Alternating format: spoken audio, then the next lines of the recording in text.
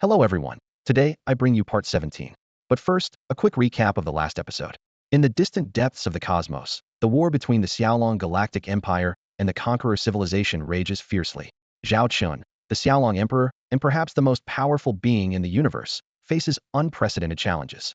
The Conqueror civilization's invasion sweeps through the star clusters like a violent storm.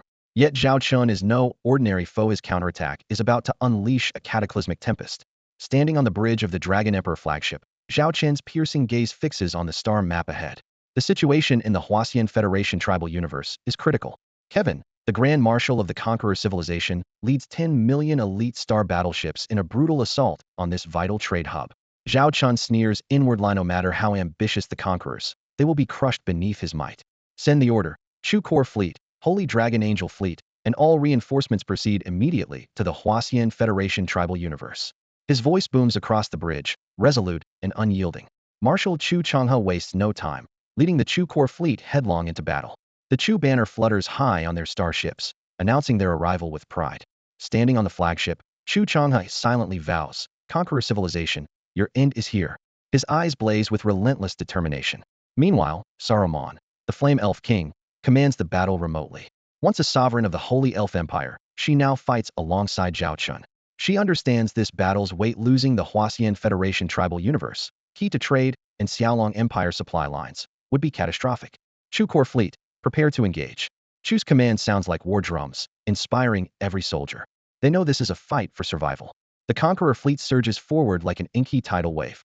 Their Tier 6 Galaxy Conqueror-class super battleships loom like beasts, intimidating even the bravest. But Chu Chang'e scoffs. "Come on, let me show you the might of Chu." Chu's fleet swiftly forms battle lines. Star missile and heavy cannon ships unleash a hail of fire missiles and shells raining down, exploding amid the Conqueror's ranks. Chu's tactics are sharp and efficient. His sole aim is to crush the enemy. "Well done, Chu Core." Saruman praises silently through remote viewing, knowing victory rests on these brave warriors. Yet the fight rages on. After brief chaos, the Conquerors reorganize swiftly and counterattack with brutal firepower, like a fierce tempest. Chu's fleet begins to suffer damage. "Hold the line, reinforcements are on the way." Chu's voice rings clear over comms, unwavering. He trusts Zhao Chen and the strength of the Xiaolong Empire. Suddenly, the stargate of the Huasian Federation tribal universe flares to life. One by one, Xiaolong starships pour out reinforcements personally led by Zhao Chen. Their arrival is a tidal wave that instantly shifts the battle. "Attack!" Zhao Chen commands aboard the flagship. Xiaolong starships strike like ferocious beasts, their firepower precise and overwhelming. The Conqueror fleet reels, caught off guard. "Damn Xiaolong Empire, how dare you come here?" Marshal Kevin fumes in shock. He never expected Zhao Chen to come personally, or for the Xiaolong forces to be so formidable. "Humph, your doom has come." Zhao Chen's glare cuts like a blade, fixed on Kevin. This battle's outcome will decide the future of the entire star cluster. Under Zhao Chen's lead, the Xiaolong fleet storms the battlefield like a violent storm. Their assault crashes over the Conquerors, shattering their formations. Chu's Chu Core fleet seizes the moment for a fierce counterstrike, instilling terror in their foes. "We've won." Chu Changhe stands on the flagship, exhilarated as he watches the enemy flee. He knows this hard-fought victory was worth every risk. "Well done, Chu Changhe." Zhao Chen's voice crackles through the comms, full of praise. "Chu has surpassed all expectations." "Your Majesty, this is all thanks to your leadership," Chu replies humbly, respect shining in his heart. "Enough of this. We have more pressing matters ahead." Zhao Chen's tone turns serious, eyes returning to the distant star map. "Yes, Your Majesty." Chu acknowledges immediately. He knows this battle is just the beginning. The road ahead is long. With the Conqueror civilization routed, the crisis in the Huasian Federation tribal universe is temporarily averted. But Zhao Chen knows the war is far from over. For the future of the Xiaolong Empire and peace across the star cluster, he will stop at nothing. "Zhao Chen, just wait, I won't let you escape." Marshal Kevin seethes with hatred as he retreats. This defeat is only temporary. He will return. "Come, Kevin, I'm ready for you." Zhao Chen stands firm on the Dragon Emperor's bridge. His gaze burns with confidence and resolve. He knows the ultimate victory in this war will be his. That wraps up the recap of part 16. I hope you enjoyed today's part 17. Your likes and comments are my greatest motivation. If you're new to this story and interested, feel free to start from part 1 in the playlist or the comments below. Now, let's dive into the plot of part 17. So, which family do you think we should partner with, the Burns family or the Yulong family? Faced with Shiva's question, Li Wei didn't pick either one. Actually, both families seem suitable on the surface, but they're not the best partners, he said calmly, his eyes steady but with a hint of certainty. The Burns and Yulong families have long been the top powers in this star region. If you mapped out the surrounding factions, they'd both rank in the top 5 at least. Yet precisely because of their dominant status, Li Wei shook his head. For a sudden newcomer like an interstellar trader, teaming up with such well-established and proud giants would only make them stick out awkwardly and risk being controlled by others. Shiva looked up, clearly intrigued by his reasoning. So, do you have another option in mind? A faint blue light flickered. Li Wei raised his hand, and a data ring unfolded at his fingertips, projecting an ancient emblem in Madeira silver laurel wreath encircling a golden chalice. I believe the Jessica family is the right choice. Jessica? Shiva's expression remained neutral, but with a keen scrutiny. They're an old clan and did produce a canonized saintess in history, but that was ages ago. In the past century, they've had only one elderly saintess left in the Saintess Council, and she's rumored to retire within 10 years. If no new saintess emerges by then, the other families will surely move to carve up their territory. Li Wei nodded thoughtfully. You're absolutely right. The Jessica family is definitely in decline now, but that's not what we're betting on. We only need cooperation for 3, 5, at most 10 years. As long as they can offer a stable environment and backing in that window, that's enough. Given their precarious situation, they'd be willing to grant concessions for support. Any terms are negotiable. He tapped the floating emblem and added, besides, even if other families want to pressure Jessica, they have to wait until the current saintess passes away. Until then, the storm will rage higher up, but won't reach us. Most importantly, out of all saintess families, only Jessica has a long history of trade beyond just saintess-related affairs. Though their business has waned recently, that shows they're more open to outsiders. If we expand cooperation later, we'll have more leverage. We're not choosing the strongest ally, we're picking the most suitable one. The right one. He emphasized those last 2 words as if delivering a verdict. Shiva studied him quietly, her eyes revealing a hint of reconsideration. She had to admit his analysis was thorough, almost flawless. Yet she withheld immediate judgment. At that moment, the metal door at the end of the corridor slid open slowly, framed by glowing silver and casting a cold white light. The representative from the Far Voyage Association awaiting their audience appeared beyond the threshold. Shiva withdrew her gaze and spoke evenly. Let's handle the Far Voyage Association's matter first. The rest we'll discuss later. She understood inwardly that just hearing his analysis wasn't enough. She needed to see his true capability in action, his negotiation skills, and adaptability in this complex situation. Only after confirming all that would she feel confident enough to stake their resources and finally make a decision. Li Wei understood clearly that this moment was crucial to earning the trust of the man before him. He stood at the entrance of the corridor, took a deep breath, and fixed his gaze steadily as if nailed to the metal door. When he pushed the door open, he deliberately stayed half a step behind Shavana, both to keep his own view clear and to position her more prominently. The hall suddenly opened up, its metal floor reflecting the cool white light from overhead fixtures. To the right was a long corridor leading to the dock, where a small shuttle was parked. The red spaceship emblem on its hull identified it as belonging to the Far Voyage Guild. The entire hall had been designed for meetings like this. Once guest starships or shuttles dock, they could step directly through the airlock into the hall to negotiate with the host. No extra procedures needed. In front of the sofa stood a figure, or rather, a presence tightly enclosed in a white-handed spacesuit. The oversized helmet was sealed in front by a single curved glass panel, its reflection obscuring any view of the wearer's appearance. Judging by the silhouette, this Far Voyage Guild representative was not particularly tall, barely 2 meters, even with the spacesuit. Li Wei stepped forward and stopped 2 meters away, bowing slightly at the waist. Hello, I'm the client placing this order. My name is Li Wei. His movements were poised but confident, and his voice steady. Shavana watched quietly, noting every detail in Far Voyage Guild negotiation etiquette. Maintaining a 2-meter distance was a strict safety protocol, as most representatives rejected close contact and sometimes met only once throughout the deal. Li Wei's gesture earned her silent praise. Let's get down to business. A synthesized voice sounded from inside the suit. The representative raised a hand, and a 3D projection instantly appeared between them.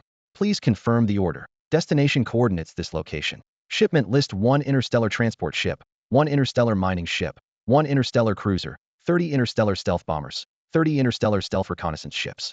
Is that correct? Yes. Li Wei nodded, then pointed toward a locked warehouse visible through the porthole. The payment is ready.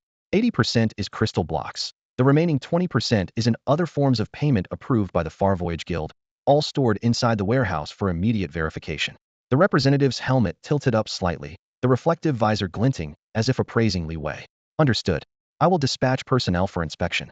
According to the agreement, departure will be in 24 hours. Your starships will follow our lead vessel to the designated coordinates. The Far Voyage Guild will ensure your safe arrival in the target universe. The synthetic voice paused. Any questions? No. Li Wei replied briefly. Then, farewell.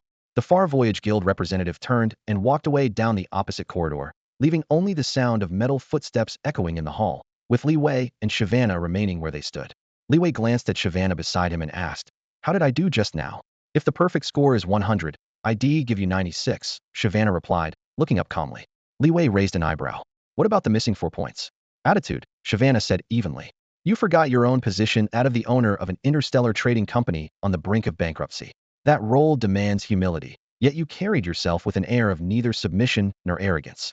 Also, the intense killing aura in your eyes is something only a battle-hardened interstellar adventurer would have. You shouldn't have revealed it." Shyvana's insight caught Li Wei slightly off guard.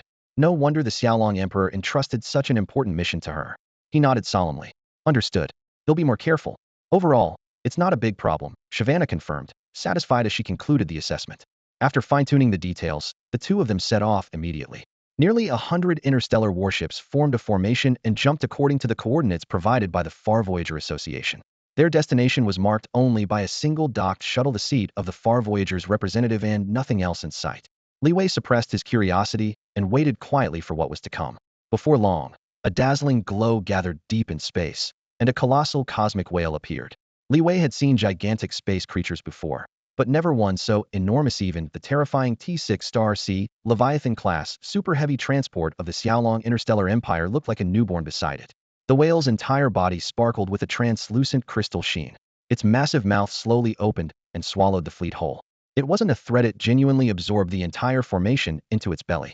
Inside, through the semi-transparent muscular walls, they could still clearly observe the stars outside. Then, iridescent ripples shimmered across the whale's surface, and space itself started to warp. The cross-galaxy spatial jump was underway. The entire process unfolded with a smoothness bordering on elegance. What kind of creature is this? They're using it for cross-galaxy jumps? Li Wei was deeply stunned. The answer soon became clear. This was not a natural species, but a product of the Far Voyager's scientific team. They had collected the genes of a certain space creature and extensively modified it, naming it the Far Voyager whale. It naturally possessed the ability to travel across galaxy clusters and was equipped with a self-destruct mechanism. If forcibly taken over, it would immediately blow itself up, never giving enemies an opportunity to exploit it. But how the Far Voyage Society controlled this living being, no one knew. "That has always been a mystery," Shyvana added softly. Li Wei glanced at his watch, calmly marking the key time points in his mind. As an interstellar trader, he was used to treating every journey like a potential intelligence report. Jump duration, travel coordinates, spectral signatures of passing celestial bodies, all logged into his encrypted records. To him, any piece of information could become a bargaining chip. Only one day had passed. The colorful nebula that had earlier shimmered outside the viewport suddenly faded away, leaving only the deep black canvas of space. At the same time, a virtual video window popped up, dominated by the emblem of the Far Voyage Society. "Hello, your delivery order has been completed," the mechanical voice spoke steadily and politely. "One day? That fast?" Li Wei whispered, turning his gaze to Shyvana. She simply nodded. She had clearly been through this before and showed no surprise. She had kept silent beforehand, wanting Li Wei to experience firsthand that some forces could only be truly understood by witnessing them. Before anyone could say more, the massive whale-shaped cosmic creature slowly opened its mouth, gently releasing a fleet of starships. Then, its silhouette gradually became transparent in the darkness, scattering into stardust, as if it had never existed. Shyvana averted her eyes. "All right, it's time to get started. We're now at the edge of the Jessica universe. As planned, form a partnership with the Jessica family. The negotiations from here are yours, President Li Jerry." "No problem." Li Wei, now under the identity Li Jerry, took a deep breath, his gaze steady. "Let's get our business underway." While Li Wei set his plan in motion, the Owl Dragon Interstellar Empire continued its relentless march. Although exploration of the proto-universe was important, it was only one of many missions. More urgent was the ongoing war with the Conqueror civilization. The first phase of the war had just ended, and the second phase was already erupting. Marshal Charlotte's Owl Dragon Legion fleet regrouped briefly before surging again to the front lines, engaging in brutal combat with the Conqueror reinforcements. Though the scale was smaller than before, the battle was far fiercer due to its intensity and firepower, nothing compared to the earlier ferocity. The Owl Dragon's elite warships were almost fully deployed, executing an assault so fierce it felt suffocating. Only now did the Conqueror commanders fully grasp the terrifying reputation of the Owl Dragon. In the flank battle within the Flower Fairy Federation's universe, they had tried comforting themselves with the thought that it wasn't a heated collision. But now the harsh truth was clear. Rows upon rows of Owl Dragon ships, overwhelming star missiles, and heavy cannons rained down like a storm, making those commanders painfully aware of what saturated firepower output by the Owl Dragon truly meant. Not even the starships of the Conqueror civilization could withstand such a terrifying saturation of firepower. Dense streams of energy swept across the battlefield, carving searing white trails and violently tearing through the defensive networks. This relentless barrage significantly eased the heaviest pressure on the various Legion fleets of the Galactic Military Alliance. Through their tactical displays, commanders from different factions witnessed the Xiaolong Interstellar Empire's artillery piercing enemy lines and unmistakably felt the overwhelming superiority in combat power. This gap was far beyond the mere phrase slight edge. This battle quietly solidified Xiaolong's military standing within the alliance. Time passed steadily. Zhao Chen remained stationed in the operations command hall, his gaze fixed on the interstellar war map. On the holographic star chart resembling a game board, the markers bearing the Xiaolong flag lit up one by one, while the Conqueror civilization's controlled territory shrank gradually, like a tide receding. Universe after universe was reclaimed, leaving the enemy with dwindling space to maneuver. Though the Conqueror civilizations still held sizable fleets of interstellar legions, they were no longer able to deploy them en masse and could only respond passively under pressure. Report. Latest update: another entire universe has been retaken. The secretary officer pushed open the door, her excited voice echoing through the hall. But as the words left her mouth, she tensed, having inadvertently awakened the Xiaolong Emperor, who was napping. Seeing the weary crease on Zhao Chen's brow, she silently regretted her premature announcement. If she had delayed just a moment longer, His Majesty might have rested more. Recently, Zhao Chen had nearly forsaken sleep, juggling frontline operations with reviewing industrial and technological affairs in the rear. He had even personally contacted top scientists to secretly form a research team working on the T7 technology blueprint. The intensity of this workload left him sleeping only an hour or two per day on average, causing those around him deep concern. Is it the Parker universe? Zhao Chen asked as he opened his eyes. He was well attuned to the frontline rhythm and knew the next target was indeed the Parker universe. Yes, the secretary reported promptly. The Parker universe, located adjacent to the Maha's Interstellar Empire's domain, has been fully reclaimed. The Conqueror civilization's remaining large Legion fleet in that sector was completely annihilated, leaving only a scattered retreating remnant. Following Marshal Charlotte's latest orders, our Xiaolong main fleet will press forward, while cleanup and reoccupation tasks in the rear star systems will be assigned to other Legion fleet groups. Zhao Chen nodded, having anticipated this deployment. Handing off reclaimed areas to second- and third-tier Alliance Legion fleets did carry risks, but it was the only way to rapidly shrink the Conqueror civilization's control. Of course, he had safeguards: all successor troops would be subject to supervision by the disciplinary inspection fleet. This matter must be repeatedly emphasized to Kagaya Elf King Waniensu, Zhao Chen reiterated firmly. At this point, many interstellar powers began to harbor their own ambitions. After all, the reclaimed planets were brimming with resources, and the unstable local populations were no longer an issue. Once control was secured and colonization teams dispatched, rich rewards would be theirs for the taking. With such benefits laid out plainly, which ruler wouldn't crave expanding their territory? If no one stopped the first hand reaching out, more and more hands would follow, making supervision all the more crucial. Zhao Chen rubbed his temples, forcing his chaotic thoughts back on track. These universes had to be settled quickly, or else they would become irresistible treats, tempting all sorts of covetous eyes. Regarding this matter, Secretary Lilith has invited you to join a video conference to discuss the development and restoration plans for these universes. The secretary's voice came through the terminal. As expected, that housekeeper had already prepared solutions for the thorny issues in advance. When is it? Zhao Chen looked up. In half an hour. If you have other arrangements, Secretary Lilith said she can be flexible. I have no other plans. Let's keep it then. Remind me 5 minutes before the meeting. Understood. After giving instructions, he switched back to another window he had closed earlier. The file list immediately filled the holographic screen. Concept design for T7 class interstellar warship engines. Blueprints for T7 class energy systems. Design proposals for T7 class starship hulls. Development plans for T7 class starship weapons. The dense stack of files made him scroll through several pages. Low feasibility plans were quickly marked with red crosses. Promising ones were tagged with stars and annotated. Currently open was the development directions for the T7 Interstellar Warship Report, collaboratively completed by Chief Engineer Nana and Grand Marshal Charlotte despite their busy schedules. The report was straightforward. What the Xiaolong Interstellar Empire needed most was a versatile, cost-effective T7 warship. 1. Costs must be controlled. T7 class vessels are extremely expensive to build, and the Empire's finances are limited. 2. Production time must be short, ideally from blueprint straight to shipyard, yielding over 10 ships per year. 3. Manufacturing should reuse existing facilities, saving time and costs. If some parts could be shared with current starship models, that would be even better. The construction techniques for the Xiaolong Interstellar Empire's starships used to be entirely system-provided, so there was never any need to worry about that aspect. But times have changed. Now, all research and technology breakthroughs have to come from Zhao Chen and his team of scientists, painstakingly overcome bit by bit. He has no choice but to learn to budget carefully. The starship construction cost report in his hands was already densely marked every single cost item, every alternative material option noted with his own comments.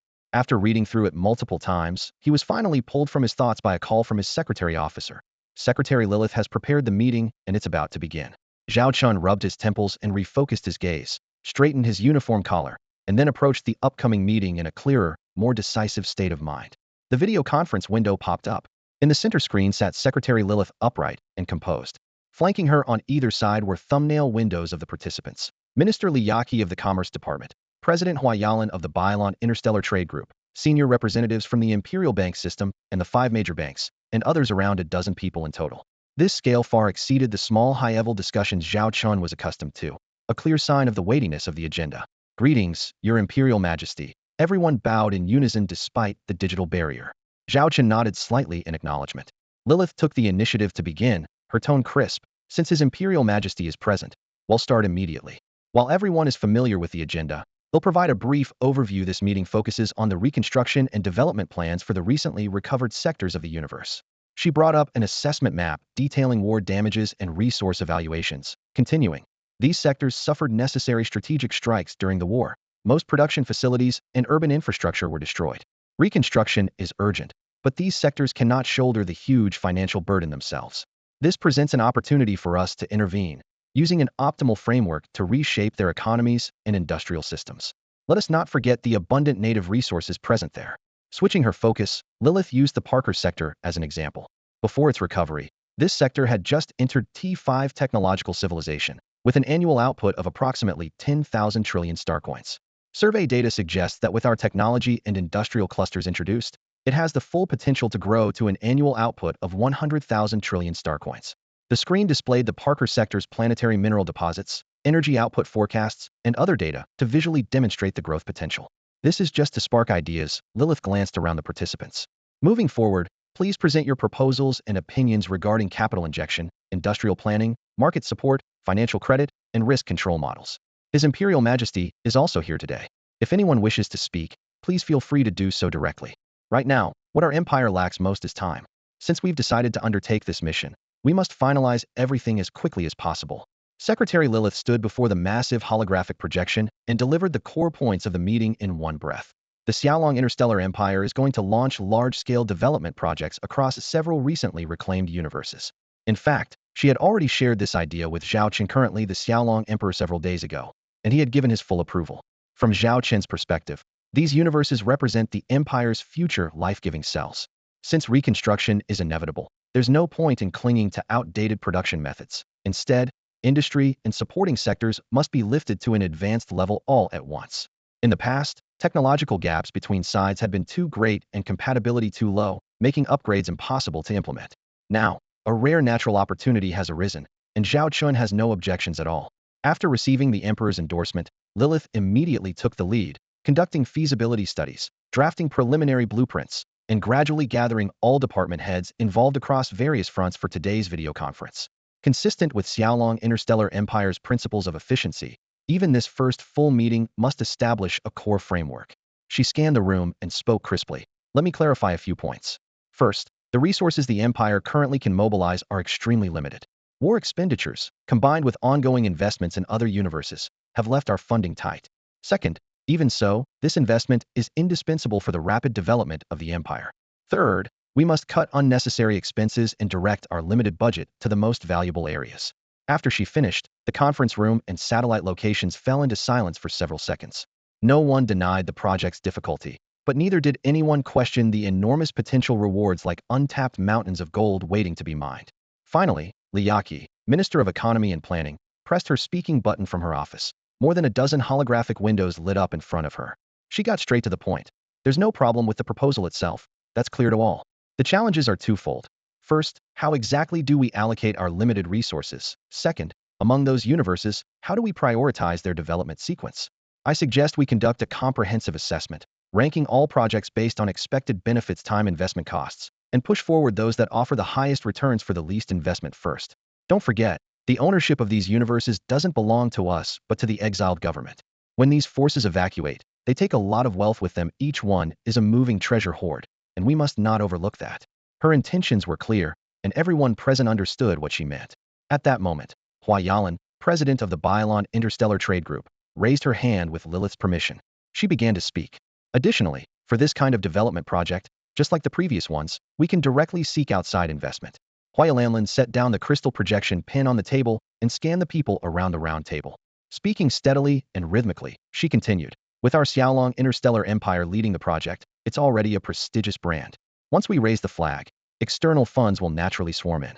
We can fully leverage capital from other powers to complete the entire development plan. She pulled up a star map on the holographic screen. Blue dots, yellow lines, and purple markers quickly filled the upper space, clearly marking the key points of the future reconstruction.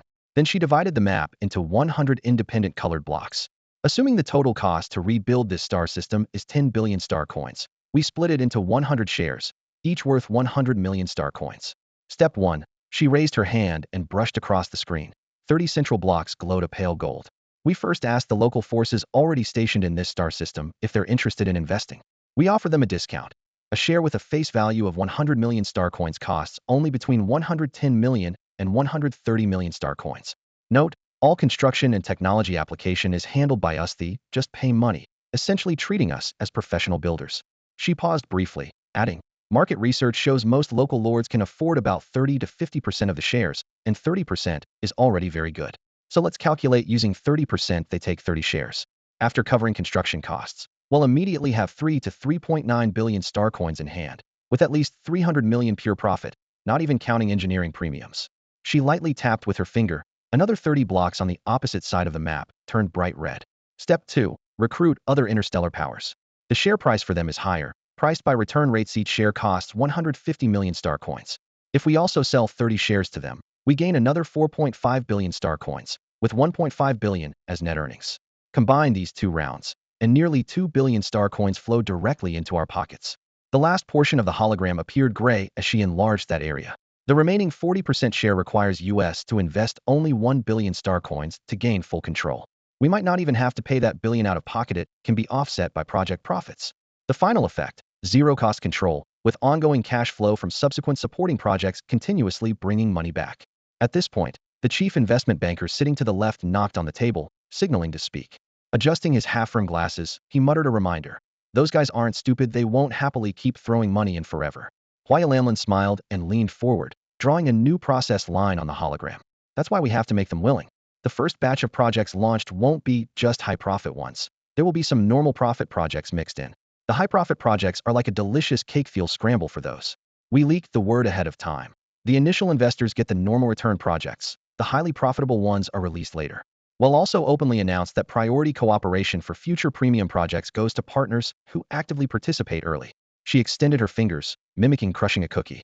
That way, if they want to eat the cake, they'll have to swallow the vegetables first. The room's lights shone on everyone's faces. Exchanging looks, they nodded in agreement. Hearing Hua Yalan's explanation, everyone now understood the entire strategy clearly. This is basically like selling a bundled package that mixes premium assets with regular ones. If you want to make money, you have to invest in the whole package. If you only pick out the top-tier projects, the truly great opportunities will likely slip away from you. Hua Yalan emphasized that the first batch of quality projects is like a stepping stone. They must be carefully selected and showcased like treasures in an auction house, displaying every advantage clearly and convincingly, so investors willingly open their wallets. As soon as she finished, Zhao Chen couldn't help but applaud quietly, mentally praising her sharp business acumen. This strategy is impressively sophisticated. Hua Yalan then laid out the second idea, cost reduction. The natives across the universe mostly long to return to familiar homelands, so the empire can rally them under the banner of rebuilding the homeland to attract their labor. During the temporary employment period, the empire only needs to provide food and basic clothing, saving a significant amount on labor costs. At the same time, concrete incentives must be offered. Those who build the cities can directly receive housing and jobs in the future. Workers who construct industrial facilities or mines can stay on after completion with better positions, salaries, and even equity dividends. She further suggested that besides habitable planets, the initial investments should focus on raw materials and industrial sectors. That way, when the second batch of projects begins, many raw materials and parts can be sourced locally, instantly cutting down transportation expenses. As the plan unfolded, she also integrated the previously proposed Empire Bank investment scheme, setting credit limits for factions and families capable of loans to kickstart activity in the reclaimed universe. At this point, Huayalanlan paused with a rare serious expression and turned to Emperor Xiaolong. Your Majesty, there's still one crucial hurdle to this plan confidence. She pointed out a hidden concern. Many factions, especially native ones, remain uneasy if the Conqueror Civilization's Legion fleet were to launch a comeback. Wouldn't their investments be wasted? Thus, many might adopt a wait-and-see attitude. Hearing this, Zhao Chen furrowed his brow but responded candidly. That concern is justified. And to be honest, unless the enemy withdraws voluntarily, Marshal Charlotte's combat plan will find it difficult to completely expel the Conqueror Civilization's Legion fleet from our universe group anytime soon. This was the truth, and since everyone present was on his side, Zhao Chen saw no reason to hide it. Your Majesty, I believe you may have misunderstood my point. Hua Yalan lifted her head, her gaze calm and steady. I am well aware of the current battlefield situation. It's nearly impossible to completely eliminate all invading Legion fleets, but intelligence doesn't rely solely on battlefield information, have other channels. Zhao Chen leaned forward slightly, his interest clearly piqued. Secretary Lilith and everyone present exchanged curious glances. The Xiaolong Interstellar Empire has prepared a promise for investors willing to rebuild their homes and develop cosmic systems. A promise? Zhao Chen repeated softly, as if sensing the key point. Hua Yalan took a deep breath and revealed steadily. If after the project starts, the war causes the construction to be destroyed or halted, the Xiaolong Interstellar Empire will fully compensate all investors for their losses. As her words fell, the air in the conference room seemed to freeze momentarily. Some senior officials from the Imperial Bank gasped inwardly. Several leaders furrowed their brows in deep thought. Isn't this guarantee a bit too extreme? One head of an investment bank couldn't help but ask. But it truly removes investors' concerns and could even attract more participants, another representative quickly added. Hua Yalan didn't interrupt, instead waiting for the discussion to subside before speaking again. I understand this promise carries great risk. But if we don't offer enough incentives, the interstellar merchants, major factions, and financial conglomerates won't place their bets now. They will hold back until the war settles. Only if we're willing to take responsibility first will they invest funds, materials, and manpower at this moment. She scanned the room. Every deal carries risks. To leverage greater influence, we must pay the price. Compared to potential future returns, this risk remains within an acceptable range. A brief silence fell over the room. Everyone understood the truth in her words. Profit and risk have always gone hand in hand. Secretary Lilith did not speak, but shifted her gaze toward the Xiaolong Emperor. Zhao Chen, usually decisive in making choices, raised his hand to pause and closed the video call window. One moment, please. As the screen went dark, everyone began quietly organizing their documents files they had studied countless times, with numerous working groups and officers having debated endlessly behind the scenes, yet still hoping to uncover useful details while waiting. About 5 minutes later, Zhao Chen's image reappeared on the central screen. All eyes now fixed on the Emperor, awaiting his decision. I just finished contacting Marshal Charlotte. After saying this, Zhao Chen raised his right hand, and a transparent interstellar sand table suddenly unfolded before everyone. The vast starry sky was reduced to an accurate star map, with the control area of the Conqueror Civilization's Legion fleet clearly outlined by a dashed boundary. Zhao Chen relayed Marshal Charlotte's original words. So long as the operation does not cross that boundary, the military can guarantee it will not suffer damage from the Conqueror Civilization. Without hesitation, he expressed his trust. Since she said so, I believe her. He then announced plans to draft a reconstruction announcement. The Xiaolong Interstellar Empire is willing to provide the final guarantee for all development projects. If the Conqueror Civilization returns and destroys these universes again, the Empire will repay all invested funds with interest. To show sincerity, he deliberately emphasized the words with principle and interest, going beyond the previous promise made by Huayalanlan. He analyzed the appeal of this policy point by point. Unless the Xiaolong Interstellar Empire itself falls, the investment carries virtually zero risk. Even in extreme cases, investors will not only recover their principal, but also receive interest at the current average universe cluster rate. These words were enough to ignite the enthusiasm of profit seekers. Start immediately and move fast. Zhao Chen's gaze swept over the executives on the other side of the screen, then he stressed caution. 1. Immediately investigate the backgrounds of all partners, ensure funds are secured on time, and confirm their actual development capabilities. 2. Quickly calculate the priority order, plans, and cost. The first batch of projects is the top priority of the entire plan. Yes, sir. Everyone in the video window stood and responded in unison. The meeting ended, but the real work was just beginning.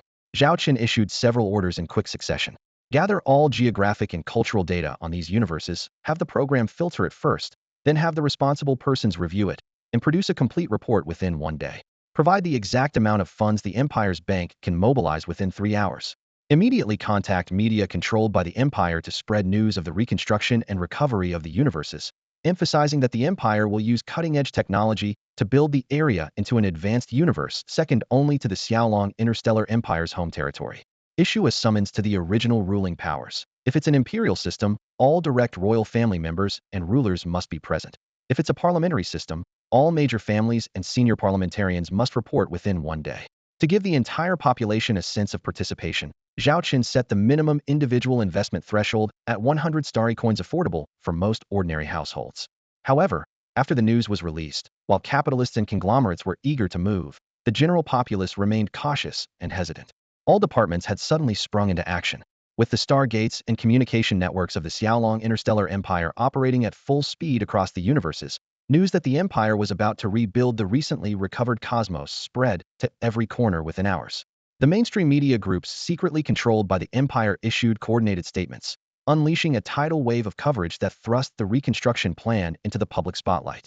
In any era, public opinion is a double-edged sword. If wielded skillfully, it becomes the sharpest tool. If it spirals out of control, it can turn against its own masters. Time passed little by little, and as the news spread wider, excitement grew. Even the small taverns in narrow alleyways buzzed with chatter. Around a rough wooden table, several passers-by dressed in varied attire clinked glasses and chatted casually. Did you hear? The Empire's taken back that part of the universe and is about to start reconstruction there, even inviting investments. That fast? Haven't the conqueror civilization's fleets been completely wiped out yet? What if they strike back? Won't all that hard work go to waste? I heard Emperor Xiaolong has already issued a decree. Any investments damaged by the war will be fully compensated by the Empire, including interest accrued during the investment period. No way, that's bold. With the Empire's backing and that region's rich resources, using their advanced tech to rebuild is basically a sure bet. Don't count your chickens yet.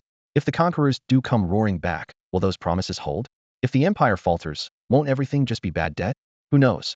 For small folks like us, our little savings are a drop in the bucket compared to projects costing billions of star coins. The group clattered their glasses, treating the reconstruction as light gossip over drinks. Little did they realize the fire they were stoking would soon reach them, igniting an investment frenzy even among common citizens. 1 day later, in the imperial capital's palace, Zhao Chen received an urgent encrypted call from the Galactic Empire's central bank governor, a silver-winged angel, Finny. He frowned instinctively. Is there trouble? The project's only been underway 1 day, surely no issues so soon. The light screen projected Finny's image. She shook her head, her expression solemn. Nothing has gone wrong. Several governors of investment banks held an emergency meeting overnight and came up with a plan. We need your approval first. Angel Finny spoke up. Zhao Chen's brow lifted slightly, a glimmer of anticipation stirring in his heart. The fact that the governor of the Imperial Central Bank had personally called mint this plan was far from ordinary. In previous meetings, they had talked about attracting investment, where the investment mainly referred to the massive capital held by powerful factions, interstellar traders, and financial conglomerates. That was indeed the bulk of the funds. However, Finny pointed out that there remained a significant amount of idle private capital among ordinary people. Most projects in recent years had been funded primarily by the Dragonstar Empire's treasury, major corporations, and aristocratic families. Private funds were rarely tapped into. Moreover, years of continuous war had made ordinary citizens more inclined to save, pushing private savings rates ever higher. While a few hundred, a few thousand, or even tens of thousands of star coins might seem insignificant for a single household, when all the small amounts scattered across the population were pulled together, the scale became formidable. Small drops, forming a vast tide. After repeated negotiations, they devised a comprehensive financial plan targeting the lower and middle classes. Finny explained patiently. 1. First, select a pilot region using the Xingyao Kingdom as an example, dividing the territory into 5 zones and starting with the northern region. 2. Aggregate the dispersed star coins into a unified fund pool, backed jointly by the local government offices and the Imperial Central Bank, creating an initial capital flow ranging from tens of billions to hundreds of billions. 3. Invest this enormous fund into ready-made large-scale projects, such as the planned interstellar resource mining development. The entire project would be split into 10 shares, with 1 portion specifically reserved for private subscription. The project construction period was set at 3 years. To allow ordinary citizens to see tangible returns, interest rates were set 2 to 3 times higher than market rates and dispersed monthly. Finny gave an example. If a household invested 10,000 star coins, they could receive about 100 star coins interest monthly, accumulating 3,600 star coins over 3 years, an effective 36 return. At term end, the principal would be fully returned. Thereafter, Profits would be shared continuously over 3, 5, or even 10 years. The crucial part was that the project contractors remained themselves, with all costs carefully accounted for. Project profits would easily cover the interest payments, while simultaneously allowing early access to massive private capital, resolving initial funding shortages. Finney laid out the logic flawlessly. Once initial investors started receiving real monthly cash returns, confidence would spread rapidly across the interstellar network. A family tasting the benefits would naturally draw neighbors, relatives, and friends to invest. Fence-sitters, convinced by genuine earnings, would follow. The inflow of funds would accelerate construction, which in turn would raise profit expectations, creating a virtuous cycle. Zhao Chen's eyes shone brightly as he absorbed it all. He understood this was far more than simple fundraising. It was a carefully crafted financial mobilization, designed to fully activate the vast reserves hidden in private hands and channel them into the Empire's most critical future infrastructure.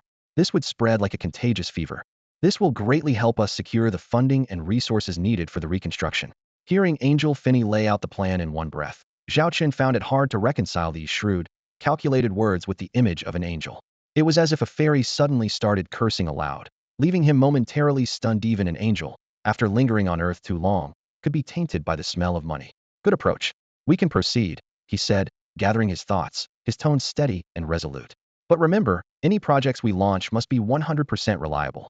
We're raising funds to accelerate the reconstruction and reclamation of the universe, which benefits the Xiaolong interstellar empire. At the same time, ordinary families should share in the profits, improving their quality of life and spending power. If any part of this fails, it would be catastrophic for the man. Such a thing must never happen. Understand?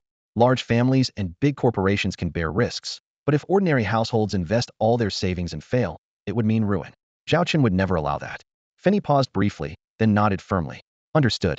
I will prioritize opening the best projects to private individuals first, ensuring their interests come first. She dared to propose this plan precisely because she knew Emperor Xiaolong's bottom line.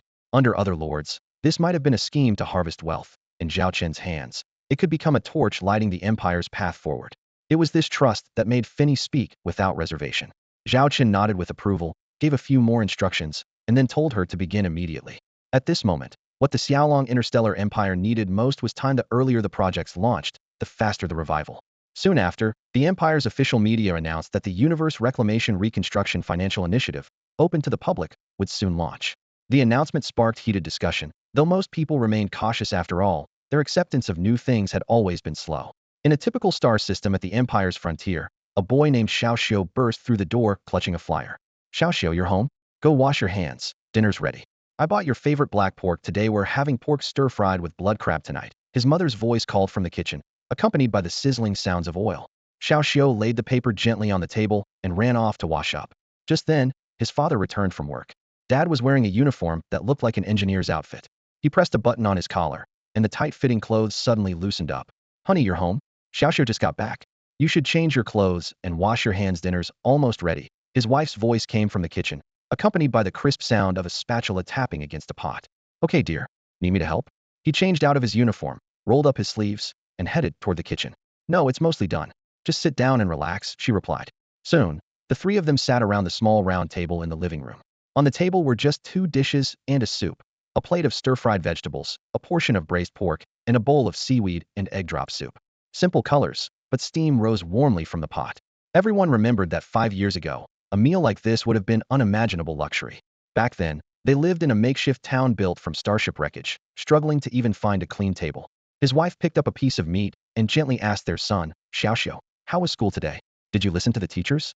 The boy put down his chopsticks and excitedly shared what had seen at school, his eyes sparkling.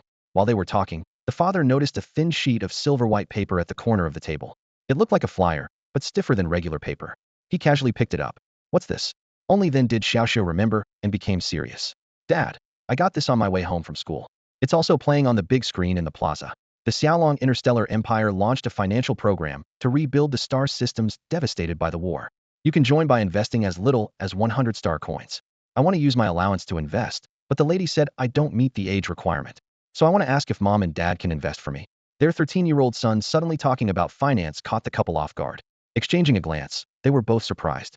The father looked down at the flyer, his fingers brushing over a quantum chip embedded in it. His wrist terminal instantly popped up a holographic projection with more detailed information. In fact, they had already heard about the program. Ads flashed on street screens, bus stops, and even drones. His wife looked back at their son. Xiao, why do you want to invest your allowance? Are you not happy with what we give you? This project carries risks. I know it's risky. Xiao sat up straight, speaking with unusual seriousness. But Mom and Dad, you've told me before, without the current Xiaolong Emperor and the Xiaolong Interstellar Empire, we wouldn't have the life we do now. Even though our apartment is only 100 square meters, I remember 5 years ago, we lived in that little town made from starship wreckage. Back then, I could only learn to read after you came home from work. His voice was low, but every word was clear. It was the interstellar fleet of the Xiaolong Empire arriving that slowly made life better for us. Dad's skills finally had a place to be used and upgraded. Mom could work on the artificial farm in her spare time. And he glanced at the bowl of egg drop soup floating in the steamy broth and smiled slightly. The food on our table stopped being those awful synthetic meals. Hearing their son's words, the couple was genuinely surprised. Their child, only in his early teens, was unexpectedly so sensible and thoughtful, already considering so many things. The mother was the first to regain her composure. She gently patted her son's shoulder and said, "You make a lot of sense, and I support what you're doing. Keep this 100 star coins for yourself." Then she turned to her husband. "We still have 3,000 star coins saved up, right? With our usual expenses like school and healthcare covered. Let's put that money entirely into the investment. If we lose some, we'll just cut back on a trip or skip buying a few clothes, appliances, and toys. Honey, what do you think?" Her husband smiled and placed his hand over hers and their son's. "Since our son shows such maturity, how can I hold us back? I agree. Let's handle this right after dinner." And with that, their family meeting was settled. After dinner, they headed straight to the local bank branch next to their community. The bright white counter lights reflected off their slightly excited faces. During the process, Xiao insisted on withdrawing his entire allowance 100 star coins. "Parents' money is theirs, that's your intention. My money represents mine," he said firmly. Seeing his determination, the parents stopped trying to dissuade him. Once the paperwork was done, a young female bank employee in uniform handed over a thin blue folder to Xiao. She leaned forward to gently ruffle his hair, saying, "This is the project file for your investment. It has all the details inside. The code on the cover can be entered into your handheld device to track the project status in real time. Interest will be deposited into your account every month, so keep an eye out. The Xiaolong Interstellar Empire thanks you for your trust." On the way home, Xiao cradled the folder like a textbook, eagerly asking his parents about every line of numbers inside. By the next morning, news of their investment had already spread throughout the community. The following afternoon, under the shade of the community park's trees, Xiao found himself surrounded by his usual group of friends, all curiously eyeing the file in his hands. "Xiao, you really donated all your allowance?" One boy asked, eyes wide. "That's not donating. It's investing," Xiao said proudly, lifting his chin. "If the project does well, it'll get my allowance back. And right now, the money is being used where it's needed most, making a bigger difference. But my parents say this investment is really risky. A project is in space, right next to the battlefield." Another child frowned.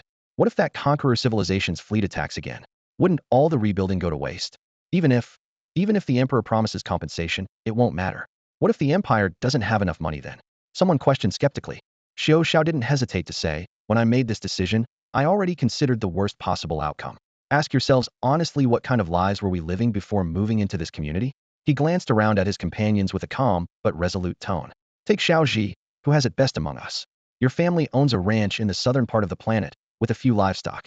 But even then, you only get to eat truly natural food a handful of days each year. And all the animals have to be traded for basic survival resources, right? For everyone else, life was even harsher." At this, Xiao raised his hand to gesture around. "Now look at us, spacious and bright neighborhoods, sturdy and comfortable houses, clean and tidy clothes. Who gave these to us? The Xiaolong Interstellar Empire. So even if I spent all my pocket money, I'd still be happy to do it." His pace quickened slightly. "Rebuilding those galactic systems is about helping the people who used to live there return home.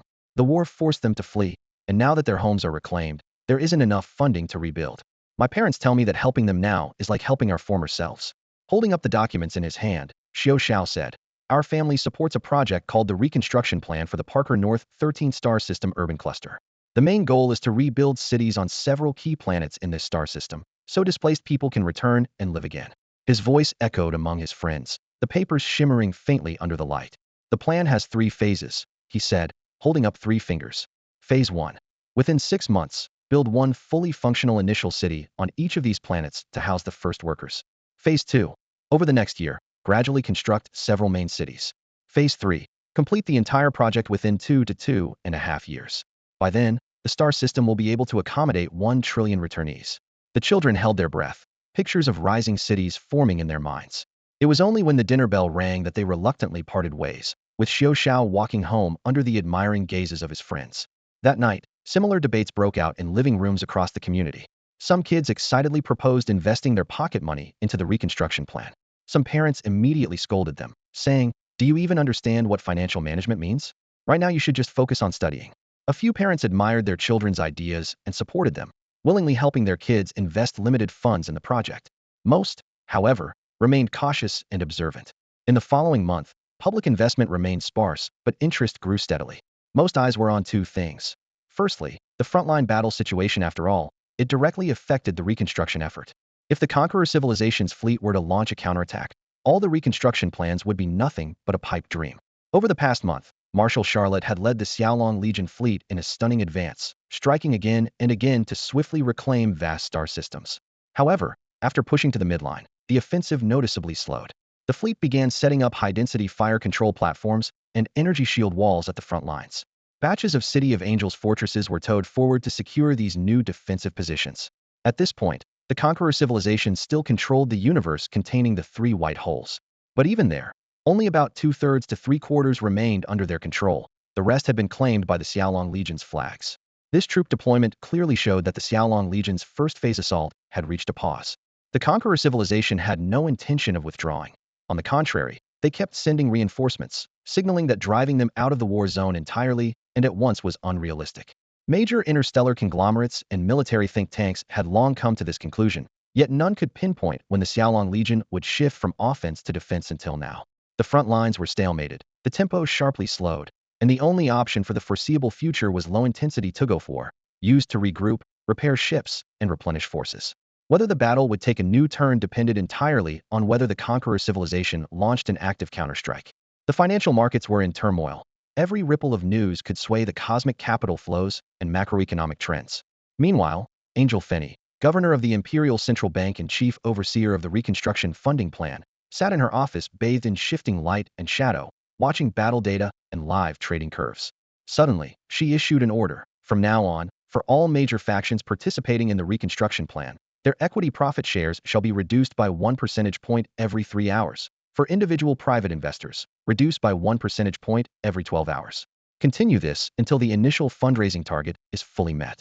Yes, her assistant responded immediately and hurried away. Finney added, "Remember, this must not be publicly announced, only an internal memo. If asked, give truthful answers. If not, do not volunteer any information." The assistant paused briefly, then understood this was designed to create a sense of urgency and accelerate capital inflow. She rushed off to coordinate with various departments. Soon, this change sent shockwaves through the investment powers. Although it may seem like a mere on a percentage point shift in profits, in a project of this scale, even a single point represents a substantial sum to the forces backing these investors. With huge amounts of capital at stake, even the slightest difference gets magnified enormously. Moreover, it's the same project with the same input, so whoever enters the market earlier to secure that extra percentage point will hardly accept falling behind willingly. Various capital groups dispatched their sharpest intelligence operatives, working around the clock to uncover the true intentions of Xiaolong's top management. Some remained cautious and watched from the sidelines, while others could no longer hold back and jumped directly into the fight for shares. Projects with relatively wide profit margins were quickly snatched up, and the mounting anxiety and panic both inside and outside the market surged. Capitalists can tolerate everyone breaking even, but they absolutely cannot stand seeing others profit while they themselves earn nothing. Within just a few hours, they discerned a pattern. Every 3 hours, the project's return rate dropped by 1 percentage point. This meant that any further hesitation would cause each tick of the number dial to swallow up a large chunk of real money. As a result, even more forces rushed in, fearing they would be too slow by even half a step. The day's signing volume instantly surpassed the total amount of the entire previous month, exactly as Xiaolong's leadership had anticipated. In reality, these reconstruction projects had quietly started a month ago. At that time, outsiders believed the funding gap was enormous. Unaware that the Xiaolong Interstellar Empire had already secured the Emperor's approval and decisively reallocated funds from other plans to front the costs, forcibly pushing the project ahead of schedule. It was a high-stakes gamble. If future fundraising fell short, the advance payments would sink into a bottomless pit and drag down the existing industrial and manufacturing chains. Now that the crisis was averted, the Empire's purse strings opened wide, continuously receiving capital inflows. The newly received funds were immediately allocated to fill the gaps left by the earlier reallocation. For Xiaolong's vast industrial chain, A mere 1-month pause was not fatal as long as the shortfall was replenished in time. All production could proceed normally. Nobody had anticipated that Xiaolong's emperor had risked the entire empire's finances on a knife's edge just to secure those 30 days. As market sentiment reached its peak, another crucial moment arrived. According to informal agreements tied to the financial projects, the first month's interest payments were officially distributed. The earliest individual accounts to take the plunge received their returns first. Although the amounts were small, they instantly boosted the confidence of ordinary citizens. Word quickly spread among neighbors and friends. Seeing real cash land in accounts stirred even more people to action. However, the initial reconstruction investment quotas were limited, and once fully subscribed, the purchase channels automatically closed. The sold-out notices flashed one after another on screens, and those who missed out plunged into a frenzy. At the same time, a flood of transfer purchase orders appeared on the financial black market. The project's terms allowed secondary trading, although the black market added a hefty fee. Anyone tracking these slips would find they all originated from unknown interstellar traders. Dig deeper, and the relevant authorities would quickly summon you for questioning. Smart players knew to stop there. They were fully aware of how these orders had leaked into the market. In front of Emperor Zhao Chen of the Xiaolong Empire, Secretary Lilith was reporting on the recent progress of the reconstruction projects. The Imperial Administrative Hall was spacious and bright, with a holographic dome overhead continuously displaying the latest project data. Lilith's light tablet flicked swiftly as she detailed the current status. The financing plans for all first-phase projects were fully secured. Some investment consortia, seeing smooth progress, had already urged to initiate the second phase of funding, and some eager capital forces were impatiently preparing to independently dispatch exploration teams to the newly reclaimed star systems to identify priority targets for reconstruction. Zhao Chen listened attentively and nodded in approval, but cautioned in a measured tone. The situation looks promising, but we mustn't spread ourselves too thin. Our resources are limited, and trying to do too much at once will overwhelm us. Until the first phase of the initial batch is completed, the second batch can be planned and designed, but should not yet be officially launched. Lilith promptly recorded the Emperor's directive. She then continued with the Secretary Department's detailed calculations. 1. If the first batch of the reclaimed universe reconstruction projects finish on schedule, within 6 months the Empire's average monthly output will increase by at least 1 trillion star coins. 2. When all first batch projects conclude 3 years later, monthly output will reach 10 trillion star coins. She emphasized that the true significance lay not in the numbers themselves, but in the stimulation of the Xiaolong Star Empire's entire industrial system. The newly constructed production lines in the reclaimed territories would integrate seamlessly with the Empire's existing framework. The mid to low-grade components produced could directly supply internal factories. At that time, any production line that originally had to be self-sufficient by producing all components in-house could outsource mid to low-grade parts, improving efficiency by at least 30. For low-grade starships aimed at foreign trade markets, production efficiency could increase by over 50. Currently, the Xiaolong Empire's low-tier starships Model T3 and below must produce core technologies domestically, but over 90% of the manufacturing process can be outsourced, including final assembly. Previously, one production line could output 10,000 T3 starships per month at full capacity. In the future, with only 1/10 the capacity, monthly output could increase tenfold while labor costs drop significantly. Lilith spoke clearly and systematically about these transformations. Zhao Chen listened while glancing up at a three-dimensional star chart to his side. The holographic projection rendered the entire star cluster in exquisite detail. The Xiaolong star system lay at the center, flanked by imperial territories. Beyond that, numerous vassal states. And further out, a third defensive line formed by interstellar civilizations that had recently pledged allegiance to the Xiaolong Empire. Zhao Chen quietly summarized. The Empire's production capacity is basically maxed out unless a new technological breakthrough emerges. Our industrial zones have no need for further expansion. What we need to do now is delegate some of the lower-tier production steps and processes. To reduce the burden on headquarters, Zhao Chen first turned his attention to the Xingyao Kingdom and the Holy Radiance Kingdom, two moderately sized powers within the Xiaolong Interstellar Empire. But the supply responsibilities could not fall solely on them. He also planned to bring in several third-party interstellar civilizations to share the production lines. Zhao Chen repeatedly emphasized in the documents, every critical component must be assigned to at least 3 factions. That way, even if one encounters issues, the other 2 can ramp up output to stabilize the Empire's supply chain.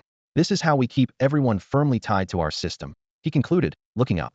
Secretary Lilith nodded at the other end of the holographic screen, then began reporting on routine procedures and administrative details with no urgent matters. 10 minutes later, the blue and white projection of the secretary gradually faded and eventually disappeared into the air. The quiet room fell silent again. Zhao Chen set down the data slate. pressing 2 fingers to his temples as he rubbed the nerves tightened by intense work. After a moment, he reopened the file he cared about most, the conceptual design for the T-7 class starship engine. The blueprints spread out before his eyes, the massive engine framework, energy rings, and cooling layers clearly visible. It had been nearly 2 months since Li Weiss' resource exploration team left the Imperial capital Star. According to plan, within another month they should return with resource samples from the primordial universe.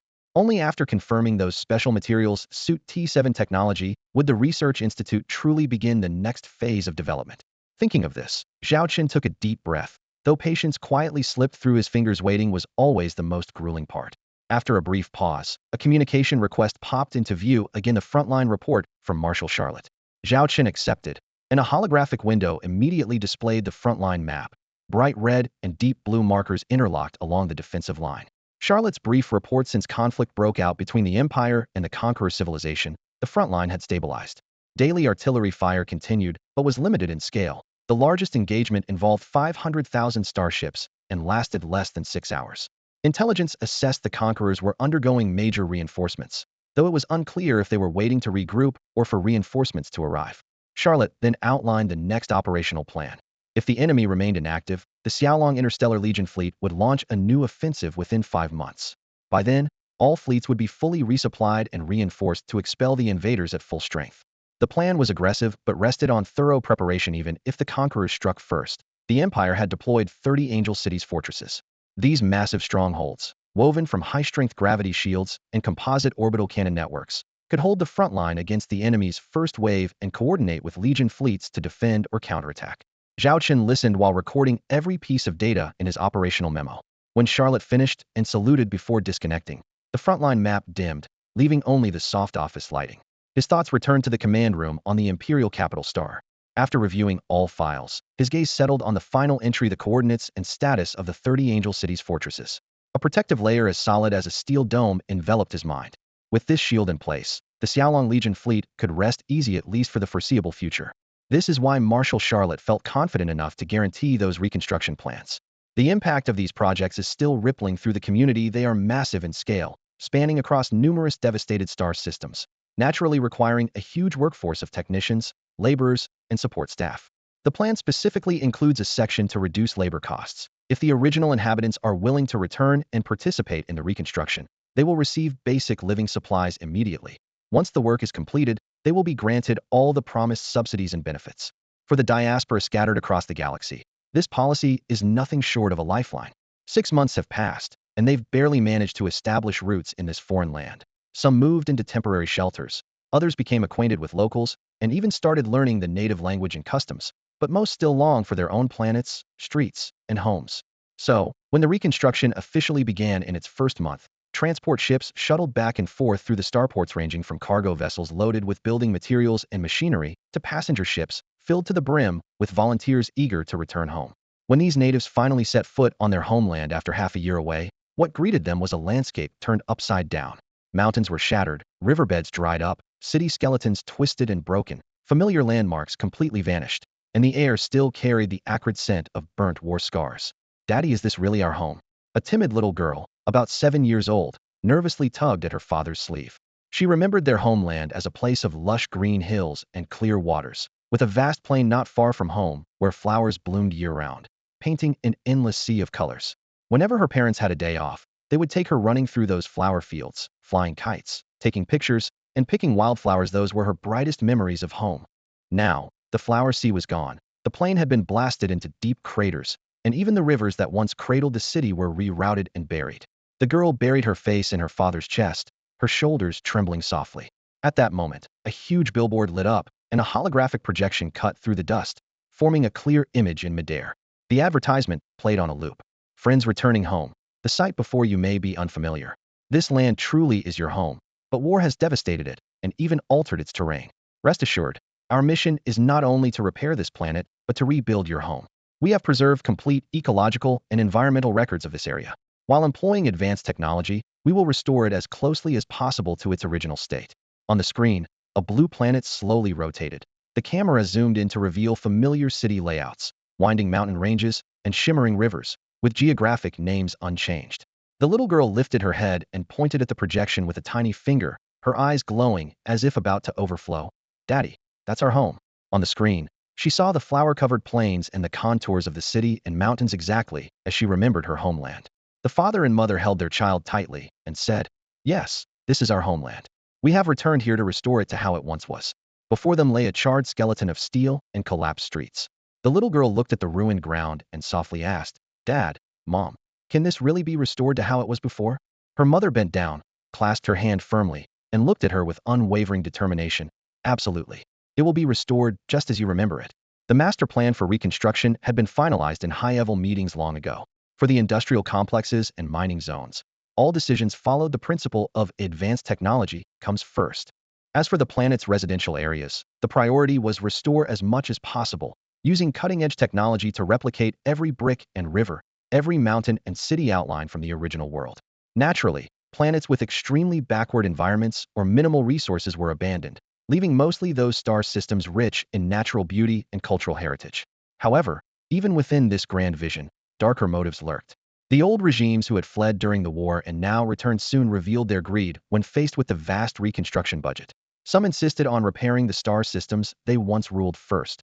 Others demanded that the civilization's capital star system be included in the first phase to quickly accommodate their self-important royal family. They nitpicked the project plans, marking red lines everywhere. The representative of the Xiaolong Interstellar Empire overseeing the entire operation wielded the imperial mandatia, sword granted by the emperor himself. The emperor's orders were clear. Those willing to cooperate would have their pre-war status and power restored as much as possible. Those who made outrageous demands or tried to exploit the situation for personal gain would find the Xiaolong Empire happy to back entirely new rulers.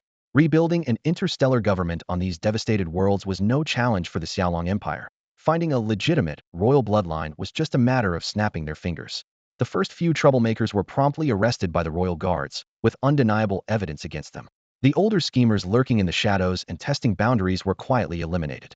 Now, within this galaxy cluster, the Xiaolong Empire could remove anyone with just a gesture. After this brutal warning, the reconstruction process smoothed out considerably. The first wave of projects kicked off rapidly. Familiar city templates were projected onto the land, and the frames of towering skyscrapers rose day and night beneath the ceaseless work of robotic arms. Returning native engineers donned exoskeleton suits and hurried through the half-built districts, using laser etchers to trace every detail from their collective memories. Each milestone was shared via video and photos on long-established community chat channels which once served as places of comfort during hardship, but now became windows to celebrate good news. Those natives still hesitating, yet watching the familiar skyline reappear on their screens, seeing the sculptures at their childhood street corners being pieced back together, found their doubts beginning to fade. Many packed their bags, purchased passage back home, and resolved to join the reconstruction effort firsthand. Xiaolong Interstellar Empire, a starport within its territory. The spacious docking area had been cleared well in advance, a vast empty expanse lying silent like a dormant giant, awaiting the arrival of an incoming warship. At the far end of the open deck, Emperor Xiaolong stood with his hands behind his back, his gaze fixed unwaveringly on that vacant spot, his expression like that of an elder patiently awaiting the return of a long-lost child. In front of the emperor, more than 10 high-ranking imperial officials stood in a line, heads bowed low, careful not to cross any boundaries.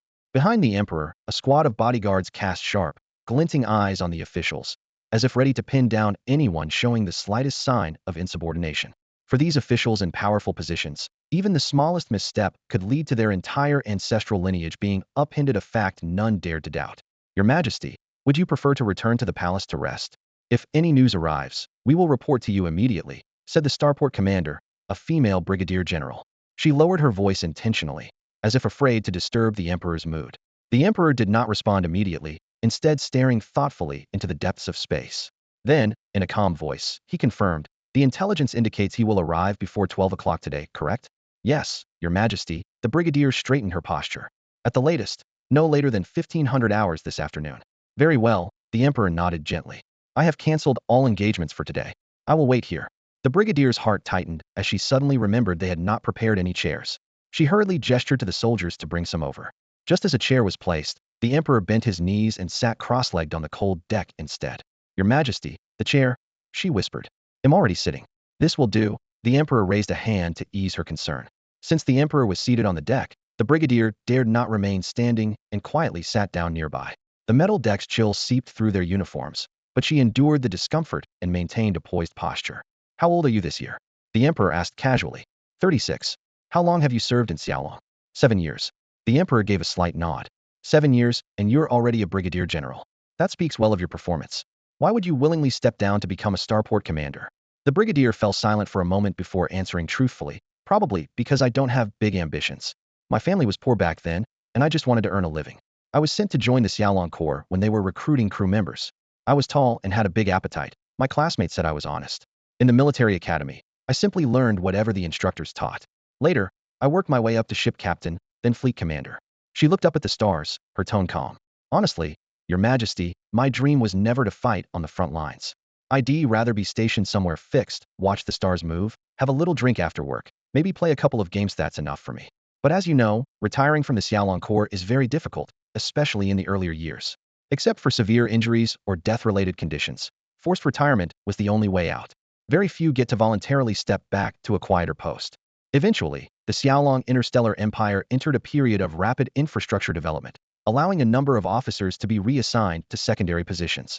That was when I stepped down, the brigadier general said somewhat sheepishly. The Xiaolong Emperor gave a slight nod, his gaze sweeping over the steel structures of this remote starport, his tone solemn. Everyone has their own ambitions. You have dedicated many years to Xiaolong. Though now you serve in a quieter post, you still guard the Empire's borders. This star system may not lie along any popular trade routes, nor possess mineral resources or industrial zones. With fewer than 1,000 starships passing through daily, its spatial barriers are thin. If the enemy uses transuniverse travel devices, this could become their first landing point. You are the Empire's first line of defense. The brigadier general paused, surprised by how well the Emperor understood the situation here. A quiet warmth of being acknowledged rose within her. She straightened her back and spoke firmly. Your Majesty, this was my own choice. I prefer a peaceful post, and I knew before my transfer that this place might face the initial enemy attack. I have never regretted it. Upon finishing, she nodded again to reaffirm her resolve. Zhao Chen said nothing further. He understood that as the Empire fully shifted towards infrastructure construction, it needed not only military strength, but also skilled builders and administrators. Training talent from the ground up took time. So many qualified officers were reassigned, some voluntarily, some unwillingly, to apparently insignificant but strategically vital star systems. The brigadier general was one of them, silent guardians of Xiaolong. Suddenly, the void ahead rippled faintly, like a curtain being torn open. The next moment, a massive leviathan burst through, a specially designed interstellar transport ship from the Far Voyage Guild. Rumored to incorporate biotech, even though Zhao Chen had heard of it before, seeing it firsthand was awe-inspiring. The leviathan slowly opened its huge maw, and inside the belly bay, the sole returning starship, a T5 class transport, drove toward the starport, guided by blue-white tractor beams. Although there was only one ship, to Zhao Chen it was like a moving mountain of gold, carrying vital materials and intelligence crucial to the Empire's expansion. How long until this interstellar transporter docks at the dry dock? He composed himself and turned to ask. The starport commander, a brigadier general, immediately responded, "We've planned the optimal approach path. It should take about 15 minutes to complete docking.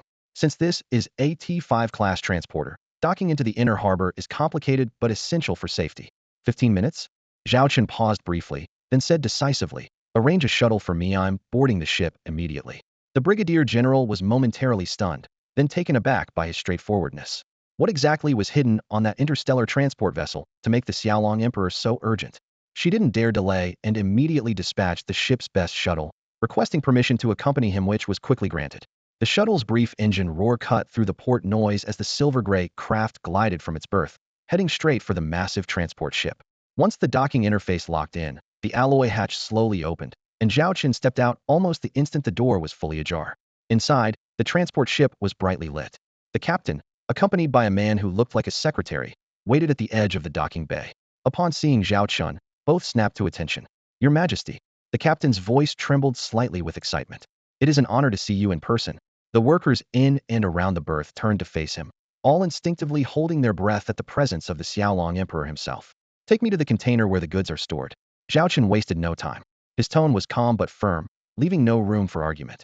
"Yes, Your Majesty, please follow me." The captain bowed and led the way. As they walked, Zhao Chen's gaze fell on the secretary dressed impeccably in a tailored dark uniform, his expression composed and serious. "You are Li Weiss' secretary?" Zhao Chen asked. "Yes, Your Majesty." The man nodded and introduced himself along with his position. "How is Li Weiss' operation going? Is everything proceeding smoothly?" Zhao Chen kept walking, his voice low but clear. This trusted secretary had been sent back from Li Wei's side to verbally report on 3 months of progress. Walking beside Zhao Chen, he lowered his voice and explained the details step by step. After arriving in the target universe, their first priority was to connect with a top family in Jessica universe. The team had posed as struggling interstellar traders, a third-party civilization, quietly making contact with the Jessica family. With the family's approval, they had established a factory on a frontier star system. The facility focused on resource reprocessing, deeply refining minerals mined from Jessica universe, then selling the finished products to downstream buyers. This increased the unit price while reducing volume and transportation costs, precisely the business Li Wei was running now. The factory was directly partially owned by the Jessica family, making permits and logistics much smoother.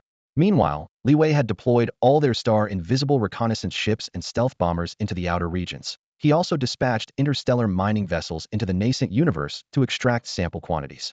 When the secretary mentioned the environment of the nascent universe, he emphasized the severity.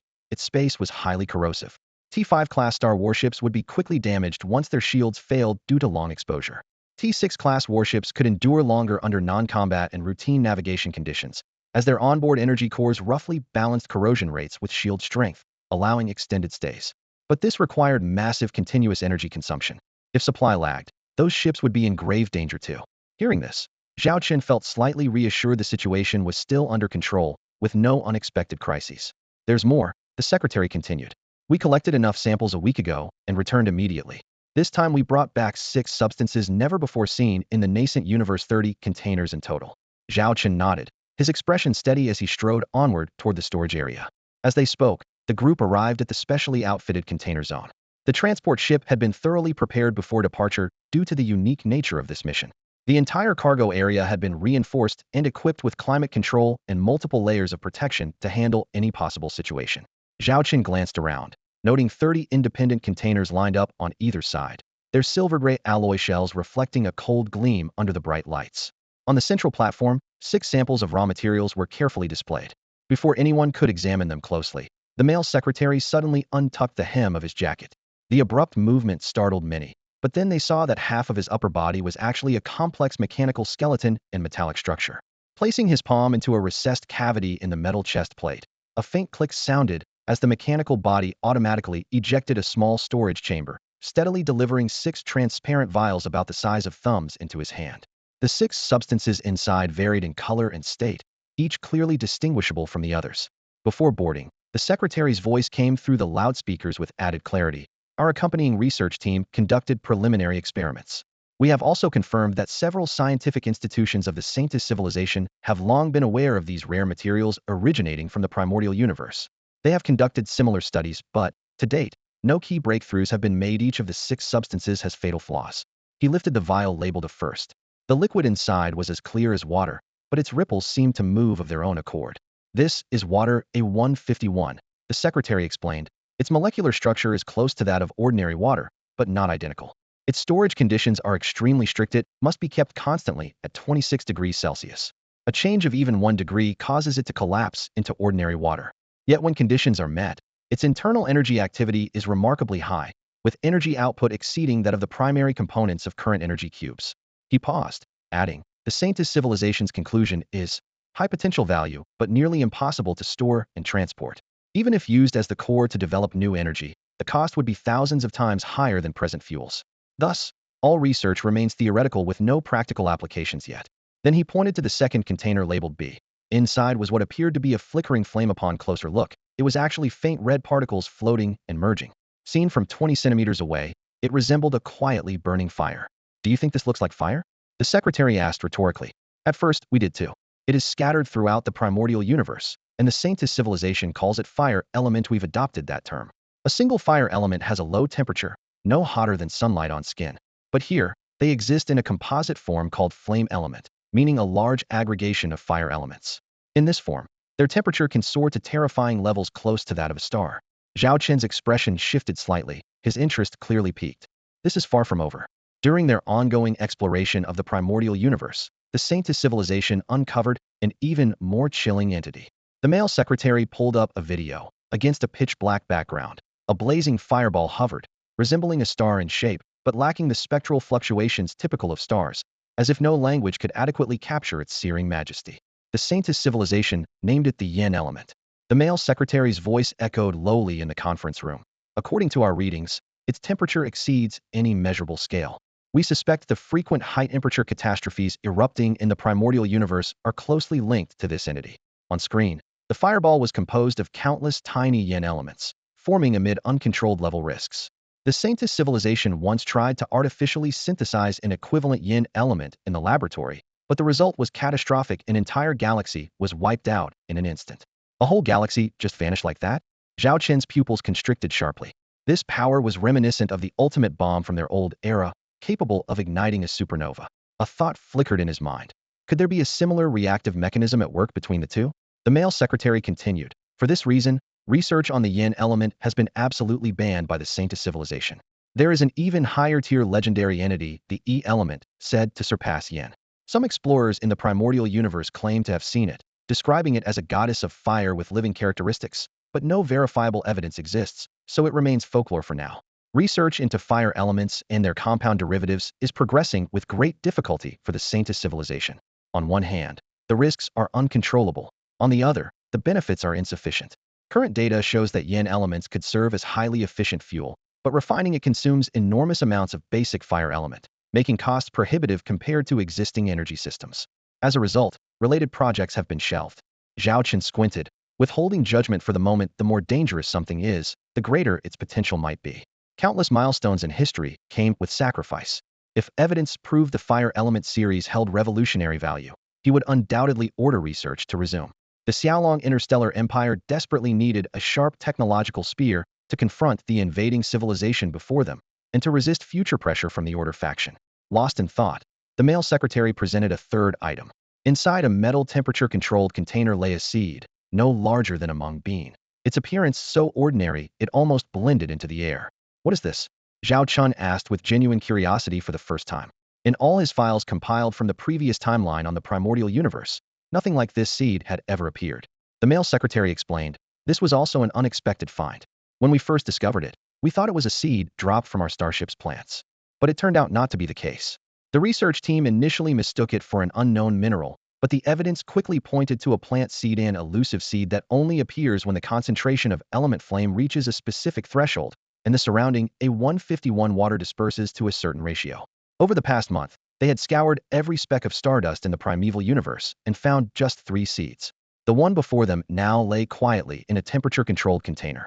Several researchers had subjected it to intense heat, extreme cold shock, strong acid immersion, and even micro-annihilation bombs, yet not a single crack appeared. The only notable feature is its hardness, reported the male secretary. We've tried every method and failed to destroy it. Zhao Chen stared at the palm-sized black seed, furrowing his brow. There had never been any known material absolutely indestructible, which suggested tremendous scientific value hidden within. However, the Xiaolong interstellar empire was currently strained for manpower and resources. Tackling this tough challenge without any leads could cost decades, or even centuries. For now, Zhao Chen suppressed his urge to investigate further and shifted his attention to the next container. Inside the fourth container lay a seemingly ordinary rock. This is one of the most common minerals in the primeval universe, the male secretary explained as he pulled up video footage. In the video, an experimenter injected a measured amount of A151 water into the rock. It rapidly expanded and split itself apart, swelling to the size of a small hill in an instant, but it was incredibly light enough for a single person to lift it. Its hardness is average. The Saint Maiden civilization often used it as a construction material, especially for projects with stringent deadlines or environmental demands, the secretary added. They named it X13 alloy. A fiery glint flashed in Zhao Chen's eyes. X13 alloy was one of the main objectives of his mission. It was the key base material for developing T7-level technological weapons and might even become the mainstream T7 material in the future.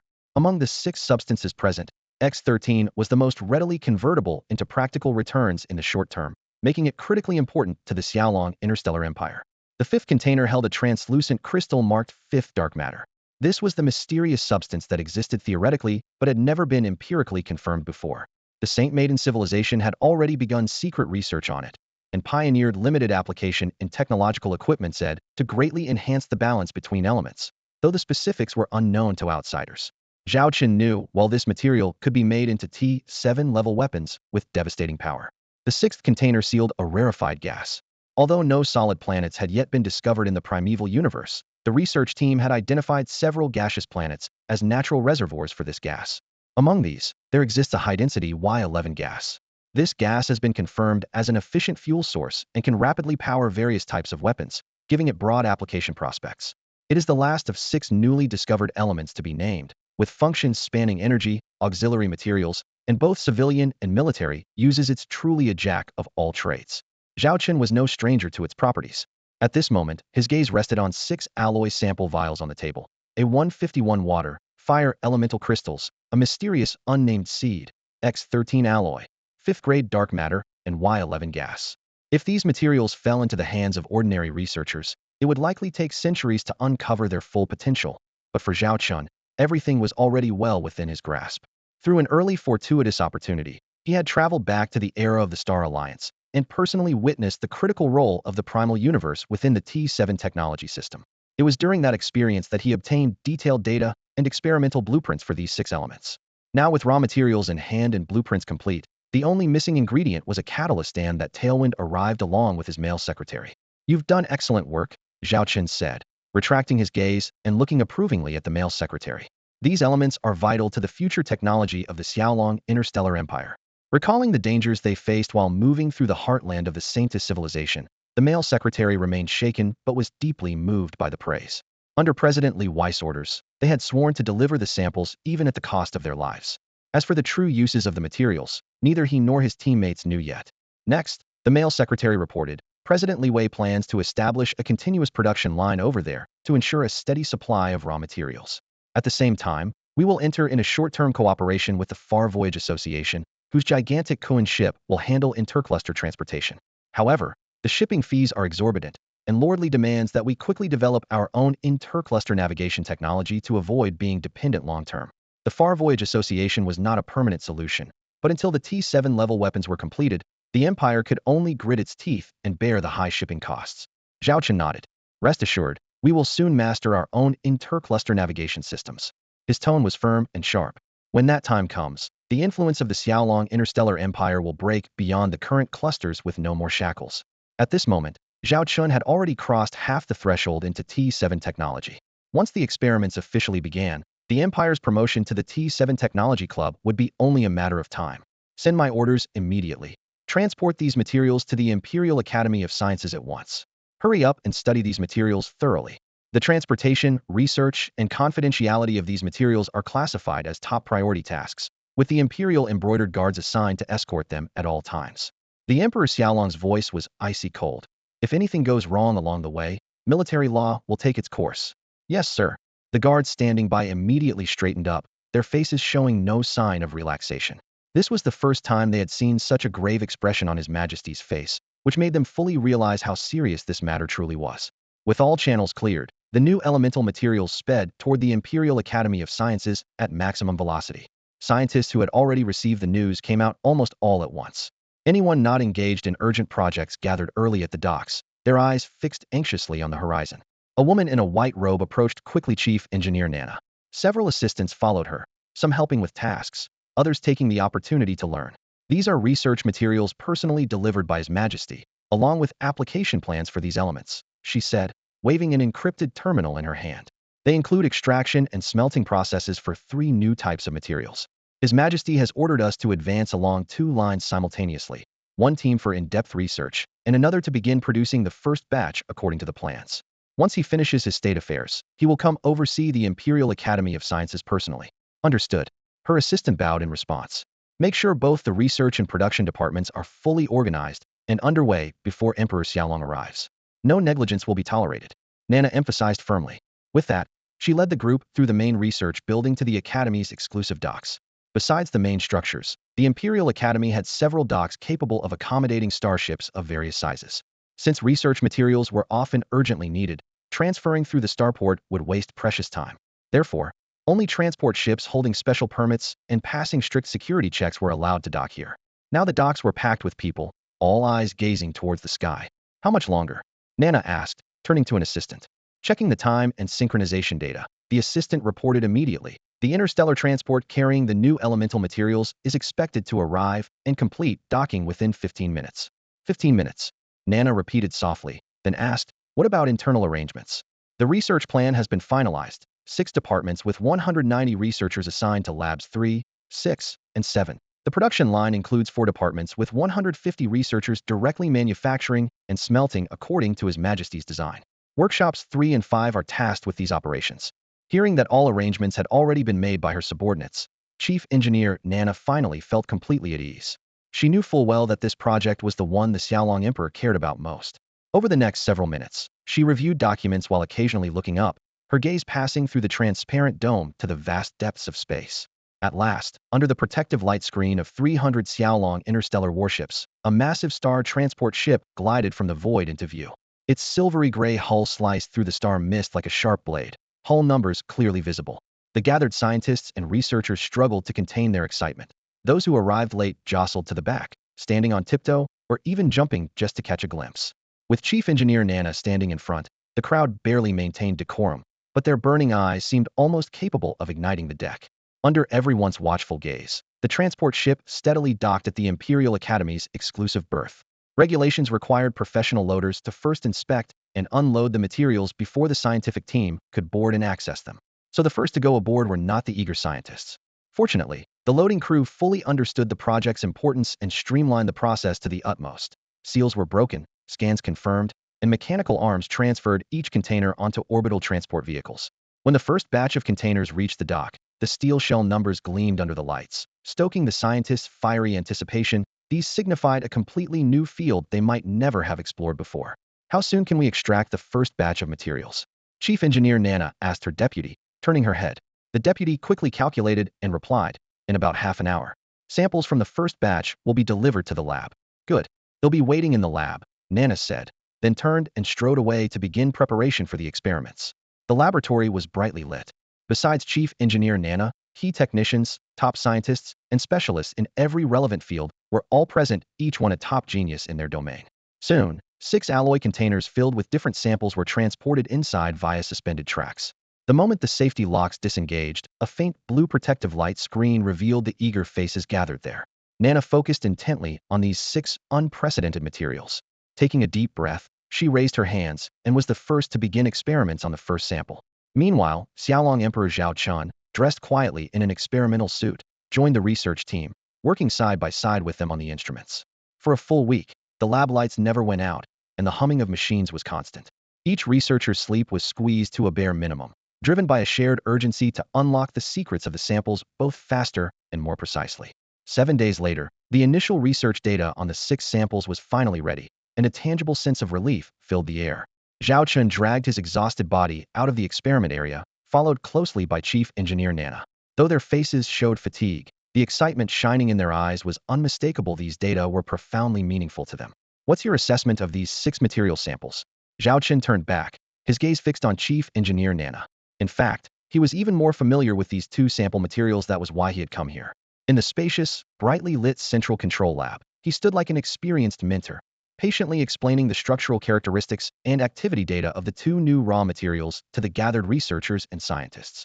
A massive holographic screen on the wall cyclically displayed test footage of 6 elemental samples under extreme conditions: high-temperature furnaces, deep space vacuum, and high-pressure impacts. Each frame recorded visible energy fluctuations. It was precisely these 6 basic elements that had been identified as key to developing T7 grade technological materials and energy. His clear explanations helped everyone quickly grasp the essentials and cleared the way for deeper research to follow. The latest changes in these elements have already reached a tipping point that breaks into the T7 level, said Chief Engineer Nana, standing before the screen with a rare seriousness, pointing to the highlighted energy curves. Zhao Chen nodded, skipping any small talk and cutting straight to the point. Then I need to remind you of the timeline. I've already issued all the related construction plans. Now I just want to know, how soon can you produce the first batch of finished products? Especially the T7 grade materials and T7 grade energy. These form the foundation for all T7 tech products. Facing the Emperor's gaze, Chief Engineer Nana fell silent for a moment, weighing the time each process and experimental iteration would take. After a brief pause, she looked up with firm determination. 3 months. We will definitely be able to produce T7 grade materials meeting all standards within 3 months. 3 months was half the 6 months Zhao Chen had expected. He knew Nana was deliberately putting pressure on herself for the sake of the bigger picture. So he solemnly agreed. All right, they'll expect your products in 3 months. Any resources or authority you need during that time, I will fully support. Hearing this commitment, Nana didn't relax. Instead, she stepped forward. Your Majesty, I do have one request and it must be approved by you. Zhao Chen raised an eyebrow, intrigued. Go ahead. To complete the T7 technology breakthrough within 3 months, relying solely on the current scientific resources of the Xiaolong Galactic Empire remains tight. My idea is to gather top scientists from civilizations across the universe to collaborate. But this would inevitably involve core technology leaks, so you will need to set boundaries and rules. Zhao Chen pondered deeply. Only the faint hum of the instruments filled the room, and the researchers dared not interrupt. Indeed, the T7 technology was at the most sensitive breakthrough stage, and recklessly inviting external civilizations risked exposure, but going it alone would surely slow progress. Time was the Empire's scarcest resource. Finally, he spoke slowly and steadily, his gaze sweeping the room. Hey race, what I propose we can invite scientists from other civilizations to join, but with project isolation. There was no room for argument in his tone. However, these scientists may only participate in one category of the research projects. If one needs to participate in multiple projects simultaneously, there must be sufficient justification and my special approval. As a result, these scientists often only gain access to fragments of the overall technology. Even if they eventually return to their own civilizations, they possess only incomplete pieces of the research. More importantly, all critical raw material supply channels will be tightly sealed off. They have no way of knowing where these resources come from, let alone replicating our research in their own laboratories. Emperor Zhao Chen of the Xiaolong Empire gave a decisive order, and the large control room fell silent except for the low hum of machinery. Chief Engineer Nana glanced up at the data screens, pondered briefly, then replied softly, understood. We will proceed as you instructed. However, there are several scientists on the list with special statuses who need your personal review and arrangements. With that, she presented a prepared holodocument to Zhao Chen. On the glowing blue display, several names stood out prominently, top scholars from major interstellar civilizations. The most dazzling among them was Mansfield, the Emerald Elf King of the Holy Elf Empire. He was widely recognized as the most authoritative and gifted scientist next to the Xiaolong Empire Academy. Nana's selection was impeccable, but Zhao Chen knew well that Mansfield was a priceless treasure of the Holy Elf Empire.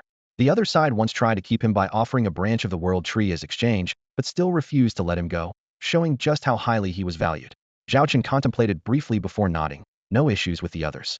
As for Mansfield, I will find a way. After finishing the Academy's affairs, he returned to his flagship. Outside the porthole, the vast starry sea slowly receded, the bridge lights shining softly on his calm face. Over the week-long voyage, he hurriedly handled his piled-up state matters, then contacted the Flame Elf King, Sharoman, who was retired and living in seclusion inland, via encrypted channel. When Zhao Chen mentioned inviting Mansfield to join the scientific project, Sharoman immediately poured cold water on the idea. That's too difficult. The Holy Elf Empire has an unwritten rule. The High Elf Council and the Elf Kings all observe Idni Elf King may travel abroad, but the Emerald Elf King's whereabouts are the most secret. His security level is the highest among all Elf Kings. Getting them to release him is almost impossible. Unfazed by the blunt rejection, Zhao Chen's gaze remained steady and his tone calm, but resolute. I understand the difficulties, but nothing in this world is truly impossible. Sharoman, if there is even a sliver of chance, where do you think the breakthrough lies? Hearing the unwavering determination in the Xiaolong Emperor's voice, after a moment's thought, the Flame Elf King Shaloman said, indeed, in this world, nothing is truly impossible. It all depends on what you're willing to offer. I imagine you have a reason for insisting that the Emerald Elf King Mansfield come to the Xiaolong Interstellar Empire. Her eyes blazed like fire as she fixed her gaze on Zhao Chen's image on the main screen, waiting for an explanation. Zhao Chen spoke plainly, without any concealment. Our Xiaolong Interstellar Empire has made a major breakthrough in T7 technology, discovering a completely new core material. But to complete all subsequent experiments and mass production, domestic research alone is far from enough. We need to assemble the most authoritative scientists across the entire universe. The Emerald Elf King Mansfield is undoubtedly one of the most important, so we must invite him. At the mention of T7 technology, a term capable of overturning the military-industrial system, Shaloman's eyes clearly flickered. After lightly tapping her fingertips on the table for a moment, she spoke. As an elf king, it may not be appropriate for me to say this, but objectively speaking, if you want the Holy Elf Empire to release him, you must pay a price. And conveniently, you hold that price in your hands. T7 technology. Zhao Chen frowned. You want me to share the entire technology? Honestly, that's very difficult. Not all of it. Shaloman waved her hand, her flaming red hair swaying on her shoulder. The greatest weakness of the Holy Elf Empire now is raw materials. As long as you're willing to share the core formulas and supply channels of T7 technology related to raw materials and energy, that alone will move the elders and the council over there. I understand. Thank you for the advice. Zhao Chen nodded in acknowledgement and then decisively ended the communication. The screen went dark, and the conference room fell silent once more. Shalaman's suggestion was merely advice. The final choice remained Zhao Chen's. He sat back in his chair, deep in thought for a long time before coming to a decision. Send my order, initiate the diplomatic visit procedures, Zhao Chen said decisively to his secretary. I will go to the Holy Elf Empire in person. Prepare 6 sets of samples for the new materials we've developed, 1 set each to take along. Yes, sir. The secretary immediately pulled up the schedule and contacted the Foreign Affairs Department to finalize the details. For Zhao Chen, time was more precious than any cost. To CT-7 technology operational as soon as possible, bringing the Emerald Elf King Mansfield on board was essential. In less than half a day, the interstellar travel plan was complete. Meanwhile, on the other side, the Holy Elf Empire's leadership was equally shaken by the sudden secret visit request from the Xiaolong Emperor. The Radiant Elf King Gustav was the first to arrive in the council chamber. He scanned the gathered members. The Xiaolong Emperor's sudden visit. Has anyone heard any rumors? The Aqua Elf Queen Marites shook her head. Everything is normal. The frontline battle situation with the Conqueror civilization and the large-scale fleet expansion of the Xiaolong Empire were all anticipated. Nothing unusual. At the other end of the table, the Moonlight Elf King Onions and the Emerald Elf King Mansfield remained silent. They occasionally exchanged glances, but said nothing, clearly uninterested in the matter at hand. In the end, Kagaya Elven King Onions, looking impatiently at the hesitant Radiant Elven King Gustav, said sharply, no matter what the Celestial Dragon Interstellar Empire's purpose is in coming this time, they are coming. You can't just refuse them, can you? Or Ratherdo, we even have the right to refuse now. This string of questions struck like sharp arrows straight into the hearts of every Elven King in the meeting room.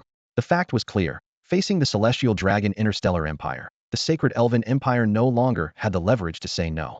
Onion spread his hands calmly, but each word cut deep.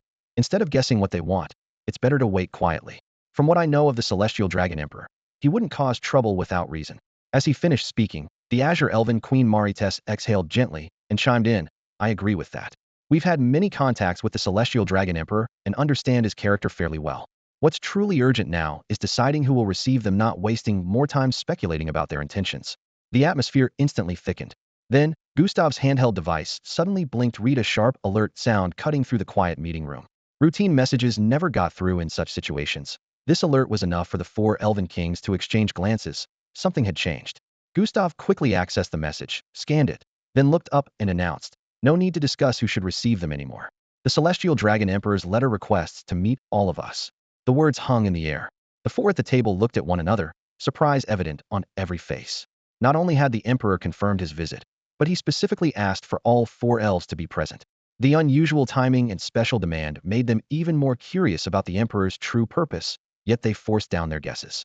Since the other side had spoken, they had no choice but to comply. So, all 4 Elven Kings agreed to go together to the starport to meet.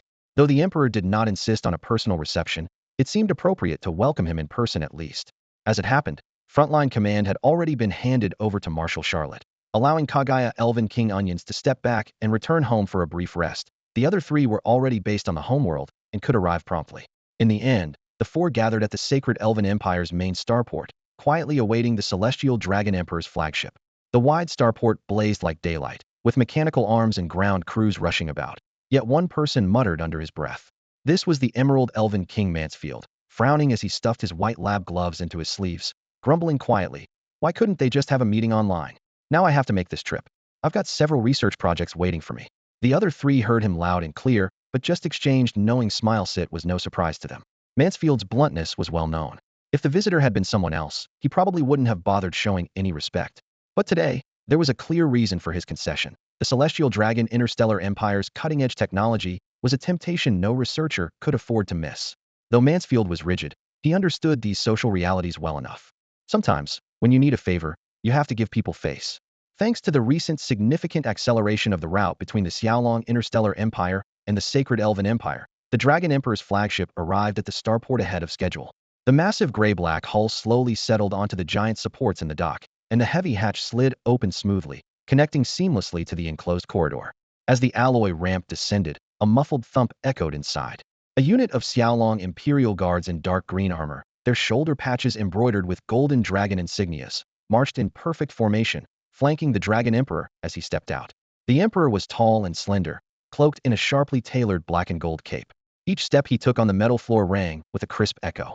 Behind him were his close aides and a few technicians pushing titanium instrument cases about waist high, each sealed with inspection tags. The mysterious cargo seemed to contain rare research materials. The elves standing nearby at the dock stole curious glances, wondering what could be inside. As soon as the laser light at the hatch died down, Gustav, king of the radiant elves, strode forward first, his silver-white robes rippling around his boots. With a warm smile, he bowed. "Welcome, Your Majesty, the Dragon Emperor, to the sacred Elven Empire. It's been many days. I have been eagerly awaiting your arrival." Hearing Gustav's deliberately heightened tone, the Kagaya Elf King Onions and the aquatic Elf King Maritas exchanged sly smiles from their position just behind of all present. Radiant King Gustav was the most wary of the Dragon Emperor, yet now he was the one acting the most enthusiastic. Meanwhile, the Emerald Elf King Mansfield appeared completely focused on his own matters. Adjusting the data glasses perched on his nose, he spoke bluntly. "Your Majesty, if you have urgent matters, please speak plainly. My experiments are waiting for the latest data." Gustav's smile stiffened noticeably. Does this guy have no sense of decorum? Not even a word of small talk.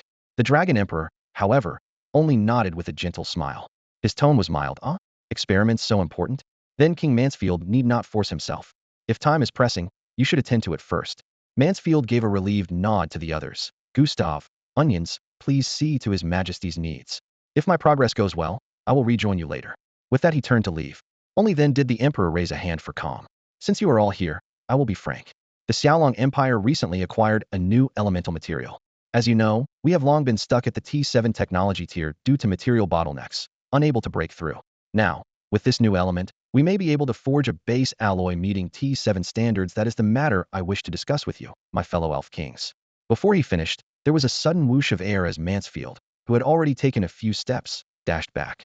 His lab coat sleeve fluttered wildly as his eyes shone with excitement, nearly pressing to the Emperor's side. "Your Majesty, did you just say you found a breakthrough in T7 materials?" The Dragon Emperor cast a sideways glance, half serious, half teasing. "Indeed, King Mansfield, isn't that what you've been researching so urgently? Perhaps you'd better hurry back to the lab." Onions and Maritas, standing nearby, barely kept from laughing aloud. Trying hard to maintain their composure, they all knew full well this was the Emperor deliberately poking fun at King Mansfield of the Emerald Elves. If this were someone else, they might have felt a bit embarrassed. But as soon as the Emerald Elf King Mansfield heard that the Emperor of the Falcon Dragon possessed clues about breakthrough materials for T7 technology, his mind immediately focused on nothing else. Everything else became irrelevant. He waved his hands eagerly, his eyes fixed intensely on Zhao Chen. Seeing this, Zhao Chen stopped teasing the diligent scientist of the Holy Elf Empire and smiled, reminding him, "We can't exactly discuss classified secrets here, can we? Do you have a proper lab? Let's talk as we walk." Yes. The Research Institute has set up a branch lab at this starport. They'll have someone prepare it right now. Mansfield quickly called for his assistant to make arrangements. As he spoke, he peeked toward a few metal cases being pushed along by the Emperor's Falcon Dragon Guard nearby and cautiously asked, "Could those cases possibly contain the new material elements needed for T7 technology?" "Exactly," the Falcon Dragon Emperor said without hesitation. Mansfield immediately wanted to rush over to check, but Zhao Chen pulled him back gently. "Don't be in a hurry. The materials are stored in special containers. You won't be able to see anything right now." Right, no rush. Let's head to the lab first." Mansfield snapped back to himself and led the way. Along the corridor, he repeatedly nagged about the slow pace, but was too polite to rush Zhao Chen, so he kept urging the elf kings behind him instead. Those elf kings rarely saw Mansfield so restless. They slowed their pace even more, letting him fume. So the old guy finally has his day. Previously, when they urged Mansfield to hurry, he either told them to wait or was so engrossed in experiments that he left them standing aside. Now the tables had turned. Fortunately, the distance was short, and they soon arrived at the temporarily cleared branch lab. The operation area was about the size of a basketball court, surrounded by several isolation chambers, with a total space comparable to a soccer field. It was obvious this place had been in use, but after Mansfield's command, all research was paused, unauthorized personnel evacuated, and the equipment swiftly organized to be ready at a moment's notice. The technicians moved efficiently and had everything prepared before their arrival. "Your Majesty, do you find this place suitable? If not, I have other labs available for use," Mansfield said with bright eyes and a flattering tone, like a child asking their parents for candy. Zhao Chen said nothing, simply clapping his hands. The guards responsible for escorting the raw materials pushed in the 6 crates and placed them onto 6 workstations. Mansfield, the Emerald Elf King, was practically pressed against the front observation window, his fingertips nervously tapping the armrest beside him, his pointed ears trembling with tension. One by one, the lids of the crates were lifted. Inside, 6 alloy containers of various shapes were securely fixed into shockproof slots. Miniature screens embedded on the container walls projected real-time data about the contents, displaying their state in midair. The other elf kings glanced at them instinctively, but had yet to detect anything unusual. Mansfield, however, held his breath instantly, a suffocating sensation. He had never seen these materials before. As one of the earliest scholars to delve into T7 technology research, he had gone to great lengths to circumvent imperial bans, striving to catalog every known material element in the universe. Some he had dissected personally, others he had at least observed in high-definition images. But these 6 substances right before him were categorically unknown. May I conduct an initial analysis on these 6 materials immediately? His voice trembled, as if he were pleading to enter a sacred wedding ceremony. Of course, Zhao Chen nodded. But time is limited, so a full analysis isn't possible. These are high-priority experiments, just follow the outline procedures first. A data terminal was handed to Mansfield, containing prior foundational research reports from the Imperial Academy of Sciences. The soft glow reflected in his palm, yet his hand shook as if gripping a chunk of scorching meteorite. These documents alone were priceless to him. The next moment, he immersed himself completely in the experimental world, as if everyone else around him ceased to exist. Ion probes, spectral scans, microsamples. With each step completed, he would suddenly straighten up and exclaim, "My God, the crystal lattice structure of this element has never been documented in any literature. The variability of this material far exceeds known limits. Damn it, the on-site instruments are so outdated. If only I had my dedicated lab." His rapid-fire astonishment made the other elf kings quickly realize the significance of these materials. The radiant light elf king, Gustav, lowered his voice and tentatively glanced at the sovereign WIRM emperor. "Your Majesty, may I ask where exactly did these come from?" The sovereign WIRM emperor smiled faintly, speaking with casual ease, "Obtained by a stroke of luck." Clever words. The elf kings understood the truth, but knew such secrets would never be revealed outright, so they pushed their suspicions aside. Suddenly, a piercing shout from the other side of the lab made their eardrums ring. This can't be impossible." Everyone turned to look. Mansfield was intensely focused on manipulating a single seed, the smallest sample researched so far by the Imperial Academy of Sciences. His green hair, illuminated by the operation light, appeared even more vivid, but the feverish disbelief gleaming from his eyes was unmistakable. The sovereign WIRM emperor raised an eyebrow, thinking, could he have discovered something? Mansfield trembled all over, almost clutching the microscopic imaging screen to his chest. His hoarse but clear voice reached every ear. This seed structure is exactly the same as the core of our world tree." When the Emerald Elf King Mansfield spoke, the other elf kings were all stunned. "Mansfield, are you sure you're not mistaken? The structure of this seed is identical to that of our world tree?" Gustav, the radiant elf king, furrowed his brow, his gaze fixed intently on Mansfield's face. "Absolutely certain." Mansfield raised his hand and summoned a holographic projection. A 3-dimensional molecular sequence hovered in front of them. "I've studied the world tree countless times. I can recite its structural sequence with my eyes closed. This seed matches it perfectly. If you don't believe me, you can verify it yourselves." In the lab, golden streams of data flickered in the air, outlining the layered growth patterns of the world tree's main body with absolute precision. Though the elf kings acknowledged Mansfield's authority, they struggled to accept such a startling conclusion and instinctively asked questions simply out of shock. The origins of the world tree have always been the greatest mystery of the Holy Elf Empire. Officially, the Empire claims it is a sacred relic left by the elf god, but all the kings present knew this was just a tale to reassure the common folk. Since the Empire's founding, nearly every top scientist had focused on the world tree for 2 main reasons: to explore its uses, for example, using its branches as frameworks to build T6 tech-level starships, and to trace its origins to understand how the world tree came into existence. Yet after years of research, no breakthroughs had been made. Attempts to artificially replicate it had failed repeatedly, as if some deity's hand had sealed its secret. Now, with a seed possessing the identical structure before them, the impact was beyond imagination. The shock wasn't limited to the elf kings. Even Zhao Chen quietly swallowed hard. Among the 6 elemental materials he had discovered, this seed had been the hardest to analyze, yet no one expected it to be connected to the world tree. If that was truly the case, its value rivaled the other 5 elements completely. Gustav couldn't help but ask, "Your Majesty, Emperor of the Owl Dragon, may we know where this seed was obtained?" The Owl Dragon Emperor simply shook his head calmly. "Sorry, that cannot be disclosed at this time."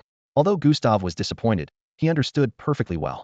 Had it been them to find something like this, they wouldn't share the source, and probably wouldn't even let outsiders see the sample. They fully appreciated the Emperor's caution. Suddenly, Mansfield stepped forward, eyes bright. "Your Majesty, Emperor of the Owl Dragon, may I conduct some experiments on this seed?" "What kind of experiments do you intend to perform?" Zhao Chen asked. The Emerald Elf King Mansfield replied frankly, "Given this object's possible connection to the world tree, I want to investigate further. Our Holy Elven Empire has conducted more research on the world tree than any other. To accelerate its growth and harvest more branches for building interstellar warships, we developed a special nutrient solution. Extensive experiments have proven that this solution significantly boosts the world tree's growth rate.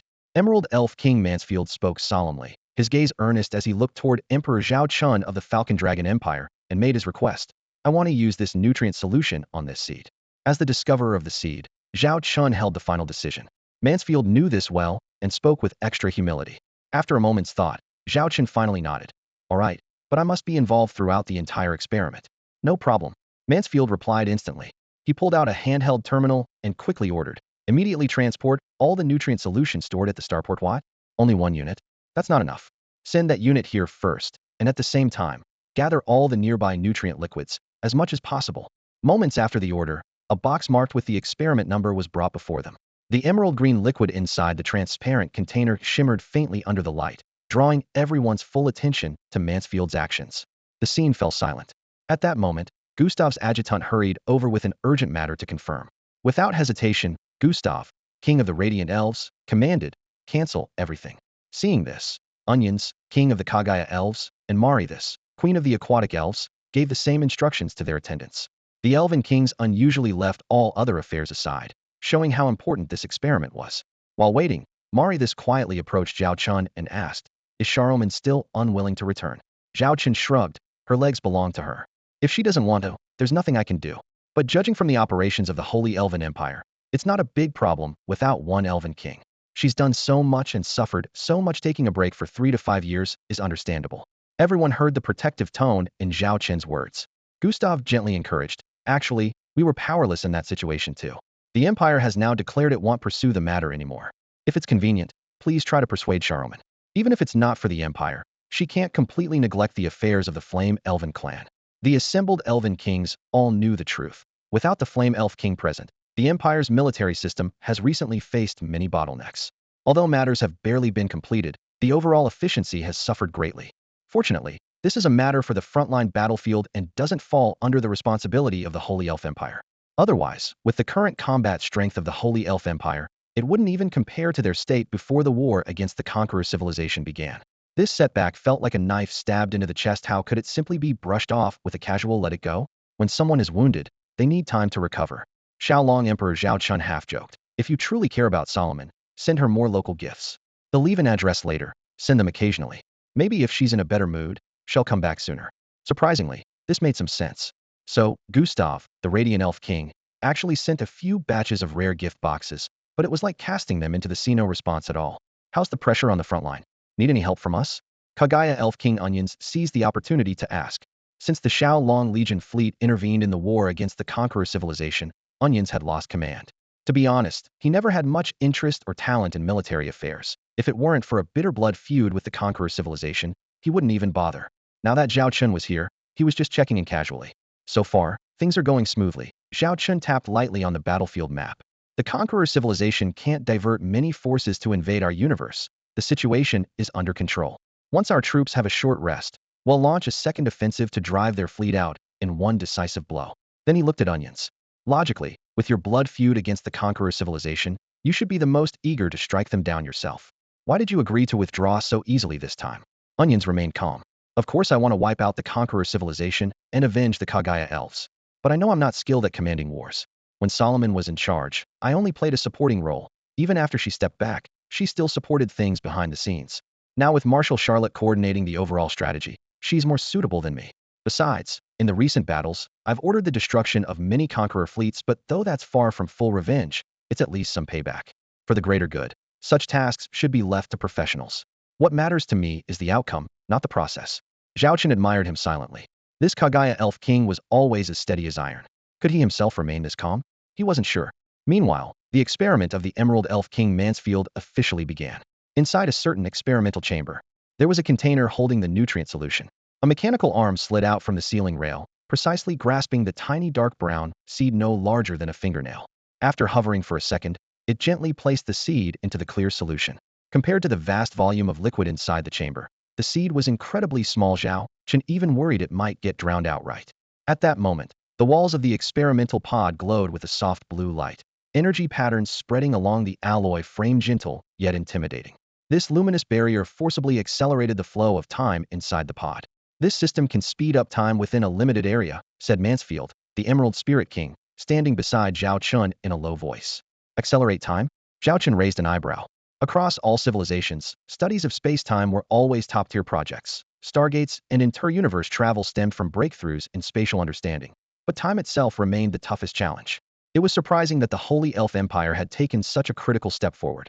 Mansfield waved his hand dismissively.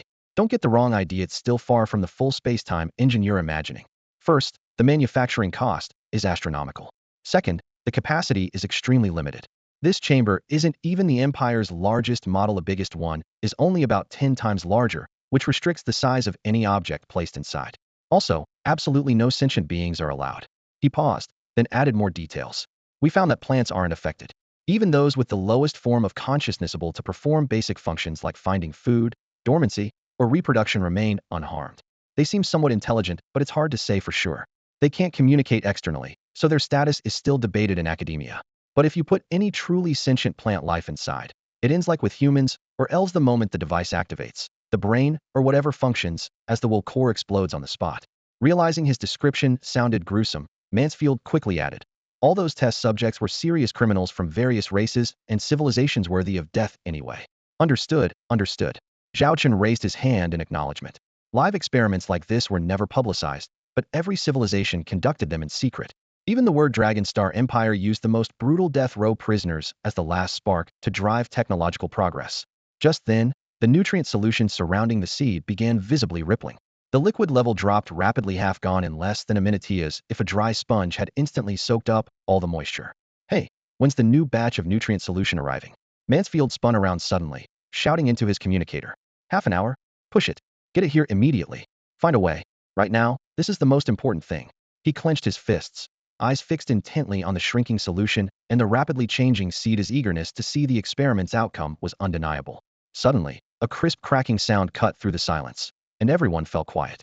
They all clearly caught the noise of something breaking, but none could tell exactly where it came from. Did you just hear something? Mari T, the king of the Azure Water Elves, scanned the empty laboratory, her gaze sweeping back and forth. The lab had been meticulously cleared to receive the new material from the Emperor of the Screeching Dragon. Apart from 6 boxes on the test benches, there was nothing else. Any unusual detail would be immediately obvious. Onions, the king of the Radiant Night Elves, frowned cautiously and surveyed the room. There was no way that crisp cracking was just a hallucination. Could it be the thing inside? Gustav, king of the Shining Light Elves, raised his hand and pointed toward the experimental chamber behind the thick, transparent glass. That's impossible. Mansfield, king of the Emerald Elves, instinctively objected. Though it looks like a single pane, that glass is actually 3 meters thick, specially reinforced, with multiple isolation layers inside. It's physically impossible for any sound to escape. Crack. This time the reply was even clearer and sharper. Everyone saw it with their own eyes. A fine, dense crack had spread across the surface of the seed at the center of the chamber. How could this be? The sound somehow bypassed physical barriers and entered our minds directly? Mansfield stared incredulously at the fracture. If this seed really is connected to the world tree, what's impossible about that? Mari T responded quietly. So far, the world tree remains a vast enigma to us. Mansfield fell silent in thought, then finally nodded in agreement. Everyone's focus returned to the seed. How big is the time difference between inside and outside? Zhao Chen broke the silence. Mansfield answered immediately. Right now, it's 100-fold. 1 minute outside equals 100 minutes inside. During the time we waited just now, 1 hour passed outside, but it's been more than 4 days in there. Only 4 days to develop a crack. Can it go faster? Onion sounded impatient. This equipment isn't the most advanced. In my personal lab, we have gear that reaches 10,000 times speed for the same model. At maximum, it could go up to 100,000 times, but that severely wears out the components and consumes astronomical energy, Mansfield explained in detail. 100,000 times. So 1 minute out there equals nearly 70 days inside, and 1 hour equals over a decade. Onions quickly calculated, his eyes sparkling with anticipation. Mansfield shrugged.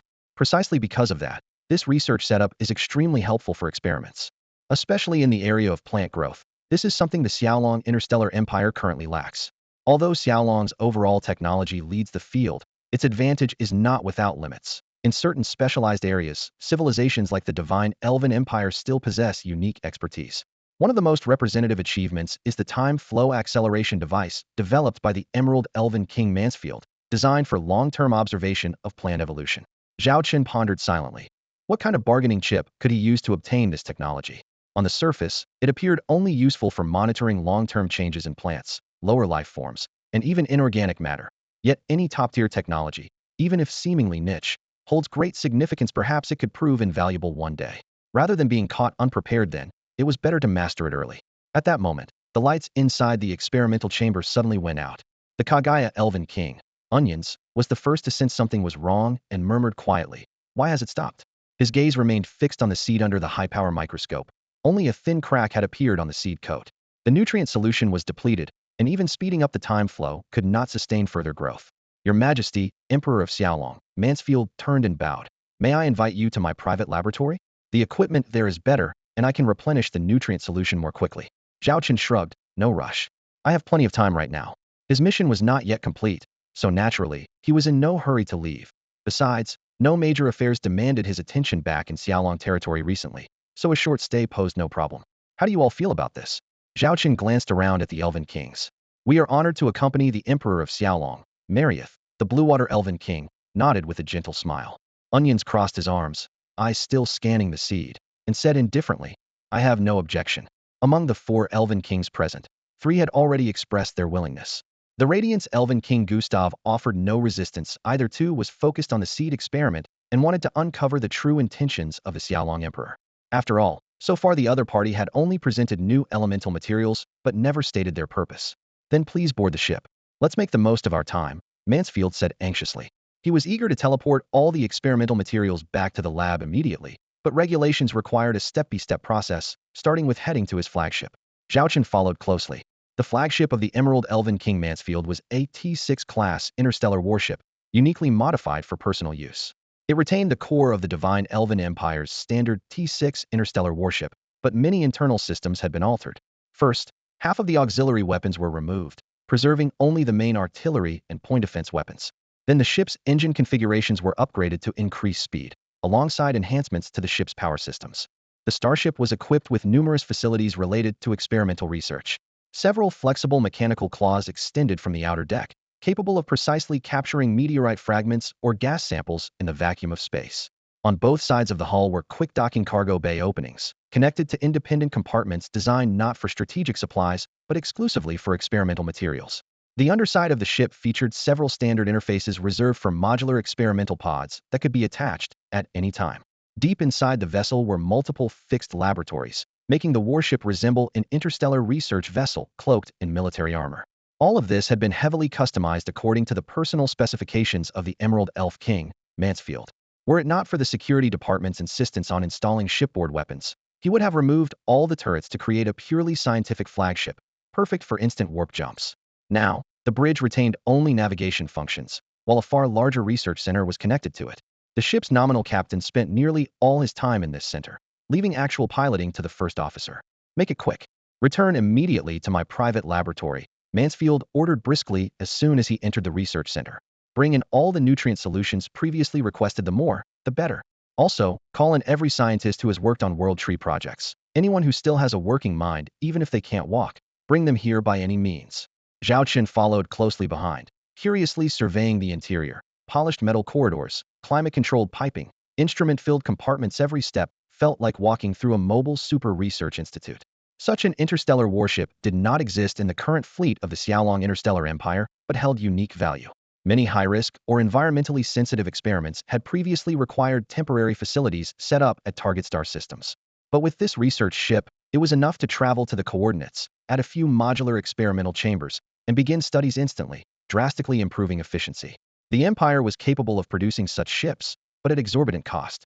To miniaturize the complex equipment for cramped compartments, engineers had to sacrifice some performance, so the ship's capabilities did not surpass fixed research labs and were sometimes inferior. Yet after adding requirements for precise compression, all-around shielding, and dedicated maintenance, the overall construction cost exceeded that of any active Imperial warship model, with future upkeep also very expensive. Since every Imperial military expense had to be carefully budgeted, only a few fixed research stations were built on planets and space stations to temporarily handle expedition tasks. In the future, if finances improved, mass production of such interstellar research vessels might be considered, but certainly not yet. "Please, have a seat." Zhao Chen lifted his hand, signaling everyone to sit down. The holographic star map on the bridge dimmed, leaving only the soft ambient lighting. At the current speed, it would take about 3 hours to reach the exclusive laboratory of the Emerald Elf King Mansfield. Once there, they could immediately resume their research on the mysterious seed. The thought of the upcoming experiment made Mansfield's emerald eyes gleam with barely hidden excitement. After a brief silence, the radiant Elf King Gustav fixed a sharp gaze on Zhao Chen and spoke directly. Your Majesty of the Screaming Dragon Empire, now that we are allies, your visit to the Holy Elf Empire bearing these new materials surely isn't just for our observation? His tone was calm but cautious. The Moonlight Elf King Onions and the Aquamarine Elf King Maridas also exchanged curious looks as they awaited Zhao Chen's response. Zhao Chen did not hesitate and nodded frankly. Indeed, I have another purpose. Currently, the Screaming Dragon Interstellar Empire is concentrating all efforts on cracking T7 technology. Nearly all top scientists and researchers are involved, but the Empire's rapid rise means talent is in short supply, especially among the top scholars. Therefore, we have invited major interstellar civilizations to participate in this project. I have come to the Holy Elf Empire specifically to invite Your Excellency Mansfield to join us in developing this new T7 technology. His words made Mansfield's breath catch slightly.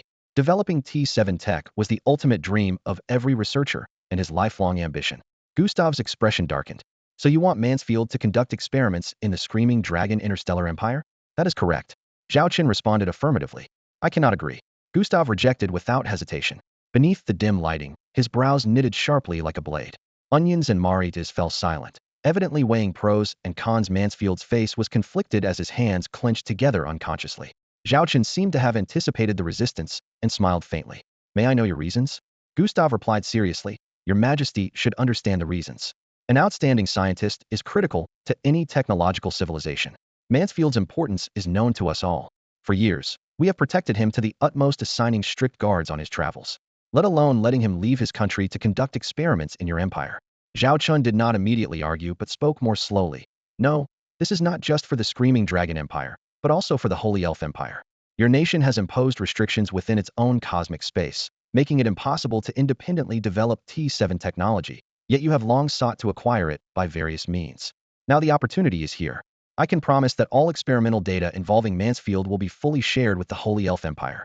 Every piece of research Mansfield participates in will be accessible to your people. At that moment, the Elven Kings fell into silence.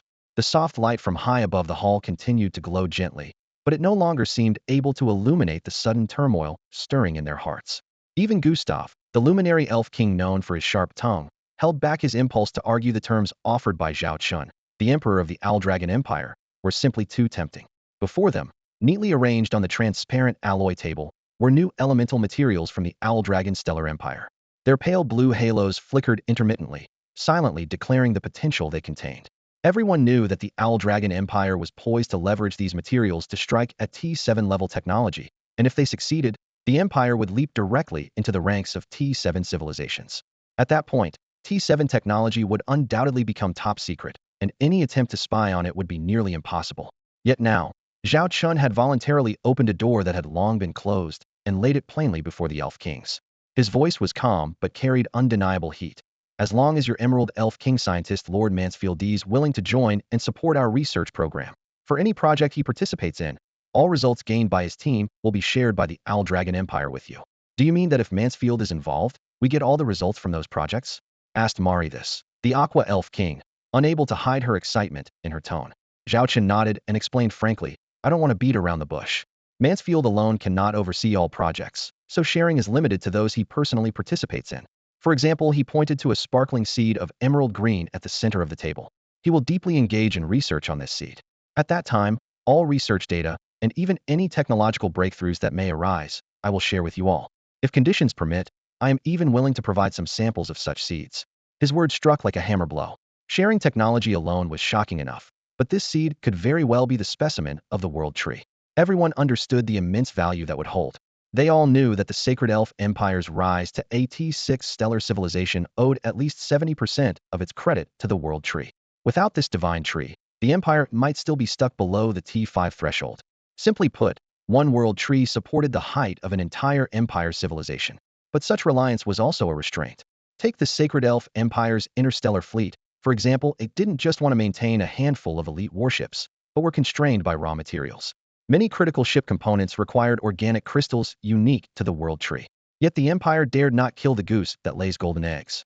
The High Elf Council performed strict annual calculations on how much could be harvested, forbidding any excessive extraction. That limitation gave birth to the nurturing solution. The world tree's natural growth alone could never meet their massive material demands. Thus, they developed this accelerating solvent to speed the tree's growth. The nurturing solution allowed the world tree to grow faster, producing more raw materials to meet their needs. At the very beginning, the High Elven Council debated for many years over whether to use the growth serum on the world tree. As soon as the serum was introduced, opposition split into two camps. A small group of radicals saw using an external agent to accelerate the sacred world tree as sacrilege, while a larger faction worried whether this chemical formula might ultimately harm the divine tree itself. To thoroughly address the latter concern, the council spent a full 30 years conducting small-scale trials, breaking down the serum's ingredients, performing repeated cycle tests, and even inviting the top interstellar alchemists to rigorously verify it. Only after confirming beyond any doubt that the serum caused no damage did they classify it as a standard resource. Even so, each time the serum is infused into the world tree's roots, it must undergo the High Elven Council's painstaking approval process, highlighting the sacred Elven Empire's profound reverence for the tree.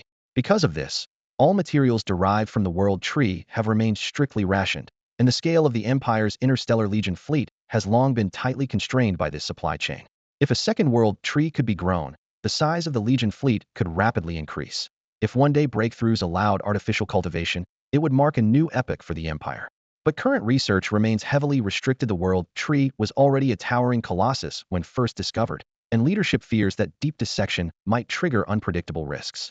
Thus, they imposed extremely stringent experimental protocols. Even Emerald Elven King Mansfield, wanting to conduct a basic study, must submit materials and wait for council approval.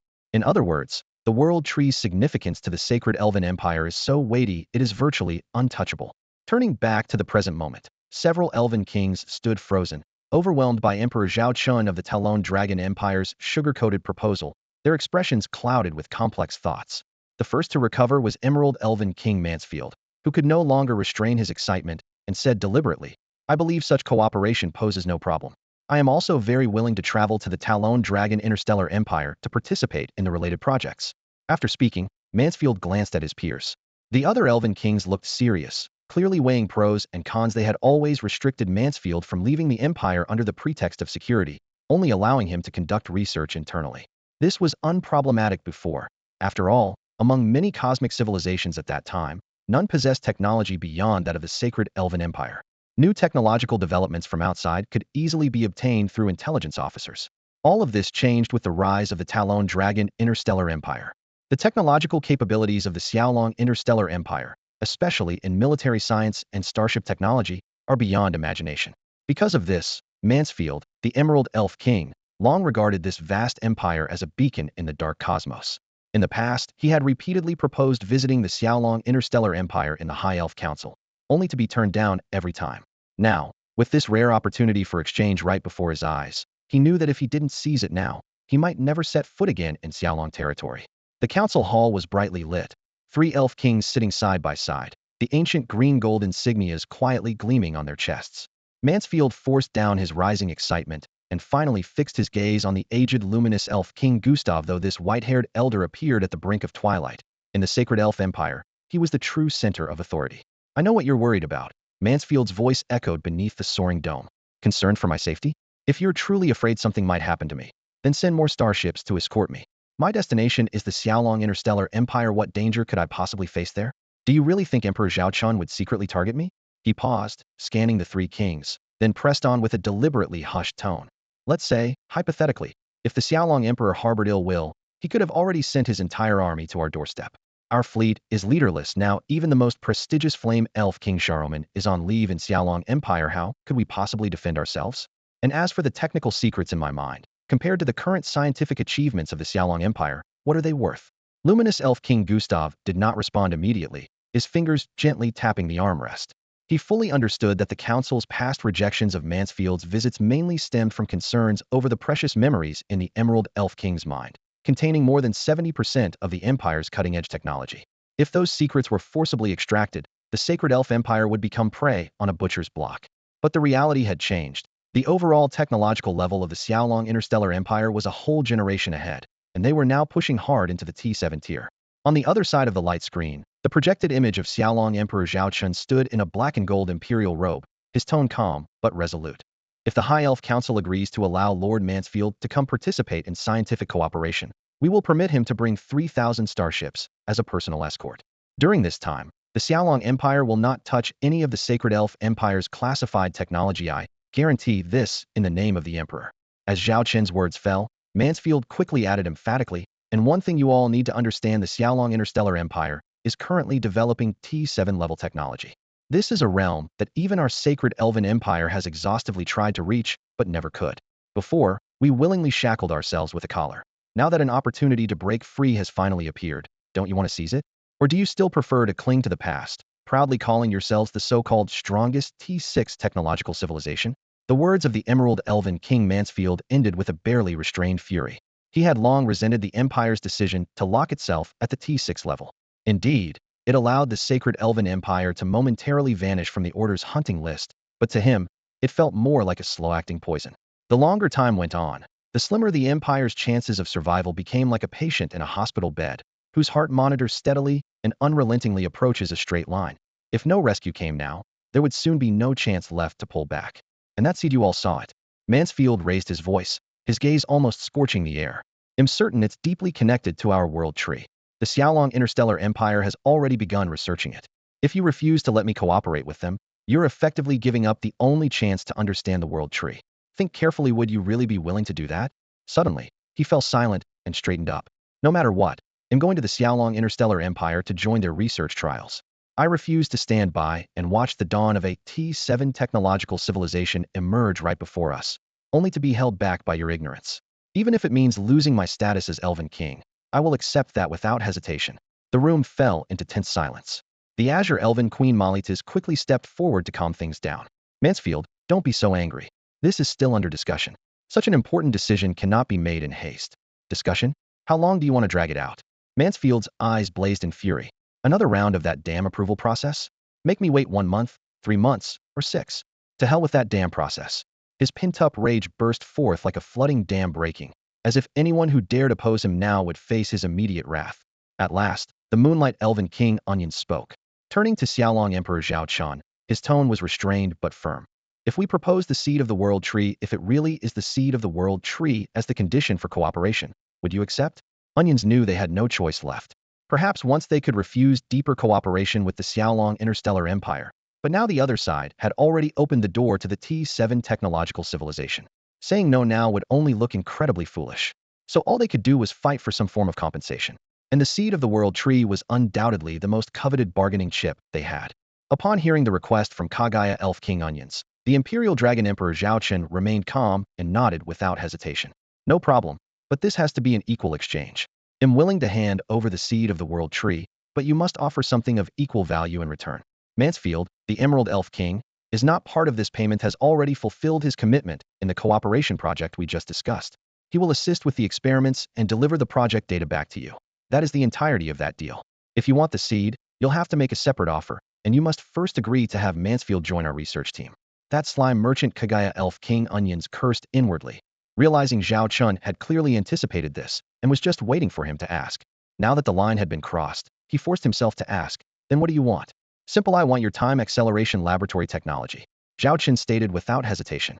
Even if it wasn't immediately useful, it was a valuable asset to have for technological reserves. Gustav, the Radiant Elf King, frowned slightly but did not outright reject the proposal, effectively leaving room for negotiation. After all, in the elves' technology hierarchy, the highest priority was military tech, followed by materials and energy, with industrial tech coming afterward. The Time Acceleration Lab did not rank among the critical categories, so the loss was not fatal to the Sacred Elf Empire. Sensing the silence of the other kings, Zhao Chen smiled and added, "I'll give you some time to consider. They'll be staying within the Empire these next few days. But as Mansfield said, don't drag this out for a month or two. I may have leisure, but I don't have time to waste." Gustav responded promptly, speaking sincerely.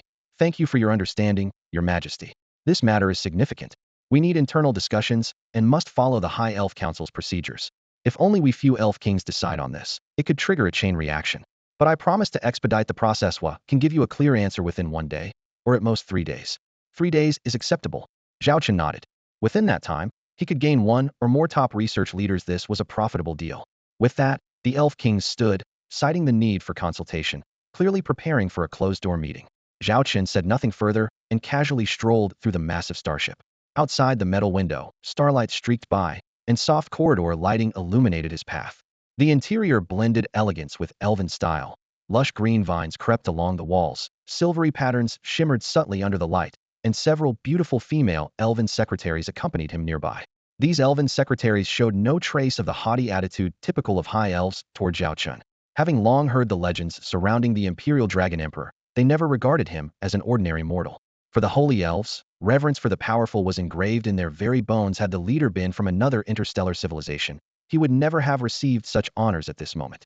Meanwhile, in another small meeting room that could accommodate only a few people, four elf kings sat around a round table, engaged in a tense closed-door conference. The primary topic was whether to approve the proposal for Emerald Elf King Mansfield to personally visit the Imperial Dragon Interstellar Empyrean initiative meant to break the ice between the Holy Elf Empire and the Imperial Dragon Empire. If this was rejected, all further negotiations would be meaningless. At the start of the meeting, Emerald Elf King Mansfield leaned back with his arms crossed and declared without hesitation, "I fully support this mission with both hands and feet, and am willing to go myself." To him, a relatively backward civilization joining forces with an advanced one to develop technology and share the benefits was a windfall there was no reason to refuse. The other three kings continued to debate the details. Throughout, Radiant Elf King Gustav spoke the most, meticulously weighing risks, hidden dangers, and benefits. After several rounds of discussion, Twilight Elf King Onias finally lost patience. He abruptly stood up, slammed his palm on the table, and fixed a sharp gaze on Gustav. "No amount of hesitation will help," Onias said in a low voice. "He'll just ask you this one question. Do you want access to the technologies of a Tier 7 technological civilization or not?" Gustav was momentarily stunned but then responded earnestly. "If there truly is a chance to acquire Tier 7 technology, we have no reason to refuse. Naturally, we want it." "Good. Then he'll ask a second question," Onias pressed. "Do you want to uncover the secrets of the World Tree and obtain its seeds?" This time, Gustav nodded almost without hesitation. "The World Tree is the sacred tree of the Holy Elf Empire and the foundation of our nation. Our development in recent centuries has been constrained by it. If we can study it deeply, perhaps we can ascend to the Tier 7 technological level ourselves. As for the seeds of the World Tree, only the Imperial Dragon Empire currently holds the method to obtain them. We know nothing. But it's something we must have." Hearing this straightforward answer, Onias allowed a slight smile, withdrew his hand from the table, and sat down slowly. "Since the answers are clear, the decision is obvious. To acquire these two things, is there any path other than cooperating with the Imperial Dragon Empire? War? Can we beat the Owl Dragon Interstellar Empire?" Inside the High Council chamber of the Holy Elf Empire, silence was so deep that the crackling of the magical wick could be heard. Oriones, the Moonlight Elf King, spoke gravely. "Even if you're not a commander skilled in military strategy, you must be aware of the Owl Dragon Interstellar Empire's current military strength. It far surpasses that of our Holy Elf Empire, and even if you combine the power of the top-ranked interstellar civilizations, they still wouldn't match the Owl Dragon Empire." He scanned the room before his gaze settled on Gustav, the Radiant Elf King. "Since force is not an option, the only way we can obtain what we want is through cooperation."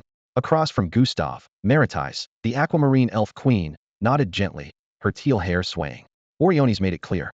"We may appear to have choices while discussing here, but in reality, only one path has ever been open to us." She tapped a rhythm on the table with her fingertips. "Since the Owl Dragon Empire surpassed every civilization to become the superpower of the Cosmic Federation, we have long lost any say in many matters. This cooperation must happen." She spread her hands, continuing her reasoning. "We are no match for the Owl Dragon Empire. Their enemy, the Order, is also our common enemy, and it's impossible for us to ally with the Order. As for the Conqueror civilization that we recently encountered, cooperation with them is equally impossible." Her eyes flicked toward Oriones. Everyone understood the deep and bitter blood feud between the Moonlight Elves and the Conquerors. Any suggestion to ally with the Conquerors to counterbalance the Owl Dragon Empire would likely fracture the Holy Elf Empire itself. Maritais had no doubt. After this meeting, Oriones would be the first to oppose and act. She paused, her tone resolute. "So, from any angle, Oriones is right. We must not only cooperate but deepen that cooperation, becoming the Owl Dragon Empire's closest ally. Only then can the Holy Elf Empire find room to grow in this new era. This is the only path we can take." Facing the determined words of his two peers, Gustav, the Radiant Elf King, smiled wryly, finger rubbing his insignia. "Looks like you've already made up your minds, haven't you?" Silence fell over the hall as the three elf kings watched him wordlessly. Gustav shook his head self-mockingly. "If Solomon were here, she would certainly support this proposal unconditionally. After all, among us, she has the closest ties to the Owl Dragon Empire. Maybe I'm just too old and cautious when it comes to making decisions. Oriones, the Moonlight Elf King, raised his eyes, his voice softer but still firm. Caution is never wrong. Excessive caution is unacceptable for an interstellar civilization, especially one facing a critical moment. Now is the time to seize the opportunity. Gustav, the Radiant Elf King, took a deep breath and glanced around at the three colleagues seated at the round table. In a solemn voice, he proposed, "Let's put this to a vote immediately." After a brief pause, he formally announced, "We will now vote on fully strengthening cooperation between the Holy Elf Empire and the Falcon Dragon Interstellar Empire. This includes dispatching the Emerald Elf King Mansfield to participate in research projects within the Falcon Dragon Empire. Those in favor, please raise your hands." Half a day later, Zhao Chen entered the council chamber once again. All four elf kings were seated, and the atmosphere was completely different from before. Even the usually reserved Gustav showed rare enthusiasm. "Your Imperial Majesty of the Falcon Dragon Empire," Gustav stood to greet him. "We have reached consensus on our cooperation. However, the approval still needs to pass through the High Elf Council. According to imperial governance, the decision appears to rest with us four kings, but a council veto could complicate matters. Rest assured, we have aligned closely, and the council's approval is merely a matter of time. I will ensure all procedures are completed within the previously promised time frame." Hearing this, Zhao Chen knew the trip had paid off. He smiled slightly and said, "It seems you have made the wisest decision for the Holy Elf Empire. Since the overall direction is settled, why not begin preparations ahead of time? That way, once the process completes, we can seamlessly enter the next phase and save valuable time." He shifted his tone. "I have another proposal besides Emerald Elf King Mansfield. Form a Holy Elf Empire research team under his leadership to accompany him to the Falcon Dragon Empire. I understand how important these researchers are to you, so I personally guarantee on behalf of the Falcon Dragon Emperor that their security clearance in our empire will be no lower than mine. This will accelerate your research and increase technical exchange." Upon hearing Zhao Chen's terms, Onions, the Radiant Night Elf King, inwardly raised a middle finger. This guy was insatiably greedy. Mansfield, however, was clearly tempted. Bringing his familiar team would definitely multiply research progress. All eyes then turned back to Gustav, awaiting his final decision. Gustav nodded decisively. "No problem. The researchers will be personally selected by Mansfield. Just provide me the list. As long as the members agree to participate, there will be no obstacles." Everyone was momentarily stunned. None had expected the Radiant Elf King to be so accommodating after his earlier change of heart. Although Gustav, the Luminary Elf King, was often very cautious when making decisions, caution didn't mean he lacked insight. With top leaders now united in fully supporting the Draconic Star Empire and strengthening bilateral ties, Gustav naturally decided to go with the flow. Since even the Holy Elf Empire's foremost scientists had already been sent to Draconic territory, why not carry the gift all the way to the west, literally provide whatever the other side lacked, in complete sets? This way, their interests would be tightly bound together. What happened next strongly proved how visionary this bold gamble was. Thanks to Gustav's generous approval, nearly all research institutes, laboratories, and engineering centers of the Holy Elf Empire quickly authorized dispatch spots. Top scholars, scientists, and technicians all followed Emerald Elf King Mansfield to Draconic soil. The manpower wasn't just invested in projects led by Mansfield himself. Any field where the Holy Elf Empire excelled and Draconic was willing to open up saw participation. Historical records show that during Draconic Star Empire's great technological leap, although native scientists still dominated, nearly 30% of top talents came from the Holy Elf Empire. It was this group that laid the foundation for the Holy Elf Empire's later rise as the second T7-level technological civilization after Draconic. All that progress stemmed from this period of wholehearted collaboration. Fast forward to the present. Following Gustav's order, Emperor Zhao Chen of Draconic immediately took action, further tightening the bond between the two sides. His direct instruction was to have the Draconic Star Empire's delegation depart at once, dividing into groups covering industry, manufacturing, technology, finance, and more, to discuss the next phase of deep cooperation with the Holy Elf Empire. Perhaps because of this increasingly close personal relationship, Gustav's stance noticeably softened during the subsequent negotiations. In recent years, many investment projects launched by the Draconic Star Empire had faced extremely strict reviews in the Holy Elf Empire, with very few ultimately approved. But this time, in just a handful of days, the approval process suddenly sped up dramatically. The reason was clear. Although both were T6 civilizations, the Holy Elf Empire lagged behind in areas like interstellar resource extraction. In contrast, the Draconic Star Empire possessed absolute strength in such advanced technologies.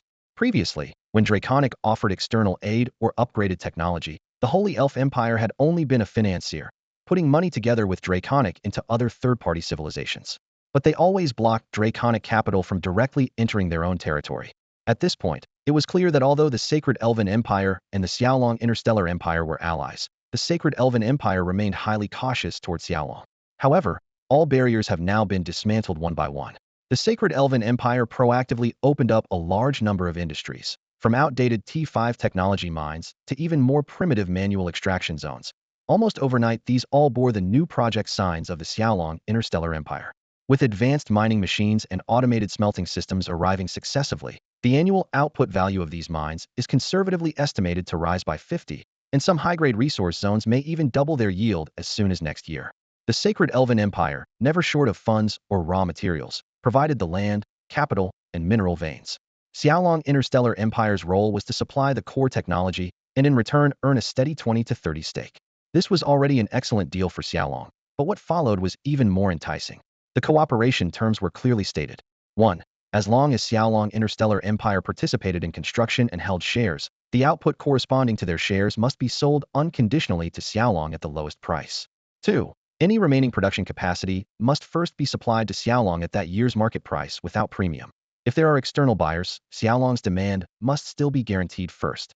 Do not forget, the Sacred Elven Empire had previously been a T6 tech civilization, boasting vast and concentrated resource reserves in its star system.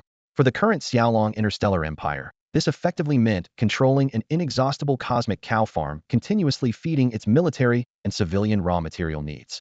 With the surge in resources came increasing transportation pressure. Previously, Xiaolong was only allowed to set up cosmic stargates in a few key zones of the Sacred Elven Empire, severely limiting transport capacity. Fleets were forced to reroute through other paths.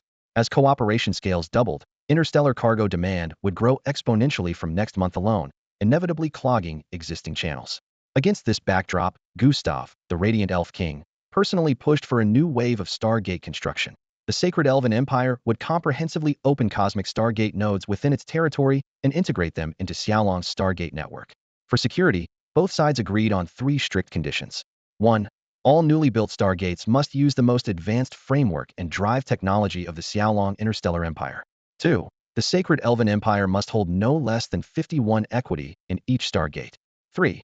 Whether at high or low levels, more than 70 of Stargate operation and management personnel must be citizens of the Sacred Elven Empire. At the same time, this 70 threshold applied to all managerial staff working at these Stargates, regardless of rank. The leadership must come from the Sacred Elven Empire, but the Starry Dragon Interstellar Empire is allowed to appoint 1 supervisory officer. The moment this rule was placed on the negotiation table, the holographic Stargate blueprint silently hovered between the representatives, its light refracting on the table like a silent, dividing line. This signified that regardless of whose territory the Stargate was built on, it would ultimately be under the direct control of the Sacred Elven Empire. Emperor Zhao Chen of the Starry Dragon Empire did not hesitate or haggle. He nodded in agreement on the spot. Given the other side's technological advantage in building the Stargate within his own borders, it was already a concession. Trying to hold full management rights would be like handing over the keys to his own door again. Even though the 2 countries were in a super honeymoon phase, Zhao Chen understood the need to hold firm on this bottom line, so he gladly accepted the compromise of their leadership, our supervision.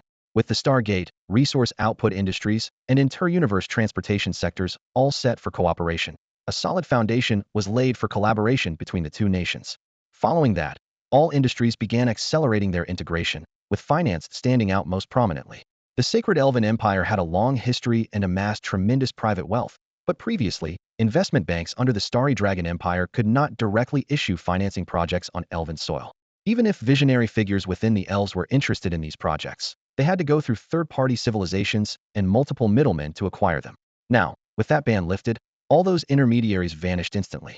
The Starry Dragon Empire quickly established multiple investment bank branches on Elven territory, putting all their existing projects on full display, including the previously popular Cosmic Reconstruction and Recovery Project in the Starry Dragon and other civilizations.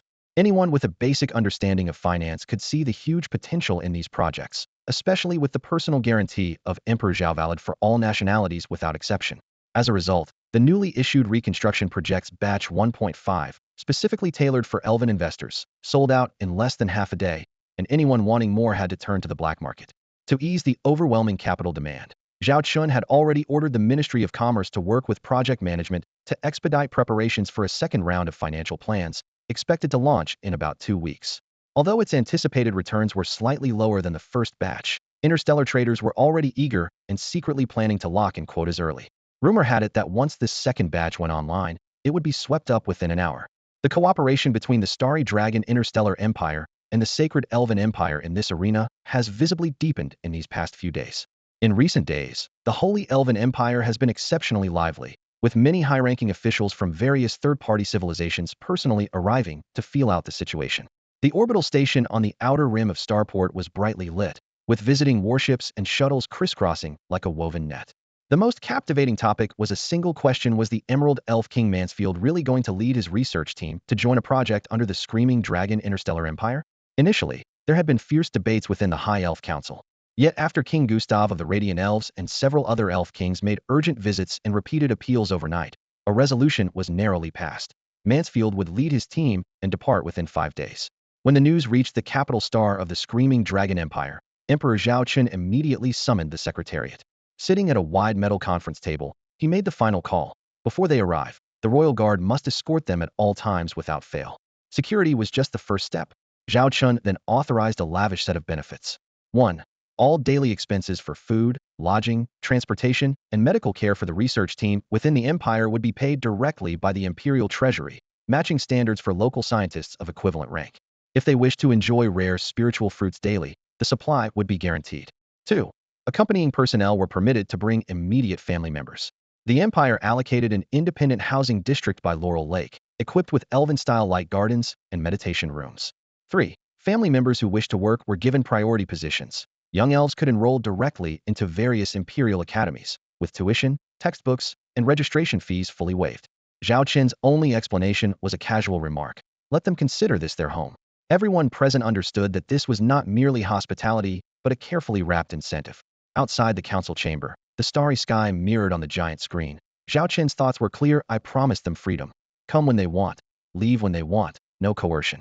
But if these scientists make friends in the empire, marry and settle down, and their children regard the capital as home, who would want to leave then? At that point, their staying would be voluntary, and no other civilization could interfere. And that was exactly how it played out. With the Holy Elven Empire having released their personnel, other third-party civilizations had even less say. Moreover, at this stage, travel in and out of the Screaming Dragon Interstellar Empire was already free. Should any civilization dare detain scientists wishing to come, they would first face inquiries from the Empire's Ministry of Foreign Affairs. If they delayed responding, well, the Empire's interstellar legion fleets might just happen to appear in their territory, quite by coincidence. In recent days, the Sacred Elven Empire has held numerous press conferences every day, all announcing various cooperative agreements with the Xiaolong Interstellar Empire. Inside the spacious Crystal Conference Hall, the emblems of both empires hung high, while holographic screens continuously played footage of their forces fighting side by side. Every press event was packed to capacity, attended by military and political leaders, corporate magnates, and media representatives. Even Emperor Zhao Chen of Xiaolong Interstellar Empire had once entered the venue alongside several elven monarchs, taking their seats amidst a flurry of camera flashes. The most attention-grabbing announcement at the press conferences was the official confirmation that the two nations would form an all-weather, fully strategic partnership for the next 999 years. The host simply summarized it this way: from now on, the Xiaolong Interstellar Empire and the Sacred Elven Empire are essentially wearing the same pair of pants. If the Xiaolong Empire singled out any interstellar civilization, the elves would immediately freeze all interactions with that civilization. In other words, offending one party effectively meant provoking both great powers simultaneously. This alliance extended well beyond warfare. Presentation materials listed deep integration across all sectors, including technology, industry, transportation, and finance.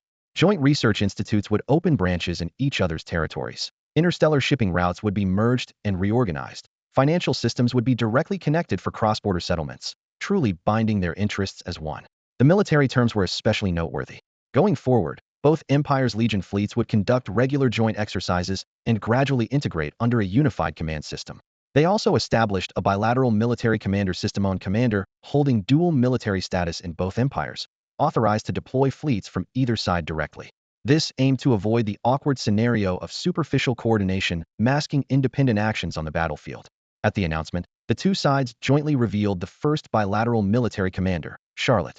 As Grand Marshal of the Xiaolong Interstellar Empire, she already commanded all elite legions except the Emperor's Guard fleet. With Emperor Zhao Chen's special approval, even the Guard fleet would be under her command. Now, the Sacred Elven Empire granted her the honorary title of Sacred Elven Commander. While often considered symbolic, this title gave Charlotte real authority over most Elven Legion fleets, enabling truly integrated battlefield command. At the same time, Xiaolong Interstellar Empire bestowed bilateral military commander status on a high elf former flame Elven King Sharoman. This appointment surprised almost no one. It was well known that Sharoman had used scorched earth tactics in the defensive war against the conqueror civilization, suffering heavy casualties and facing severe criticism. Had Xiaolong not stepped in to take her in and provide a safe haven, Sharoman likely would have faced a formal inquiry in the Sacred Elven Empire first. Now, the Star Empire of Xiaolong had directly granted this status to Sharoman, the king of the Flame Elves, firmly establishing their alliance. Publicly, the empire declared with great fanfare that it would be Sharoman's strongest backing, while Sharoman was their most trustworthy ally. This mutual goodwill quickly drew the Xiaolong Star Empire and the Sacred Elf Empire closer together, a period later historians would call the Super Honeymoon. During this honeymoon period, Zhao Chen kept one major matter on his mind: the ongoing time flow experiment in the exclusive laboratory of the Emerald Elf King, Mansfield. That heavily guarded experimental chamber was currently the only active research project in the entire kingdom. Even before the experiment started, Mansfield had ordered all other projects to be paused, diverting every available imperial resource to ensure the unprecedented experiment's smooth progress. All experimental facilities in the Sacred Elf Empire capable of extracting growth fluid received nearly unconditional orders: send their entire stock to the laboratory in the Emerald Palace and run at full capacity around the clock. Growth fluid was originally only for the World Tree, strictly rationed by the High Elf Council each year. Combined with special storage requirements, labs usually produced small amounts only as needed. The result was a limited current supply. Within just a few days, the stockpiles that should have sustained the World Tree for a year were nearly depleted. According to real-time lab reports, the experiment would be forced to stop in half a day without resupply. Mansfield paced the control room, frustrated for not stockpiling more in advance. He estimated that even if all Imperial research units produced at full speed, they could barely sustain 6 hours of experimentation per day. To run non-stop around the clock, production needed to increase at least fourfold beyond the current level. To address this, he urgently petitioned the High Elf Council to completely lift the annual growth fluid limit and build a dedicated extraction factory in the Imperial Industrial Zone. But just when everyone thought the fourfold increase was the maximum, the king shocked them all by writing an astonishing figure on the last line of his request. The required production increase was not 4 times, it was a full 20 times. On the application report, the Emerald Elf King Mansfield had only placed a tentative label on the figure. This seemingly casual pending mark indicated that the budget could be increased in the future. The senior members of the High Elf Council hesitated for a moment, but when the Radiant Elf King Gustav simply asked a brief question about the approval process, the entire application was swiftly approved without delay. The councillors all understood clearly that the Elf Kings were more united than ever. Offending one might be manageable, but angering them all would be certain ruin. Therefore, any proposal jointly backed by the Elf Kings almost always sailed smoothly through the council. No one anticipated that Zhao Chen's firm demand would unexpectedly spark a storm. The administrative machinery of the Sacred Elf Empire suddenly began to operate like a finely tuned clock. At the slightest slip, Gustav immediately sent direct messages demanding accountability at every level. If a problem was severe, the responsible party was promptly removed from office. Within days, high-ranking officials who lacked competence were successively ousted, and the remaining High Elves grew increasingly nervous, leaving no detail overlooked or neglected. As a result, the Xiaolong Interstellar Empire and the Sacred Elf Empire, two of the largest civilizations within this cosmic cluster, produced a remarkable chemical reaction. The once sluggish interstellar network accelerated rapidly, with projects, trade routes, and agreements advancing at nearly twice the previous rate. Later historians would calculate that during this golden age, the overall development speed of the entire cosmic cluster was 100 times greater than before, all sparked by the presence of the Xiaolong Interstellar Empire. As momentum built, this cosmic cluster quietly rose onto the grand stage. In a distant cosmic cluster, the outer edge roiled like a sea of flames, not clouds, but entire burning galaxies staining the starry sky a deep crimson.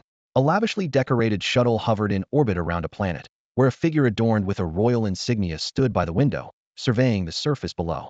This planet, located on the edge of the universe, had a relatively low overall technological level, but had become a popular tourist destination due to its unique natural climate. Within a single day, the planet cycled through all 4 seasons: spring, summer, autumn, and winter, with constantly changing mountain, sea, and cloudscapes that drew countless travelers. Visitors here could witness spectacular sights that were entirely unseen on other worlds. This planet is famous even among the top elites of this entire cosmic cluster. Yet now, The once pearl-like, brilliant world burns fiercely. Mountains turn to scorched earth, and oceans boil into crimson whirlpools. The landscapes that were once a source of pride impossible to replicate even with the most advanced technology are collapsing frame by frame in the fiery blaze. This planet, once renowned as the most spectacular in the whole cluster, is now simply gone. The man speaking stood nearly 1.8 meters tall, hairless with gray skin, and a third vertical eye dimly glowing on his forehead. His nose was almost flat against his face, leaving only two nostrils for breathing. His ears were in normal position, but seemed more alien due to his flat facial structure. The most striking feature was the network of blue, flowing lines running over his body like living veins glowing softly and shifting their light. At this moment, his forefingers gripped tightly, knuckles whitening. 19th Prince, we must leave, the adjutant urged in a low, urgent voice. According to intelligence, the armada of the Conqueror Civilization's legions is about to fully arrive in this universe. If we delay any longer, their main forces will discover us. Then retreat will be impossible. The 19th Prince nodded heavily, pounding his fist against the shuttle's transparent alloy window, which trembled with fine cracks. Let's go, he ground out through clenched teeth. Yes. The adjutant immediately ordered the shuttle to return to the mothership and prepare for a full evacuation. The mothership docked at the heart of the war-torn star system was extraordinarily unique. If Zhao Chen, the emperor of the Screeching Dragon dynasty, were present now, he would be shocked this interstellar warship completely abandoned their mainstream metal construction and was built of wood. The hull was smaller, lacking fully enclosed armor, resembling an ancient warship in appearance, yet it calmly floated in vacuum and radiation. Embedded all over the ship were pulsating gems, their soft light flowing like a continuous stream of energy fueling the vessel. The moment the 19th Prince stepped onto the deck, golden yellow patterns appeared on the wooden hull, weaving intricate and unfamiliar symbols that radiated an indescribable majesty. Then, a robed mage stepped forward, gripping a staff and firmly planting it into a groove on the deck as he quietly chanted. With his incantations, a dazzling beam suddenly shot forward from the ship's prow, tearing open a swirling spatial portal. The wooden warship turned sharply and surged like a wave into the glowing gateway, vanishing instantly from the battle-scarred star system. Inside the captain's quarters, the 19th Prince's anger was uncontrollable. He slammed a red wine glass onto the floor, shattering it as the crimson liquid splattered onto the star map projector. Pointing at the virtual star chart, he roared, "That bastard 15th. Just because a strike force from the Conqueror Civilization's legions suddenly attacked his rear, he didn't even consider reinforcement, abandoned the formation, and fled. A perfectly fine planet was destroyed by mere tens of thousands of enemy ships. Worse, because his legion's fleet retreated so abruptly, the front line totally collapsed. The defenses were broken through by the Conqueror Civilization's legions. Universe 144 is doomed to fall." His chest heaved violently as the blue lines on his body flickered like lightning. He should kneel in our sacred court and commit suicide to atone. The 19th Prince, you know him. His adjutant trailed closely beside him, his tone heavy with barely suppressed resentment, yet carefully kept low. What kind of person was the 15th Prince? What abilities did he truly have? Back in the Royal Warfare Academy, all those dazzling grades were nothing but cheating. Everyone present understood how inflated that Star Commander diploma really was. Yet, the sovereign consistently favored the 15th Prince above all. It was only because that prince's mother had died young, and the sovereign harbored a compensatory affection, that such a critical mission had been entrusted to him. The adjutant wanted to curse the 15th Prince outright as a useless coward, but he knew his place.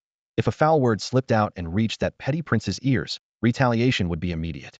The 15th Prince was notoriously vindictive, holding grudges fiercely. Even if the adjutant was the 19th Prince's most trusted aide, it wouldn't shield him from his elder brother's covert attacks. Worse yet, this was a matter of life or death. The Conqueror Civilization had nearly torn through the neighboring universe cluster. The latest reports showed a decisive victory, crushing 300 million starships on that very battlefield. Because of that, they could spare reinforcements for this front. The greed of the conquerors was bottomless. Over the past decades, the god of destruction Diablo had exploited white hole technology to wage endless wars against adjacent universe clusters, plundering resources. Now their sights were set on the Hogwarts universe cluster, and this time it was no mere skirmish. They intended complete conquest. Without raising alertness to the highest degree, the entire cluster risked suffering the same fate as the 144th universe, ground to rubble by the conqueror fleet's overwhelming firepower. The 19th Prince's fury burned uncontrollably, his fists cracking tightly. The adjutant observed with a sigh his highness truly had potential and was willing to bear responsibility, but unfortunately, he was only the 19th Prince. Because of an old scandal involving his uncle, the sovereign held a grudge against him, having not summoned him for over a year. If not for the favor and frequent pleas made by the 26th Princess on his behalf, The 19th prince might have long ago been exiled to some forgotten corner, let alone appointed as frontline inspector. But the role, although it seemed important, carried no real power. Inspectors could identify problems, but had no authority to enforce. Every report had to be passed up the chain, sluggish and ineffective. In this way, the title inspector was almost ceremonial. Still, the 19th prince performed his duties conscientiously, knowing the results were minimal but never daring to slack off. This won't do. I have to report these issues. He gritted his teeth, clutching the data disk so tightly it almost pressed into his palm. It contained all the corruption had uncovered since taking office. People operating under the 15th prince's name were dismantling frontline starships and selling them off. The problems were many, but chief among them was the fact that his own older brother, the 15th prince, had ordered the disassembly and sale of frontline battlecruisers. Some of the better starships were directly assigned to his private army. Originally, maintaining a single warship required at least 100,000 star coins per year. But under the 15th prince and his subordinates, that budget was slashed to less than 1,000 star coins. What did this drastic reduction mean? It meant frontline fleets were forced to hold their ground with wearing and aging vessels. The comprehensive maintenance that once cost 100,000 star coins was now limited to just 1,000, and the contractors handling the upkeep weren't magicians. They could only do a careless job within that tight budget. The so-called 1,000 star coin standard involved giving every ship due for repairs a mere superficial fix at the dry dock. If the hull had holes, they'd patch them up with cheap alloy plates. Parts needing replacement were scavenged from the gray market, often second-hand, third-hand, or even older components. Finally, the entire ship was sprayed with inexpensive paint, making it look brand new on the surface. Thus, a seemingly magnificent warship would stride out of the dock, while hidden risks inside went completely ignored. The budget simply didn't allow for thorough inspections or repairs. As a result, the frontline fleet became a collection of ticking bombs. In times of peace, these ships paraded proudly under their flags, looking invincible. But when intense battles broke out, all the shortcuts and shoddy work would be exposed under enemy fire. The 15th prince chose to retreat precisely for this reason. Though greedy, he was not stupid. These stripped-down warships stood no chance against the steel tide of a conquering civilization. Staying on the front lines meant certain death. As for any inquiries he might face upon returning to the capital, he was the 15th prince, one of the most favored sons of the sovereign. At worst, he might be put under house arrest for a year or two. But that house arrest would take place on his own fiefdom. And how large was that fiefdom? An entire universe. Spending a few years drifting around his own universe seemed to him at worst a mild inconvenience. The 19th prince was well aware of his half-brother's scheming. His aide couldn't help but advise, "Your Highness, even if you present all this evidence, it may not be enough to topple the 15th prince." The 19th prince clenched the data disk tightly, his gaze steady. "I understand the risks. But if I don't try, how will I know the outcome? I am the 19th prince of this nation. Our father is the sovereign. Now, as an inspector, I must carry out my duty to the end. Even if the sovereign ultimately holds me accountable, I will have no regrets." With that, he took action alone, carrying the data disk just before the 15th prince returned to report on why the frontline defenses had failed. He arrived at the Revered One's hall. This was the sole place where the Revered One handled all matters and received reports from every faction. Towering vaulted ceilings and pale blue energy patterns stretched from the dome all the way down to the floor, lending the hall an aura of solemnity and mystery. At the entrance, 2 rows of silver-armored guards stood with their spears crossed, attempting to block the young man from entering. The 19th prince ignored their obstruction entirely, puffed out his chest, and called out loudly, "Honored Revered One, I have urgent matters to report. This concerns the very survival of our civilization. Please permit me to enter and deliver my report." At the center of the hall, a stepped dais rose tier by tier to the highest seat, from which the whole chamber could be surveyed. The Revered One leaned half against the armrest, propping his chin up with one hand. His figure resembled most humanoid races in the hall, about 1.8 meters tall, but broader in shoulder width and with sharply defined muscles that seemed capable of tearing through armor at any moment. Faint blue energy streaks crisscrossed his bare arms and neck in patterns far denser than the norm, interwoven with veins of gold forming some ancient and intricate totem. He appeared middle-aged, his brow calm and composed, but his eyes betrayed an undeniable weariness. Below the steps, a mass of figures gathered.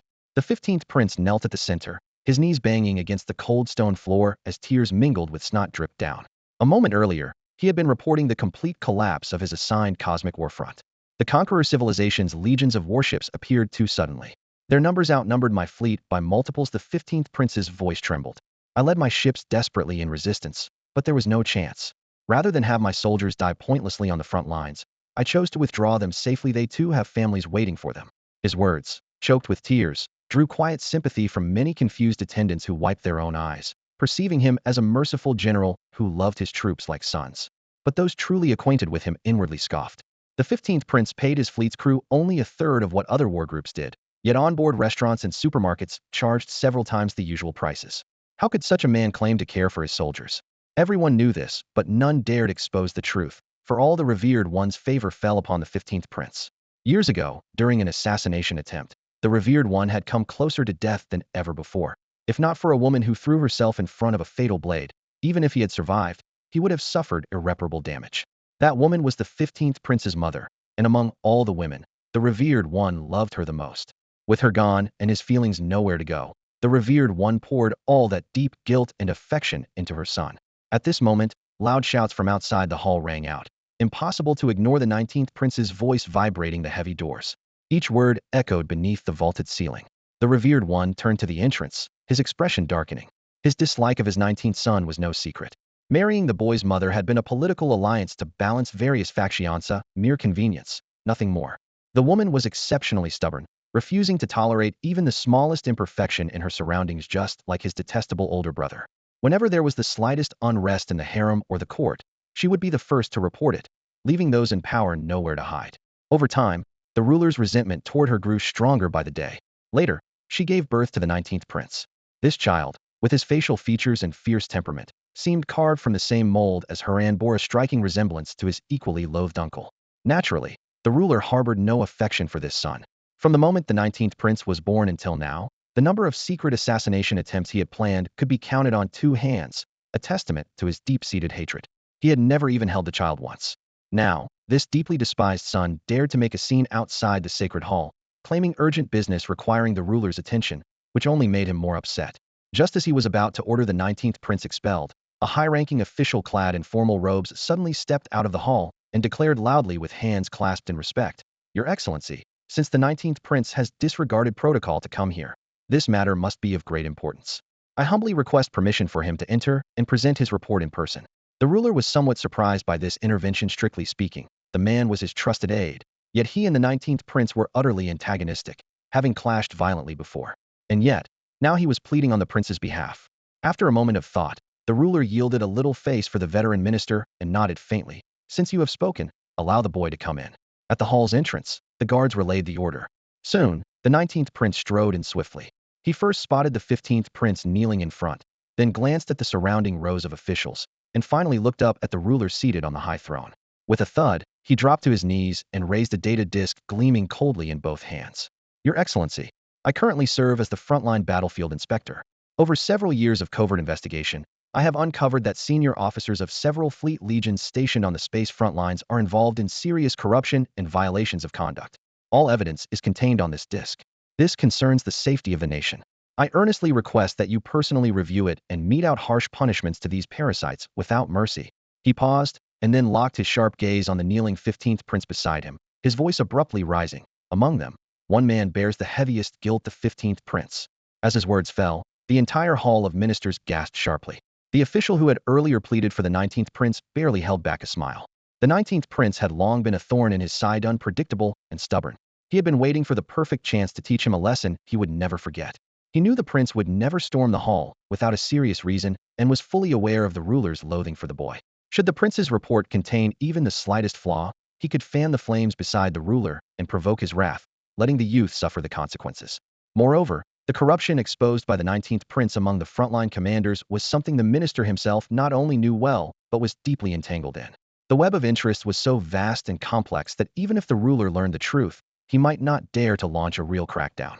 To accuse the ruler's most favored 15th prince in public was a grave taboo. Everyone knew the ruler's tolerance for the 15th prince was nearly limitless. In the minister's eyes, the 19th prince's bold move was akin to walking off a cliff. Truly foolish.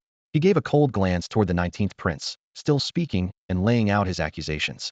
The sovereign didn't wait for the 19th prince to finish speaking. He immediately ordered a nearby attendant to retrieve the data disk from the prince's hand. The attendant responded without hesitation, moving so swiftly his toes barely touched the ground. But the moment he took the disk, he paused and activated a scanning device on his wrist. Any item delivered to the sovereign had to undergo the strictest inspection. The palace archives recorded that there had been an incident where a prince attempted to assassinate the sovereign. Since then, not even gifts from blood relatives were allowed past this security measure. Once the scan finished, The attendant looked up toward the throne suspended dozens of meters above. A mechanical rail rose from the center of the hall, and a silver robotic arm silently descended. It precisely grasped the data disk and slowly ascended along the track. The Sovereign's platform towered at the very top of the hall, eliminating almost any chance of close-range attack. As the mechanical arm reached its endpoint, a holographic screen visible only to the Sovereign unfolded in front of him, rapidly displaying the information. Below, the 15th Prince remained kneeling, his throat raw, but he dared not stop. Your Majesty, this is all slander. He has always been at odds with me. These matters cannot be blamed on me. He repeatedly cowed out, his forehead bleeding slightly. Most of the evidence was conclusive. He knew the Sovereign, though fond of him, could be mercilessly cruel. If a taboo was crossed, even his own brother would not be spared. This was no legend, but a true chapter of palace bloodshed. Time drifted slowly. Apart from the 15th Prince's urgent protests, the vast hall was deathly silent. At last, the holographic screen before the Sovereign went dark. Silence. The cold, commanding voice cut through the stillness. The 15th Prince fell mute, as if a string had been cut. The Sovereign lowered his gaze upon this son who both softened and infuriated him, the flesh and blood of the woman he loved most, yet the cause of his greatest headaches. Emotions flickered briefly in his eyes before hardening into ice. His gaze shifted to the 19th Prince. He raised a hand, signaling the mechanical arm to hover. Voice low. Is this the only copy of the evidence? The 19th Prince lifted his head immediately, his tone resolute. Yes. This matter is critical. I feared leaks might be exploited by foreign powers, so I kept only this one copy, which I have carried with me at all times. Hearing this, the Sovereign seemed to exhale lightly. Then, in a startling instant, he clenched his fingers and crushed the alloy-encased databank into fragments. Your Majesty. The 19th Prince's pupils dilated as he watched years of painstaking effort and blood-earned proof crumble to dust. The Sovereign casually tossed the debris, which the mechanical arm caught precisely. White-hot flames shot out midair, melting and evaporating the metal instantly, leaving no chance of recovery. I've already reviewed the contents, the Sovereign said evenly, the air suddenly chilling. I will deal with those involved. But 19, don't you have any faults yourself? I recall you're only a battlefield inspector. These affairs shouldn't even be under your jurisdiction. Looking down, the 19th Prince's spine stiffened, but he forced himself to meet the Sovereign's gaze. No one dared speak in the hall. The acrid scent of burnt metal hung in the air after the flames died down. The 15th Prince secretly breathed a sigh of relief. The Sovereign clearly intended to protect him.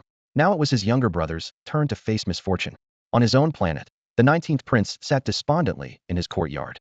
The wind swept the yellow sand into chaotic swirls across the ground. Broken wine bottles scattered haphazardly at his feet. His hollow eyes stared blankly at the courtyard wall, as if his soul had been torn away. He simply could not understand. In order to uncover those vile deeds, he had spared no effort, calling in every connection he had, delving deep into the shadows to gather evidence.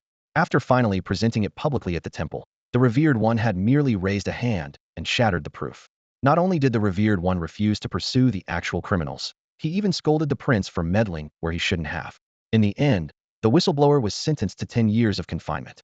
The 15th Prince had also been sentenced to 10 years, but their treatments were worlds apart, favored by the revered one. The 15th Prince held an entire universe as his fief, free to roam the starry seas at will.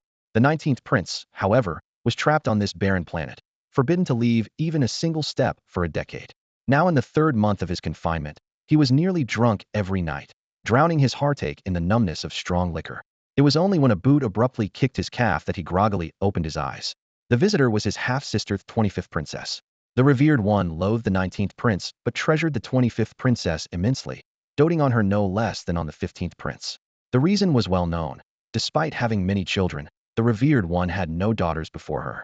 She was the first princess, born soft and adorable. By right, none of the princes or princesses were supposed to address the revered one as father or dad, yet barely over 1 year old, she had spoken her first words pointing at him, calling out daddy. That single utterance caused the revered one to glow with delight, immediately granting her an entire universe as her domain. Unlike the sharp-edged and outwardly fierce 19th Prince, the 25th Princess was gentle and serene in public. Those who spent time with her described the experience as like basking in a spring breeze. Some even called her divine. Had any other prince enjoyed such favor and reputation, the revered one might have grown suspicious, but her presence only brought him comfort. Among all his children, she was the most courteous and least troublesome. At the start of each month, she would either personally visit the temple to pay respects or send gifts without fail. Over time, even the revered one came to expect this routine. One month, when her gift did not arrive, the revered one inquired and learned that she had traveled to a distant universe to check on those suffering from disaster. The messenger sent to deliver the gift ran into damage along the Star Harbor route, which blocked the way and delayed the gift's arrival by a day. The Lord was not bothered in the slightest. In fact, he was even more pleased, said no matter how far away, his beloved daughter always thought of him. Because of this, although the Lord was extremely dissatisfied with the 19th prince, he never punished him harshly. After all, the 25th princess and the 19th prince were siblings, and for her sake, some leniency had to be shown. Rumors spoke of only an ordinary relationship between the two, but in the end, their blood ties ran deep. Is that my sister? The moment the half-drunk 19th prince saw his sister's figure, he snapped awake like a mouse spotting a cat and bolted upright. Looking around at the empty bottles scattered on the floor, he hurriedly bent down to tidy them up while mumbling, all of these are leftovers from last night's dinner gathering. I just hadn't gotten around to cleaning them up yet. Brother had friends over for dinner? The 25th princess stared at him intensely. Yes. The 19th prince's voice trembled. Her tone was calm, but carried an imposing weight. As far as I know, you don't really have friends on this planet. And in the entire kingdom, your companions are few and far between.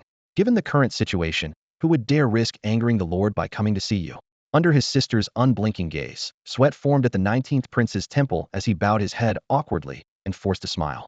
Actually, I just wanted to have a couple of drinks last night, but ended up drinking too much. Just last night. She pressed, step by step. The 19th prince hesitated, lowering his head. The 25th princess showed no mercy as she exposed him bluntly. Since being punished by the Lord, you've been drowning yourself in alcohol daily. Brother, you're willingly sinking into ruin. She pointed at him sharply. Seeing that his sister knew his situation so thoroughly, the 19th prince smiled bitterly. If you know all this, why ask then? To make you confess yourself. She said icily, you disappoint me deeply. If mother saw you like this, what do you think she'd feel? Hearing the word mother, the light in the 19th prince's eyes dimmed. 10 minutes to clean this place up, change your clothes, and meet me at the pavilion. The 25th princess covered her nose to block the smell, then turned and walked away. 19th prince sniffed his own heavy stench of alcohol and frowned, muttering, 10 minutes, isn't that too short? 9 minutes, came her firm voice from the doorway. Realizing the situation was urgent, he immediately sprang into action, shouting through the half-open courtyard gate, stop standing there staring, get in here, and help clean. The aide-de-camp hurried in, wearing a forced smile. The 19th prince gave him a sharp glare. Don't smirk like that. I know it was you who reported my state to her, or else how would she know so much? The aide shrugged with a wry smile. Your Highness, you know the prince's temperament. She has plenty of ways to find out things like this. Since the outcome is the same, then, let's not waste any more effort. 19th prince sighed silently at his sister's words, but dared not pause his hands. He deftly retrieved a cleansing array from a side chamber and began dispersing the fallen leaves and tea stains on the ground, all the while pondering how to restore the pavilion to its original state. He knew his sister's temper well. If he failed to meet her expectations, the scolding would be the least of his worries. The fury that followed often had far more frightening consequences. Fortunately, his movements were swift and precise. In less than 10 minutes, the floor gleamed like polished crystal, and the carved low table and jade seats were back in their proper places. Once finished, he hurried back inside the hall to wash away the sweat and change into a fresh, pale gold casual robe. The reflection in the mirror still showed traces of fatigue, but he barely had time to dwell on it. Any further delay might make his sister think he wasn't serious enough. Outside the pavilion, a gentle breeze stirred the flower branches as he composed himself and stepped onto the stone steps. Inside, the 25th princess leaned against the railing, her slender fingers drumming lightly on the table, a cold expression etched on her face. She was a far cry from the goddess bathed in spring breeze the rumors described. Only the 19th prince truly understood. That gentle mask was merely a facade for others to see. Her true nature was quite different. You're back? Her tone was calm, but struck directly at the heart of the matter. I heard you went to the 53rd universe to handle the cosmic disaster there. A stellar tidal event that happens once every 100,000 years devastated over half the population's livelihoods, with casualties exceeding 0.5 of the total. Meeting her gaze, the 19th prince nodded slightly, speaking in a low voice. The disaster was serious. The kingdom's treasury provided relief funds, but after layers of deductions, less than a third actually reached the disaster zones. If I hadn't intervened repeatedly, using my status to intimidate them, they would have withheld even more. It doesn't solve the root cause, but at least it eases the suffering of some in the disaster area. The 25th princess did not respond immediately, but listened silently, then lowered her eyes. This won't do. Problems like these have spread across the kingdom. You handling it alone can only cover up symptoms. The root cause remains untouched. Within the hundreds of universes under our kingdom's rule, disasters of varying degrees occur every year. Can you split yourself to go everywhere? True healing only happens when you remove the root. Her voice was gentle, yet carried an undeniable weight of authority. The 19th prince's expression hardened as he realized her meaning went far beyond mere corruption. I understand what you mean, but he began solemnly. Brother, she shook her head softly, a faint smile playing on her lips. After all these years, you're still too naive. I thought witnessing the disaster firsthand would open your eyes. Sadly, you still don't get it. Our kingdom is rotten to its core. You think it's only a few corrupt officials? If that were true, we could just root them out. But now, the problem lies at the very top. The root is decayed. She raised her hand toward the giant emblem symbolizing the kingdom's authority hanging in the air. On a dying tree, no matter how many rotten fruits you pick off, it will keep bearing more rotten fruit. A tree rotten at its root is doomed. Even if it grows a fruit that looks normal, it's destined to spoil. The 19th prince felt a heaviness in his chest. Of course he understood the meaning behind her words. The root she referred to. To them, the sovereign was the kingdom's highest authority, a sacred, unquestionable existence. Even if there was dissatisfaction with the sovereign's methods, their subconscious rejected any thought of disrespect. And now, that realization came from his own sister, the most revered and beloved daughter. The meaning behind these words was unmistakable. Light was a direct challenge to the authority of the sovereign, and an implied call to overthrow his rule. The dim corridor outside the hall was empty. The 19th prince first glanced around to ensure there were no eavesdroppers, then lowered his voice and looked at the girl before him. Do you realize what you're saying? If anyone overhears this, even though the sovereign favors you most, your fate won't be any better. Don't forget, we are just two among his countless offspring. A flicker of unease flashed in his eyes as he spoke. The sovereign's history of executing his own children was well known. The 9th prince, who secretly gathered a private army that grew to over 3 million starships, boasted recklessly at a banquet, only to have his entire force massacred within a day and be publicly beheaded himself. The 23rd prince, praised once at a private party as handsome enough to be the next sovereign, was sentenced to wear a scorching iron mask that disfigured his face, never leaving his territory again, with his fate unknown for 30 years. These brutal examples made the 19th prince almost instinctively lower his breath. Read the situation clearly. Don't gamble with your life. But the 25th princess smiled. She lifted her head, the black palace lantern casting a cold flame in her eyes. Brother, you dare publicly accuse the traitor 15th prince in the temple, but won't question the sovereign? Just because he's our father? Do you really believe he sees us as his children? She gestured to the emblem on the collar of her ceremonial robe, a silver, white number 25. Why do we have to wear numbered uniforms every time we attend court? It's not honor. It's a reminder to the sovereign of who we are. Because he can't even be bothered to remember our names. To him, we are strangers who share his blood. The 19th prince was stunned, staring at his little sister, once so trusting and reliant on him, now filled with a complex expression. When did you change like this? It wasn't sudden, the 25th princess said sharply. I've just been ready for a while, waiting for the right chance. What chance? He asked, voice wary. The chance to overthrow the old kingdom, she said deliberately, her finger tapping gently against her palm. To root out all the filth and rot and rebuild everything from the ground up. Brother, if you're willing to help me, we can transform this decaying kingdom together. The air itself seemed charged, like gunpowder waiting to ignite. The 19th prince didn't answer immediately. He shifted away from the light, half his face in shadow, voice low. You're ready? When do you plan to move? Not quite fully. She shook her head, still waiting for that one key opportunity. Could be months, years, maybe even decades. But he'll wait quietly. With that, she stood, the hem of her dress whispering against the stone steps. In the meantime, I'm giving you a chance, brother. Whenever you're ready to join me, come find me. After speaking, the 25th princess turned and walked away. The 19th prince stood rooted in place, his sister's words echoing repeatedly in his mind. It felt as if his chest were being tightly gripped, making it impossible to calm down for a long time. During the first few days, fearing that his sister might act impulsively, he secretly ordered trusted guards and intelligence agents to closely monitor her every move. To his surprise, the investigation revealed nothing unusual. The 25th princess continued following her established schedule, attending various court banquets and maintaining her public image as a pure and virtuous saint. At the same time, she appeared frequently in the impoverished star regions affected by disaster, personally delivering medicine and supplies to displaced civilians. Her actions were exactly as before, as if the heated conversation they had that day had been a mere illusion, leaving the 19th prince utterly stunned. Time passed, year after year. At first, confined as he was, he couldn't help but feel restless. Yet soon, every month, his sister would send a batch of finely packaged materials and supplies, summaries of the kingdom's internal situation, frontline reports on the conqueror civilization, political trends in neighboring kingdoms, even hidden developments in other galaxy clusters. Such intelligence was almost impossible to obtain from outside sources. Each item was stored on encrypted crystal discs, accompanied by her handwritten notes. From this alone, he deduced that his sister controlled an extraordinarily vast and efficient intelligence network, most likely one she had personally established. After the initial shock, the 19th Prince gradually made reading and organizing these reports a daily routine. The universe's vast expanse was fraught with turmoil. Simply sorting through sudden events and shifts in power across star systems took up much of his time. Though confined to the palace, unable to join the front lines, this distance allowed him to observe calmly and analyze the situation with clarity. Starting in the third year, the 25th princess no longer accepted one-way communication. She mandated that the 19th prince write her a letter at the end of each month, with content left up to him. At first, he stared at the blank screen, struggling to write.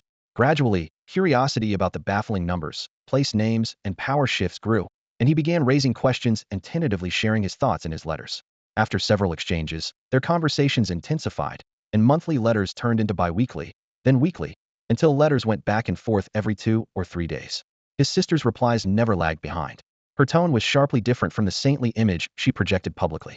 When he made mistaken judgments, she'd bluntly call him a fool or idiot.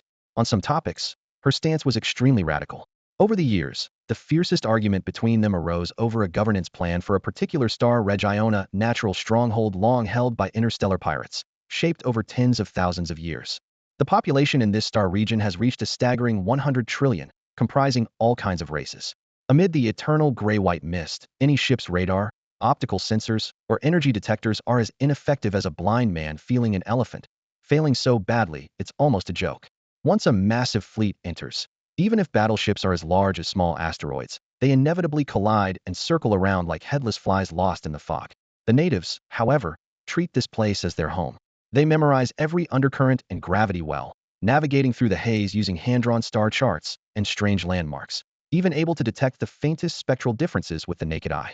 Because of this unique terrain advantage, from interstellar pirates and assassins to mercenaries, bandits, and the most notorious criminals on the kingdom's wanted lists all choose to nest here.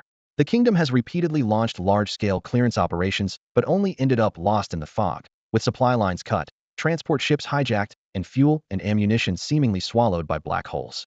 The star region itself is barren, lacking any decent rare minerals to mine, making the cost of stationing troops outrageously high. Therefore, whenever a purge fleet sweeps through, the criminals retreat deeper into the mist, waiting until the kingdom's soldiers run low on supplies and morale wanes. Then they launch guerrilla raids to strip off their spoils completely. Over time, as soon as transport convoys show up, the criminals swarm out like sharks catching the scent of blood. After several devastating defeats, the kingdom's leadership reluctantly admitted that cleaning up this star region was almost equivalent to self-immolation. Today, over 90% of the crime forces hide their committing acts and slipping back into the depths of the mist unseen, leaving the kingdom utterly helpless. Inside the council hall, flickering firelight danced. The 19th prince advocated abandoning the use of annihilation weapons. He had calculated that only 0.1 of the population here were actual criminals, about 1 indirectly supporting crime by supplying repairs, ammo, and provisions, while the remaining 99 were ordinary people exiled, persecuted, or homeless. If the entire star region were wiped out with a single strike, nearly 99 of innocent lives would be instantly extinguished. The 25th princess slammed the table, angrily denouncing the 19th prince as naive. She argued that as long as this star region remained, the kingdom's crime rate would stay sky-high. On the other hand, indiscriminate destruction would immediately reduce direct crime by 80%. More importantly, it would demonstrate the kingdom's iron-willed resolve to the entire universe, revitalizing its economy and military morale. She declared that enduring a momentary pain was better than long-term suffering, better to sacrifice 1 in 10 trillion lives of light than to let darkness run rampant. Their debate grew increasingly fierce. The 19th prince clenched his fists, knuckles whitening from anger. The 25th princess sneered coldly, her eyes filled with determination. The kingdom's high officials' gazes flickered between the two as the air thickened palpably. On one side was morality. On the other, the greater Gudavarion's breath caught in the rift of this agonizing choice.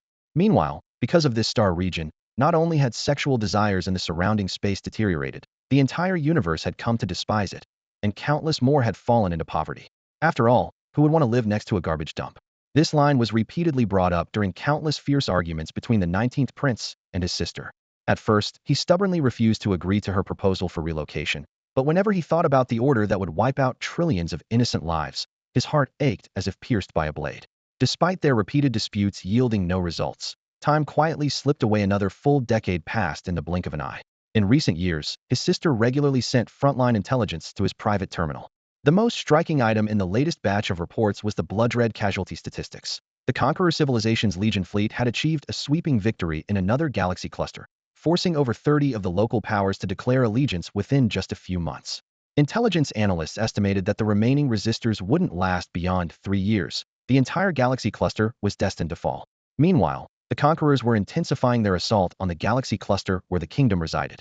Since the kingdom had lost many star systems early in the war and the enemy had established numerous bridgeheads, it had naturally become the primary target of heavy strikes. The cold, hard numbers were grim. Over 10 of their galaxy cluster had already slipped into enemy hands, and the kingdom itself was worse off, with more than 30 of its territory firmly controlled by the Conqueror civilization. The kingdom's legion fleets were steadily retreating, utterly incapable of confronting the enemy heathen. After one defeat after another, pro-surrender factions emerged at court, public discontent boiled over, and large-scale uprisings erupted almost every month. At this most critical and dangerous moment, an unfamiliar name caught the 19th Prince's attention: the Xiaolong Galaxy Cluster. It was a coordinate the kingdom's intelligence network had newly acquired a year ago, marked in the Conqueror's war plans as the next phase battlefield. The enemy had already prepared 300 million starships for this operation. Deep down, the 19th Prince mourned for this unknown galaxy cluster, yet more countless stars and lives about to be ravaged by war. But what happened next took everyone by surprise. 6 months ago, the Conqueror civilization officially launched their invasion of the Xiaolong Galaxy Cluster, their massive fleet of 300 million warships storming through dimensional rifts. Yet in less than half a year, the front line sent back rare bad news: the native civilizations there had apparently long sensed the danger, quickly forming an alliance of a dozen powers and relying on a complex interstellar defense line. As a result, more than half of the 300 million warships were lost. The Conqueror's supreme commander of the expedition, Kevin's the very butcher who had annihilated an entire civilization, was killed in action, his forces utterly routed in this seemingly inconspicuous galaxy cluster. Subsequent dispatches showed that the Conqueror civilization had again sent reinforcements to Xiaolong, and the war's intensity would only continue to escalate. Staring at the shocking figures and names scrolling across his terminal, the 19th Prince felt a tightness in his throat. At some point he could no longer tell when exactly he began to worry for the first time about this galaxy cluster. Through the performance of this cosmic cluster, he witnessed unity, hope, and resilience. That youthful vigor starkly contrasted with the decayed kingdom beneath their feet. Even more shocking news followed: the strongest interstellar power in the Xiaolong cosmic cluster, the Xiaolong Interstellar Empire, had defeated the devouring civilization under the Order in a sworn duel. Though the devouring civilization was the youngest and weakest of the Order's four major vassals, chosen by the Order as their pawns, their foundation was far from ordinary. Yet the Xiaolong Interstellar Empire not only won the duel, but on the very day of their victory, reversed fleet direction to rush reinforcements to their home cluster's battlefield.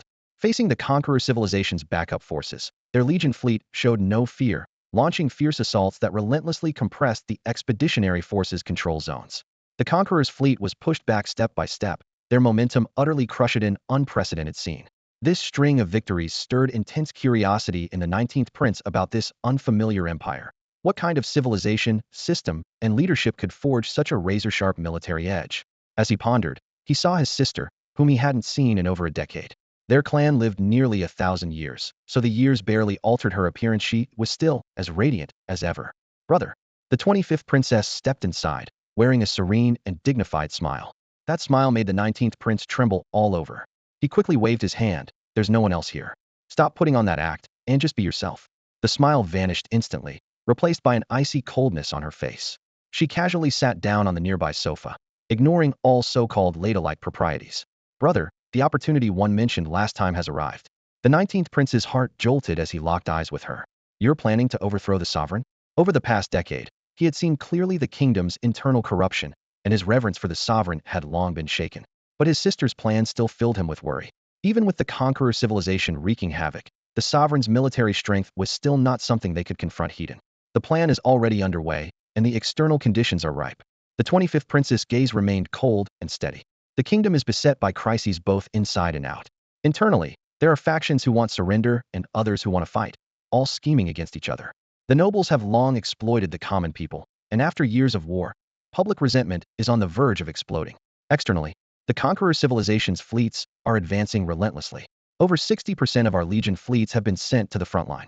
I have precise intelligence they intend to destroy half of our fleets within a year and occupy over 60% of our cosmic territory. She raised her eyes, her tone low but firm. These are internal and external crises and the best possible environment. So tell me, what exactly are you still waiting for? On our own, there's no way we can fully resist the kingdom's ruling class while also fending off the invading conqueror civilization. The voice of the 25th princess echoed through the quiet chamber, her gaze blazing as she looked at her older brother. That's why we have to find an interstellar civilization that is both strong enough and trustworthy to assist us. The 19th prince's fingers trembled slightly. For months, he had accompanied his sister on covert investigations, but they found nothing until today. Xiaolong Interstellar Empire? He muttered instinctively, the image of the iron-fisted, vast empire from their intelligence reports flashing in his mind. I will depart in 3 days to the Xiaolong Galaxy Cluster and try to meet their ruling council to express our desire for an alliance. I am willing to pay any price for this. He raised his eyes to the night view of the imperial capital outside the window, the lights like scattered dying stars, but the nation itself was rotten to the core. Shaking his head, he murmured, we need outside help to uproot everything and start anew. The 25th princess stepped closer, her voice soft but firm. Brother, will you come with me? Xiaolong Galaxy Cluster. A fleet of 300 lightweight royal warships tore through the silent cosmic sea, leaving shimmering trails as they quietly appeared at the cluster's edge. The jump coordinates had been chosen in the most remote sector, making the energy fluctuations barely detectable. Report. The fleet has arrived at the target galaxy cluster and is scanning the surrounding cosmic environment. Report. Scan complete. We are currently located in a border star system. Its star has already died. There are no habitable planets and no signs of cities detected. Initial assessment. Secure. The deputy captain stood at attention, delivering the concise report to the silver-haired woman behind him. Understood. The 25th princess nodded. Order the fleet to hold position. Set up outposts on the perimeter to maintain stealth. Yes, ma'am. The deputy captain turned sharply, and brief commands quickly echoed throughout the bridge.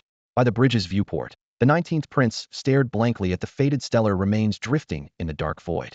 The 25th princess leaned in on tiptoe, teasing as she lowered her voice. What's the matter? Scared? Sneaking out of the kingdom with me and heading straight into the Xiaolong Galaxy Cluster is no dream. The 19th prince took a deep breath, covering his face. How could I agree to such a reckless plan? My confinement order hasn't even been lifted yet. If the sovereign finds out, we'll both be severely punished, maybe even executed. The fiery resolve faded, replaced by waves of worry. There's no turning back now, brother. She gently tapped his cheeks, her expression serious. He dropped his hands and whispered, then what's next? We go meet the Xiaolong Emperor directly? Not yet. She shook her head. First we gather intelligence. All previous information about the Xiaolong Galaxy Cluster and the Xiaolong Interstellar Empire came through indirect channels. We haven't seen it with our own eyes. We must confirm they are truly the cure, not wolves in sheep's clothing. After hearing her, the 19th prince fell silent for a moment, then nodded firmly. You're right. Every choice we make concerns the fate of our home. We have to be responsible for the decisions we make. So we must personally verify the intelligence related to the Xiaolong Interstellar Empire. As the 25th princess finished speaking, she raised her hand and marked the star chart. Well, rest first. Then take the warships to the nearest habitable planet for a preliminary survey. The 19th prince stared at his sister, feeling a mix of emotions. This seemingly delicate girl had dared to breach an unfamiliar cosmic cluster with only 300 interstellar warships, and now she insisted on personally going to the front lines to investigate the environment. Her courage far surpassed his preconceived notions of little sister. Xiaolong Interstellar Empire Imperial Academy of Sciences. The Imperial Academy had been bustling lately, with the number of researchers doubling in a short time. Today, Emperor Zhao Chen of Xiaolong made an inspection visit. Walking beside him was not Chief Engineer Nana, but a younger face, a female of the angelic race. Greetings, Your Majesty. The angelic woman nodded slightly. So you are Lulu? Zhao Chen sized her up. Nana's reports had mentioned this name multiple times, someone slightly older than Nana who willingly served as her deputy and apprentice. With a shortage of personnel at the academy, Zhao Chen had personally instructed chief engineers and scientists to train newcomers, and Lulu was a prime example. Among the angels, few bore the name Lulu. Rarer still was her appearance. Hair tied in a bun, high-tech glasses glowing faintly that could synchronize with data terminals. She carried a shy, introverted demeanor, a stark contrast to the typically commanding presence of her kin. Yes, Your Majesty. Lulu's voice was steady, betraying no emotion. Show me around, Zhao Chen ordered. As you wish. They passed through the busy experimental zones, the hum of instruments rising and falling. Zhao Chen spoke. I want to know about the staff's living conditions here, not just the research progress. When people heard Imperial Academy, they usually focused only on breakthroughs and achievements.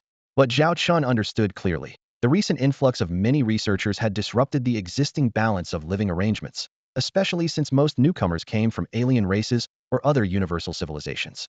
So, we need to take their daily lives into full consideration. Zhao Chen sat forward slightly on the broad metal throne, his gaze fixed on the angel Lulu standing before him. Lulu gently touched the communication microphone by her ear, her voice clear but cautious. In these matters, our Imperial Academy of Sciences has dedicated teams responsible for everyone's daily living and logistical support. If Your Majesty wishes to know more details, I can contact the person in charge at any time. Lulu did not immediately offer a more specific answer. These tasks were not directly her responsibility. Zhao Chen waved his hand, signaling that she need not hurry to find someone else. It's all right. I want to hear from staff like you who are stationed here long term. Just share your own experience. After a brief pause to gather her thoughts, Lulu began. When a large number of new researchers first joined, it did cause some disruption to our daily routines. But the logistics team had already planned many dormitories, dining areas, and recreational facilities. Of course, those amenities are not located in the main base, but distributed across the satellites and planets surrounding the Imperial Academy, now all under the Academy's management. We fly to the main station for work, and return to those habitable planets for rest and leisure. The main station itself also has dormitories, though conditions there are not as comfortable as the external planets. Staying overnight is completely voluntary. Some choose to remain there due to urgent projects. Others prefer commuting because their families live in the external cities. She raised her hand and activated the terminal on her wrist, projecting a map of dining areas. The food options cover almost every cuisine. The main station alone has 10 restaurants. If anyone can't find food they like, there's a suggestion box that collects requests at all times. The kitchen regularly introduces new dishes based on feedback, aiming to help scientists feel the taste of home, even here. At this point, Lulu touched on another duty of the logistics team. Some researchers get so absorbed in their experiments that they lose track of time. We have a special team monitoring their rest and meals. If they work overtime continuously, they are required to take breaks. If they haven't eaten for a long period, someone delivers hot meals to them personally. If the experiment is truly urgent, logistics staff will bring pre-packaged nutritional meals right to the lab entrance, minimizing disruption to the research. Having heard this, Zhao Chen nodded with approval. What about salary and benefits? Lulu swiftly changed the topic. All scientists entering the Imperial Academy are evaluated before employment based on the projects they can contribute to and their personal abilities. The higher the rank, the better the benefits. Salaries are distributed monthly and uniformly. She did not avoid discussing the selection process. Of course, not everyone who applies stays. Those lacking sufficient ability but insisting on joining are politely rejected or asked to leave. Older applicants who don't meet learning or technical requirements are guided to work in lower-level factories as engineers, or to teach basic subjects at the academy or local schools. Lulu concluded. As for younger applicants still developing their learning abilities, we enroll them in specialized science academies for further study, assuming they agree to related contracts. All scientists participating in this training program must work for a minimum number of years within the Xiaolong Interstellar Empire before they are allowed to leave. 30 years, that's a strict clause written into their contracts. After 3 decades, if the scientists wish to pursue opportunities elsewhere, the Empire will not stand in their way. But until then, they must dedicate the prime of their careers to the Xiaolong Interstellar Empire. Zhao Chen had no objection to this.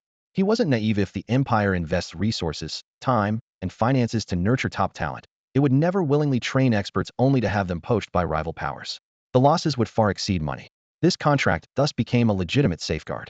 Of course, it was ultimately just a piece of paper, but it gave the Xiaolong Interstellar Empire a justified reason to act if necessary. With the Empire's power so prominent, most interstellar forces dared not openly steal scientists, though covert envy persisted. Potential enemies constantly watched for opportunities to undermine the Empire, even in academic circles. So adding this extra clause was one more layer of security. After Angel Lulu's detailed briefing, Zhao Chen refocused, saying, "Take me to the labs. Let's start with the project led by the Emerald Elf King Mansfield." Since inviting this Elf King, Zhao Chen hadn't met him in person. Checking in was only natural. Within the Empire's Academy of Sciences, there are over 100 laboratories of various sizes. Each has a unique focus, layout, and instrumentation to accommodate different research needs. Beyond the main campus, the Academy directly oversees 30 branch institutes and hundreds more that can be mobilized at any time. The research system is vast and tightly run. Zhao Chen's destination was Lab 04. Judging by the number alone, it was a place of significance. In the entire Xiaolong Interstellar Empire, fewer than 30 people may enter here without special authorization. Even senior engineers must apply for temporary access lasting only a week, or with Imperial approval, up to a month. Suddenly the airtight door slid open, and cold white light spilled out, freezing everyone inside in place. The visitor was the Emperor himself. All fell silent immediately. Emperor, Your Majesty," a young staff member stammered nervously. "Deliver the courier, hurry up," a voice called from behind, breaking the tension. Zhao Chen's gaze landed on the distracted staffer, his voice low but carrying unquestionable authority. Focus on what you're supposed to be doing now. Startled, the staff quickly handed over the data report. The voice urging action was none other than the Emerald Elf King Mansfield. Tall and slender, he stood before multiple massive holographic displays, each showing live feeds from various experimental chambers, streams of data flowing like waterfalls. The numbers look good. Mansfield quickly skimmed the report, then signed off on a document. This section can still be improved. Prepare for the next experiment. Raise this parameter by 1 unit. After signing, he gently tapped his pen on the desk, prompting the holograms to refresh. Yes, sir. My team will get right on it. The Emerald Elf King Mansfield resumed handling other matters. In the laboratory, most of the researchers soon spotted the presence of Emperor Zhao Chen of the Xiaolong Empire. He raised a finger to signal everyone to focus on their respective tasks. Then, he quietly positioned himself near the door, breathing so softly as to be nearly imperceptible. Resembled a new intern silently observing an unfamiliar workplace. At first, the researchers stole glances at him, but seeing the Emperor's modest demeanor, they gradually immersed back into their experiments and data. Time slipped by amidst the humming of the equipment and the tapping of keyboards. Half an hour later, Emerald Elf King Mansfield finally lifted his head from the devices and glanced toward the corner of the door, catching sight of that familiar figure and feeling surprised hadn't noticed when Zhao Chen had arrived. Zhao Chen smiled gently and waved a small greeting. When did you get here? Mansfield casually asked, pointing at Zhao Chen. His blunt manner made those nearby's hearts skip a beat. How could he speak so freely to the Xiaolong Emperor, the nominal boss of the entire empire? But then they recalled the reputation of this scientist from the Holy Elf Empire, straightforward and candid. He had previously argued passionately with the lab team about project details, but after heated debates, they returned to work. Mansfield's genuine expertise made it worth learning from him, and everyone was happy to tolerate his fiery temper. In fact, this was exactly Zhao Chen's intention. Inviting top scientists from various universes, especially the Holy Elf Emperor, to collaborate at the Imperial Academy could accelerate progress and quietly cultivate a new generation of elite Xiaolong researchers. After all, mentors like Annie were only a few and could only guide limited students annually. This master and team model perfectly filled that gap. You're here to work, so as your host, I should check in on you, Zhao Chen said warmly. If you're busy, go ahead, I can wait. Mansfield glanced at his watch and genuinely replied, then wait for 20 more minutes. With that, he turned and resumed moving among the instruments and holoscreens. The scene left everyone stunned. This polite exchange had become essentially awaiting orders? Even more unbelievable, Emperor Zhao smiled and nodded without irritation, quietly standing in place. Seeing this, no one said much, but in their hearts, their admiration and respect for Xiaolong Emperor deepened even further, because they felt the respect that Emperor Xiaolong had for them, the scientists. 20 minutes passed, and the laboratory remained quiet. The Emerald Elf King Mansfield closed the floating virtual interface before his eyes, whispered a few instructions to his assistant, then strode over to Zhao Chen. I only have 15 minutes, he said, glancing at his wrist timer. There's another experiment after that. He then looked toward the corner of the lab, where a few staff in blue uniforms stood, members of the Imperial Academy's logistics department, responsible for taking care of the scientists' daily needs. Hey, isn't it almost my meal time? Can you deliver it a bit earlier? So I don't get nagged later. Mansfield waved to them. Understood, Mr. Mansfield. Same meal as usual? Add a cup of apple juice. Got it. Should be there in about 3 minutes. Following his gaze, Zhao Chen recognized them as the support staff. He smiled but said nothing. I really don't know how you guys organize things, Mansfield muttered. You have to watch when we eat and sleep. If I don't eat on time, they keep pestering me. Back in the Holy Elf Empire, there wasn't so many rules. Skipping 3 days of food? You just feel a bit dizzy, no big deal. Zhao Chen kept smiling. It's all for your health. Eating well and sleeping well are key to doing good research. If you don't feel your best, how can the experiments go smoothly? Especially for us brain workers, the priority is to keep a clear mind. The Emerald Elf King pursed his lips and grumbled softly. Sounds just like that old Gustav. I get that you mean well, but can you be a little more flexible with the schedule? I'm still an Elf King. Can't I have some privileges? I only need 2 hours of sleep a day, but your department insists on at least 3 hours on average each day and no less than 25 hours per week. Zhao Chen's tone was gentle but firm. Mr. Mansfield, you know the current situation at the Imperial Academy. We've recruited scientists from many interstellar civilizations, and your identity is the most unique among them. If we gave you special privileges, what would others think? Would you really want to stand above everyone else? Mansfield fell silent at that. He disliked privileges anyway. Back in the Holy Elf Empire, he lived and ate equally with other researchers. When there were disagreements over projects, they argued heatedly. After a moment, he waved his hand. Forget it, never mind. Let's get to the point. What did you want to talk about? Zhao Chen nodded. First, I wanted to check on the living conditions of incoming foreign scientists like you. You look energetic now, so no major issues. Second, based on that, I wanted to ask if there's anything that needs improvement. Of course, it has to be reasonable. I won't agree to anything unreasonable. The Emerald Elf King Mansfield's half-joking words suddenly stopped. He suppressed his smile and spoke seriously. We definitely need to add more scientific staff.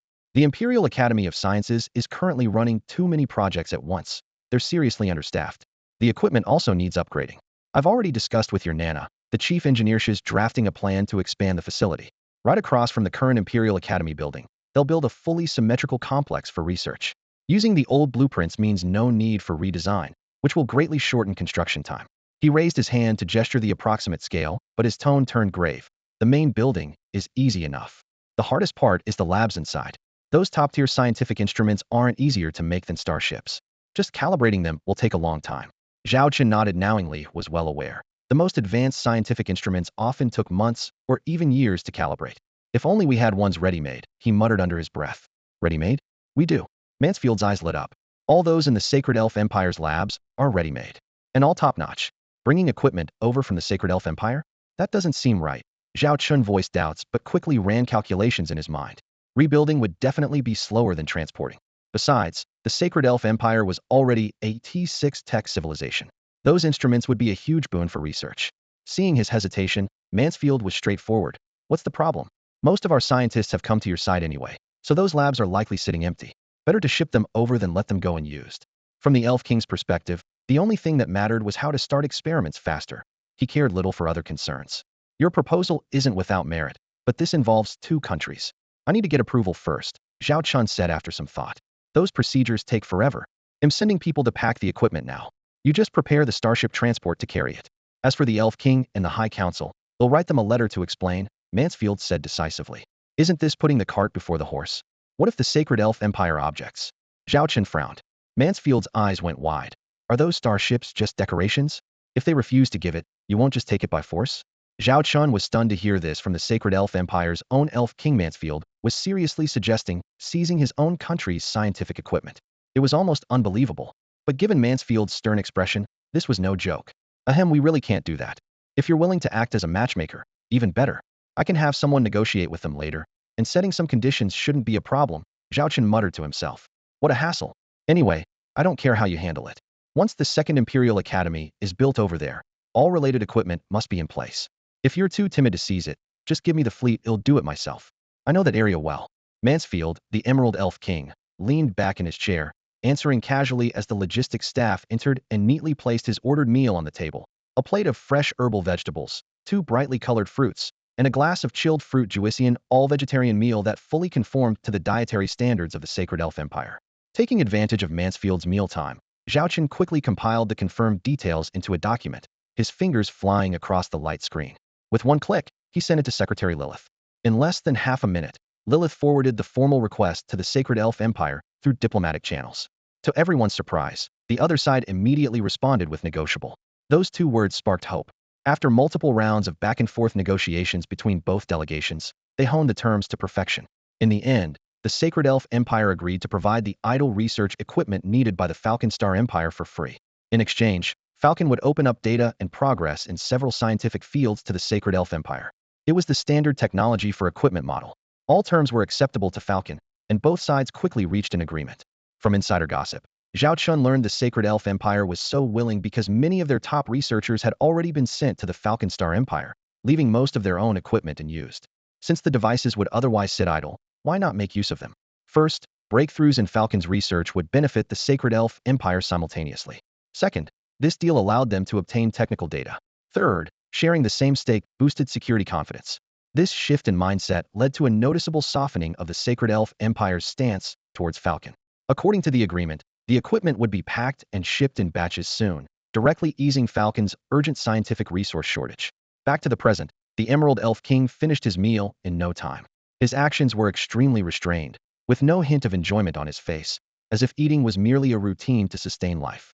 In fact, nutritional pills claiming 1 a day is enough were already available on the market, but Zhao Chen had long issued an order forbidding their use except in special cases. The reason was simple. Researchers found that once an intelligent being lost the desire for taste and food, although they saved time, their personality would be deeply affected. Hence the restriction. Have there been any breakthroughs in the research projects? As Zhao Chen, Emperor of the Xiaolong Empire, finished speaking, the spacious reception hall fell completely silent. The faint scent of metallic disinfectant lingered in the air, and only the blinking cursor on the wall's holographic screen flickered softly. Mansfield, the Emerald Elf King, lifted his jade-green eyes and spoke in his usual calm tone. Regarding the research projects, among the main lines I'm involved in, the materials segment is progressing most smoothly. We are currently at the T7 scientific stage of material development and have produced qualified samples. He slowly raised his hand and summoned a 3D structural diagram in the air, the dark alloy cross-section rotating and gleaming within a soft halo of light. Next, we plan to use this material to assemble a small T1 class interstellar warship. Due to the scarcity of raw materials, we can only build it at the T1 level for now, but it will suffice for basic tests on durability, navigation, and impact resistance. If all goes well, from assembly to completion of all tests will take just half a year. Zhao Chen nodded slightly. Mansfield continued. The reason we can compress the timeline to 6 months is thanks to the Xiaolong Empire's highly optimized industrial system. If this was the Holy Elf Empire, production alone would take several additional months. Changing the subject, Zhao Chen folded away the 3D diagram and brought up an image of a pale green seed highlighted by a glowing ring. As for that seed, it has been confirmed as the seed of the world tree. But progress is still slow. The shell of experimental seed number 1 has only cracked into 3 fissures so far. Mansfield's fingertip tapped in the air, and a string of numbers appeared on the screen. Currently, more than 95 of the Holy Elf Empire's nutrient solution supply is being sent here, yet it's still insufficient. Although production lines have been working overtime to expand output, fully meeting the experiment's needs will take quite some time. Hearing this, Zhao Chen furrowed his brow gently. Is the nutrient solution difficult to produce? Not really, Mansfield answered matter-of-factly. Once the key processes are mastered, a T6 technological civilization's industrial base can manufacture it independently. Zhao Chen pondered for a moment before asking. Just hypothetically, if I propose to the Holy Elf Empire that we share the nutrient solution manufacturing technology, do you think they would agree? If they did, our Xiaolong Empire could quickly scale up production. Had any other elf overheard such a request, they would likely find it too abrupt. The nutrient solution is the critical resource for accelerating the world tree's growth, and sharing it directly with the Xiaolong Empire would be like handing over a strategic advantage. But Mansfield didn't reject the suggestion outright, considered it carefully.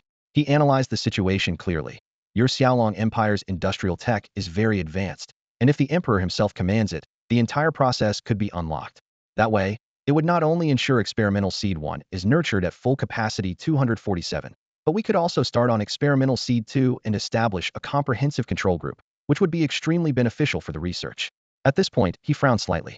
However, the nutrient solution technology one believe it wouldn't be in Isui as long as you're prepared to pay a certain price. Zhao Chen had long anticipated that any exchange of interests would come at a cost. As long as there was room for negotiation, opportunities would always exist. But if the other party was unyielding and refused to budge, no amount of sweet talk would make a difference. So he seized the moment and asked, by the way, what technology does your Holy Elf Empire lack the most right now? Appealing to their interests was the key to keeping the Star Falcon Empire's investment as low as possible. Mansfield, the Emerald Elf King, pondered briefly, his eyes fixed on Zhao Chen before speaking. What we want most is, of course, the semi-tier 7 interstellar warship technology. He paused, adding with a hint of realism, I understand you may not be willing to hand over that technology so easily. So if we must seek second best, then tier 6 interstellar warship technology, especially the full set for cruisers and battlecruisers. At the very least, tier 6 energy systems would suffice. He listed off a long string of demands, nearly all top-level tier 6 technologies after all. The Holy Elf Empire itself was still stuck at tier 6, so only those would truly impress them. I understand. I will handle this personally, Zhao Chen nodded, making a commitment. As soon as I have news, I will have someone inform you. Then I will await your good news, Mansfield said with a smile before taking his leave. After finishing his visit to the Imperial Academy of Sciences, Zhao Chen had gained a rough understanding of their research system. He had wanted to stay longer, but realizing that his presence might disrupt the scientist's work given his special status, he offered a brief word of encouragement and left promptly. No sooner had he stepped onto his flagship than the comm terminal lit up. What? Suspicious spatial fluctuations detected. Zhao Chen raised an eyebrow and glanced at the aide standing nearby. The aide nodded solemnly and reported succinctly. The message arrived 15 minutes ago from the Empire's Spatial Fluctuation Monitoring Department. Given the potential threat of invasions by other cosmic cluster civilizations, we in the Holy Elf Empire have already deployed monitoring devices at multiple crucial nodes within the cosmic clusters. These devices were developed using technology left behind by Kagaya Elf King Onins. The detection system has always worked very well, but this time the data is strange. Strange, Zhao Chen said, his voice taking on a serious tone. The report says suspected fluctuations, meaning that from the data alone it cannot be confirmed with 100% certainty, the aide added. However, the head of the department, based on experience, judges the probability to be very high and requests your decision. After a moment of thought, Zhao Chen gave a decisive order. Get that head of department on the line. I want to question them personally. Yes. The aide immediately initiated the communication link. Even though it was only suspected, Zhao Chen could not ignore the potential danger. Seconds later, the main screen on the bridge showed a live feed of a female officer in a dark gray uniform, her shoulder insignia gleaming with cold metallic light. I am Zoelia, director of the Cosmic Cluster's Spatial Monitoring Department, reporting to your majesty. She stood at attention and saluted briskly, her voice betraying a trace of nervousness. Explain the situation. What exactly is happening? Zhao Chen asked as he studied Zoelia intently. Sharia swallowed nervously before beginning to explain the situation. Actually, I suspect this abnormal spatial fluctuation signal didn't just appear recently. The true origin most likely dates back 3 days ago. 3 days ago? Zhao Chen raised his eyebrows. Why did it happen 3 days ago, but we're only detecting it now? Sharia pulled up the data on the monitoring terminal, tapping on a fading curve on the screen as she explained, mainly due to equipment limitations, and because this fluctuation's magnitude is extremely small. Our project budget is limited, and so far only phase 1 of deployment is complete, which means monitoring nodes are set up only in designated regions. In theory, this should cover the entire universe cluster, but we're not yet able to detect all anomalies in real time with precise accuracy. She paused, then added, with our current sensitivity, during the Oath Dual War, if no more than 30,000 starships crossed the universe clusters, we would still receive delayed signals. To help Zhao Chen visualize, she gestured. It's like throwing stones into a pond. Big stones create wide, fast ripples, so the waves reach the monitoring nodes quickly. Smaller stones generate weaker, slower waves. If the monitoring device is right at the splash point, we get an immediate lock, but this fluctuation's origin is incredibly remote. On the projection map, Sharia circled coordinates that had nearly been overlooked. Backtracking the waveform, the estimated enemy fleet size likely doesn't exceed 500 ships. Small scale, weak signal, basically semi-invisible. Our on-duty staff initially thought it was just a data glitch. At this point, her tense expression softened into firm resolve. But regardless of whether it's real, any trace like this demands caution. What if this is an alien civilization's reconnaissance fleet? We've all seen the tragedy of the Kagaya elf system in the Holy Elven Empire back then. Our tech was lacking. Now that we have the means, we absolutely cannot let history repeat itself. Zhao Chen's gaze grew serious as well. Agreed. What do you suggest we do? The first step is to conduct a covert search centered on the incident's coordinates, Sharia quickly proposed. Open patrols would alert them, so we need to dispatch a fleet of stealthy interstellar reconnaissance ships. Equipped with anti-stealth devices, they can root out targets with similar cloaking abilities in the vast cosmos. Ordinary patrol ships cannot detect them. She then analyzed possible intelligence leaks. Since the enemy managed to infiltrate, they will definitely try to gather intelligence here. And there are 2 main ways to do that. One is by hacking into the local universe's networks to extract useful information. The intelligence gathered through this method tended to be superficial.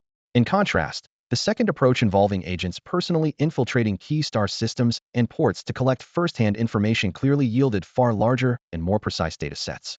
Sharia suggested mobilizing monitoring devices distributed across the various planets to track arrivals and departures at each port, identifying anyone with suspicious or unknown identities.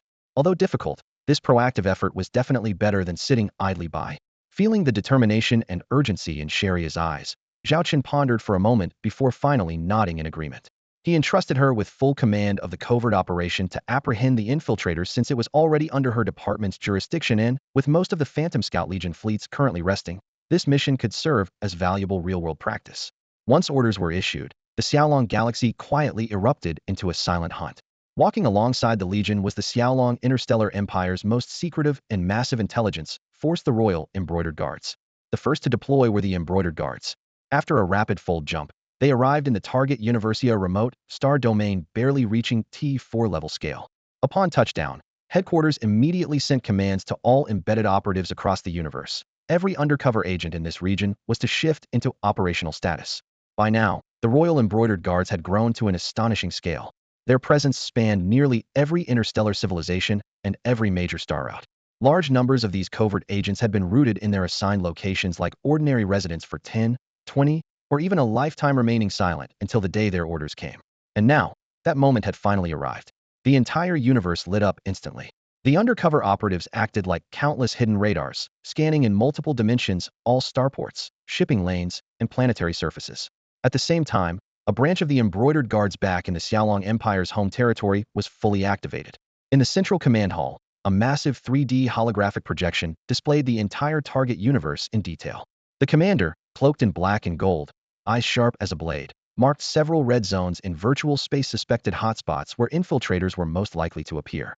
System, initiate a preliminary scan of all surveillance footage, flag all suspicious clips, then proceed with frame-by-frame manual review, she ordered calmly but firmly.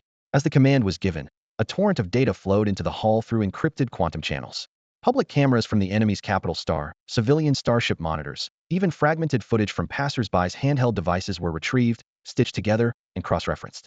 It was almost unimaginable that, despite the vast distances between universes, the embroidered guards could still capture the faintest details from the far side so clearly. It was precisely by means of these details that they could accurately map out the blueprint of that universe. 5 years ago, was the Taiwan universe really just a T3-level interstellar civilization? The 19th prince stood on the wide, floating walkway, his gaze sweeping over the lively but not overly luxurious high-rises and bustling streets. The air was clear, people wore bright smiles, and even their footsteps sounded cheerful. Yes, that matches all the intelligence we have, the 25th princess replied as she watched the crowd. Back then, the Taiwan universe was only T3 level, subordinate to a T6 interstellar civilization. Later, the Xiaolong Interstellar Empire began expanding into this galaxy cluster, and the Taiwan universe was among the first to actively ally with them. The 19th prince followed her gaze. Along both sides of the street, every few dozen meters flew two flags, one bearing the Taiwan universe star emblem, the other the Xiaolong Empire's black flag marked with a blood-red claw. Some buildings displayed only the latter. The 25th princess continued in a low voice. After joining Xiaolong, they came fully under the empire's leadership. Xiaolong didn't just invest in military buildup, they poured resources into industry, agriculture, and infrastructure too. When Taiwan couldn't pay, they took loans. The price was steep, sharing mining profits, granting starport rights for years. But in return, they gained the empire's resource support and security guarantees. The 19th prince stroked the emblem on his sleeve thoughtfully. Those projects firmly cemented Xiaolong's influence here. No wonder that black flag is everywhere. If you didn't know better, you'd think this place had already been fully annexed. He brought up data on his wrist device and quickly scanned through it. According to records, Xiaolong controls Taiwan's foreign affairs and military, while other areas remain under local nobility. Of course, there were a few rebellious families and factions. Those breaking imperial rules were swiftly dealt with. Other than that, as long as Taiwan follows the rules, Xiaolong truly does not interfere with their internal matters. Looking up at the flickering cargo transit lines crossing the skyline, he clicked his tongue in amazement. I used to think this was just bragging. Most overlords talk a good game, but over time, the wolf always turns on the sheep either through outright conquest or stealth infiltration, leaving nothing but bones. But the Xiaolong Empire really hasn't overstepped the agreed boundaries so far. The 25th princess nodded, sharing his astonishment. I didn't believe it at first either. In just the past few days, we traveled through several planets in this universe, all part of the investment plan by the Xiaolong Interstellar Empire. In less than 5 years, the Empire's funding had propelled these planets, previously stuck at technology level 3, up to level 5. Public transit, energy grids, and even gene therapy were now widespread.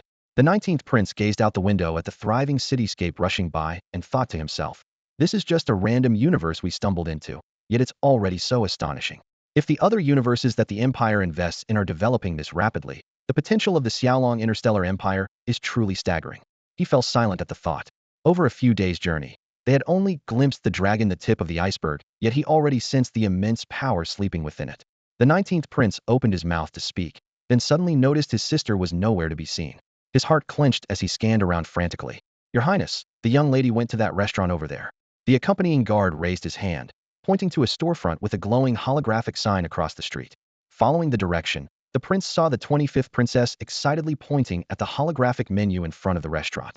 That girl, he sighed softly and reluctantly followed. I want this, this, and this. The 25th prince's fingers quickly flicked through the menu, locking in dozens of dishes one after another. That's quite a lot. Can you really eat all that? The 19th prince stood beside her, his tone carrying a brotherly reminder. Since arriving in this universe cluster, he noticed his sister had clearly dropped the pretense she kept up in their home universe and was much more relaxed here. The 25th princess picked the best seat by the window and waved him over. Brother, sit here. Only after sitting down did the 19th prince notice the breathtaking view through the floor-to-ceiling window, snow-capped mountains dusted in silver on the left, and a vast, endless blue ocean on the right. The ice and waves split the scenery sharply in two, so beautiful it stole his breath away. Brother, do you remember what I liked best? She turned to look at him, her eyes shifting between the view outside and memories inside. What is it? He leaned forward slightly. I loved sitting in the snow building snowmen, then watching the sea. She whispered, when we were kids, Mom took us to live in a place just like this. I liked running barefoot in the snow, and Mom chased after me shouting, don't fall. The 19th prince was silent. You were already an adult studying on another planet, so we didn't meet much. The 25th princess went on, but Mom often talked about you. She said you had great ambitions. Back then, even though I'd only seen you a few times, I looked up to you as a hero. Her tone shifted with a bitter smile. But all that ended when I was 10. The revered one, yes, that esteemed father of ours. Her gaze dropped. Because he suspected uncle, he wiped out Mother's entire family. Mother was placed under house arrest. When she learned her family was destroyed, she sank into deep grief and soon passed away. Since then, no one has been there to watch the snow and build snowmen with me. The 19th prince remained silent. Since then, I've had only one thought to make the person who destroyed my life pay the price. Let the closest stranger to me pay the price. To that end, the 25th princess put on a mask and set every piece on the board in secret. She knew all too well that she couldn't shake that man with her own strength alone, so she needed a fierce enough gun to shatter his filthy disguise. Now, that weapon had finally appeared. I found it. She lifted her chin slightly, a smile of assured victory curling at her lips. Opposite her, the 19th prince looked at his sister's smile, but inexplicably felt a wave of distance between them, as if separated by an endless sea of stars. So you've made up your mind? The Imperial Star Empire of Xiaolong? Not going to observe a little longer? He asked in a low voice. At that moment, a silver-white robot slid silently into the private room, carrying a tray and stopping at the table. Neatly arranged on the tray were more than a dozen dishes steaming noodles, tempting snacks, fruit cut into cubes, and freshly baked desserts. The 25th princess sampled only 2 small bites of each dish, then pushed the tray toward her brother. You're not going to finish all this. The 19th prince looked at the half-empty bowls and plates, noting how clearly each leftover reflected his sister's preferences. With so much, do you think I can eat it all? She raised an eyebrow in reply. That simple retort left the 19th prince momentarily speechless. He silently took up the knife and fork and began to eat what was essentially a table full of second-hand delicacies. By the time he was halfway through, sweat was visible on his brow. The 25th princess gently tapped her slightly rounded belly and belched contentedly. That was really satisfying. The food here is indeed excellent. The taste really is good. The 19th prince wiped the oil from the corner of his mouth, nodding in agreement. The 25th princess leaned forward, lightly tapping the tabletop with her fingertips. Brother, you asked if I'm certain about the Xiaolong Imperial Star Empire. The truth is, since we set foot here, there's been no turning back. Either we lose the gamble and invite wolves in, or we win and obtain that gun. No matter what, they'll stop at nothing to bring that man down. She wiped her mouth, stood up, and stretched. Really no second thoughts? If the first situation you mentioned really happens, the 19th prince's brow furrowed even deeper. When have we ever had that many choices? She strode straight toward the center of the restaurant. Under the light, the 25th princess turned and glanced around the diners. Her voice was low but clear. I want to see your Xiaolong emperor. Before her words faded, 3 figures suddenly appeared by the restaurant entrance, blocking every guest trying to come in. Sorry, the restaurant is temporarily closed. Please take your dining elsewhere. One of them flashed a metal badge. Upon seeing it, the people outside immediately dispersed. Meanwhile, the royal guards who had been stationed outside vanished without a trace. The few bodyguards accompanying the siblings were silently surrounded by 3 seemingly ordinary diners inside. Everyone, please remain calm. This is the military police on duty. One raised his badge to reassure the guests, then turned sideways to someone nearby to ask with a flattering tone, how do you want us to proceed next, sir? That person's expression remained unchanged as he walked directly to the 25th princess and lowered his voice. Your observational skills are impressive to have uncovered us. Actually, you're quite formidable yourselves. Most ordinary people would be exposed within 3 minutes under my watch. I only realized you were following us when we stepped into the restaurant. The 25th princess stood calmly under the restaurant's dim entrance light, calmly observing the several black-clad soldiers across from her voice betraying no hint of nervousness. I'm quite curious how you managed to find us. Though I don't have much time, it's a good opportunity to meet your revered Emperor Xiaolong. If I'm not mistaken, you must be the legendary Imperial Secret Guards, right? The captain of the Secret Guards stepped forward, his armor gleaming with a dark metallic sheen in the light. Whether you get to see our emperor is not up to us. Please cooperate with our investigation and instruct your entourage not to resist. I hope to avoid any conflict. All right, do you need any restraints to limit our movements? The 25th princess raised her hands, her sleeves slipping down to reveal delicate wrists. No need. The captain stepped aside, gesturing toward the back door. This way, please. He then signaled, and several secret guards quickly spread out to surround the princess and her group in the center. Before leaving, He whispered to the captain of the military police nearby, "Take charge here. Just warn any ordinary customers and release them quietly. Don't alarm the others." "Understood, understood." The military police captain nodded repeatedly, immediately sealing off the scene and calming the patrons with swift, efficient actions. The secret guard captain escorted the group through a dim, narrow alley to an armored hover vehicle parked down the side street. The vehicle's lights flashed on, slicing through the night before disappearing into the flow of city traffic. At the same time, a coded message announcing intruders located was transmitted back to Xiaolong Palace. Already found them. So soon? Only 5 days had passed since the last order. Zhao Chen lowered the star chart he had just been studying and looked in surprise at the secret guard commander. The commander stood at attention, speaking clearly though not hurriedly. "Your Majesty, this was made possible by a coordinated multi-department effort. I will briefly report the process." He raised his hand to tap the holographic projection, projecting several key video snippets. "First, we used the blunt but comprehensive method. We retrieved and compiled surveillance footage from across nearly half the universe over the past 2 weeks. The system performed an initial screening, followed by manual review. Just this step eliminated over tens of trillions of unidentified individuals, though it was still slow. Next, we simultaneously deployed the Ghost Scout elite fleet. Using the trails left by their interstellar warship engines, they traced backward to pinpoint the star region containing 300 hidden warships. We didn't alert them, but conducted counter-reconnaissance on those 300 ships. Intercepted internal communications contained codenames Prince and Princess. Clearly, the High Command personally infiltrated our planet for reconnaissance. Following the clues, we narrowed the target area to a single star system. Combined with the first screening method, we locked down the location to a specific city on a particular planet within hours. The final step, ground surveillance focused on a restaurant. This afternoon, the woman using the codename 25th Princess voluntarily exited the establishment and directly requested to meet Your Majesty. "Meet me?" Zhao Chen was somewhat taken aback. When Zhao Chen heard this request, he was genuinely surprised. The other party showed no sign of nervousness or fear after their identity was revealed. Instead, they boldly insisted on meeting him, clearly targeting him specifically. "Have we found out where they've been traveling within our universe cluster lately? Have they contacted anyone?" Zhao Chen asked in a deep voice. The commander of the Imperial Secret Guards immediately responded. "We retraced their itinerary and confirmed that since their arrival, they haven't interacted with any factions. They've only toured several planets in the Taiwan universe, almost like tourists." Zhao Chen pondered for a moment. "Arrange for them to be taken to the Xiaolong Interstellar Empire. Put those 300 starships under strict control first. As long as they don't resist, let them stay put on site." "Understood." His curiosity about these visitors from another universe cluster grew stronger, wondered what motives they carried. Soon after, the two visitors were escorted to the Xiaolong Interstellar Empire. Looking out the porthole, the 19th Prince marveled repeatedly. "So this is the Xiaolong Interstellar Empire's universe? It's totally different from any universe we've been to before." Standing beside him, the 25th Princess nodded in agreement. "The level of prosperity here rivals our own civilization. The order is impeccable, and it feels more vibrant." Suddenly, the 19th Prince pointed toward the distance. "What's that?" "Such a massive space city."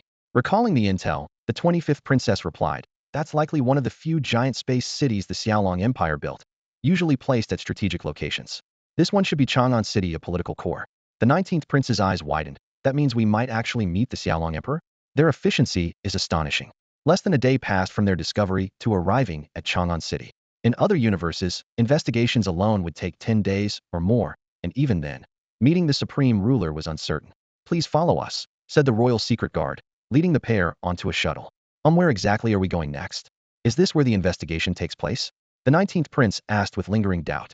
The secret guard glanced at them sideways and said calmly, "Of course, you're going to meet His Majesty the Emperor. Wasn't that what you requested?" "Seriously? They're actually letting us see the Xiaolong Emperor just like that?" The 19th Prince found it hard to believe. The secret guard couldn't help but smile. "What's so surprising? You stated your intentions, we confirmed you pose no threat, and reported everything to His Majesty. If the Emperor consents to meet you, then naturally we arrange it. It's really that simple." "Just that simple?" It sounded like a remarkably casual matter. The 19th Prince, Mori, and the 25th Princess, Machi, exchanged a knowing glance in their familiar civilization. Such an arrangement would shock the entire court. Yet within the Xiaolong Interstellar Empire, it passed without so much as a ripple. Their shuttle slipped into the rapid access channel of Chang'an City. The sleek craft was scanned by the city's protective energy shield as it headed straight for the central core district. After the docking arms locked the cabin in place, the hatch opened, and several royal guards dressed in black and gold armor stepped forward. "A security check is still required," the lead guard said evenly, gesturing toward the scanning device. "Just walk through the machine over there." Mori and Machi showed no surprise. For an audience with the Empire's supreme leader, This level of scrutiny was only natural. They passed through the holographic scanning gate. Beams swept from head to toe, and when the indicator lights along the frame turned green, they were cleared. With the check complete, the guards, along with several fully armed soldiers, escorted the two onto a levitating platform. Its magnetic engines emitted a low hum as it smoothly glided along a fixed route. Minutes later, a palace came into view, modest by royal standards, yet imposing and austere. It was a stark contrast to the lavish temples where their own revered ones resided, but no less formidable. Please, the lead guard invited as he stepped onto the stone steps. Mori and Machi followed closely, their footsteps echoing in the vast hall. Inside, the first thing to catch their eyes was the grand dome ceiling and the statues lining the walls. Starships, soldiers bathed in the blood of battle, and bas-reliefs depicting key campaigns. Any former soldier of Xiaolong's old army would instantly recognize these as crucial battles that decided the empire's fate, etched in stone as an unforgotten legacy. At the far end, a short platform held a dark gilded throne. Seated, there was a man in military uniform, just under 2 meters tall, not a muscle-bound giant, nor a towering behemoth. He looked like an ordinary handsome humanoid at first glance, but as they drew closer, an unspoken, overwhelming aura of authority radiated from him, a presence entirely unlike their revered ones. The more you looked, the deeper the awe took root. Your Majesty, these are the two requesting an audience. The guards fell silent and stepped aside. A hush fell over the hall for more than 10 seconds. The man's gaze was steady, his tone commanding and absolute. I am the Emperor of the Xiaolong Interstellar Empire. Speak your purpose. Only then did Mori and Machi regain their composure, bowing in strict accordance with the highest rites of the Ash revered one's civilization. Most honorable Emperor of Xiaolong, I am the 19th Prince of the Ash revered one's civilization, Mori. Respected Emperor of Xiaolong, I am the 25th Princess of the Ash revered one's civilization, Machi. What is your relationship? The man raised his hand, voice still calm. We are siblings, Mori replied. Then what is your purpose in infiltrating our galactic cluster? The moment his voice dropped, the atmosphere in the hall tightened sharply. Mori hesitated slightly. At that instant, Machi stepped forward boldly, fixing her gaze on the throne. We have come to negotiate a deal with you. A deal? What kind of deal? Zhao Chen rested his chin on one hand. The hall was as quiet as dawn light, and he narrowed his eyes slightly, staring at the princess before him, waiting for her to speak. I offer you a universe cluster, the princess began, her voice clear yet boldly ambitious. Zhao Chen said nothing, merely signaling her to continue with his gaze. It's a cluster 5 times larger than the Xiaolong universe cluster where you reside. At this stage, the combined resource output of its universes is already 3 times that of Xiaolong. She raised her hand, tracing shimmering data projections in the air. And this is without even fully developing it yet. If developed at the same intensity as you have with Xiaolong, the output could easily reach 6, even 10 times as much. The data flickered then vanished, leaving the air silent once more. Zhao Chen lifted his chin slightly, his voice low. So, why do you want to do this? The princess didn't answer immediately. Instead, she asked, would you like to hear a story? Princess Machi, the 25th princess, met his gaze fearlessly. Zhao Chen nodded. Go ahead. Her eyes were like cold crystal, but her tone burned with intensity. It's about an interstellar civilization kingdom. When it was born, it brimmed with hope and glory, a brilliant new star that left behind glorious history. But era after era passed, and rot slowly spread inside. Families tangled in complicated intrigues. No one pursued the kingdom's future, but only petty gains, fleet firepower, territory size, monthly resource reports. She clenched her fist lightly, her shoulders tightening with restrained emotion. As for the ruler, grew old and leaned on his throne, indifferent to the suffering of the people. The law meant nothing against his words. The fate of the kingdom bowed to his whims. When his greed took over, he was willing to sacrifice anyone. The future?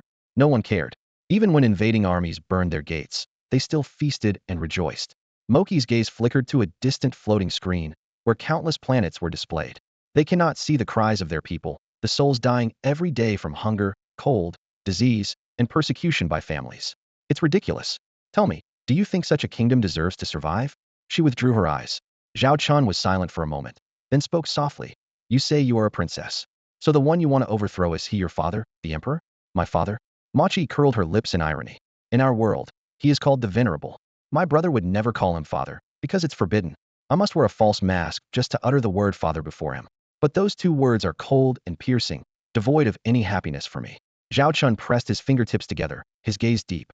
So you have a bad relationship with your father. You despise the kingdom's current state and want to use my power to topple it, right? Yes, Machi replied decisively. And what will that gain you?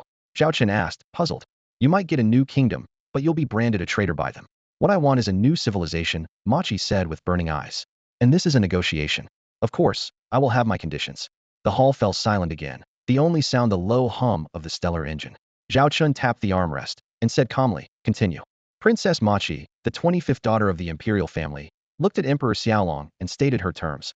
I will help you take control of that cluster of galaxies, but you must not dismantle the original kingdom's regime. The Ashen Venerable Civilization must remain intact, and its ruling class has to be people we approve of. Inside the spacious Strategic Council chamber, the holographic star map slowly rotated between the two of them. Moki's voice was crisp, yet carried an icy tone of non-negotiable authority. 1. We will pledge allegiance to your Xiaolong interstellar empire, holding equal status to your other affiliated interstellar civilizations. 2. You may handle foreign affairs and military matters, but internal governance, finance, culture, and other rights must remain firmly in our hands. 3. The treatment we receive must be equal to or better than the standards of your existing subordinate civilizations. Zhao Chen barely raised his eyes, lightly tapping the projection with his fingertips. His pale golden eyes reflected the vast cluster of galaxies in front of him. I basically understand, he said calmly. You refuse to watch your civilization decay and want to use my power to overthrow the old regime, your father the emperor, and the deeply entangled noble families behind him. Once I deploy my legion fleet to help you carry out the purge, you will rebuild the new Ashen Venerable Civilization. And what I get in return is just another affiliated interstellar civilization. He tapped the armrest once. The crisp sound echoed clearly in the silence.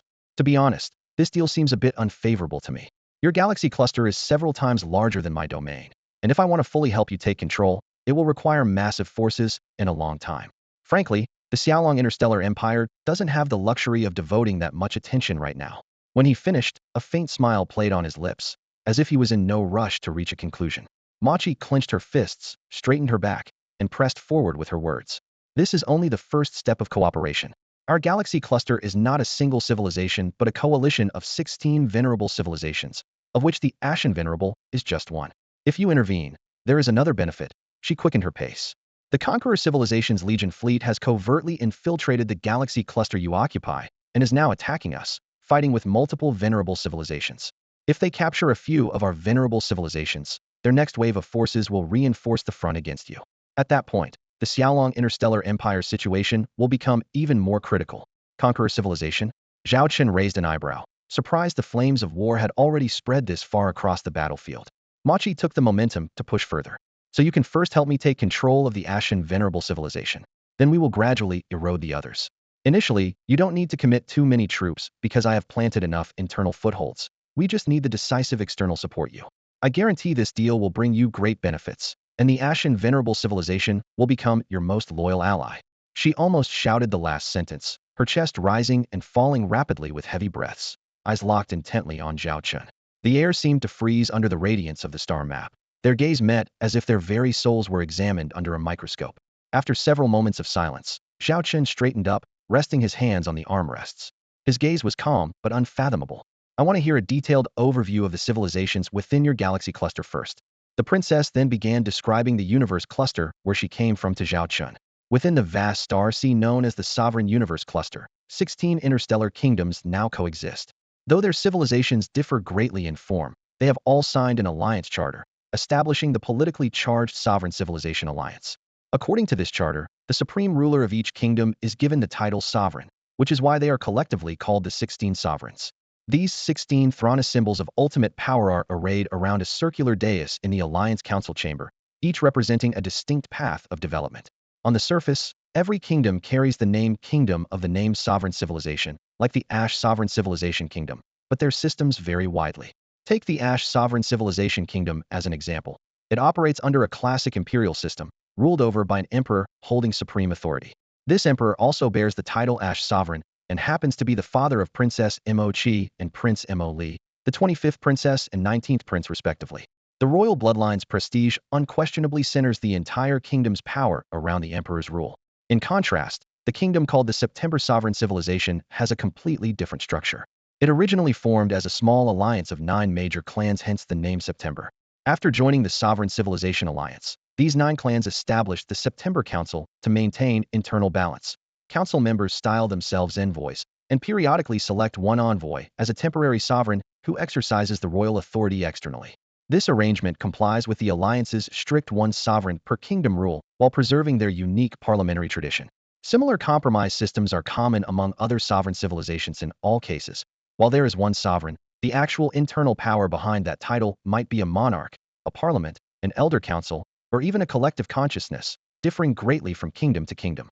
Among the 16 sovereign civilizations, there is a clear hierarchy of strength, with overall technology around T6 level. The alliance collectively commands about 1 billion starships, though fleet quality varies widely. Some vessels sport cutting-edge warp drives and multi-layer shields, while others still rely on decades-old power cores. Fundamentally, although the alliance officially promotes technological sharing, member civilizations still impose heavy barriers on key technologies, exchanging only peripheral tech. This is especially true in the realm of starship development, where core specifications, materials, and algorithms are all tightly guarded secrets. However, the alliance also enforces a mandatory regulation.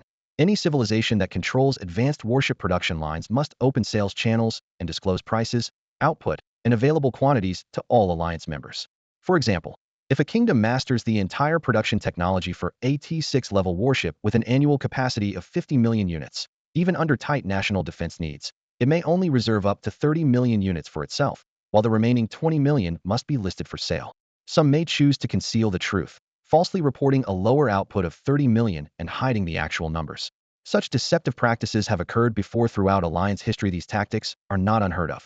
The League of Sovereign Civilizations has a very low tolerance for such situations. If anyone dares to break the rules, the other sovereign civilizations will immediately unite to launch a punitive campaign. So far, no civilization has been strong enough to stand alone against the rest, so no one has dared to challenge the boundaries. It is precisely this system of mutual checks and balances that has maintained a fragile but effective equilibrium within the League. When scenarios like the one mentioned earlier occur, such as the debut of a starship model with an annual production capacity of 50 million vessels and widespread demand among the members, the League's allocation rules come into effect. The civilization controlling the core technology is guaranteed a fixed 30 production quota, while the remaining 70 is divided equally based on need, obligating even the producing party to comply. For example, if all 16 sovereign civilizations participate, the producer first takes 15 million ships, and the remaining 35 million are split evenly, granting each civilization roughly 2 million vessels. Regarding pricing, the League enforces mandatory guidelines designed to allow fair profits but forbid arbitrary price gouging. These layered regulations combined have forged the present structure of the League of Sovereign Civilizations. However, the League is no longer what it once was. Although nominally still composed of 16 sovereign civilizations, internally it has fractured into an upper 4 and a lower 12. The 4 dominant civilizations wield far greater power than the other 12, making the class divide starkly visible. Against this backdrop, turmoil has erupted within the Ashen Sovereign Kingdom. Without the League's institutional checks and balances, outside forces would have seized the opportunity to intervene in the coup, but even now the upheaval cannot be entirely quashed. Over the past century, the conqueror civilization has repeatedly provoked tensions. Initially, they applied diplomatic pressure by detaining League convoys and transport ships passing through their territory. Later, citing attacks on their own fleets in the Greater Universe Cluster, they compelled the League to allow military legions entry for investigations. The League initially refused firmly, but the dispute soon escalated from verbal exchanges to armed clashes, small-scale skirmishes, border patrol standoffs, and eventually the direct confrontation of large legions. Roughly 30 years ago, the conqueror civilization boldly declared war on one of the lower-ranked members of the 16 sovereign civilizations. Unable to withstand the assault alone, that member was forced by treaty to appeal for aid from the rest of the alliance. In theory, the League's Mutual Defense Pact requires all members to send troops when one is attacked. Yet in reality, self-interest often overrides formal clauses. While a single member of the once mighty League does not stand out, if the members could truly unite, they would rank among the top powers in the entire Greater Universe Cluster. But this time, the troublemaker was the conqueror civilization, whose notorious reputation was well known to everyone. No one wanted to provoke this madman. When the war first broke out, the major sovereign civilizations, except for a rare few, only gave verbal assurances at the negotiation table that they would send legion fleets to support, but actual deployments were repeatedly delayed. As a result, the frontline kingdom of the sovereign civilization bearing the brunt suffered successive defeats, losing over a third of its cosmic territory in just 1 year. It wasn't until the borders were visibly torn apart that the rulers finally realized the conqueror civilization wasn't playing around this time. They had set their sights on the entire sovereign alliance. Incredibly, in this situation, their first thought was to negotiate first, hoping to intimidate the enemy with the alliance's power and avoid fighting altogether. Negotiations began. On the surface, the Conqueror civilization cooperated and slowed their offensive to sit down at the table with the Alliance representatives. The high-ups arrogantly believed they had averted a large-scale war. However, the talks dragged on for a full 5 years. During those 5 years, the Conqueror's ship batteries indeed ceased large-scale attacks, but they had no intention of returning occupied territory. On the contrary, the star systems they seized were swiftly transformed into frontline fortress-ring orbital cannons, deep space outposts, massive armories, and transcosmic teleportation hubs sprang up during that time. By the time the Alliance leadership realized something was seriously wrong, they hurriedly mobilized large Legion fleets. It's rumored that after secret consultations among the top 4 sovereign civilizations, they put pressure on all member states, forcing immediate war preparedness with no room for slack. But a step slow means every step slow. Facing the keen-sensed and battle-hardened Conqueror civilization, such a gap was like putting their throat right before the hunting dogs. Just as the Alliance began to assemble, the Conqueror civilization launched their second wave of attacks first. This time, the war not only engulfed the initially affected sovereign civilization again, but simultaneously spread to 3 others, one of which was one of the top 4 sovereign kingdoms. In other words, they declared war on 4 sovereign kingdoms simultaneously. At the beginning, the Conqueror's sudden strike inflicted heavy losses on the Alliance, with large star systems falling one after another. The first suffering sovereign civilization once again lost nearly half its territory. However, as time passed, the front line gradually stabilized, for these were each their own home cosmic clusters. Though their individual ships weren't as powerful as the Conquerors, they had the advantage of terrain and unity, shorter supply lines, lower repair costs, continuous operation of industrial bases, and relentless production of new interstellar warships. Due to these factors and more, the situation slowly steadied. After nearly a decade of warfare, although we were largely on the losing side, the overall situation had begun to stabilize. During the subsequent nearly 5-year period of respite, the Conqueror civilization focused on consolidating their damaged fleets and replenishing their forces, while secretly reallocating resources, clearly preparing for the next phase of their offensive. Seizing this relative calm, the Sovereign Civilizations Alliance dispatched a restructured fleet to try reclaiming several previously lost cosmic territories, managing to recover a small portion of ground. Meanwhile, intelligence networks reported that several interstellar civilizations long hostile toward the Conquerors had launched attacks to settle old scores. On another front, the Conquerors also suffered setbacks and clashes with the Spellcaster civilization. Considering all these factors, the Alliance leadership concluded that the Conqueror civilization was temporarily unable to launch a further offensive, resulting in a sharp easing of frontline pressure. But as soon as the situation relaxed, hidden fissures within the Alliance began to surface. Decades of continuous warfare had quietly shattered the original balance of power. Among the 4 major sovereign civilizations, 2 had weakened their national strength, while among the 12 lesser sovereign civilizations, 3 had grown stronger. Opportunists sought to rise and claim more influence. The ownership of recently reclaimed cosmic territories was disputed, with no faction willing to relinquish control. Conflicts, probing maneuvers, and covert struggles layered upon each other, forcing the renewed counteroffensive against the Conquerors to be shelved once again for several years this time. Then, 10 years ago, an unexpected third wave of assault suddenly erupted. The Conqueror civilization launched a massive advance, drawing 11 of the 16 sovereign civilizations into the conflict. The Ash Sovereign Kingdom was among them, its borders mercilessly torn apart by the flames of war. At this point, in the war conference room, the 25th Princess, Mo Chi, turned her gaze to the 19th Prince, Mo Li, sitting beside her.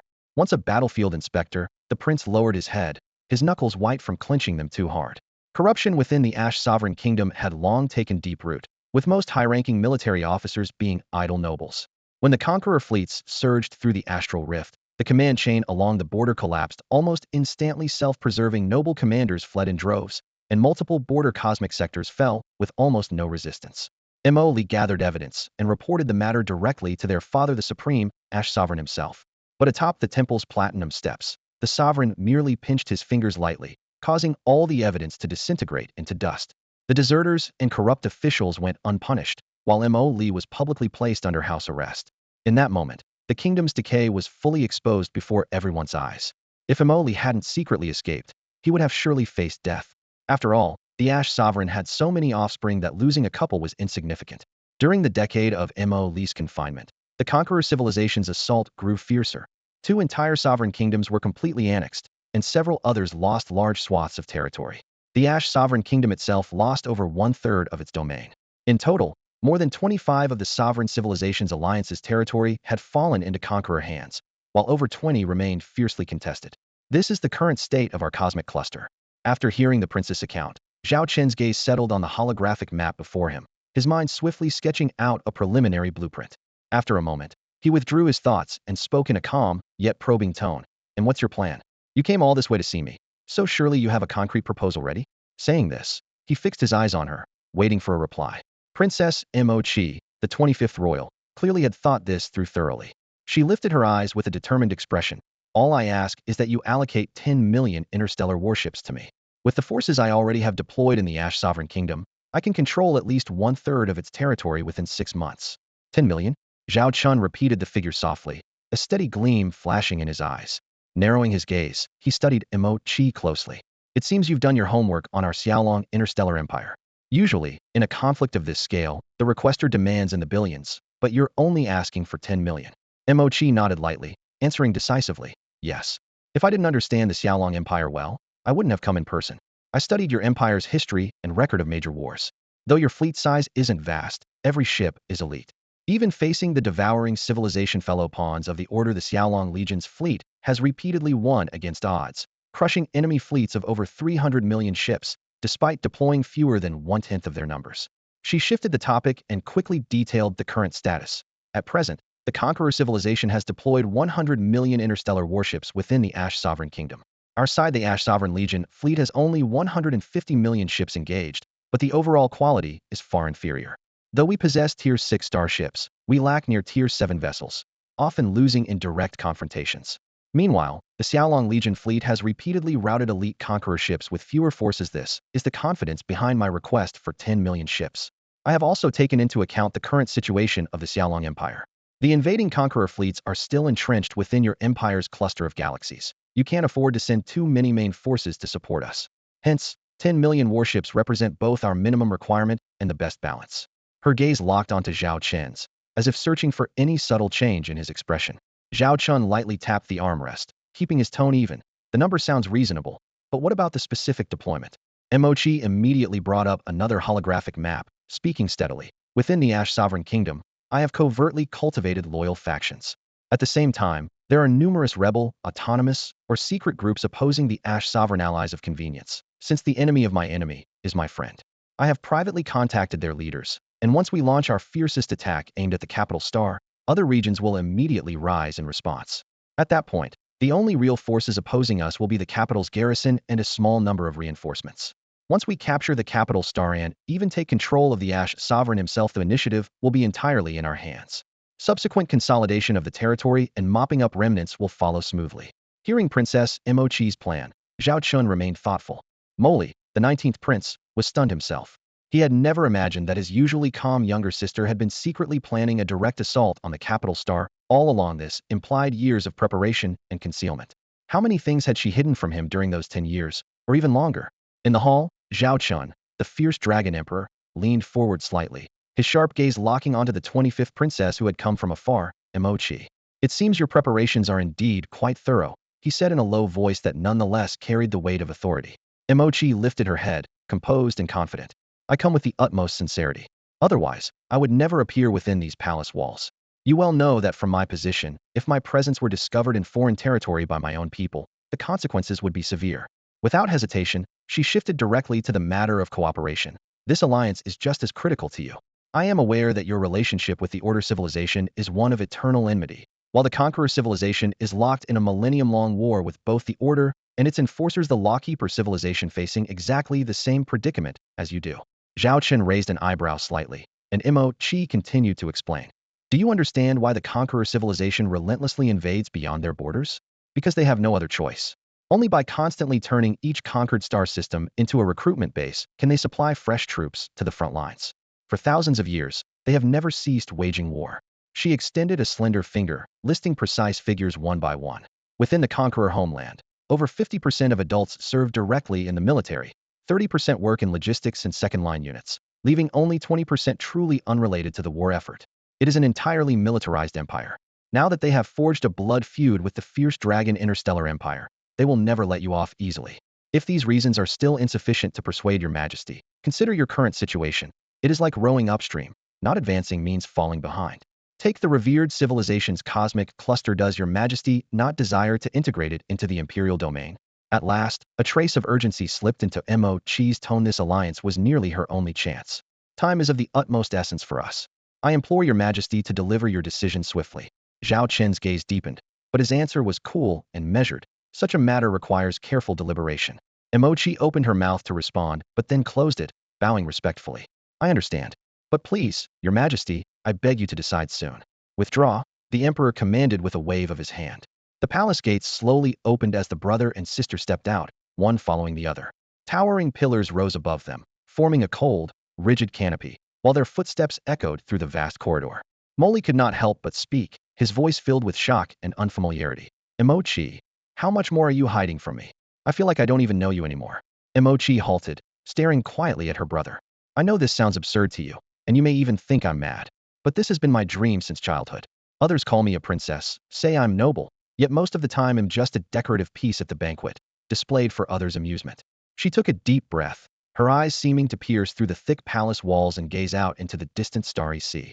Until I set foot on those barren worlds and personally handed my easily acquired clothes, medicines, and food to those people, when I saw them look at me with almost reverential eyes, as if toward a deity, I truly understood. I realized that I might have found the meaning of my life. Since my mother passed away, Mo Chi, the 25th princess, seemed to have lost all her support. Yet at this moment, she suddenly understood that perhaps she was alive for this very attempt. No matter the outcome, she was willing to risk everything. In the majestic palace corridor, the 19th prince, Mo Li, quietly watched his sister. He saw Mo Chi's shoulders trembling slightly from nervousness, and his heart ached for her. After a moment, he placed his hand firmly on her shoulder, his voice steady like heavy armor. No matter what the future holds, I will always be your brother. Mo Chi took a deep breath and turned to gaze upon the imperial palace hall, its beams exquisitely carved and illuminated as bright as daylight. A faint tremor flickered in her eyes. Do you think His Majesty the Fierce Dragon Emperor will agree to cooperate with us? After the brief meeting ended, Emperor Zhao Chen of the Fierce Dragon immediately returned to the War Command Center and connected via encrypted channel to Chief Secretary Lilith and Marshal Charlotte at the same time. In the holographic projection room, 3 clear light figures floated above the round table. There's something I must tell you right away, Zhao Chen said, dismissing the guards and getting straight to the point. Is this about the princess and prince coming to discuss cooperation? Lilith smiled, resting her chin on her hand to jump in first. Zhao Chen raised an eyebrow, staring at her. Your intel is impressive. Feels like I can't keep even a single hair secret from you. The emperor wants to keep things confidential, so he has to handle almost all the paperwork himself. Lilith played with the light screen, her tone lighthearted. But since you're dumping 90 of it on me, naturally all subordinates come to report to me. Tell me, what secrets could you possibly have left from me? Maybe we should reconsider our division of labor? Forget it. You're still my secretary. Zhao Chen waved off her teasing as if it was nothing. Whether or not I have secrets doesn't matter. If I had to handle all of that myself, I'd quit right now. Then he recounted every detail the 25th Princess Mo Chi had revealed during their meeting. Charlotte furrowed her brow, and the playful smile left Lilith's face as the 3 of them discussed the matter for a full half-hour. Finally, Zhao Chen leaned back in his chair. So, I want to hear your thoughts.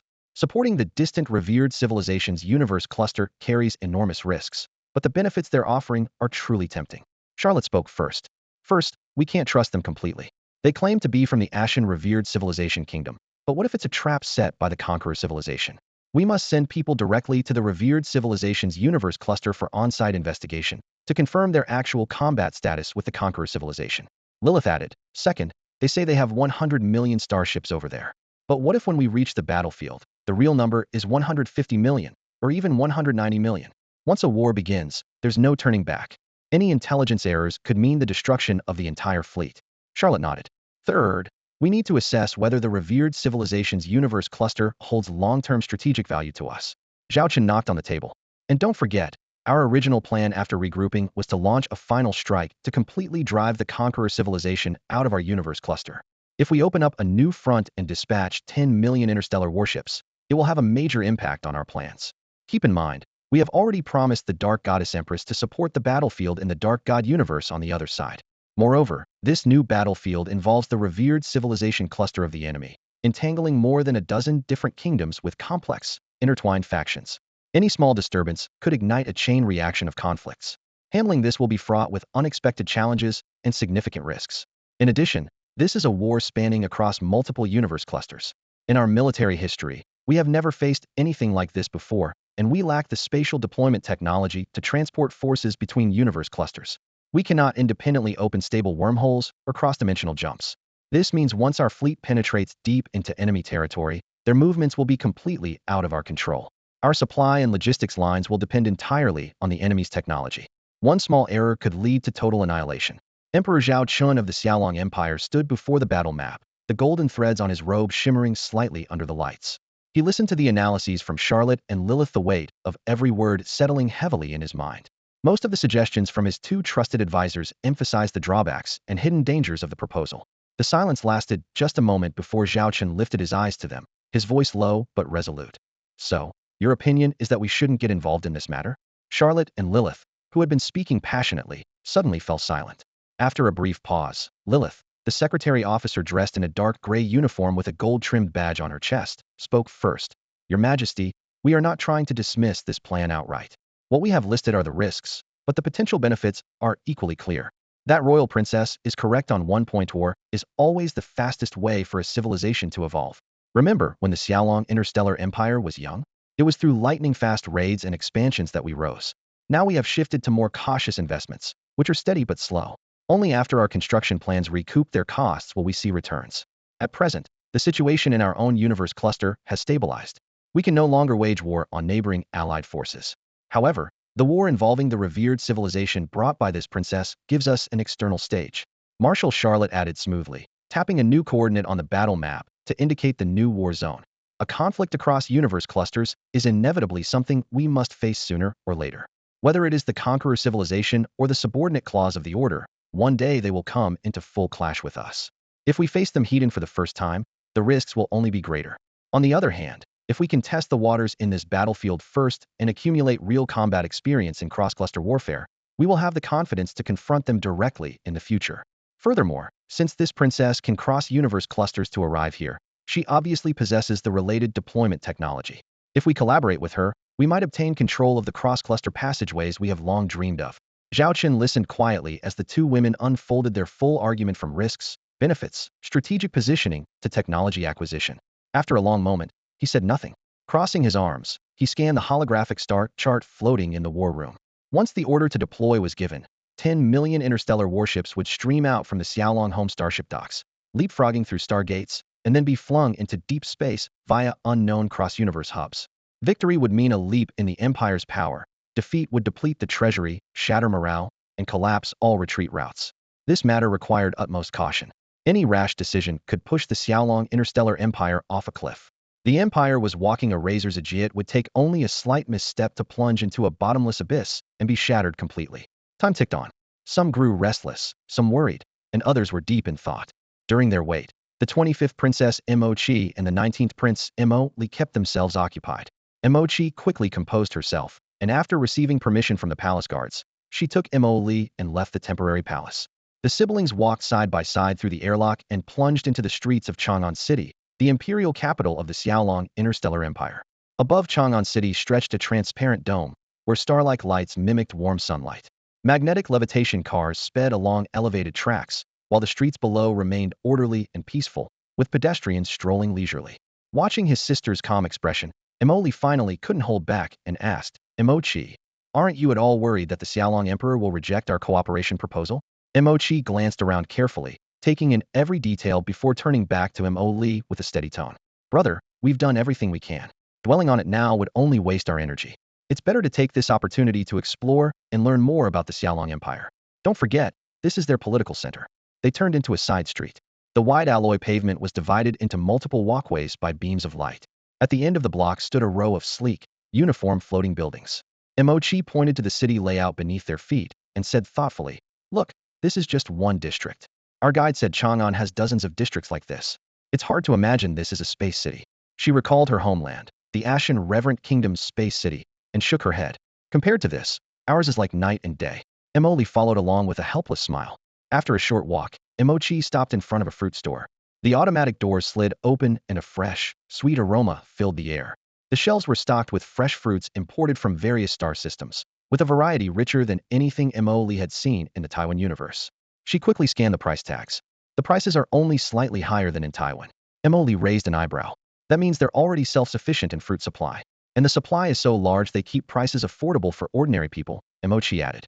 Achieving that at the food chain level means there must be a complete agricultural and industrial system behind it. That's a core strength of the empire. They continued on to a sunken plaza. Inside the railing was a stone sculpture park that took up the equivalent of 2 or 3 football fields. On the terraced ground, rows of warship sculptures were arranged neatly, all scaled down proportionally. The front row marked T4 class interstellar warship. Mochi crouched to touch the cool stone prow and observed. This commemorates an important early war of the Xiaolong Empire. It's clear they deeply respect their history, openly displaying both victories and sacrifices so that everyone entering Chang'an remembers the empire's journey. As she spoke, Emoli noticed a stone stele nearby with an inscription that caught his attention. We do not like war, but we do not fear it either. Half a day later, the temple remained grand and imposing, its domed ceilings reliefs glowing softly under the gilded lamps. Emperor Zhao Chen of the Owl Dragon dynasty summoned the 19th prince, Mori, and the 25th princess, Machi, once again. This time, however, 2 figures stood beside the throne. Mori and Machi stopped at the foot of the steps and knelt in salute. Greetings to Emperor Zhao Chen of the Owl Dragon. Moki's eyes immediately fell on the 2 women. She had long studied the power structure of the Owl Dragon interstellar empire and naturally recognized them. 1. Lilith, the chief secretary, the empire's highest-ranking decision-maker after Zhao Chen himself. 2. Charlotte, the Grand Marshal, the only commander who could directly mobilize all Owl Dragon Legion fleet groups. Both shared another status. They were wives of Emperor Zhao Chen and had borne him children. The 3 seated in the hall formed the ruling core at the very top of this power pyramid. Zhao Chen raised a hand, dismissing the formalities, his voice calm and steady. The 2 of you have been roaming Chang'an City all day. What are your impressions? It was small talk, but also a subtle test. Machi understood this and answered with a smile. Your Majesty, Chang'an is the most magnificent space city I've ever seen. It would be the highest honor if my own country could possess such a grand metropolis. The architecture alone is impressive, but the efficiency of every administrative institution is equally striking. Though I haven't been inside, the steady stream of vehicles at the gates and the orderly appearance of those coming and going say everything this place is entirely unlike the corrupt bureaucrats back home. Here, hope flourishes everywhere. Her words contained a hint of deference, but they were far from mere flattery. The contrast in atmosphere spoke volumes. In her civilization, officials were mostly sly and self-serving, focused on the officials themselves rather than the work to be done, which meant a bleak future. Here, life brimmed with vitality. After this exchange, Zhao Chen steered back to the main issue. Regarding the cooperation you proposed, we have held internal discussions. Frankly, the potential profits are great, but so are the risks. Therefore, I cannot give a definite answer at this moment. Prince Morris' heart tightened, anxiety flashing across his face. Machi, however, stood firm. She sensed the emperor was leaving room to maneuver. Had he intended outright rejection, there would have been no need to summon them again alongside 2 highly influential wives. Zhao Chen continued, we understand that risks and rewards coexist. Before fully grasping all the details, we cannot make a final decision. We cannot simply believe everything you say based on your words alone. After speaking, Xiaolong Emperor Zhao Chen's gaze settled on the 25th princess, Emochi, below. The cold glow of the golden throne reflected on his expression, cautious yet probing. Emochi bowed slightly, her voice clear and respectful. I fully understand your concerns. We will cooperate wholeheartedly with the related work. May I ask when you plan to dispatch the observation team? Zhao Chen was silently surprised by Emochi's quick response. She seemed to have anticipated this question. He showed no emotion outwardly and simply nodded. We'll discuss that shortly. I have another question. How did you arrive in our universe cluster? The atmosphere in the hall tightened instantly. Emochi raised her eyes calmly. You want to know whether we possess technology for inter-universe cluster transfer, correct? Zhao Chen confirmed in his mind. This princess is indeed clever. Emochi continued to explain. The universe cluster transfer device we use isn't developed by us. It comes from the technology of another revered civilization within the revered civilization universe cluster.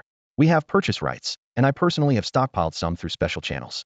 It only supports single-use, one-way transfer unlike the Conqueror civilization, which relies on white hole technology for long-term stable transfer, or the Voyager Guild, who can travel freely between universe clusters. Upon hearing Voyager Guild, Zhao Chen's brows lifted slightly. She even knew about the Voyager Guild, showing how extensive their information network was. What truly interested him was the revered civilization that possessed the cross-universe cluster transport technology. Emochi paused briefly, then added, this device is called the Shining Stone, originating from the Shining Revered Civilization Kingdom's technology. My fleet has some in storage. If you need, I can send you a few. Her tone transitioned smoothly to introduce the Shining Revered Civilization Kingdom's background and strength. The Shining Revered Civilization Kingdom is one of the top 4 revered civilizations in our alliance, leading in advanced technology. Over half the alliance's technology either comes directly from them or involves them. They have the most scientists and research institutes in the alliance. In the ongoing full-scale war against the conqueror civilization, they have performed most outstandingly. According to alliance regulations, new products cannot be monopolized privately and must be sold externally. But as the producers, they still maintain an overwhelming numerical advantage. Mo-Chi raised a hand and summoned a data hologram in the air, showing the peak number of warships in the Shining Civilization over 300 million vessels, with individual ship mass far exceeding other revered civilizations. If the Shining Revered Civilization Kingdom claims second place in overall strength, she stated calmly, but with weight, no one dares to argue with that claim to being first. Zhao Chen listened quietly, fingertips lightly tapping the throne's armrest as his mind rapidly sketched potential strategic and cooperative routes. That was essentially the level of status they held. So you want to acquire this technology from them, but honestly, that's going to be extremely difficult. The 25th Princess, Mo-Chi, spoke calmly yet directly to the point. However, as long as your majesty is willing to follow our agreed timeline, in at most 30 years, the Shining Sovereign Civilization's kingdom will fall into our hands. At that time, the technology will naturally belong to you. 30 years. Lilith, the secretary recording nearby, nearly burst out laughing. Zhao Chen, the emperor of Xiaolong, was famously impatient and unlikely to wait that long. Zhao Chen withdrew his gaze, spreading his palms slightly, his voice tinged with subtle doubt. There's one thing I can't understand. You plan to provide us with 10 million interstellar warships, but you also know that the Xiaolong Interstellar Empire currently lacks the technology to traverse between galaxy clusters. We can't even transport a fleet across. How can we possibly talk about conquest? As the saying goes, even the cleverest housewife can't cook without rice. Zhao Chen smiled faintly, tossing the difficult question back to her. Mo-Chi, however, was unfazed and smiled lightly. Your Majesty, perhaps you are unaware that I once made a deal with the Voyage Guild. They owe me 2 unconditional opportunities to deploy starships. 10 million is just a number. They are fully capable of delivering that many. Her words hung in the air, tightening the atmosphere instantly. Even Prince Mo Li, standing behind the princess, widened his eyes. The Voyage Guild was a rare organization sought after by countless civilizations across the universe. Normally, orchestrating such large-scale cross-galaxy voyages costs astronomical sums, and even the Xiaolong Empire might not afford it. Zhao Chen narrowed his eyes, scrutinizing this mysterious 25th princess. May I ask, what exactly is your connection with the Voyage Guild? Faced with scrutiny, Mo-Chi remained composed, simply curling her lips. I'm sorry, Your Majesty, but this is not a question I can answer right now. However, if we reach an agreement, I will keep no secrets from you going forward. One thing is certain: my relationship with the Voyage Guild will have no negative impact on you or the Xiaolong Interstellar Empire. After she finished speaking, Zhao Chen fell silent for a long time. She clearly knew how to measure her words first, showcase her value, then leave room for mystery. In a time when most civilizations cannot achieve cross-galaxy cluster travel, whoever allies with the Voyage Guild holds the advantage. Very well, Zhao Chen finally said. Based on our discussion, I will send an expedition team first to your Sovereign Civilization Alliance to verify the situation. We will talk in more detail after their return. Of course, that poses no issue. Mo-Chi nodded. My people will fully cooperate with your expedition during their stay in the Ashen Sovereign Kingdom. If you are concerned about our influence, we can also arrange for our personnel to completely stay out of your way. Princess Mo-Chi smiled as she spoke. She knew that she had taken a major step forward in the cooperation with the Xiaolong Interstellar Empire. Princess Mo-Chi pressed her advantage and got straight to the point. I have one more request. Can we set a deadline for this matter? You understand how critical timing is for the fighter jets. The situation in the Ash Revered Kingdom is extremely unstable and could change at any moment. We can't afford any delays. Zhao Chen nodded, understanding her concerns, and threw the question back to her. How much time do you think is reasonable? This was both a consultation and a test that wanted to gauge her bottom line. After a brief pause, Princess Mo-Chi replied, how about 1 month?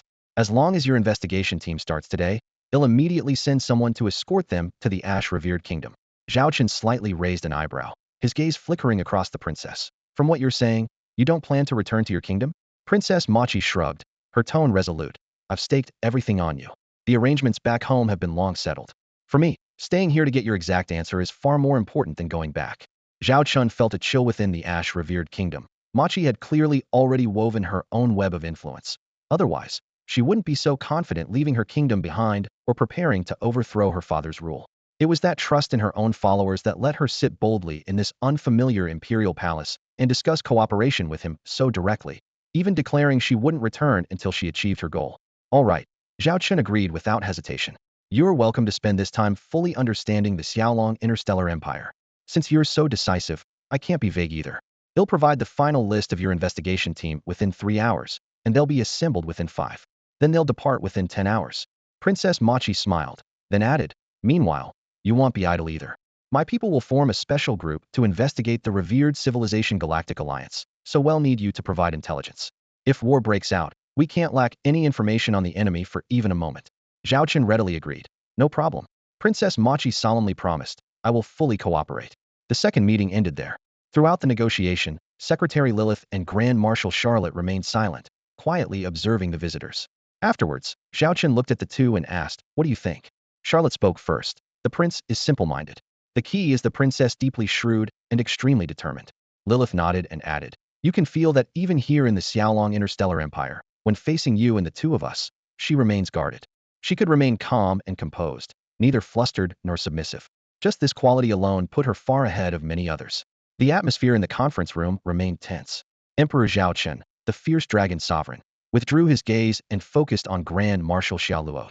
If we really intend to launch an offensive against the Ashen Lord's kingdom, we will need to fight simultaneously on 3 fronts: the Black Goddess Empress Zone, the Native Conqueror Civilization Zone, and the Ashen Lord Zone itself. The number of Star Legion fleets we currently have could never sustain operations on all these fronts. Grand Marshal Xiaoluo nodded in agreement. Even after just completing a round of post-battle reinforcements, our total number of warships has barely rebounded to 30 million. This obstacle is inevitable. Sooner or later, we will have to face it. Any solutions? Zhao Chen asked directly. The difficulty is extremely high, but not impossible, Xiaoluo replied, exchanging a glance with Secretary Li Lizi beside her. Zhao Chen pressed further. How do you propose we try? Xiaoluo deferred to Li Lizi. Li Lizi leaned forward slightly, speaking steadily. This issue has long been discussed between Grand Marshal Xiaoluo and me. Given the Empire's current industrial limits, even committing all efforts to produce warships compliant with Legion standards assuming no other drains on resources, the monthly maximum output is about 3 million ships. But if we do this, our planned comprehensive fleet upgrade phasing out the Tier 4 ships and fully replacing them with Tier 5 would be impossible. The only way to maintain a monthly production rate of 3 million is to keep the current structure. Tier 5 as the main force, supported by Tier 4s, with Tier 6 and near Tier 7 ships serving as flagships. 3 million ships per month. Zhao Chen repeated softly. He knew this equaled adding a complete conventional Legion fleet every month, yet it still fell short of what 3-front warfare demanded. Li Lizi continued. To accelerate capacity expansion, we have a bold proposal that requires your Majesty's approval. She raised her eyes to meet Zhao Chen's. At his one-word command, speak, the conference room fell silent. Li Lizi activated the hollow projection, revealing the entire fierce Dragon Galactic cluster, with coordinates, industrial bases, and resource-rich star systems clearly displayed. The 3 million ships I mentioned earlier is the Empire's production limit on its home territory. However, within this galactic cluster, there are still underutilized industrial capacities. Until now, we've only collaborated with neighboring civilizations on component subcontracting, outsourcing non-critical parts, and then shipping them back to the Empire for assembly. In reality, these partners are capable of handling far more complete manufacturing processes. While they cannot produce Tier 5 warships, Tier 4s are well within their abilities. Zhao Chen quickly grasped the key point. You mean to entrust the production technology for Tier 4 starships to them? Let the civilizations capable of producing T4 level starships within these universes take full responsibility for manufacturing the entire T4 series of starships. According to the latest calculations from the Xiaolong Empire's think tank, if production lines are completely opened up, within 1 month, they can ramp up to producing at least 3 million T4 class Xiaolong series starships that meet military standards. Production can increase to 5 million units in the second month. After half a year spent expanding and upgrading outdated shipyards and supporting facilities across the universes, the monthly output could soar to an astonishing 10 million ships. 10 million ships in a single month. Zhao Chen froze at the command seat as the holographic data materialized before him. He found it hard to believe, but also understood why. The Xiaolong universe cluster covers vast territory. Although T6 and T5 level civilizations are extremely rare, there is no shortage of T4 level civilizations. Even T3 level tech civilizations, with just a little coordination and technical upgrades, can mass-produce T4 class starships. There was only one real stumbling block: technology embargoes. Soft light from the council chamber's ceiling lamp bathed the room as Secretary Lilith unfolded a holographic screen. Considering the current situation, my recommendation is to fully open up T3 level and below technologies within the military-industrial sector of the Xiaolong universes. For example, all core blueprints for T3 level interstellar industrial ships should be incorporated into the public database in one go. Zhao Chen raised an eyebrow. If we release the technology, Won't they just take it without paying? No. Lilith tapped lightly on her palm. A new clause appeared on the screen. We will sign standardized agreements with all forces using the technology. Anyone producing T3 level and below starships must proactively declare monthly, quarterly, and annual production volumes and pay a licensing fee ranging from 1 to 5 of the production cost. Zhao Chen drummed his fingers on the table. What if some people take the technology but refuse to pay? They don't get to decide. She looked up, her tone calm but imposing. Who runs the show in the Xiaolong universe cluster? Naturally, the Xiaolong interstellar empire. Anyone who dares defy that knows the consequences. Even if a few factions secretly underreport, it won't significantly affect us. Our primary goal is to raise the overall level of military-industrial technology among civilizations once T3 level interstellar industrial ships become widespread. The production threshold for T4 starships will be completely lowered. Profit is a secondary goal. That's what the licensing fees are for. She pushed the screen forward toward Zhao Chen. Licensing fees can be converted into credits. When they produce T4 level starships, they must prioritize selling to the empire, which then deducts payment with credits. After reviewing the terms, Zhao Chen finally nodded. Proceed with this plan. And through these credits, we can offset payments. Since these starships can be produced by many parties, the profit margins on them have been greatly reduced. In the past, we sold Tier 4 starships with profits nearly 80 times the cost. But now, with a massive surge in production and only us as the buyer, profits can be compressed to between 5 to 10 times. For the supplying civilizations, although it's no longer an extravagantly profitable business, it remains profitable and also helps upgrade their own industrial technology. Isn't that beneficial? As for us, even though purchasing costs are slightly higher than building our own production lines, this approach quickly resolves the urgent shortage of output. Secretary Lilith delivered her entire viewpoint in one breath, her gaze sweeping across the room.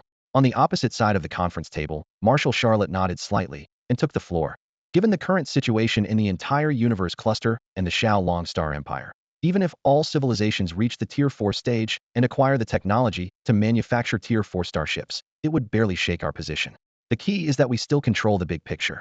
As long as we can face off against the legion fleets of the Order and Conqueror civilizations without losing, if only maintaining parity, this universe cluster remains our backyard. The real source of instability can only come from within ourselves. For example, if our frontline legion fleet suffers a devastating defeat, or if a conflict drags on too long like the Oath duel against the Devourer civilization back, then if it drags from half a year into 5, 10 years, or even longer, our prestige within the cluster will be shaken. Naturally, other civilizations will start having second thoughts. After all beings respect only strength. If the strong no longer remain absolutely invincible, who wants to forever live under their shadow? He paused briefly, his tone growing more aggressive. Right now we have Tier 6 starships and quasi-Tier 7 starships, and reportedly even solid progress on true Tier 7 technology. Compared to Lilith's plan, I advocate going farther, fully open Tier 4 starship technology, and also select suitable civilizations to cooperate with by opening up Tier 5 starship production lines to them. Only by doing so can we grow the Imperial Legion fleet as quickly as possible. Given the Empire's current situation, relying solely on our home cosmos, and those few cooperating civilizations' output, our industrial growth has already become too slow. Just look at the growth curve of the Xiaolong Star Empire cosmos over recent years. You can clearly see it beginning to plateau. Marshal Charlotte paused briefly before continuing. Those interstellar civilizations already have an industrial foundation. All we need to do is open up our technology to them. He raised his hand and drew a long winding line across the tactical holographic display, like a river snaking through a landscape. Imagine the Xiaolong Interstellar Empire as a river with only one source, currently limited in flow. Surrounding it are stagnant, dead lakes. If we can connect these lakes to our main river, that narrow stream will soon swell into a vast celestial river. He paused again, scanning the room. There are risks, of course, but they pale compared to the benefits. We can even take this opportunity to build a new alliance. Right now, there are only two in the cosmic sector: the finance-focused Galactic Trade Alliance and the militarized Interstellar Military Coalition. We aim to create a third, a comprehensive alliance. By sharing our technology externally, we expand our influence and accelerate control over other civilizations. The hall was bathed in cool light. Emperor Zhao Chen of the Xiaolong Empire reclined in a throne-like command chair, silent for a moment before shifting his gaze to the two female officers below the stage. Is the detailed plan ready? Lilith, the secretary officer, immediately stepped forward and tapped her wrist device. A thick electronic dossier, several hundred pages long, unfurled into the air. Knowing Zhao Chen's character well, she had already directed her department to prepare a fully executable plan since this strategy was nearly set in stone. The blue and white holographic text flipped rapidly. Zhao Chen skimmed it swiftly, eyes reflecting approval. The plan was comprehensive, even highlighting potential risks never mentioned before. For example, the Empire's low-end starships were exclusively produced by the Bayan Star Group. Opening the technology would inevitably dismantle Bayan's protective market moat. The plan proposed compensation, upgrading Bayan's entire industrial chain from the current T4 level and below, advancing to T5 and even parts of T6 interstellar manufacturing. This meant the Empire would outsource all mid and low-end production. Some T3 class warships would remain produced domestically by Bayan due to foreign trade. But once the agreement was signed, the Empire would abandon T3 and large parts of T4 manufacturing, reallocating resources and manpower towards T5 and above. After all, though the Xiaolong Empire's territory was vast, its usable space had limits. No matter how strong Zhao Chen was, he couldn't fit a 300 square meter house onto a 100 square meter plot. The only solution was to build upward and improve the interior design. This is the development path the Xiaolong Interstellar Empire is now set to follow. In the strategic conference room, a massive star map hovered in midair. Emperor Zhao Chen of Xiaolong fixed a sharp gaze on it, his voice resolute. Good. The proposal you've drafted is sound. We will proceed on two fronts simultaneously. Immediately dispatch an investigative team to the so-called revered civilizations universe, and on the other hand, fully launch all preparatory work according to the plan. Regardless of whether we ultimately intervene in the affairs of the revered civilizations universe, the plan must be implemented. Begin preparations. Several hours later, breaking news spread rapidly through the Xiaolong Interstellar Empire's extensive media network across the star realms. To address the future trajectory of the cosmic cluster, the Xiaolong Interstellar Empire has decided to join forces with 10 powerful interstellar civilizations to establish a brand new alliance encompassing almost all known cosmic civilizations. Whether other interstellar civilizations join will depend on their resources. In the signature section of the official document, within just minutes, signatures representing 70 to 80% of the key interstellar civilizations were gathered. The second signer was none other than the Sacred Elf Empire itself. Immediately after, the Sacred Elf Empire issued a public statement pledging full support for any decision made by the Xiaolong Interstellar Empire. The Xiaolong Interstellar Empire then announced the name of the alliance, the Qianlong Star Alliance. Full name: Qianlong Cosmic Cluster Interstellar Comprehensive Alliance, shortened to Qianlong Star Alliance. Alliance mission: to invite all interstellar cosmic civilizations to join, jointly discuss all matters, and build a truly comprehensive organization. Existing alliances each specialized in certain areas, but their limited structure and narrow cooperation could not meet the needs of grander ambitions. At first, many interstellar powers remained cautious about the initial announcement. However, upon reading the latter part of the agreement, nearly every civilization instantly dropped their hesitation, fearful of missing out on joining. The reason was simply the conclusion of the document. Emperor Zhao Chen personally issued the Qianlong Star Alliance's first proclamation. All civilizations joining the Qianlong Star Alliance will receive shared access to the vast majority of Xiaolong Interstellar Empire's Tier 4 technology. To avoid any accusations of wordplay, the Empire attached a complete technology list so extensive it overwhelmed even the most experienced archivists. Some skeptics tried to trace what the Empire had withheld but uncovered less than 10 of Tier 4 tech remained exclusive.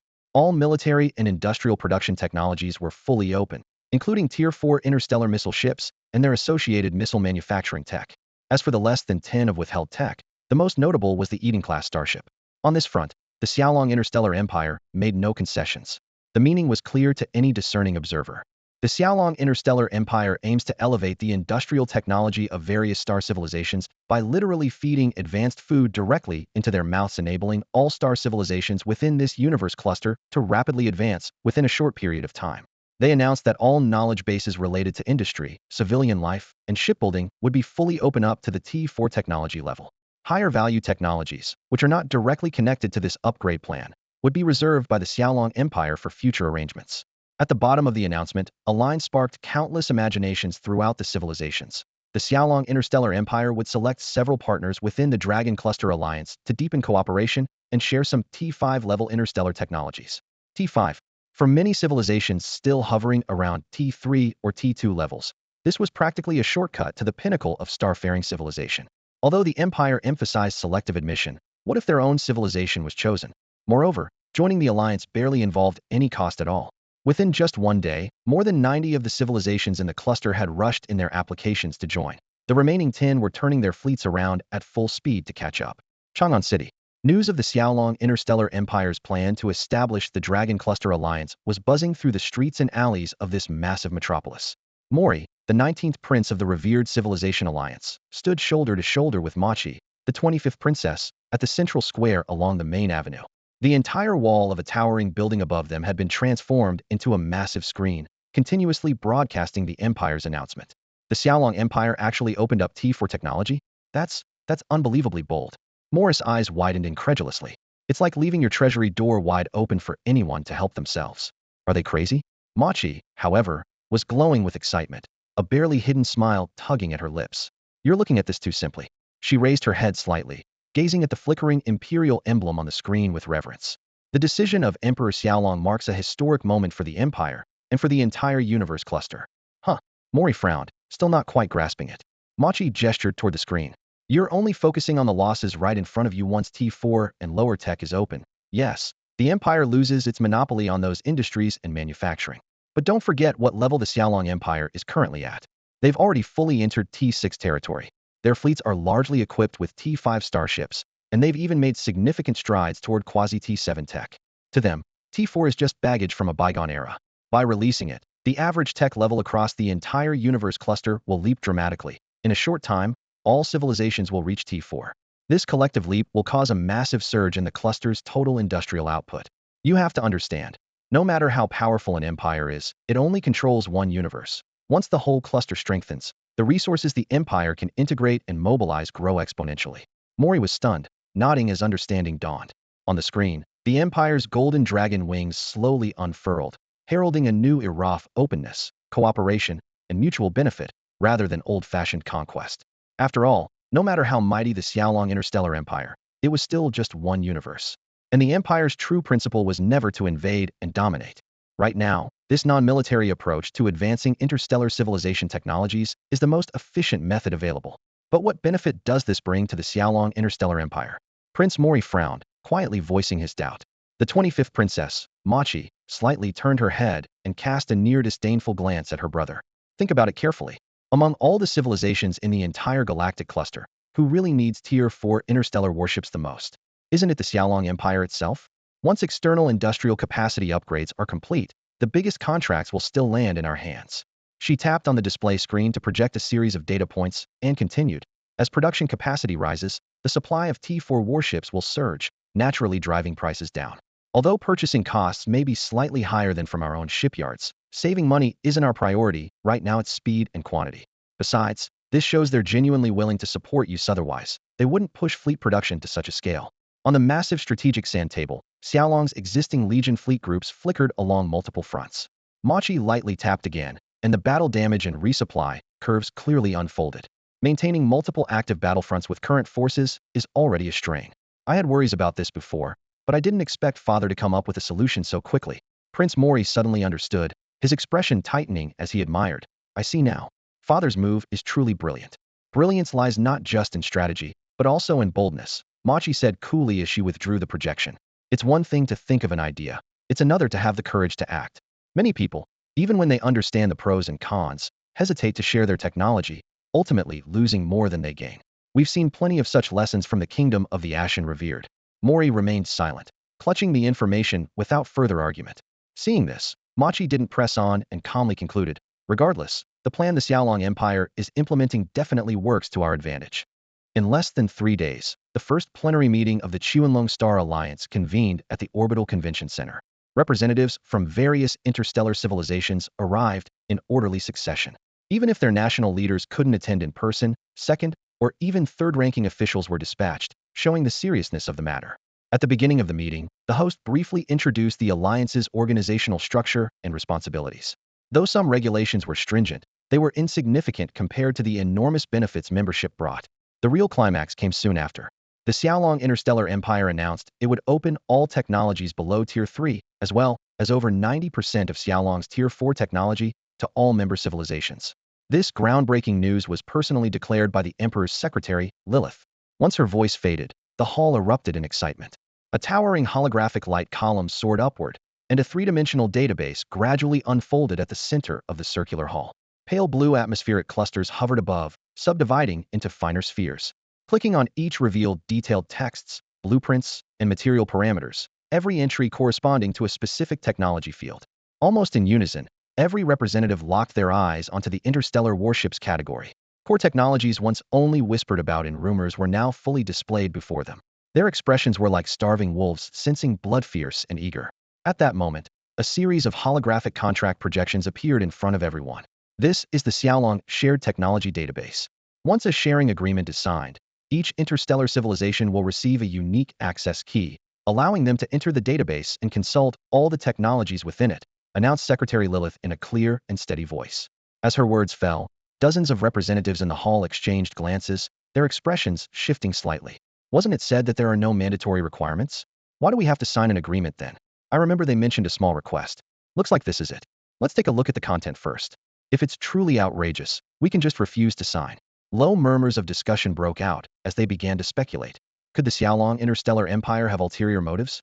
Drawing everyone in with promises of generous sharing, only to use the agreement to force unequal terms? All the whispers reached Lilith's ears, but her face remained unchanged. The terminal screen lit up, displaying just a few pages of terms, with the key information concentrated on the first page. Article 1. No technology or information from the Xiaolong shared database may be disseminated outside without permission. Once verified, the offending civilization will be expelled from the Dragon Constellation Alliance.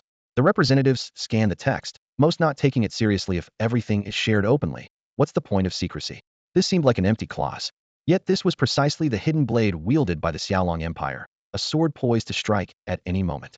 Usually, even if someone exchanged technologies privately, the Empire turned a blind eye. If you dare to share openly, you should be prepared for leaks. But if a civilization later conflicts with the Empire and happens to break this clause, Xiaolong would have a legitimate excuse to enforce sanctions. Here is the rule. You violated it. We act. No one can argue.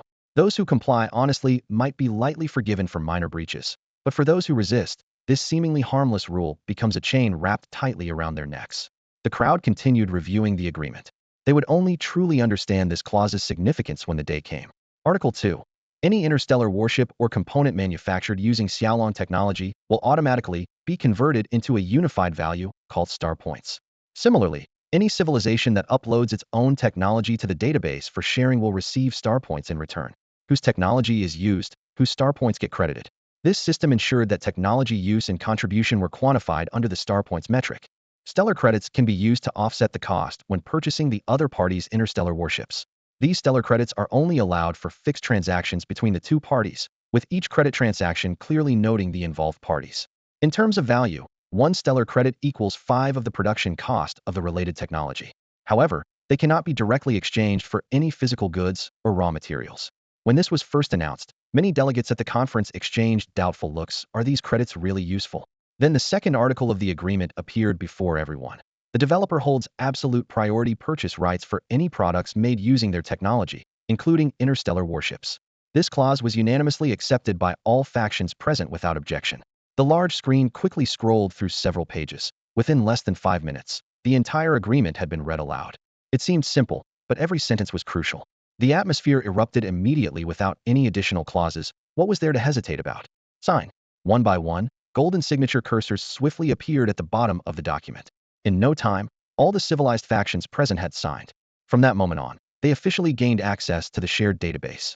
At this point, the database only contained Xiaolong's technology, but that alone was enough to get representatives fired up. Does that mean we can start accessing it now? Someone in the crowd asked eagerly. Secretary Lilith nodded slightly and raised her hand in invitation. The next moment, a deep blue brocade box appeared on the table in front of each representative. The box opened on its own to reveal a key about the size of a knuckle, made of a material resembling sapphire crystal, resting quietly inside. The keys are currently in their initial state and ready for immediate use. Lilith's voice conveyed clearly through the circular speaker system. However, before this meeting concludes, please bind your key to a personal token from your civilization.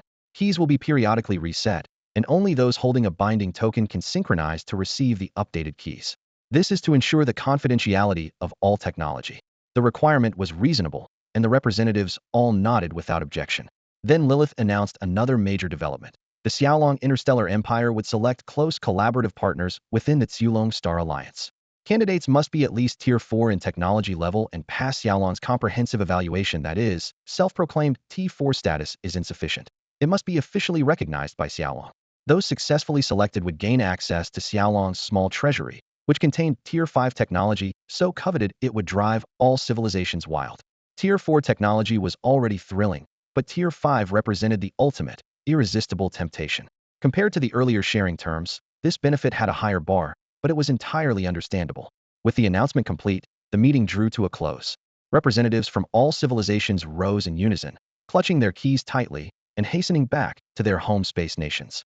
For them, the long-dreamed-of blueprints were now in hand, and every second counted to turn them into reality. Xiaolong's interstellar industrial ships and warships were immediately placed on the production agenda, and as long as the assembly lines ran, their overall strength could well rise to Tier 4 in the shortest possible time.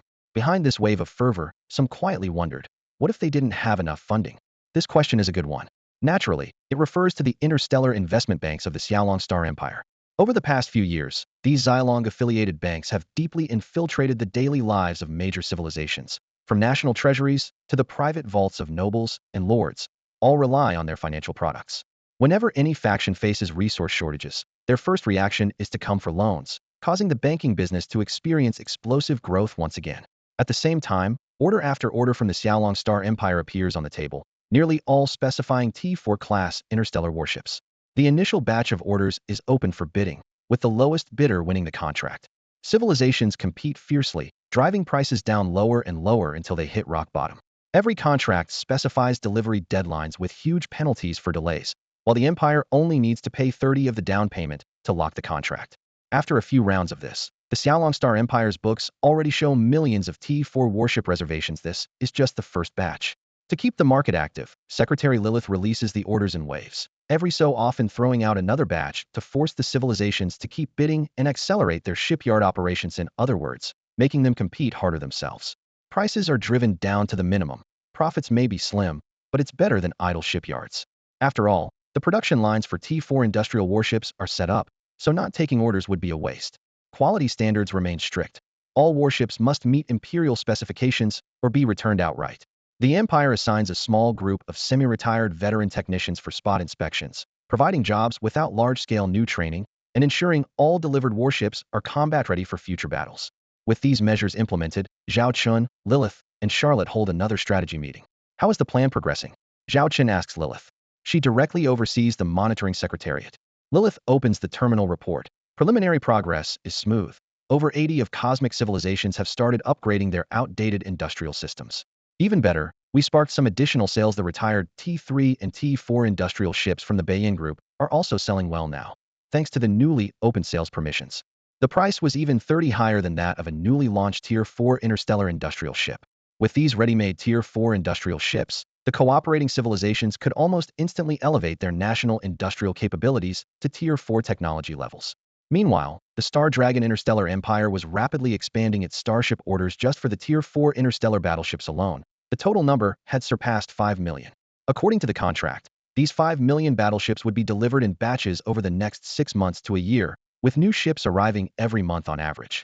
To ensure efficient operations on both supply and demand ends, Zhao Chen included a delivery clause of 100,000 ships per checkpoint in the contract. Whenever production reached 100,000 ships, a delivery would be completed and the remaining payment settled immediately. This arrangement guaranteed that the Star Dragon Empire would receive new battleships each month, while allowing the civilizations to recoup funds promptly and maintain enthusiasm for production.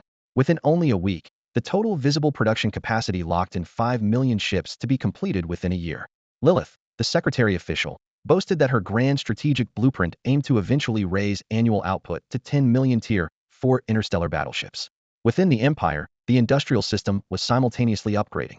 After fulfilling current orders, all existing Tier 4 production lines in the Star Dragon homeworld would be retired, marking a full transition to the Tier 5 industrial era. Starting next month, except for the Eden-class starships, no new ships below Tier 5 would be constructed. All production capacity nationwide would focus on Tier 5 battleships, with initial monthly output reaching 1 million ships and an eventual goal of 3 million ships per month as production lines improved.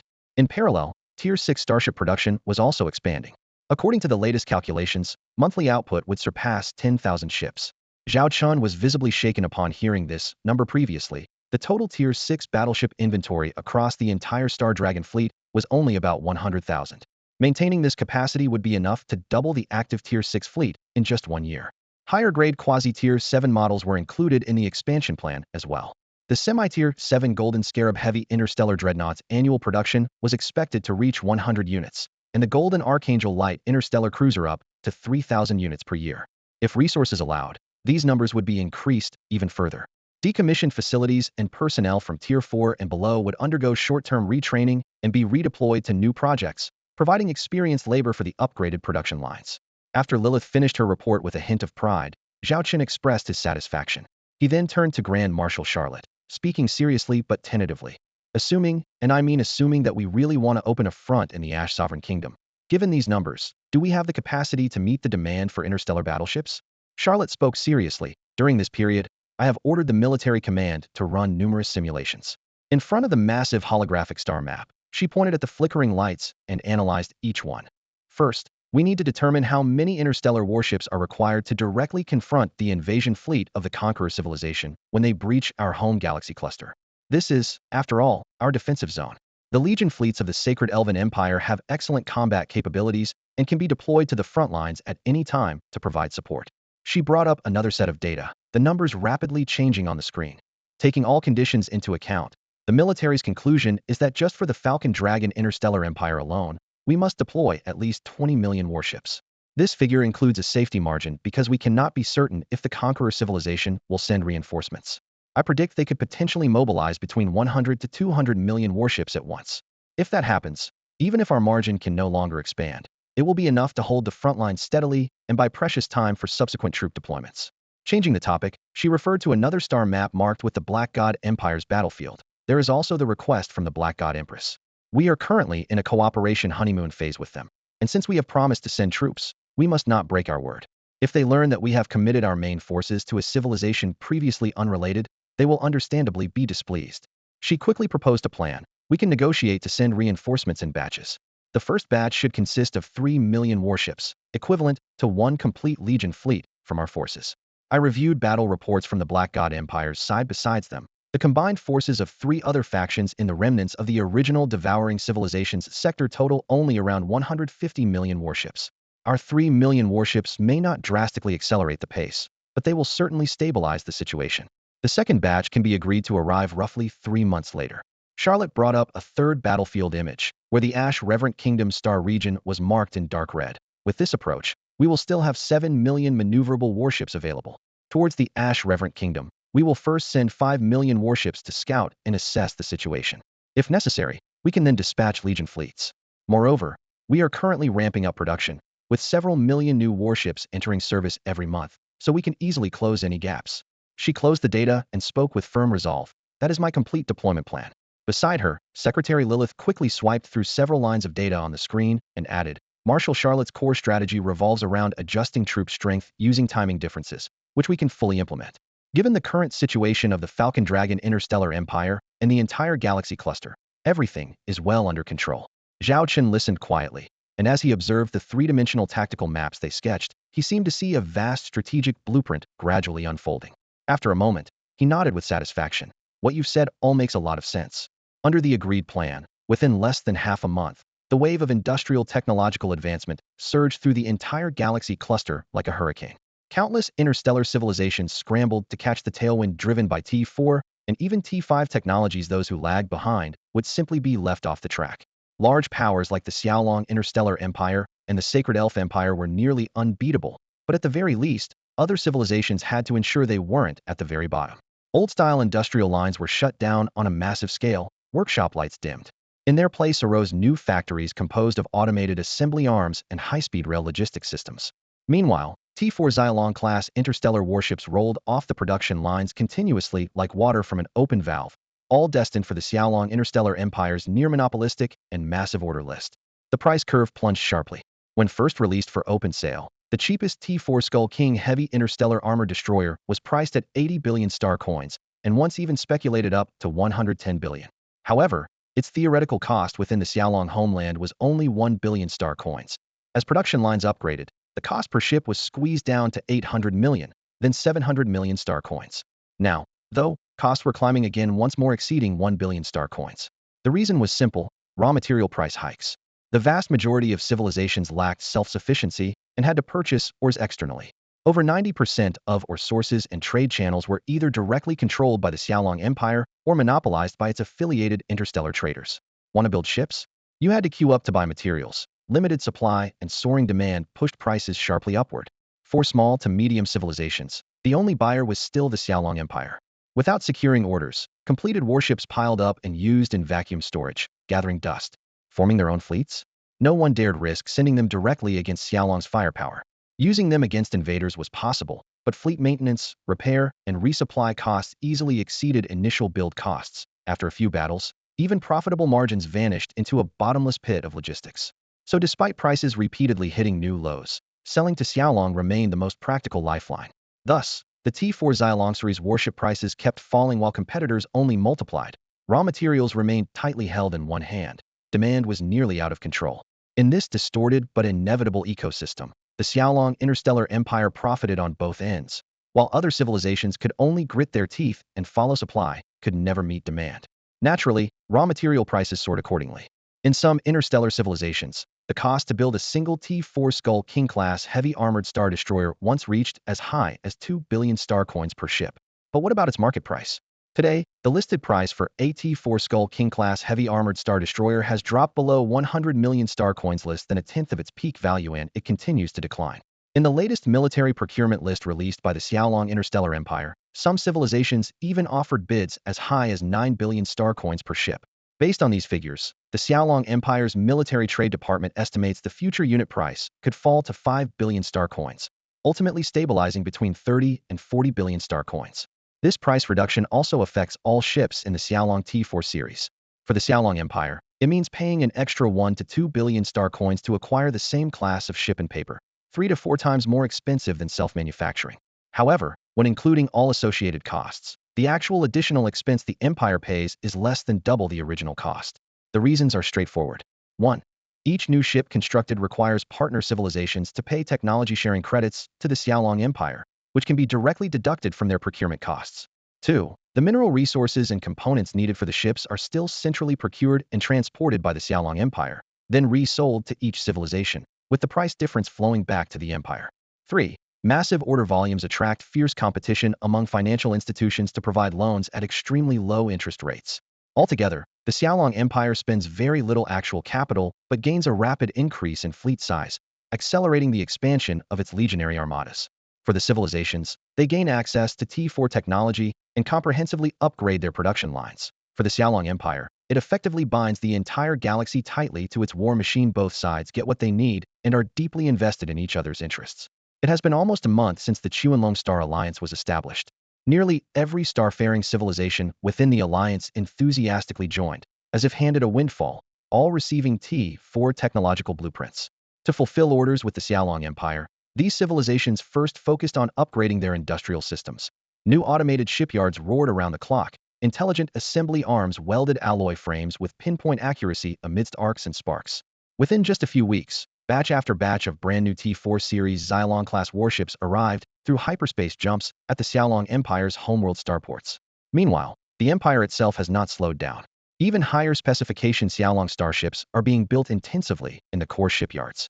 The fleet size, originally over 30 million ships, now nears 40 million, meaning the current organizational structure will soon be unable to accommodate the new vessels. In the depths of the palace in Chang'an City, Zhao Chen sat on the imperial throne. Through the holographic display, he could see the massive, brightly lit shipyards orbiting around, tens of thousands of engineering robots moving between hulls like a river of fireflies forming a starry stream. Marshal Charlotte stood before the steps, flipping through the military data board with a determined tone. Your Majesty, at the current shipbuilding pace, we will be able to expand at least one Imperial Legion fleet group every month on average. We need to finalize the command appointments for the new Legion fleet groups as soon as possible. Zhao Chen raised his brow slightly, signaling her to continue. Charlotte met his gaze steadily and said solemnly, "It seems you have decided this time to expand the army rather than restructure it." Zhao Chen looked at Marshal Charlotte. In several similar strategic meetings before, this female marshal always made quick, decisive calls first by continuously reorganizing, forcefully pushing each Legion fleet's size to the extreme limit of 3 million starships. Now, the size of a single Legion fleet in the Xiaolong Interstellar Empire had finally stabilized at 3 million ships, widely recognized as the current optimal balance between imperial logistics and combat capability. But with the situation suddenly changing and the Empire expanding its influence across the entire galaxy cluster, while also managing relations with the Dark God universe and the Sovereign Civilization universe cluster, there was simply no time left to fine-tune individual fleet compositions. Now, Our goal is no longer to grow one fleet larger, but to multiply the number of fleets of the same level, Charlotte said confidently, her eyes flickering over the star map projection. Zhao Chen watched her speak with ease and smiled faintly. Go ahead, you must already have candidates in mind. Her answer was unsurprising, yet still stirring. This time, I plan to expand the Empire's Legion fleets from 10 to 30. The number of conventional warships will rise from 90 million to a full 100 million plus the support vessels and elite corps. This figure could grow even more. That means we need to appoint 20 new marshals. At this, she raised her hand to summon a holographic display. Of course, we want to appoint all 20 marshals at once. That would be too rushed. The first batch will include 3, who will form the core of the newly reallocated fleets. Over the next 2 months, they will gradually build up their full forces and forge cohesion. Zhao Chen nodded, knowing Charlotte's style of thorough planning before action. And the candidates? He raised an eyebrow. I have already consulted with the other marshals. Opinions are largely unanimous. Here's the list. She tapped lightly, and detailed data flooded the projection. Zhao Chen scanned the screen. 30 to 50 names were arranged in 3 color-coded blocks: gold, silver, and blue. 1. Gold section, mostly familiar faces: Huang Xiaoting, Zhong Xiaoyan, Yi Xiaodong, currently all serving as deputy commanders of active Legion fleets, ranked near the top in their units, all holding the rank of 3-star admiral. 2. Silver section, Toaster lieutenant generals. Some were deputy commanders, others led main Legion fleets. 3. Blue section, Honester major generals. Many newcomers recruited in recent large-scale drafts, representing various civilizations. They had impressive records, but little direct contact with the emperor. Zhao Chen couldn't help but reflect that as the emperor, most of his meetings now involved 3-star admirals or higher, and these names felt like lower tiers. But Charlotte was always exacting. Anyone on her list was unquestionably a proven, capable soldier. Notes beside the projection detailed each person's achievements, merits, and command evaluations line by line. With a simple thought from Zhao Chen, the information could zoom into fine details: fleet combat data, tactical ratings, personal history. Everything was thoroughly documented. If you want to review anyone, just click and you can see all the details. Zhao Chen began reviewing the personal information of these individuals one by one, occasionally asking a few questions. Charlotte was extremely familiar with all their profiles. His fingers moved swiftly across the holographic screen. Every time he pulled up a file, he carefully verified birth backgrounds, military achievements, psychological evaluations, and even family connections. Whenever he furrowed his brow to raise a question, Charlotte could answer accurately within half a second, even recalling which battle a certain candidate had been wounded in as if reciting from memory. Their seamless collaboration filled the entire war room with a bright, tense, yet highly efficient atmosphere. Charlotte knew deep down that no matter how talented and capable she was, she alone could not sustain the ever-expanding territory of the Xiaolong interstellar empire. At present, the empire already had 10 4-star marshals under its command, but the situation remained tight. It was essential to continuously train new blood to relieve the pressure of command from her shoulders. She regarded this training of new talent as a core long-term missiona task she never allowed herself to slack on. After several rounds of discussion and screening, a preliminary list quickly emerged. 1. The long pre-selected commander of the 11th Legion Fleet, Group General Huang Xiaoting. Charlotte had ordered her to begin forming the 11th Legion soon after the Duel of Oaths ended, but due to various unexpected events, this appointment was only now being officialized. 2. The second candidate was an easy choice, approved almost immediately after comparing the data. 3. The truly difficult spot was the third. Zhao Chen and Charlotte repeatedly narrowed the candidate list from 10 down to 5. Zhao Chen even once proposed just creating 4 more Legion fleet groups to completely avoid the selection dilemma. Charlotte vetoed the idea on the spot. New legions needed to take shape step by step, not be launched all at once, or their combat effectiveness would never have time to mature. In the end, one candidate from the 5th shortlist stood out, finalizing the 3rd marshal appointment. The others who were not selected were not eliminated but placed on the 2nd and 3rd reserve lists, so they would be next in line for promotion unless major changes occurred. Charlotte regarded everyone as a valuable resource, promising each candidate, "If you miss this time, there will always be a next." "Then have these 3 come here," Zhao Chen said, closing the holographic screen and rubbing his temples. "The Empire's current situation is urgent. We can't afford to hold a lavish commendation ceremony. I will personally confer the medals." "The fact that you will do so in person is already their greatest honor," Charlotte replied with a smile. "How about 6 hours from now, Hall 3 in Chang'an City?" She quickly fixed the time and place. "Fine, it's settled. I will be at Hall 3 in 6 hours, Zhao Chen nodded. Everything was decided. The 3 new marshals of the Xiaolong Legion fleet were ready to emerge. These 3 would later be remembered as legendary figures in history. The trio of second-generation marshals of the Xiaolong Interstellar Empire heralded a new era for its Legion fleet. At this moment, General Elodie, an elf, strode along the transparent corridor of the flagship of the 410th Legion fleet. The metal deck beneath her feet gleamed with a silvery sheen under the soft lighting. Rows of freshly serviced starships were docked in the massive dry docks, the nanorepair coatings on their hulls still faintly shimmering. General, do you really need to inspect every mission yourself? You can leave the starship patrols to us, her adjutant said quietly, running to keep pace. I happen to be on leave, and I have nothing else to do, Elodie replied, her gaze scanning the subtle cracks and welds on the ship's hulls. After the Oath duel campaign, each ship needs a thorough overhaul. Leaving them entirely to maintenance is not how you treat family. When your family is sick and goes for a checkup, don't you ask after them? I understand. We'll issue a detailed inspection order immediately, the adjutant responded firmly. Elodie nodded, eyes drifting over to the dense array of warships outside the porthole. The 410th Legion fleet was now the core of the 10th Legion fleet group, and thanks to her performance on the Oath duel battlefield, she had risen to become the second-in-command of the 10th Fleet Group. Joining the Xiaolong Legion fleet less than 4 years ago, she had advanced from a military academy graduate to an imperial 3-star general at an astonishing pace, earning her the nickname Daughter of Heaven.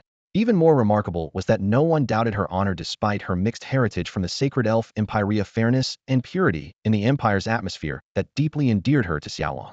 A sudden vibration lit up her wrist terminal.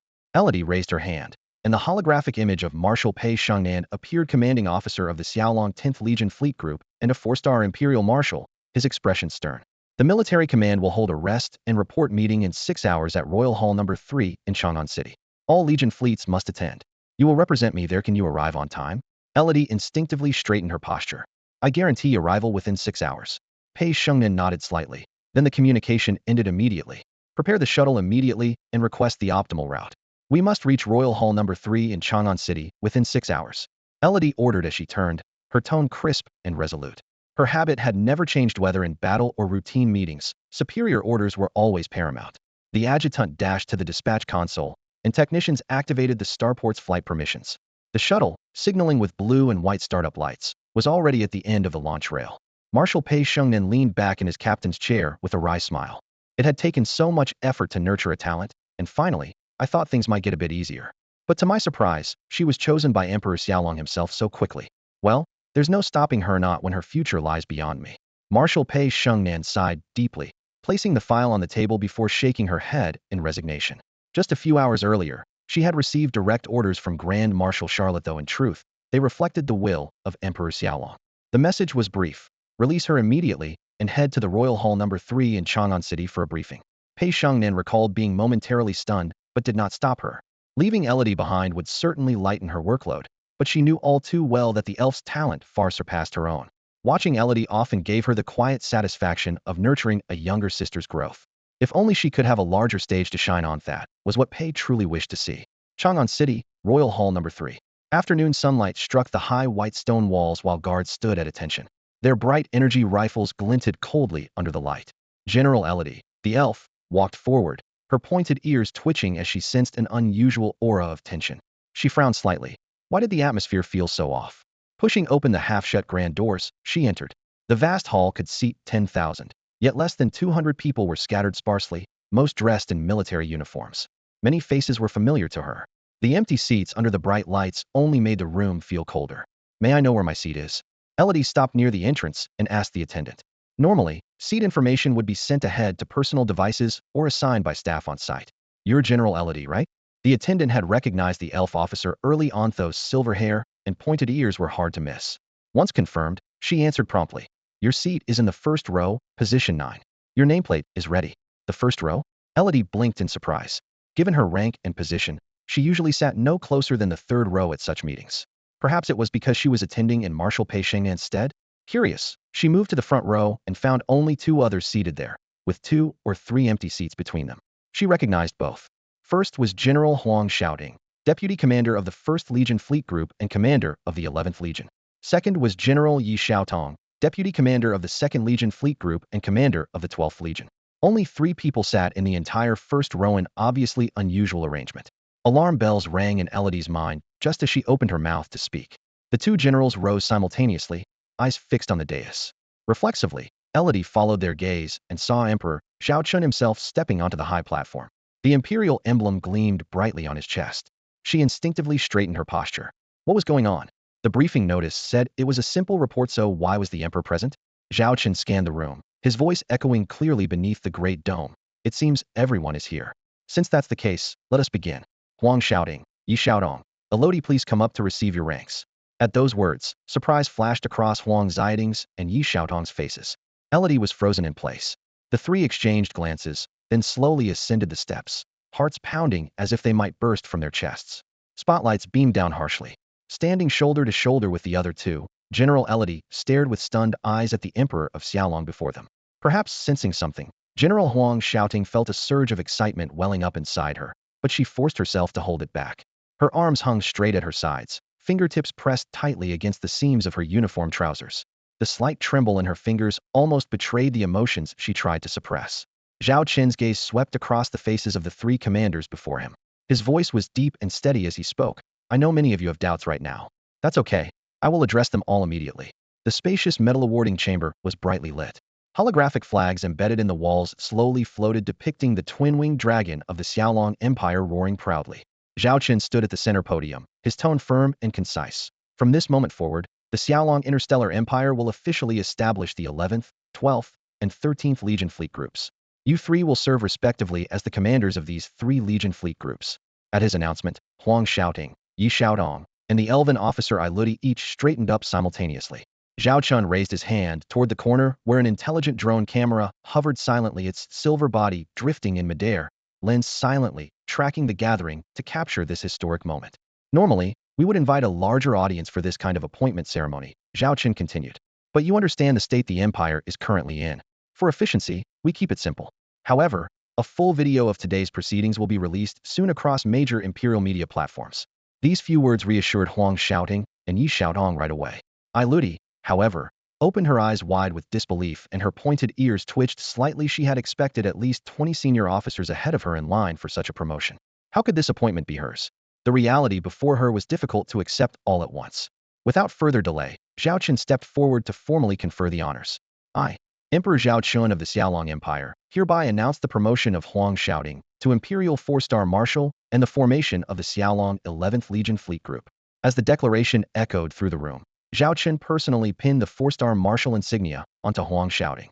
The metal glinted coldly in the bright light, reflecting the tears that welled up unbidden in her eyes. Within the Empire, she was among the most senior officers. In recent years, with new talents emerging rapidly, she had worried she would never advance further. Clinging to hope, she had trained relentlessly, studied tactics endlessly, and executed every mission with utmost precision. Now, her efforts were finally rewarded. Zhao Chen nodded gently. Why cry? This is your happiest moment. Shen Bing described you as the finest commander she has ever seen, and she was reluctant to let you go. During your time with the 1st Legion Fleet Group, you saved her a great deal of trouble. But she also understood that with your ability, a deputy commander role was far too small for you. He paused, softening his tone. The 11th Legion Fleet Group's formation has long awaited your leadership, but was delayed for various reasons. Today, that promise is fulfilled. I trust you will forge a powerful 11th Legion Fleet Group. I look forward to seeing your outstanding performance on the battlefield. Hearing the Emperor's encouraging words, General Huang Xiaotingyou, now Marshal Huang Xiaotingyou, immediately straightened her posture, feet together, raising her right arm crisply to her brow in a sharp, precise salute. Please rest assured, Your Majesty. I will build a Xiaolong 11th Legion Fleet Group that dares to fight and wins decisively. Emperor Zhao Chen of the Xiaolong Empire stepped forward to stand before Yi Xiaodong. The sharp light in the Grand Hall made the insignia on his imperial military uniform gleam brilliantly. Yi Xiaodong almost held her breath, her eyes shining with undeniable excitement. Memories surged through her when the Xiaolong fleet was first founded. She was just an ordinary mech pilot. Through countless training and promotions, she eventually rose to command the fleet. Back then, she never imagined that one day she would be appointed Marshal of the Xiaolong Galactic Empire, leading a massive force of 3 million starships. Now, even adorned with the Marshal's star on her chest, it all felt like a dream. I, Emperor Zhao of Xiaolong, hereby announce, Zhao Chen's powerful voice echoed through the dome, the promotion of Yi Xiaodong to Imperial 4-star Marshal, to form and command the Xiaolong 12th Army Fleet Group. With that, he personally fastened the Marshal's insignia, symbolizing supreme military authority, onto her shoulder. The cold metal settled there, and warmth surged through Yi Xiaodong's chest. Tears of joy welled up as her shoulders trembled slightly. Xiaodong, you are a longtime comrade of Xiaolong, Zhao Chen said, his tone soft yet resolute as he faced her. Through these years, you have stood with us through thick and thin. I am certain you will build the 12th Army Fleet Group into an invincible force. Rest assured, your Imperial Majesty Yi Xiaodong, will never fail this mission. Her voice rang out across the hall, deep and strong, as she wiped away her tears. The ceremony continued. Zhao Chen then approached the elven girl, Iluwati. Unlike Yi Xiaotong, Iluwati's emerald eyes showed clear nervousness and surprise. Zhao Chen smiled gently and spoke softly. Iluwati, I am well aware of your achievements. Though you are the newest among all current marshals to join the Xiaolong Galactic Empire, your talent has won everyone over. In the Oath Duel campaign, the 410th Army Fleet Group under your command performed brilliantly. Marshal Pei Xingnan's post-battle report devoted a whole third to praising your leadership and combat skills. You have earned this honor. He paused, his gaze sharp. Among the three newly appointed today, you stand out because this decision was jointly approved by myself and Grand Marshal Charlotte. He made it clear, whether you feel surprised or anxious now, you must build a fleet group that rivals the Xiaolong 10th Army Fleet Group, the Xiaolong 13th Army Fleet Group. Iluwati, tell me, can you do it? The elven girl took a deep breath, her chest rising slightly with emotion. She looked up into the Emperor's eyes and replied resolutely, I can. Excellent. Zhao Chen's voice rang proudly. This is the spirit every soldier of the Xiaolong Galactic Empire must have. No matter how difficult the task, give nothing less than your best. I, Emperor Zhao of Xiaolong, hereby announce Iluwati is ordered to establish the Xiaolong 13th Army Fleet Group and temporarily act as its commander. I hope you can soon remove the temporary title yourself. For Huang Xiaoding and Yi Xiaodong, Zhao Chen and Charlotte conferred 4-star marshal ranks along with their fleet group commands immediately. For Iluwati, they reserved the 3-star admiral rank and only appointed her as acting commander of the 13th Army Fleet Group. On the surface, it appeared as a probation, but in truth it was protection to ease outside pressures, giving her space to absorb and come to terms with this honor. Becoming a 4-star marshal and full commander of the Xiaolong 13th Army Fleet Group would be only a matter of time. Up until now, she still couldn't believe that she actually possessed it.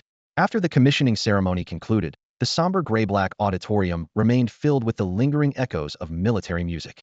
Zhao Chen, the imperial commander of the Xiaolong Empire, strode forward to stand before the three of them. His deep gaze swept from left to right, and his steady voice left no room for doubt. From now on, you will each lead your original legion fleet, and select an additional 4 from within those legions. In other words, starting with 5 legion fleets each, you will handpick the personnel you deem fit to form the core of your own legion fleet groups. When the next batch of interstellar warships roll off the production line, priority supply will be given to you. Within 3 months, I expect only one outcome. Better to have people waiting for ships than ships waiting for people. Once you receive the interstellar warships, you must get them battle-ready in the shortest possible time. He paused briefly, then locked his gaze on the three again. Do you understand? Any questions? No questions. They answered in unison, stamping their boots sharply and straightening their backs. Zhao Chen nodded. Since there are no questions, they'll be waiting to hear good news from you. But remember, don't think sitting in command of a legion fleet group means you can relax. If you fail to meet expectations, I will personally rip the badge from your chest. That badge belongs only to those truly qualified. Yes, sir. The three replied crisply. The ceremony ended immediately. The commissioning announcement and full footage were transmitted instantly to all major information terminals. News that the Xiaolong Interstellar Legion would soon add 3 new Legion fleet groups spread at an astonishing speed. Within the Empire, newly graduated crew members flexed their fingers eagerly, hoping to join these 3 new Legion groups, places promising faster promotions and broader opportunities for glory in battle. Meanwhile, the response from external interstellar civilizations was even more intense. 3 Legion groups meant massive shipbuilding demand. 1 Legion group comprises 3 million interstellar warships. 3 groups meant 9 million ships. Add in various support vessels, and the total approached 10 million. In the current configuration, at least 4 million of these were T4 level warships, a number they saw as a tempting order sitting right in front of them. More importantly, if these 3 groups formed smoothly, would the Xiaolong Empire continue expanding? The 14th, 15th, or even 20th Legion fleet groups. Interstellar civilizations that had just absorbed Xiaolong's shared T4 industrial technology and gained T4 shipbuilding capabilities were all cracking their knuckles, determined to secure the next batch of orders to rapidly boost their local interstellar industrial levels. The project to establish these 3 Legion fleet groups triggered strong reactions both inside and outside the Xiaolong Interstellar Empire. As the Xiaolong Interstellar Empire officially ramped up its military-industrial production, aiming to build more starships and rapidly complete the formation of 3 newly established Legion fleets, the scouting team previously sent to the Ashen Sovereign Kingdom had returned with their findings. As soon as the news reached Chang'an City, Emperor Zhao Chen immediately ordered the team leader to be summoned to a private meeting in the imperial office. At the same time, The two distinguished guests who had been staying in Chang'an for over a month, the Ashen Sovereign Kingdom's 25th Princess Imo Qi and Prince Imo Li, were the first to receive this update. Due to their special status, the Empire arranged a coastal view suite for the siblings. Floor-to-ceiling windows revealed a vast ocean outside. Near the shore it was real water, while further out was an elaborate holographic projection. Beyond the sea, snow-capped mountains stood tall, with occasional artificial snowfall drifting down softly, as if capturing all four seasons in one frame. Over the past month, aside from the occasional shopping outings, Imochi had spent nearly all her time on the sofa by the window. She was accustomed to ordering a chilled drink or some sweets, quietly appreciating the interplay of light and waves outside, looking peacefully content. Meanwhile, in the same room, Imoli paced back and forth at a frenetic pace. Sweat dripped from his forehead, his palms were damp, and the table was littered with used tissues. Someone unaware might have mistaken him for a frantic craftsman finishing a project. "Brother, could you please stop pacing inside the room? If you want to clear your mind, the sky garden outside is much more spacious," Imochi said, holding her cup, her tone calm but tinged with the frustration of having her afternoon tea interrupted. But Imoli couldn't stop. He strode over to the coffee table, leaning down to look at his still composed sister. His voice was low but urgent. "How can you be so calm? Didn't you get the news? The team we sent to our kingdom has returned. Their leader is probably reporting directly to Emperor Zhao Chen right now. What they discuss will have a direct impact in your plans." Imochi had long grown used to her brother's restlessness. That was exactly why she hadn't told him about the dangerous scheme she had been secretly orchestrating in the kingdom was terrible at keeping secrets. She raised her cup and finished the tea, her gaze still fixed on the darkening horizon outside. Then she replied softly, "I've already said everything before. We've done everything we could, and said all that we needed to say." The envoy sent out by the Xiaolong Emperor had already seen what they needed to see within our Ash Sovereign Kingdom, and they had gathered all the intelligence. All the information would soon be laid out on Emperor Zhao Chen's desk, where his advisors would meticulously analyze it like dismantling a finely tuned machine, unraveling each thread and organizing their findings into a clear, detailed report for him. At that point, both the strengths and weaknesses of the Ash Sovereign Kingdom would be fully exposed before the Xiaolong Empire. Princess Machi closed the file, her tone calm, yet resolute. "No matter how anxious we are here, it won't change anything. Compared to the Xiaolong Emperor, we are insignificant. His decisions won't be swayed by some idle remarks or by you pacing back and forth in the room like running a marathon. The only thing we can do is to stay calm and wait for the outcome." She looked up at the floor-to-ceiling window. It was holiday season, and the coast below was bustling with people. Vacationers played volleyball on the white sand beaches or flew powered parachutes. Surfers raced the waves on their boards, one wave after another rolling in from the deep sea to crash upon the shore, sending snow-white sprays sparkling under the sunlight. What outcome are we waiting for?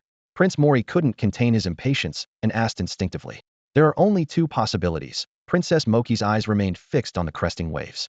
First, the Xiaolong Interstellar Empire may decide we are unfit to join their plans and politely refuse us with an expression of deep regret. Second, the Emperor may summon us for formal cooperation talks. Knowing Zhao Chen's character, even if he agrees, he will certainly impose conditions. Are asking for help now, and he will not miss the chance to leverage that. I anticipated this step a long time ago. As long as he is willing to support us, paying some price is acceptable. Prince Mori looked at his sister's composed expression, opened his mouth to speak, but ultimately stayed silent. Meanwhile, on a distant core world of the Xiaolong Empire, in a large, plainly furnished yet imposing office, a scene unfolded exactly as Princess Machi had predicted. Zhao Chun leaned back in a black ebony chair, his gaze resting on the 5 team members seated across from him on the sofa. Secretary Lilith and Marshal Charlotte stood on either side, close at hand. "All records of your mission have been handed over to the Secretariat for follow-up analysis." Zhao Chen spoke with a measured tone. "First, I thank you all for your efforts. From the intelligence, I know you faced danger along the way, and that your fleet even engaged in combat with the local interstellar forces." His eyes swept across their faces one by one, his voice laced with just the right amount of concern. These 5 were the teams sent to the Ash Sovereign Kingdom to gather intelligence, each an expert in their domain: military, industry, diplomacy, geography, recognized authorities in their fields. Before the mission, the Empire's leaders had carefully weighed their options and, after multiple rounds of discussions, decided to directly ask these best-suited experts for their perspectives. It was essentially an extensive interview process, involving nearly 300 candidates. The entire procedure was overseen by Secretary Lilith. She began by asking each candidate's views on the upcoming mission, then probed further about what specific actions they would take upon arrival in the Ash-revered kingdom.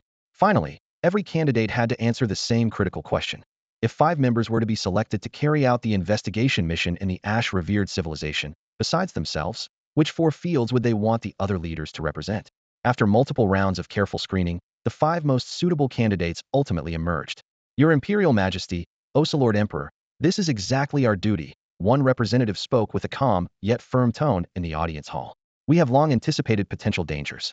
Instead of poring over second-hand reports from the rear, it is far more reliable to collect first-hand intelligence on location. Besides, with an escort fleet at our side, our safety is well assured. Several others nodded in agreement, as if the hardships they had faced earlier in a foreign land were merely a minor, forgettable episode they could casually brush aside.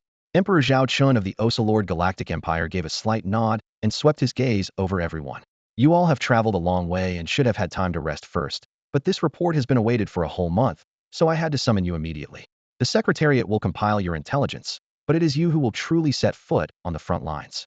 He paused briefly, then said solemnly, regarding whether the Lord Galactic Empire will advance and participate in the affairs of the revered civilization's universe. I want to hear your honest opinions. Feel free to speak openly. The 5 exchanged looks, none willing to be the first to speak. Zhao Chen raised his hand and gestured to the expert primarily responsible for cosmic resources. You start. The named expert instinctively stood up, but Zhao Chen quietly signaled, no need to stand, please speak seated. Understood, Your Majesty.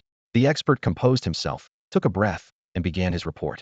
This time, our expedition into the revered civilization's universe did not stay confined to the Ash-revered kingdom. We also took the opportunity to inspect several other revered kingdoms. Comprehensive intelligence indicates that the scale of the revered civilization's universe cluster far exceeds ours, and its resources are equally astonishing. If we can establish cooperation, it would provide us tremendous support. If we can further control this universe cluster, the future of the Lord Galactic Empire will be even more glorious. By leveraging these resources, our current slowed growth curve can be completely revitalized. It is projected that within the next 10 years, the Empire's annual output will be at least 10 times, possibly even 20 times, its current value. Such irresistible figures stirred a subtle excitement in Zhao Chen's heart. It must be understood that the Lord Galactic Empire was already a colossal power in its own right, especially at such a large economic scale. It's no longer possible to achieve the same high monthly growth rates as before. Now, the increase over an entire year barely matches what used to be accomplished in just 1 month. Although the absolute growth remains substantial, the miracle of easy doubling is unlikely to happen again. Relying solely on the resources and capabilities within our own universe cluster, the Xiaolong interstellar empire can hardly create another explosive leap forward. Only external stimuli can trigger such dazzling, rapid progress. The Zunja civilization universe cluster is like an oasis in a parched desert, regarded by everyone as the most direct and abundant source to quench thirst. From your perspective, how should the Xiaolong interstellar empire gain control over the Zunja civilization universe cluster? Emperor Zhao Chen asked, lifting his gaze from behind the conference table, his question hitting straight to the core. The first expert glanced around at his colleagues, scratching his head with a slightly sheepish smile. I've only considered this from a resource standpoint. With a mountain of gold right in front of you, who wouldn't want to claim it? But the universe's environment, risks of war, the empire's costs. I'm aware of those concerns too, so I'm hesitant to jump to any conclusions. Zhao Chen nodded, then shifted his attention to another scholar, the empire's chief advisor on national studies, diplomacy, and political systems. Why don't you speak? The named expert had rehearsed his response countless times in his mind before standing and saluting, then speaking steadily. I will focus on the area I'm responsible for. After arriving at the Ash Zunja kingdom, I first verified the intelligence Your Majesty provided. It aligns perfectly with the clues we gathered on Sativ. Ash Zunja kingdom is clearly entering a late stage of its civilization. Internal problems are rampant. Corruption is widespread. Factions multiply. Noble lords have complicated overlapping interests, openly and covertly fighting over personal gain. Military technology has been stagnating for years. He flipped open his data terminal and tapped to project a series of classified documents. What's even more troubling is that several noble lords have secretly made contact with the outside world, not only colluding with other Zunja kingdoms, but some are actively courting the Conqueror civilization. Based on solid evidence we intercepted, there is even a loyalty letter prepared by a major family to hand over to the Conqueror civilization. It clearly states that once the Conqueror Legion fleet group takes action, they will coordinate and support from within the kingdom. The atmosphere in the briefing room tightened noticeably as he added, "This is just the tip of the iceberg. The entire tree has long been rotting from within. Besides the princess Your Majesty has met who sought to overturn Zunja imperial authority, every faction, large or small, harbors similar ambitions. During our brief 1-month stay, we personally witnessed a remote noble family on the Ash Zunja border openly declaring rebellion throughout this universe cluster. Unfortunately for them, their Legion fleet group is too small in number, meaning the current Ashzunja kingdom's regular forces can hold the line relying solely on their own defense.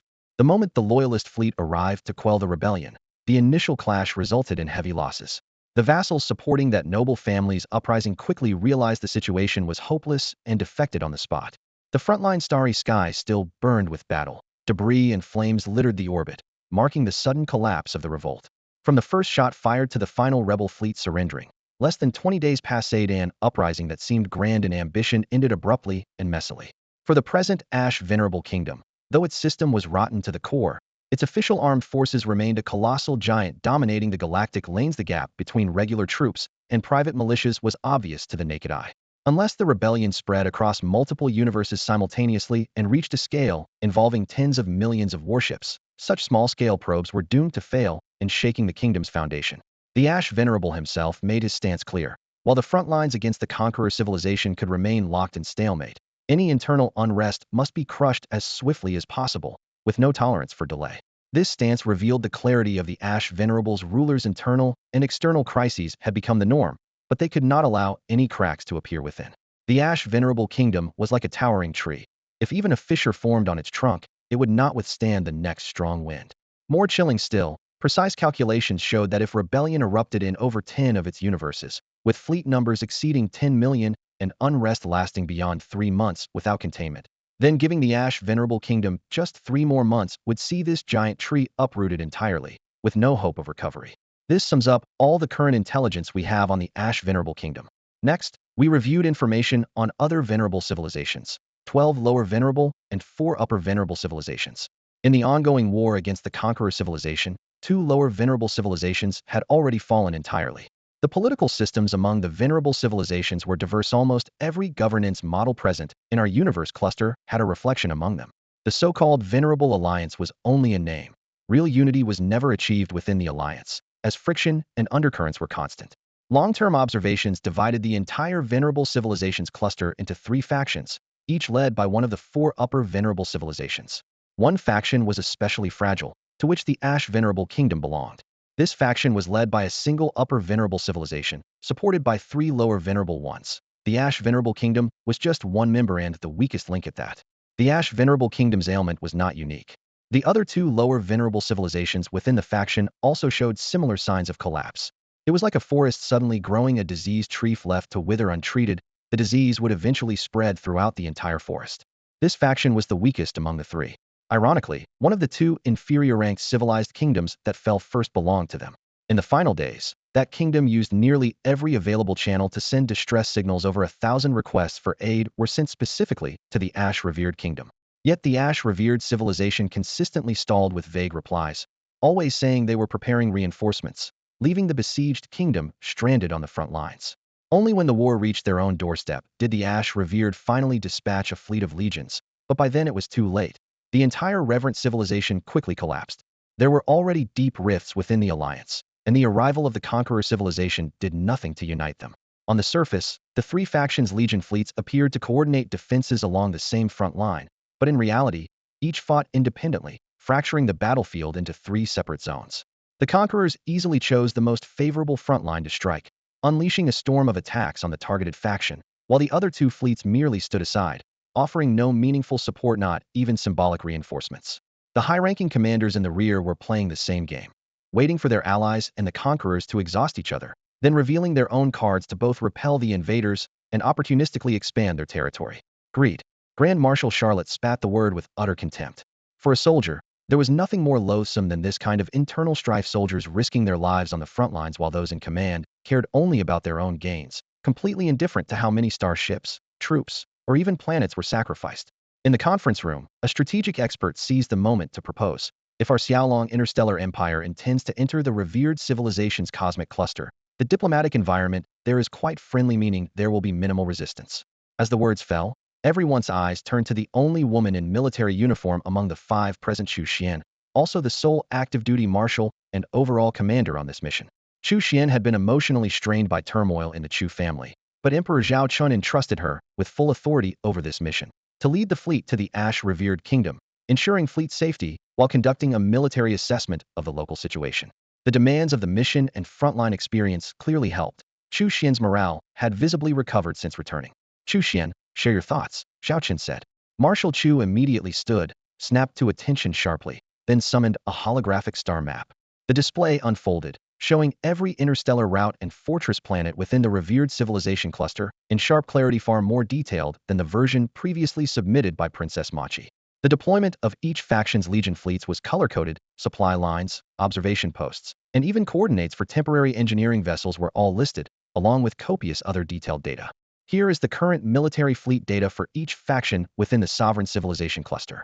The lights in the conference room dimmed as a holographic star map slowly unfolded in midair, each sparkling but representing a legion fleet. Marshal Chu Xian stood rigidly beside the map, using a subtle gesture to zoom in on a key Zonia frontline circled ominously in blood-red warning. Her tone was measured and calm as she began, emphasizing the limited time frame of just 1 month for data collection. So many figures could only be approximate. Still, she assured that the intelligence concerning the Ash Sovereign Kingdom was highly accurate. Zhao Chen studied the map closely, noting how every route and resupply node was clearly marked. Even fleet designations and deployment dates were detailed, revealing the meticulous effort Chu Xian had invested in assembling the data. You've done an excellent job, he nodded in approval. Marshal Chu fixed her gaze on the Ash Sovereign Kingdom's defensive line and resumed her report. The Ash Sovereign Kingdom is currently engaged in fierce battles with the Conqueror Civilization's legion fleets. The latest intel shows the Conqueror Civilization has committed at least 100 million star battleships to the front line, while the Ash Sovereign Kingdom claims to have mobilized 150 million ships in response. Switching data layers, the number of ship icons surged dramatically, revealing the clear numerical advantage. Yet, her voice dropped ominously. Numbers alone don't tell the whole story. The Ash Sovereign Kingdom's fleets are significantly outclassed in overall capability compared to the Conqueror Civilization. Against equal-class ships, they can barely field standard cannon arrays typical of empires like the Sacred Elven Empire within our cluster, not to mention the more advanced energy shields and onboard AI. Moving the cursor to the command chain analysis page, Chu Xian's tone turned colder. The quality of their commanders is even more troubling. Less than a third possess true strategic oversight skills. Corruption runs rampant among the higher ranks. Prioritizing personal gain is commonplace. She tapped a blinking red circle on the map to highlight a frontline example. Not long ago, the chief commander here diverted a fleet originally assigned to transport critical resources in order to facilitate the evacuation of private assets for a powerful noble house. 5 million ships were pulled from combat duty solely to escort the convoy. Had the Conqueror Civilization launched a surprise attack then, this entire defensive line would have collapsed in moments. Zhao Chen's brow furrowed. Chu Xian switched to troop distribution stats next. The officially announced total of 150 million ships does exist, but far fewer actually reach the front line. Nobles, and even the royal family hoard vast fleets within their own star systems as personal guards. At the same time, internal rebellions demand suppression forces, siphoning off significant numbers of warships. In reality, fewer than 100 million Ash Sovereign ships are actively engaged against the Conqueror Civilization. On the star map, the Conqueror Civilization's fleet advance arrows shone green with continuous momentum, while the Ash Sovereign Kingdom's defensive perimeter was steadily shrinking, with several nodes glowing dark red. Chu Xian closed her gesture, her voice icy. Faced with such disparity, how can they hope to withstand the Conqueror Civilization's onslaught? Just listening to Marshal Chu Xian's briefing alone made the situation starkly clear. The dire state of the Ash Sovereign Kingdom was immediately apparent. It was a complete mess, rotten through and through. Can a mere 10 million interstellar warships really clean this up? Emperor Zhao Chen of the Falcon Dragon Empire placed the intelligence terminal back on the table and looked up coldly. His words directly addressed Princess Mo Chi's earlier request, which called for an emergency force composed of 10 million warships from the Falcon Dragon Legion fleet. Across from him, Marshal Chu Xian hesitated for a moment before speaking. First of all, I can't determine how much this princess can actually contribute in the field. How many resources she can bring, how much chaos she can unleash, how many of her own starships she can command, these remain unknown. She swiftly highlighted the star map with her fingertip, projecting the shattered front line of the Ash Sovereign Kingdom onto the conference room wall. But judging by the current condition of the Ash Sovereign Kingdom alone, if a multi-front operation is coordinated, 10 million warships would be enough to turn around this rotten situation. The cursor blinked as she continued her analysis. The worst-case scenario is that we fail to fully control the entire territory and some noble factions entrench themselves independently. However, we can seize at least 2/3 of the land. Apart from an extremely stubborn minority, most of the remaining areas can be pacified through conciliatory measures. We are not invaders who are rebuilders, nominally reshaping a new Ash Sovereign Kingdom. After clicking to the next page, a series of civilization emblems appeared around the star map's perimeter. The instability mainly comes from two sources. First, whether other sovereign civilizations in this cosmic cluster will send reinforcements. My personal assessment is the likelihood is very low. Ostensibly, they are an alliance, but internally they are factionalized. The Ash Sovereign Kingdom's faction is by far the weakest and most chaotic among them all. With the threat of the Conqueror civilization looming large, even kingdoms within that faction struggle to survive, let alone spare fleets to risk the fire for others. She met Zhao Chen's gaze and said, "We can also use the banner of an internal rebellion, operating under the names of the two princes and the princess. Externally, we would claim an internal coup within the Ash Sovereign Kingdom. Throughout interstellar civilization history, such patricidal and fratricidal conflicts are common. This way, those other sovereign civilizations would only see it as a routine rebellion rather than an external threat." Chu Xian swiped to the second layer of intelligence. As for the other sovereign civilizations, they can barely hold their own. They will at most stand by and watch, utterly powerless to help. Frankly, not kicking someone when they're down would be their only act of mercy. Her tone shifted as her fingertip paused over a crimson patch at the edge of the star map. The real danger is the Conqueror civilization. They are launching a large-scale invasion into the cluster of sovereign civilizations. No one can predict when or how large the next wave of reinforcement fleets will arrive. If the Conqueror civilization discovers our Legion fleet group operating inside the Ash Sovereign Kingdom, what do you think the commander of the Conqueror civilization's Legion fleet would do? Marshal Chu Xian stood before the tactical holoscreen, his tone calm, yet sharp. If it were me, I would first concentrate all available forces to eliminate the third party in this chess game, that is, us completely. Then I would notify the Conqueror civilization's Legion fleet engaged in fierce battles within our cosmic cluster, letting them know that the Xiaolong Interstellar Empire's forces have been forced to divide. I'd urge them to launch their fiercest attack right at this moment. That way, our presence before the supreme leader of the Conqueror civilization would be magnified infinitely, exactly the outcome we least want to see. We are not afraid of the Conqueror civilization, but initiating full-scale war now would be far from advantageous for our empire. After sharing his analysis, Emperor Zhao Chen of Xiaolong nodded slightly. Marshal Charlotte then asked, "What about the other revered civilizations?" Chu Xian raised his hand and illuminated a string of bright red markers on the star map. It matches what we knew before. There are 4 upper-tier revered civilizations and 12 lower-tier ones more precisely. Now there are 10 lower-tier totaling roughly 1 billion interstellar warships. Among them, several revered civilizations have relatively strong military forces, individually commanding over 300 million warships. Some have strength comparable to the Ashen revered kingdom. However, due to limited time, we have yet to fully ascertain the composition of forces from the other revered civilizations. Zhao Chen listened patiently and then invited 2 other experts to add their perspectives. After all 5 specialists presented their intelligence areas and assessments separately, a balanced analysis of advantages and disadvantages was laid out. The Emperor's gaze slowly swept across the room. "Before you departed, you already knew of our relationship with the Ashen revered kingdom. Their 2 princes and princesses requested our empire's intervention to overthrow the current regime. In return, we would gain partial control of their territory's resources and use the Ashen revered kingdom as a springboard to penetrate and establish footholds across the entire revered civilization cosmic cluster, all while restraining the Conqueror civilization's expansion. You have all investigated these details. As for the empire's current state, you 5 know it better than I do in your respective domains. Now, I ask only this. If the decision were yours, should we take on the Ashen revered kingdom's mess? No abstentions, 1 vote per person.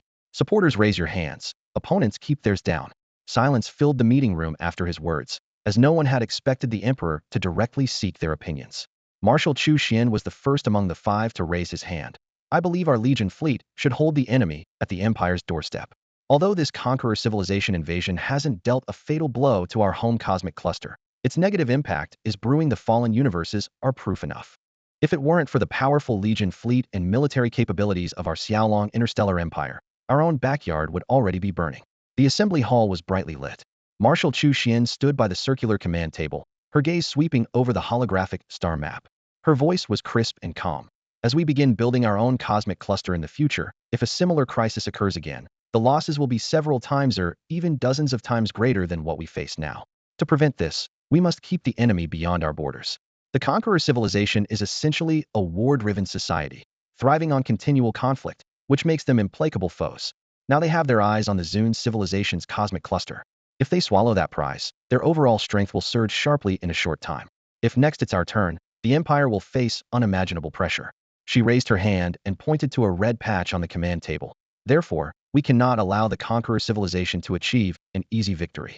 Our current cooperation treaties are far from sufficient.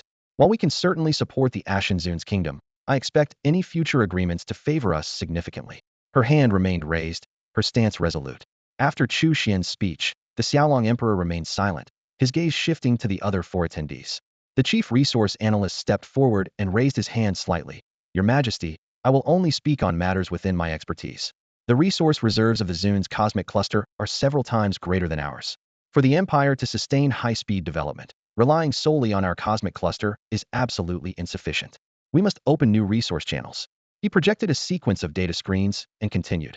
"While we don't need to militarily occupy the entire cosmic cluster, establishing a bidirectional channel to continuously acquire resources there is essential to meet the Empire's development plans. Your Majesty might not realize that the multiple thriving development lines we have are actually depleting future potential. The resource gap alone will be enormous."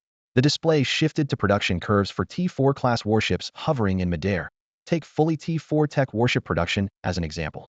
Outsourcing starship manufacturing has indeed increased total output, but the efficiency of the affiliated civilizations is far below ours. Each ship consumes more raw material than if we built it ourselves. Some think the costs aren't borne by us directly, so it's not a worry, but don't forget the annual resource production of our cosmic cluster has an upper limit. With external industrial expansion, within at most 3 years, raw material output will fail to meet demand, and prices could skyrocket multiple times. He retracted the displays, his tone grave. To bridge this gap, new sources of resource output must be found, and this clearly lies outside our current cosmic cluster. Presently, the only realistic choice is the Zun's cosmic cluster. Even controlling just the Ashen Zun's kingdom would yield vast raw materials to replenish the Empire. The expert looked around the room and concluded confidently, "Therefore, I support military action against the Ashen Zun's kingdom." Hearing this explanation, Zhao Chen's eyes brightened. This was the first time he had encountered such a perspective. The official in charge of trade and finance immediately stood up, speaking with firm conviction to express his support for the proposal. As the head of trade finance, he had briefly mentioned the market conditions for T4 class starships in the earlier report, and now he proceeded to deliver a more detailed analysis. Firstly, numerous interstellar civilizations are rapidly adopting the T4 industrial system, and soon the output of T4 starships will surge dramatically. On the surface, this seems to align perfectly with the expansion needs of the Xiaolong interstellar empire. However, reality is far more complex. Across the entire cluster of galaxies, the only civilization requiring mass quantities of military hardware is Xiaolong itself. The demand for arms is not infinite and will inevitably reach a plateau. For example, a Legion fleet composed of 3 million vessels, even if fully upgraded to T4 starships, would total 3 million ships. 10 such legions combined would amount to at most 30 million vessels. Previous estimates forecasted an annual production capacity of 10 million T4 starships for the whole cosmic cluster. But recent data shows that with more civilizations competing for this market, that number could potentially triple, reaching 30 million ships. Could the Xiaolong interstellar empire possibly absorb such an enormous quantity? The answer is clearly no. While the empire needs many warships, it does not require nearly that many. This contradiction has not yet manifested, but once the empire's expansion halts, the surplus T4 starships will remain unsold. For manufacturers, maintaining production at such scale is enormously costly. These civilizations are not at war, so stockpiling huge fleets amounts to hoarding useless metal. Although technological advancements improve efficiency, this overcapacity acts like a heavy shackle, preventing healthy development akin to someone overeating without exercising, eventually harming themselves. Against this backdrop, the Zun civilization's universe became an ideal target market. Engaged in ongoing conflict and possessing raw materials sufficient for decades or even centuries, they cannot consume all these resources through their own industry alone. To repel invading conqueror civilizations, they must both produce domestically and import heavily from outside, averaging an annual purchase of 10 million starships. Among the models sold externally, T6 starships are certainly off-limits. T5 starships are sold, but only in limited quantities. Most of the fleet consists of T4 class starships. Among the 10 million vessels, nearly 9 million are T4s. And in terms of quality, the Xiaolong series remains widely recognized as the top-tier model. The speaker raised his hand, projecting the combat power curve, his tone confident. "If we deploy this batch of starships, no one can outmatch us." He then proposed a plan. Use the Ashen Sovereign Kingdom as a springboard to infiltrate the sovereign civilization cluster and collaborate with other sovereign kingdoms. After all, the enemy of my enemy is my friend. Their biggest common enemy now is the conqueror civilization. The huge pie represented by the sovereign civilization cluster can't be consumed quickly, so why not sell the surplus T4 starships to them? Let them use the Xiaolong class to fight the conqueror civilization, thereby absorbing the excess production capacity within the cluster. However, To avoid harmful internal competition, he emphasized the need to establish a unified external sales department to consolidate all Xiaolong series products before selling them. This step is essential and must prioritize supply for the Xiaolong interstellar empire itself. The reason is simple. Once the sovereign kingdoms witness the Xiaolong's performance, they will covet it and inevitably offer high prices. If left to free trade, prices will quickly soar. Zhao Chen immediately grasped the key point right now. The empire is signing contracts with many civilizations at historically low prices. Once the external market opens, T4 starships will never maintain the current price. Even if prices don't return to former export levels, doubling or tripling is easy. That would be like the empire cutting off its own path by buying back its products at inflated prices. Such a massive transaction volume is a tempting prize that everyone would covet.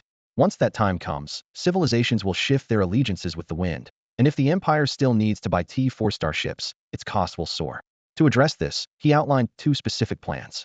1. Establish an external sales department. Any Xiaolong series starships produced within the cluster must pass through this department before being sold externally. A tax rate of 20 to 30 will be applied to sales. The exact percentage is negotiable, but supplier profits will not be compromised. 2. Considering the empire still needs to purchase a large number of T4 starships, if the market opens and prices rise, the empire would be at a disadvantage. Therefore, a large one-time order must be placed before the market opens, with a penalty for breach of contract set at 1,000 times the contract value to deter any civilization from breaking the agreement. He set down the laser pointer, and the conference room fell into brief silence. How many orders exactly to release now remained to be decided. It depends on the military's requirements for building up the Legion fleet groups. If the number of starships really expands to 100 million in the future, we'll first reserve 50 million Xylon-class starships, extending the order cycle to 30 or even 50 years, strictly fulfilling a fixed proportion each year. This way, the selling price of warships on the external market will be driven up, while our internal purchases of Xylon-class ships remain at the original cost. If production exceeds demand, the surplus ships can be sold for profit. In that case, why not just sign exclusive monopoly agreements with these interstellar civilizations now? Marshal Chu Xian frowned and asked, Marshal, there's a saying in warfare, besiege a city but leave an escape route. The same principle applies in business. You have to leave your opponents some room to survive, an economic advisor said, spreading his hands. If we swallow up all the orders at once, initially they'll be wary of the Xiaolong stellar empire's strength and dare not oppose. But once they realize we've taken the lion's share of well-crafted warships, leaving only scraps, what do you think would happen?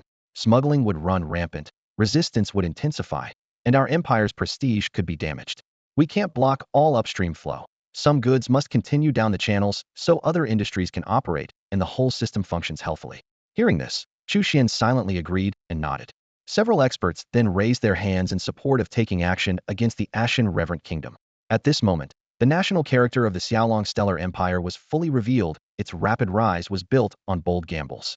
If not for calculated risks, how could it have achieved its current territory? As a result, officers, officials, and experts were generally aggressive in mindset, like starving wolves eager for new prey and glory.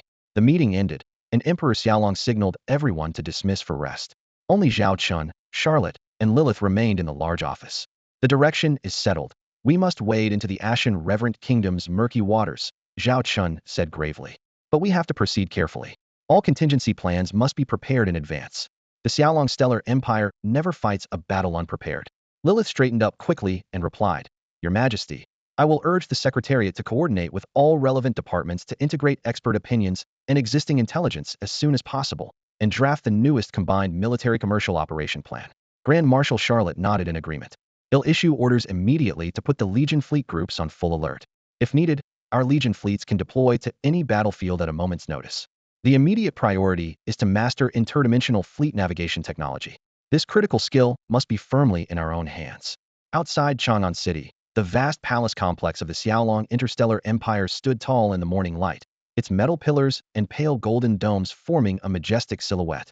The 25th princess, Mo Qi, and the 19th prince, Mo Li, stepped for the third time onto the deep red carpeted stone steps, silently guided by their guards toward the main hall.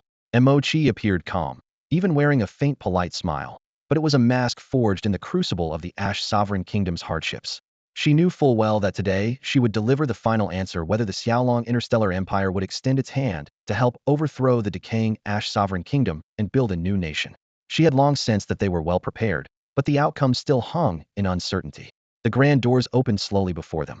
Taking a deep breath before stepping inside, She exhaled, the tension tightly coiled in her chest. The answer could not be changed now. She was about to reveal it. If they failed, she would return to the Ash Sovereign Kingdom and continue down the nearly fatal path. The main hall's arrangement was unchanged since last time. Emperor Zhao Chen of Xiaolong sat on the throne, flanked by Marshal Charlotte clad in silver-white armor and Secretary Lilith in a black dress. The crystal light screen cast a faint blue glow, sharpening their cold outlines. After Mo Qi and Mo Li completed their bow, Zhao Chen spoke plainly.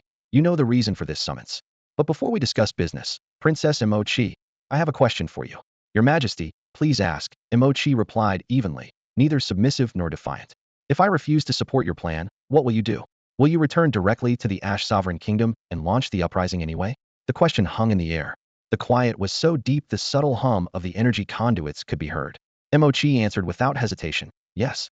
Even without your Majesty's help, we will carry out the plan. The arrow has already been loosed, there is no turning back. Even if the chance of success is only 10%, we will act. All under my command have suffered persecution under the current regime. They loathe the corruption that has overtaken our homeland and yearn to rebuild the Ash Sovereign Kingdom under a just ideal. Even if it cannot be rebuilt in the end, we will be the ones to destroy it. Her final words carried resolute determination. Zhao Chen understood clearly. Mo Qi and her group had prepared two plans to completely reform the kingdom if reclaimed, or to destroy the old order if they failed. He nodded and tapped his fingers lightly on the armrest. In a steady voice, he said, I can agree to your plan. But cooperation must come with conditions according to our terms. Hearing His Majesty Emperor Xiaolong's words, the 25th Princess Mo Qi finally felt her anxiety ease. The other side's willingness to join this rebellion meant their chances of victory had suddenly risen sharply, even if it came with extremely harsh conditions. As long as it could secure a future for the kingdom of the Ashen Sovereign, she was prepared to accept any terms unconditionally. After all, with only their shadowy faction's strength, they couldn't hope to shake the current imperial power. A direct confrontation would at best ignite a faint spark within the vast kingdom of the Ashen Sovereign, costing many lives with little gain. We can negotiate the conditions, Mo Qi said firmly, locking eyes with Zhao Chen. Emperor Zhao Chen responded straightforwardly. Let's not drag it out, let's finalize this. First, we can't send all 10 million warships at once. We'll start with 5 million and reinforce based on the situation. These 5 million will set off within 1 to 2 weeks after confirming the deal. Second, to prove your sincerity, the agents you've planted inside the kingdom of the Ashen Sovereign must act first, so we can see you have no intention of turning back. Upon hearing this first demand, Mo Qi was briefly surprised but then nodded decisively. She had already expected the Xiaolong Galactic Empire was currently stretched thin. Their entire active fleet numbered only 30 million vessels, so asking for all 10 million at once was unrealistic. 5 million warships was their absolute limit, and she could accept it. The timeline of 1 to 2 weeks was also manageable. What really posed a challenge was the second point. It meant her organization had to publicly abandon its last pretense of alliance with the current regime, openly declaring their position. If the operation failed, they would have no fallback. It was a gamble that risked putting all their chips on the table as a show of loyalty to the Xiaolong Galactic Empire. The risk was high, but they had already prepared to fight to the death. Adding one more stake was only natural. No problem. We accept, Mo Qi said, taking a deep breath with unwavering voice. Emperor Zhao Chen spoke again. Also, regarding the distribution of internal resources and interests within the kingdom of the Ashen Sovereign once you've taken control. The previous allocation plan was deemed unsuitable and requires revision. At the center of the metal conference table, the interstellar holographic map flickered with points of light, each representing a priceless warship. Secretary Lilith's gaze was sharp. She raised her hand and touched one star system on the map, speaking steadily, but with every word edged in steel. First point, she addressed the assembly. Supporting your battle means deploying a large number of interstellar warships and burning through massive amounts of war resources. At this stage, the Xiaolong Interstellar Empire is in greatest shortage of precisely these two. Under these circumstances, if we act unconditionally, it would be like throwing ourselves into a furnace to burn for nothing. There's never a free lunch in this universe. She paused before continuing to explain the terms. If both parties reach an agreement, we will dispatch Legion fleets to support the Ash Sovereign Kingdom. All resource consumption due to the war will ultimately be charged to your nation. The bill must be paid back within a maximum of 100 years after the situation stabilizes. Additional costs, such as destroyed warships and soldiers' compensation, will also be included in the debt. Repayment can be made in raw materials, leased star systems, or resource point yields. Interest will be waived for the first 5 years. Starting from the 6th year, interest will accrue annually. The reason the Xiaolong Legion's combat power surpasses civilizations of equal rank is because we burn money on war more than anyone else. This expense cannot be borne by our empire alone. Her words hung heavy in the air. Princess Machi rested her hands on the table, contemplating silently for a moment before responding calmly. We can bear this portion of the war funding, but only for battles within the Ash Sovereign Kingdom's borders. If fighting extends into other sovereign civilizations, we are willing to assist, but will no longer cover the additional expenses. Lilith nodded slightly, signaling acceptance.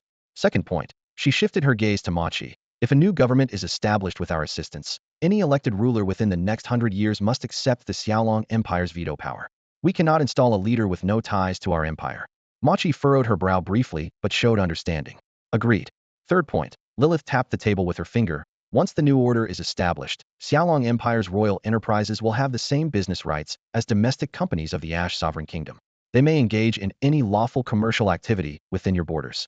Additionally, from the start of the new regime's operation, your country must pay our empire 40 of its annual output value for 99 years. These conditions felt like a surgical knife, inching deeper to cut into the very flesh of the Ash Sovereign Kingdom. Prince Mori beside her clenched his fists tightly on his knees. Knuckles white as nation seemed like a cake to be sliced at will, with no room for resistance. Opposite of vastly stronger power, any attempt to oppose would flip the cake entirely, leaving no one with a crumb of sweetness. After a long silence, Machi met Lilith's cold stare and said clearly, "We have no objections." Princess Machi agreed to the terms. Compared to the earlier conditions, these were minor and much easier to meet, so approval came swiftly. Soon, a thick document titled Xiaolong Interstellar Empire Ashen Sovereign Kingdom Cooperation Draft was printed, bound, and placed in the middle of the long table. The room was brightly lit. The metal tabletop reflected a cold gleam, highlighting the two national emblems side by side: a soaring dragon with outstretched wings and a crown burning in ash. Emperor Zhao Chen of the Xiaolong Empire was the first to turn to the last page, where the signature line in golden ink shimmered under the light. His pen moved decisively like a blade, signing with a firm stroke before pushing the document toward the other side. Princess Mo-Chi took it gently, the warmth of the paper pressed subtly against her fingertip. Her eyes quickly scanned through the clauses: the resource extraction ratios, shared military ports, wartime command authority. Every line seemed to chip away at the immediate interests of the Ashen Sovereign Kingdom. Yet, if the aging kingdom was to have a chance at revival, this was the only scalpel capable. After a brief pause in her breath, she signed her name, the ink sinking rapidly into the fibers of the paper, as if marking an irreversible vow. With that, the cooperation between the Xiaolong Interstellar Empire and the Ashen Sovereign Kingdom was officially established. More accurately, it was a lifeline thrown to the Ashen Sovereign Kingdom. Since the agreement is done, we are comrades now, Zhao Chen said, rising with a clang of armored sleeves, reaching out across the table to Princess Mo-Chi. She grasped his hand, feeling its faint warmth, their first physical contact. As their palms met, the light friction between his metal bracer and her silk cufflet produced a soft sound. Zhao Chun then touched hands with Prince Mo-Li, but the young prince's eyes still showed exhaustion and confusion. He needed time to accept the reality before him. The accord clearly improved the treatment of the Ashen Sovereign royal representatives. The guards in the reception hall no longer stared coldly, and the teacups were replaced with crystal goblets housing rare spices. What followed were complex preparations. At the military level, Zhao Chun surveyed the group with a low, clear voice. The Xiaolong Interstellar Empire will fully obey Marshal Charlotte. Any ideas or action plans you have must receive her approval. According to the agreement, there is only one supreme military commander in this cooperation. She represents me with full authority. This statement deliberately emphasized Charlotte's status to prevent outsiders from viewing her as merely a spokesperson. The difference between a spokesperson and full representative is tiny in wording, but vast in power. Marshal Charlotte stepped forward half a pace, did not extend her hand, but stood straight with a salute. Her boots tapped lightly on the floor, her back perfectly erect. Princess Mo-Chi and Prince Mo-Li immediately returned the salute with exacting protocol. After brief pleasantries, the meeting concluded successfully, and everyone dispersed to their respective duties. The massive plan was now moving into its true execution phase. No longer could details be settled by casual conversations in the reception room. Outside the palace, the night wind swept across the stone steps, and starlight reflected off the pale tiles. Mo-Chi and Mo-Li stood side by side. "I feel like this is all a dream," Mo-Li murmured, and then slapped himself sharply. The crisp sound echoed through the empty corridor. The sting confirmed that it was real. Their sister's plan to overturn the old order and reshape the Ashen Sovereign Kingdom was truly beginning. Mo-Chi took a deep breath. The worries that had weighed on her heart lifted momentarily. But then an even heavier burden settled: the future of the Ashen Sovereign Kingdom, which was their shared ideal. Now, the opportunity to make it happen had finally arrived. Although the cost to pay was substantial at the moment, it was insignificant compared to what they were about to gain. The Imperial Princess Mo-Chi declared resolutely. After the Xiaolong Interstellar Empire signed an aid agreement with the Ash Sovereign Kingdom, the Empire's Supreme Council immediately moved into a state of readiness. Their top priority was to decide which Army Corps fleet group would be deployed. This would be the first ever battle across multiple universes, and the theater was far beyond the Empire's territory. The two sides had yet to establish a real-time communication link, meaning any intelligence exchange took several days.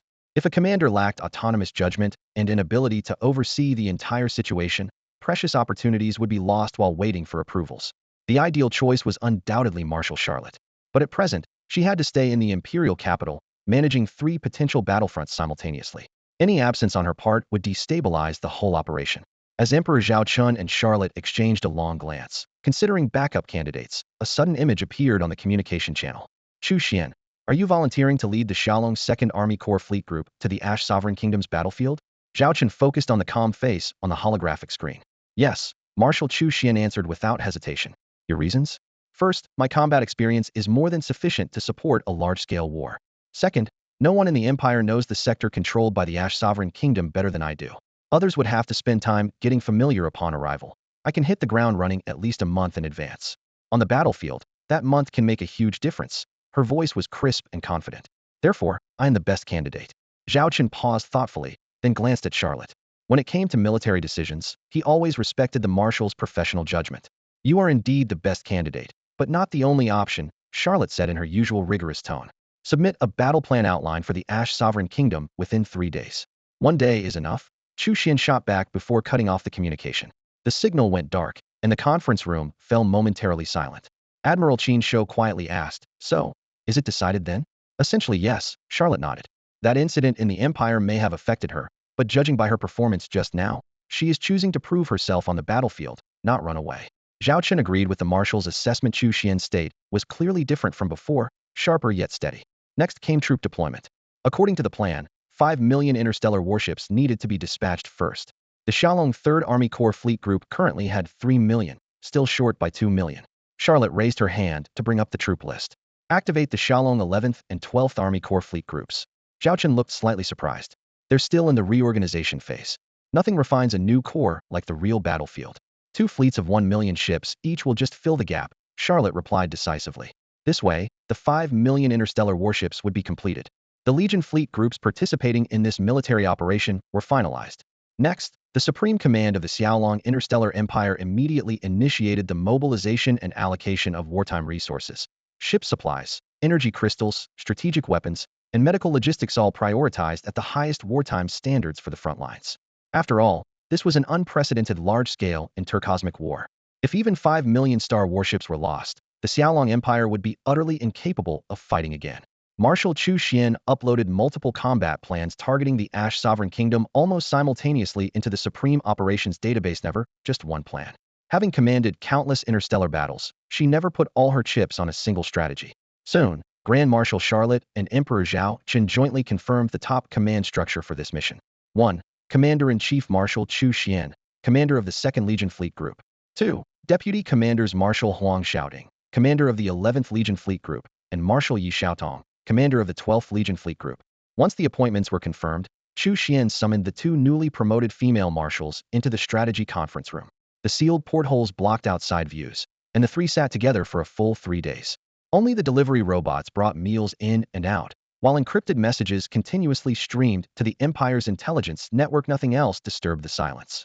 1 week after the Xiaolong Interstellar Empire signed the agreement with Princess Machi, per the protocol, the Ash Sovereign Kingdom had to initiate internal operations first before the Empire's fleet launched external strikes. So Princess Machi ordered her brother, Prince Mori, to immediately return to their homeland, while she herself would accompany Marshal Chu Xian throughout the joint operation. Outside the jump chamber before departure, Chu Xian glanced sideways at the princess. Are you really comfortable sending your brother back alone? Honestly, from what I've seen recently, he's no match for you. Machi smiled softly, her tone calm. I know my brother's temperament well. He's better suited to ruling the country, both kind and strict. He's not suited for war, because war is cruel.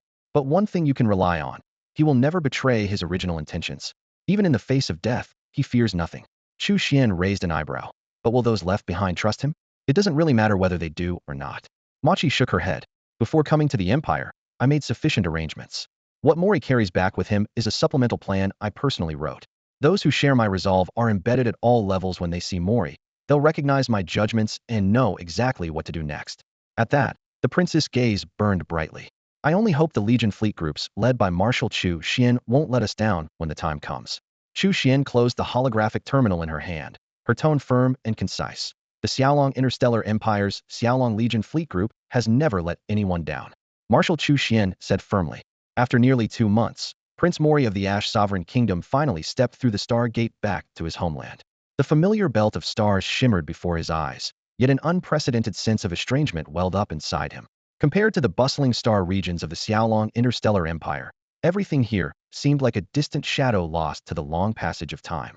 An inexplicable aversion arose not toward his homeland itself, but toward its rigid rules, its rulers, and the system they upheld. Why was this so? During his time in the Xiaolong Interstellar Empire, unlike his sister who had relaxed, Mori had buried himself in archives. Leveraging his remarkable learning ability, he read through all the historical records of the empire's founding in less than a month. Amid the rustling pages, he discovered an unexpected contrast. Long ago, the Xiaolong Interstellar Empire had been an inconspicuous corner in the Xiaolong universe cluster, not even reaching the level of a T4 technological civilization. At that time, the average development level throughout the cluster was far below what it is today. Yet now, their average technological and living standards had surpassed those of the Ash Sovereign Kingdom and even the entire sovereign civilization universe. The most striking evidence was the sharp decline in the Xiaolong cluster's mortality rate over recent years. But questions followed. Hasn't the Xiaolong cluster been at war almost constantly these past years? How could the death rate drop amidst continual warfare? Was the data flawed? Mori was puzzled at first too, but as he examined the war reports line by line, the answer became clearer. The Xiaolong Empire did wage wars everywhere, but every conflict was remarkably brief, nothing like the protracted, decade or century-long wars of the Ash Sovereign Kingdom. Lengthy wars cause extensive casualties, direct and indirect, whereas the Xiaolong Empire's war strategy prioritized being direct and fast.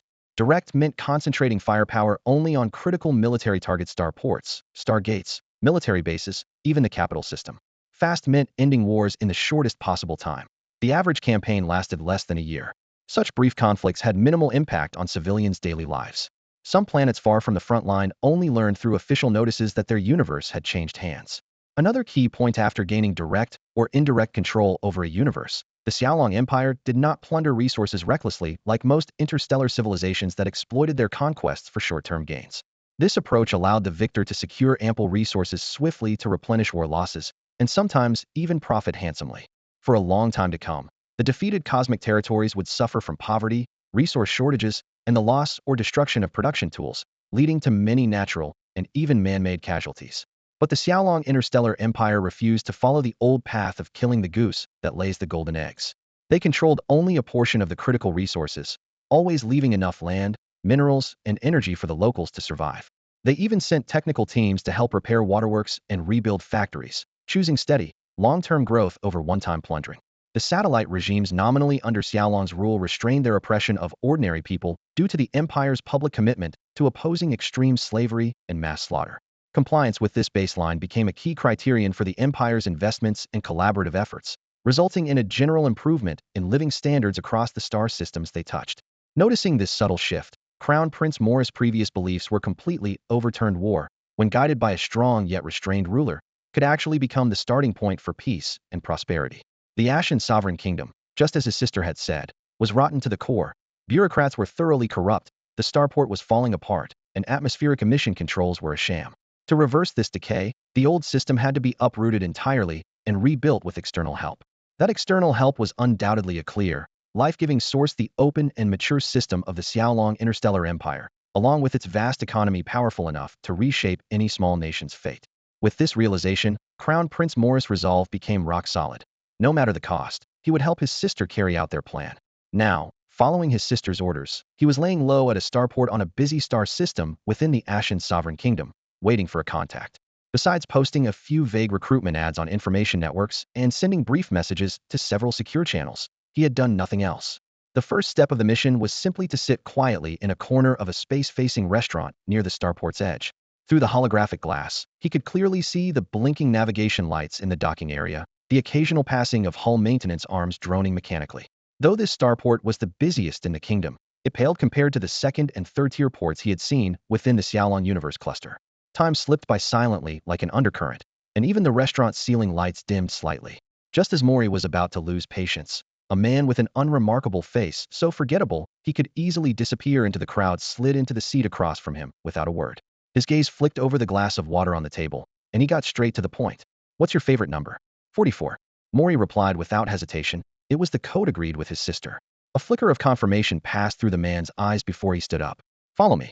Without looking back, the man strode across the dining area and pushed open a half-closed door to the kitchen.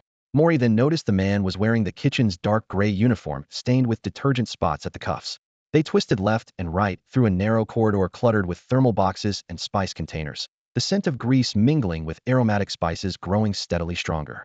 Suddenly, the man stopped in front of a dimly lit hatch. He suddenly came to a halt before a gate. "Come in," the man said, pointing at the half-open gate. Prince Mori looked up at him. His expression was as flat and cold as a mirror, reflecting no emotion at all. Mori took a deep breath and stepped through the gate. First, there was a narrow corridor, dimly lit, with a ceiling nearly brushing his head. The passage was only wide enough for one person. When Mori tiptoed, his hair brushed the icy alloy panels above, an overwhelming sense of pressure pressing down on him. Fortunately, though the corridor was long, it had no branches. After a short while, he finally emerged from the narrow path. Suddenly, the space opened. UPA wide, bright hall greeted him. Light poured down from above, illuminating the walls with a silvery sheen. Mori turned back to look at the passageway that seemed no wider than a crack, then down at the polished marble floors beneath his feet, struggling to believe such a grand chamber was hidden in such a secretive place. "Please, have a seat, Your Highness Mori." Without warning, a figure silently appeared just behind him. The voice whispered close enough to startle his heart into pounding. Turning to face the newcomer, Mori was completely stunned. It was a woman. Her left eye was covered by a black eye patch, while her right eye shone clear and cold like a star. On her cheekbone was a branded criminal mark. He recognized her, the infamous Lady Poison, or Heart Eroder, the highest level wanted fugitive once hunted by the Ash's revered kingdom. According to the files, she had plotted assassination attempts against the revered and secretly murdered numerous royals and nobles. She had been captured and sentenced to death 20 years ago. Someone who should have rested in the grave. Why was she here now? "You must have many questions," the woman said with a slight smile and a calm tone. "I will answer all of them later. But for now, Your Highness, please sit. Since that noble entrusted you to come here, I ask that you trust me without reservation." She moved with composure, pulling out a chair for him. Mori swallowed hard and finally sat down. "How should I address you?" he asked cautiously. "Call me whatever they call me outside. Lady Poison or Heart Eroder works fine," she answered lightly. Mori thought for a moment, then asked an unexpected question. "If it were my sister, what would she call you?" The woman's smile faltered, and a flicker of emotion appeared in her eyes for the first time. After a long pause, she quietly said 2 words, "Feng Lan Hua." Feng Lan Hua, the most common plant in the universe, hardy and able to bloom as long as there's soil. Mori froze, murmuring under his breath, "That's her favorite flower." On his sister's home planet, fields of Feng Lan Hua swayed in the wind. She once said that the flower needed no care and could flourish even after years unattended, a symbol of resilience she loved deeply. "That's the name she gave me," the woman said softly, her gaze gentle now. "I've long forgotten my old name." Mori recalled his shock from moments ago. "When I saw you just now, I immediately thought of the records. You should have died on the execution platform. How can a dead woman be standing here?" "Yes, I was captured and sentenced to death back then," Feng Lan Hua said, touching the branded mark on her face as if recounting someone else's tale. "I thought my life had ended until she found me. She asked if I was willing to live again, for her sake. Her ideals were naive, but somehow they moved me. Later, she replaced me with someone else. To the outside world, I was truly dead." She shrugged lightly. "She didn't make me act at once, only asked me to stay by her side and told me I could leave any time. Whether I chose to help her, that was up to me." When she spoke like that, to me at the time, she seemed nothing more than a naive young girl. It was precisely because of this innocence that he found her intriguing and decided to stay by her side, quietly watching her every move. Looking back on those days, Feng Lanhua couldn't help but lift the corner of her mouth, as if that memory were still hanging right before her eyes. Deep within the prison, the iron bars were rusted, and the dampness was suffocating. Feng Lanhua, covered in wounds, leaned weakly against the cold stone wall, her breath shallow. In the cell to her left were several death row inmates. To her right, an empty, moldy cell. Behind the iron bars opposite her, a lecherous-looking man's gaze roamed over her like a knife. "Look again, and see if I don't gouge your eyes out," she said hoarsely, but with chilling resolve. The man didn't back down. Instead, he threw his head back and laughed out loud. "Feng Lanhua, I know who you are. I might fear you on the outside, but where are we now? We're in the death row cells of the Ash Sovereign Kingdom. We're all about to be beheaded. You're a prisoner too. Want to kill me? With your eyes? Or with your mouth?" Ha ha. His mocking laughter echoed off the stone walls. She clenched her fists, veins bulging, yet she knew she was powerless for now. Soon, she would face the executioner's axe just like them. She wasn't afraid of death. What truly tore her apart was betrayal. The woman she had treated like a sister had sent her to this cell for the sake of a man. The suffocating weight on her chest was like a thick fog that wouldn't lift, filling her with a burning urge to stand before that woman and slap her hard across the face. Thump, thump, thump. The sound of leather boots echoed down the outer corridor, coming closer in a mixture of hurried and measured steps. Feng Lanhua lay still like a corpse, not lifting her head. The iron lock clattered loudly as the cell door slowly swung open. Is it my turn already? Fine by me, she sneered inwardly, long since weary of this dirty world and the sting of shattered trust. But the rough dragging she imagined didn't come. She opened her eyes and looked up at a figure in elegant attire, the most beautiful woman she had ever seen, her features carved with exquisite precision. She recognized that face. Princess Mo Chi, the 25th princess of the Ash Sovereign Kingdom, often seen on massive billboards sparkling like stars. How could a rat from the slums share the same space as a royal peacock? Hating the humiliating dominance in her gaze, Feng Lanhua forced a casual laugh. Well, I never thought I'd be so honored as to have a princess come personally to execute me. Princess Mo Chi glanced at her coolly, then turned to the guards behind her. It's her. Take her out. Without another word, she turned elegantly away, the hem of her magnificent gown tracing a graceful arc as she walked further and further into the distance. After that, they took Feng Lanhua away. It wasn't the execution chamber she had imagined, but a spotlessly clean room instead. The metal walls gleamed without a speck of dust, soft lights spilled down from the ceiling, and faint soothing strings played somewhere in the corner. In the center stood a long table covered with a pristine white cloth, laden with steaming grilled meats, artfully arranged desserts, and colorful fruit-infused wines. Against the wall was a dark leather sofa, and in front of it, a round speaker quietly filled the air with slow, calming melodies. The soldier escorting Feng Lanhua pushed her inside, closed the door behind her, and vanished without another word, leaving her completely alone in the room. Instinctively, Feng Lanhua scanned her surroundings, muscles coiled like a drawn bow. But the gnawing hunger in her stomach quickly drowned out any danger signals. Her eyes fixated on the fragrant food laid out before her, her Adam's apple bobbing with involuntary gulping. Forget whether it was a trap or not. She grabbed the nearest piece of grilled meat and swallowed it in large bites. The rich juices burst between her teeth, nearly overwhelming her with flavor. Since being captured and imprisoned, she hadn't seen a decent meal in ages. Back during those years in the slums of the starport, she had never tasted anything so lavish. So this was what the royal nobles ate every day? Food could actually taste this good? As she devoured the feast, bitterness welled up inside her. If she were to die savoring this meal, maybe her life would still have been worth something. Suddenly, familiar footsteps approached the door. Feng Lanhua froze mid-action, snatched up a silver fork, and held it like a dagger across her chest. The door opened, revealing a beautiful woman in a deep blue gown. Her golden hair cascaded smoothly over her shoulders. Don't be nervous. I won't hurt you, the woman said calmly, smiling gently. All this food is for you. If it's not enough, I can have more sent from the kitchen. She walked straight to the sofa and sat down with one leg crossed elegantly, every movement poised and graceful. What do you want with me? Feng Lanhua narrowed her eyes, the fork's tip edging forward slightly. The woman appraised her from head to toe, lips curving into a meaningful smile. I know you well and your past. You're a fugitive, a rebel, a bandit. Yet you never harmed the innocent. When you hijacked that interstellar cruise liner, as long as no one attacked you, you let every passenger go free. You don't take children, and you even leave them money for their journey home. The outlaws under your command are the most disciplined among all wanted gangs, thanks to your leadership.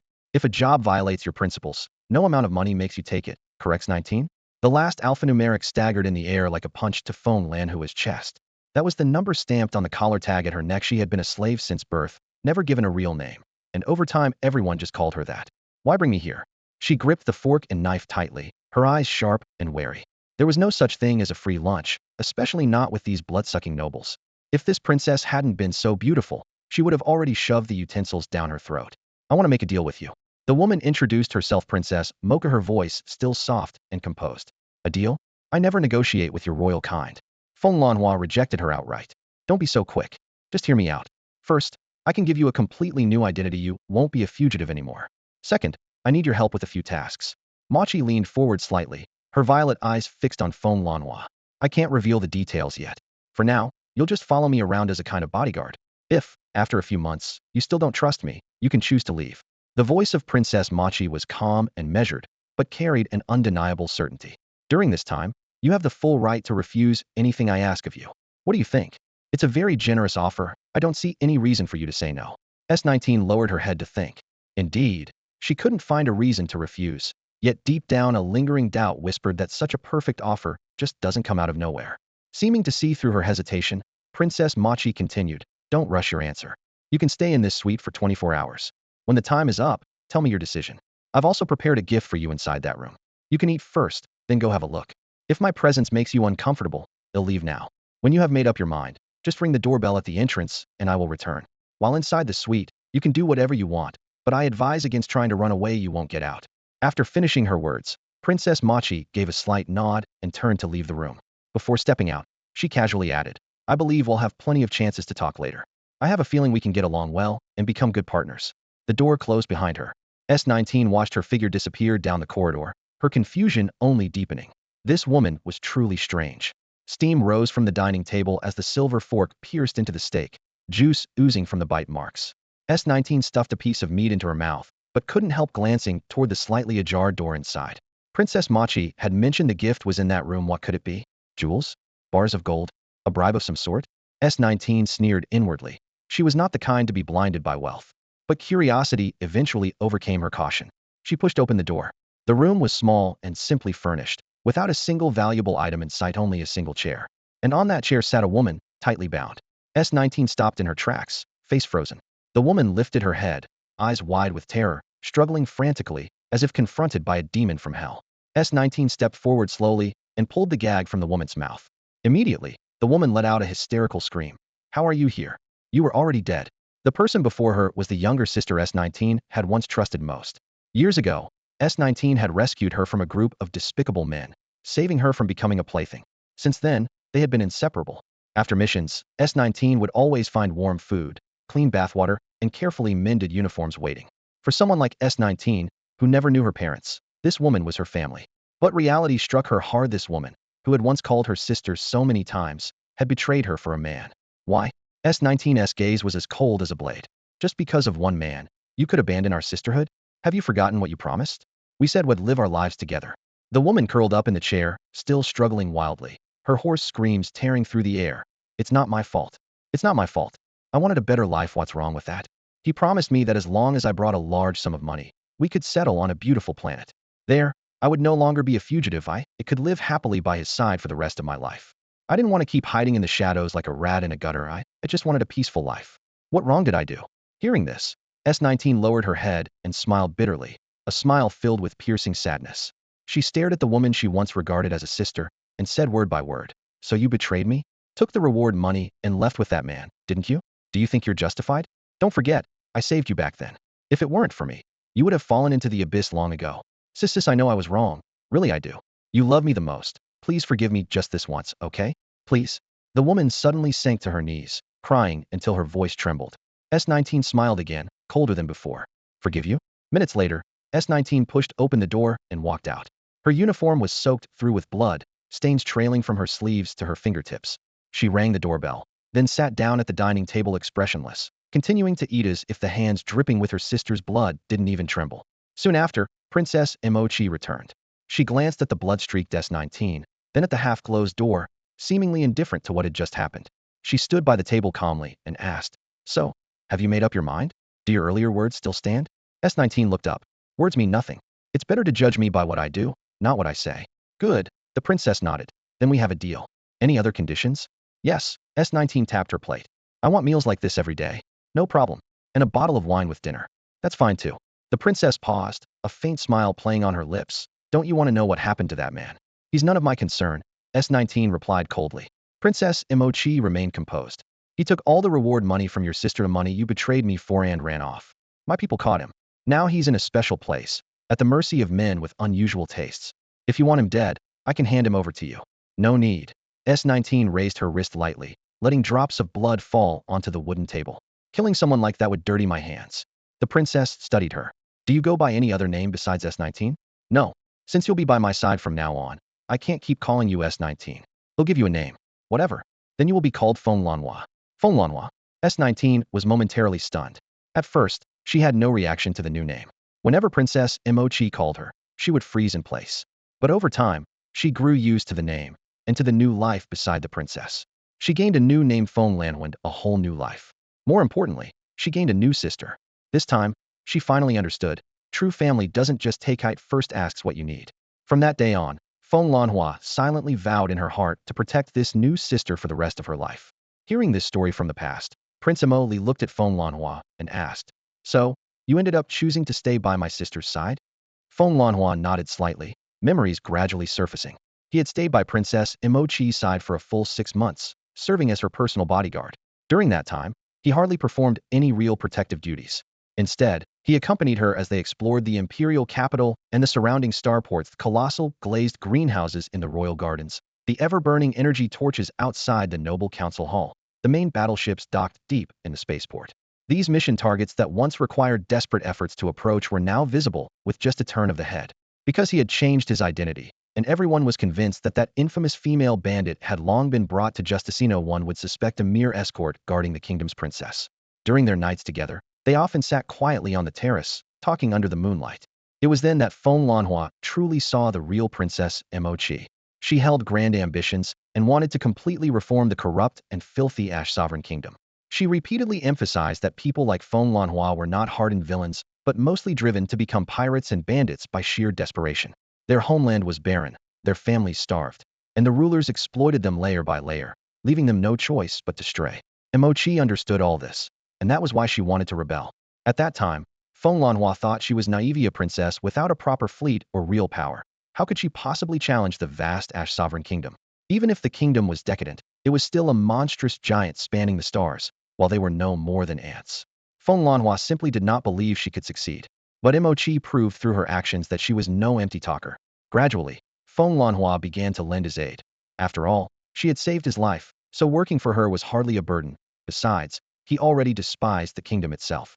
If he could use his cheap life to spite the Ash Sovereign Kingdom, he welcomed it wholeheartedly. Before he knew it, he had become one of Princess Mochi's closest confidants. Time flew by, decades passed.